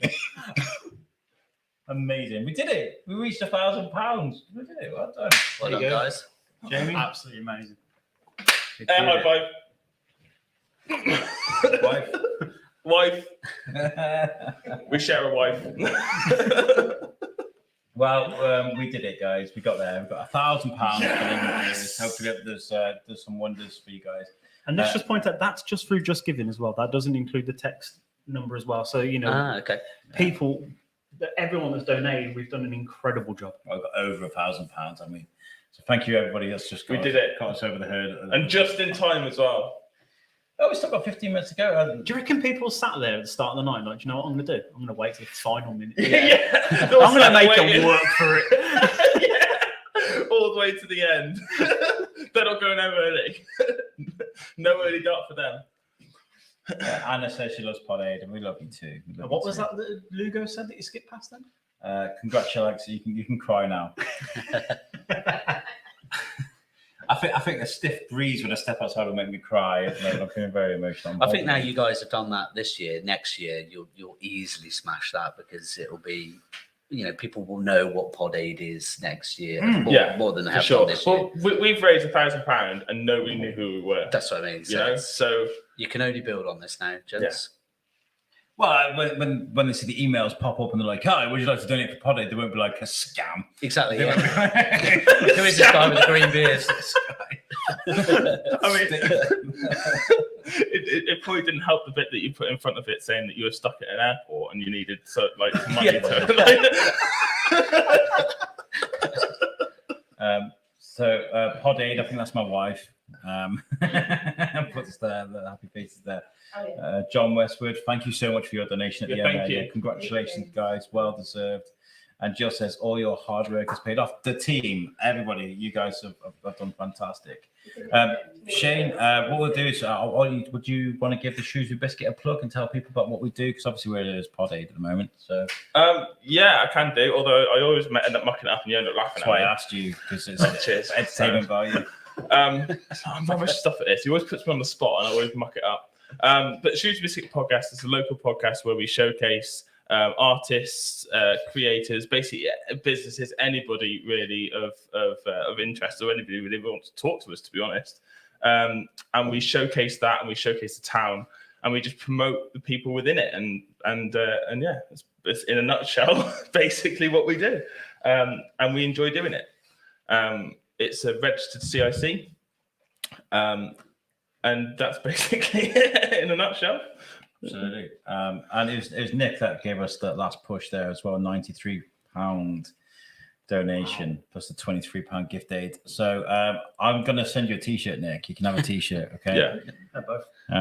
So I'll save one of these and I'll bring it to you. I said to you actually on an email that we need to get into a podcast together, so I'll bring that with you.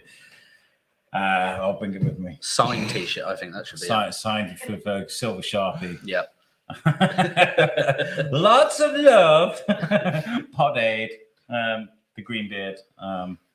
So yeah, that's the Shoes Biscuit. You Suck. I want to tell you guys about You Suck. You've seen Tom Bruno, David Raby, myself, and Eric Fluger as well. I joined us earlier. You Suck is an idea that we came up with where we were going to try and build a bridge over the Atlantic. We're going to sort of do some, I talk to Tom Bruno all the time, and I have been for the last nearly 4 years, about life and whatnot. And sometimes things just don't match up when we talk. Even though we kind of speak the same language, there are some things that just don't translate. So I wanted to talk about culture and stuff in America, culture and stuff in the UK, and sort of talk about where things don't quite marry up and try and discuss that. So we have 3 shows that are part of USUC. We have Wednesday Night Live, which is a bit like us meeting at the pub. So me, Tom, and David Raby in California. Tom's in Vermont. We'll meet up. We'll have a chat with guests. We'll play games. We'll talk about nostalgic things. We also have What's the Difference podcast, where we speak to actors and artists and musicians. And we have a great partnership with TV Guestbert with Jackie Jordan. So she'll suggest guests to us. Just recently, we had Jenny Black, who was talking to us about the psychological problems with devices. And, we speak to PhDs. We had Dr. Selena Nadelman last night, which is one of the leading biopsy doctors in America, and we're just having this casual conversation because of that relationship. So there's What's the Difference podcast. I'm with Eric Fluger. I do a great show called Yelling at Clouds. If you like art, if you like to hear old guys rambling on about art because they're geniuses, you'll definitely enjoy Yelling at Clouds. What time are we on? We still have 10 minutes. God, this last hour is going on. It feels like this is the longest hour of the entire 24. It literally is, isn't it? Yeah. It is. Yeah, but let's keep checking. Have we got over £1,000 yet? Wow, £1,013. Honestly, I can't believe that we did that. We did that as a team. Obviously, the one thing we haven't mentioned is a massive thank you to every single guest that we've had as well. Yes. People that have taken an hour or so out of their day just to come sit with us and talk silly and raise money for this amazing charity. It means the absolute world. And, we've had people from all over the world. We've had people from loads of different backgrounds, doctors, voice actors, bar owners, Star Wars enthusiasts. You name it, we've had all sorts on tonight, and it's been absolutely incredible. And that's the beauty of podcasting, though, isn't it? Is that you get to talk to so many good people, people of all different backgrounds. And that's why I do it. Very, very rare I get a guest on that I don't like. Yeah, I mean, I find talking to people interesting. I find learning about who they are and how their brains tick, and it's like I think you described it as crawling inside the head and just having a bit of a walk around and just having a good poke around. Sometimes it's quite scary when they're like, "Yeah, come on, let's go do this." I really enjoy that, and I think that's that's good. Oh, it's all right, it's fine. We're still going.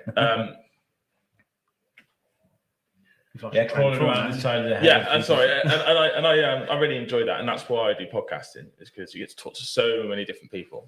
Have you guys ever thought of doing something like this at Reach, talking about sort of what you guys do? I think it'd be a great journey. Funny enough, yeah, we have talked about doing some kind of some videos and things talking about different services and branding and things. If you need a good local podcast, I know some good people. host. This guy my here, people can Mark, talk to your people. You can't see at the moment. He's been running cameras, lighting, all sorts. This guy's genius. There's Mark. There he is. Did you quickly backed out of shot then? He's very shy though. He's very shy. I'm behind the camera for a reason, people. Might settle the audio, but you won't be very good on the microphone. Like, no. Thanks. I think it'd be great for you. No, absolutely, yeah. Just time out, But yeah, we do want to do it, and we want people to kind of tune in and just hear about different services and how we can support them and how they can kind of grow their businesses. It's really important right now, I think. Coming out of this sort of pandemic and stuff. Absolutely, yeah. It's insane. Come on. 3 minutes. I was like, that's got to be it, isn't it? And it's Yeah. not. It's 3 more minutes. I'll tell you what I'll do, guys. I'm going to play a video. Yes! I was just about to say a video. Can I just give a shout out to Lingen Davis? Please do. Yeah. Okay, cool. I think one of the main reasons why we've always supported Lingen Davis is because they raise lots of money locally to keep cancer services within Shrewsbury Hospital. And I think that is one of the main reasons why people should donate, because if you're unfortunately know somebody or going through any form of cancer treatment, historically you used to have to go to Birmingham or Stoke Hospital and things like that. Lingen Davis raise money to buy equipment so cancer services can be people could be treated at Shrewsbury Hospital. And I think that is if there's any reason why you want to give some money to Pod Aid and to these guys, it should be for that, because you're going to know somebody at some point who's going to need that service. So big shout out to those guys for doing what they do. You guys are amazing. Seriously. And I hope this helps you guys in a big, bad way. Final flurry of comments, because we've got to do this. Jill says lots of follow-up stories on Facebook needed so that we can share to get people ready to donate next year. We will keep you guys informed. Nick Jones says, fantastic job. And Tom across the pond was a real trooper. It really was. Yeah. Including his foul mouth there at the end. He tried to rein it in. He did try. But he was like, thank you, Pete. Pete White from Web Orchard, thank you. Thank you for joining us as well for the great work that you do. And for as well, agreeing to do this with Reach as well, because you guys do something with conflict. Definitely a conflict of interest. So you guys working together. It's never a conflict with Pete. Nah, Pete's a good guy. He really is. Genuinely, really down to earth. George Luger says, always amazing content. Keep it up, Alex. You're killing it. That goes to the team. Lisa says, you must be so tired. No, not really. I'm fine. Claire Jones says, well done, guys. You're amazing. And Jaron M. Phuket says, hi, Todd, Leme. Have you seen Tom Bruno? He didn't show for it. I love that. I think he's going to be in a bit of a coma. Yeah, right. I'm going to play with one last video, guys. Thank you so much for joining us. I'm going to show, which one should I do? I'm going to play the Owls bit where I'm just talking because it's a minute long. So I'm going to leave you with this. Thank you so much for joining us for the last 24 hours. Thank you to everyone involved, Shrewsbury Town community, Reach, Lingen Davis, Web Orchard, to all the companies that sponsored us, to Charles from Micro Video, and to Trevor from Stage and Studio Shropshire. We love you guys, and we'll catch you next time. Peace Thank you, everyone.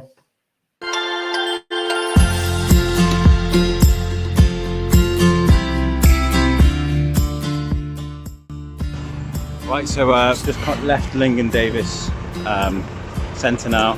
Thank you, Sally, and everybody that spoke to us there. As you can see, all this money that we're trying to raise will have a positive effect, right? So the NHS doesn't always fund everything for people that have got cancer. So we have to rely on charities like Lingen Davis for the extra bits, the extra bits of treatment, the scanners, all these kind of things that make life easier, because like Sally said on a vlog earlier, rather than make people sort of travel to the faraway places and get scanned, they can do it here, so what we're doing is important. So any money that you guys have, it's £, £10, £100, it goes towards a great cause. Again, thank you so much to the guys at Lingen Davis for giving me the tour and speaking to us, and we'll catch you guys later on in the show.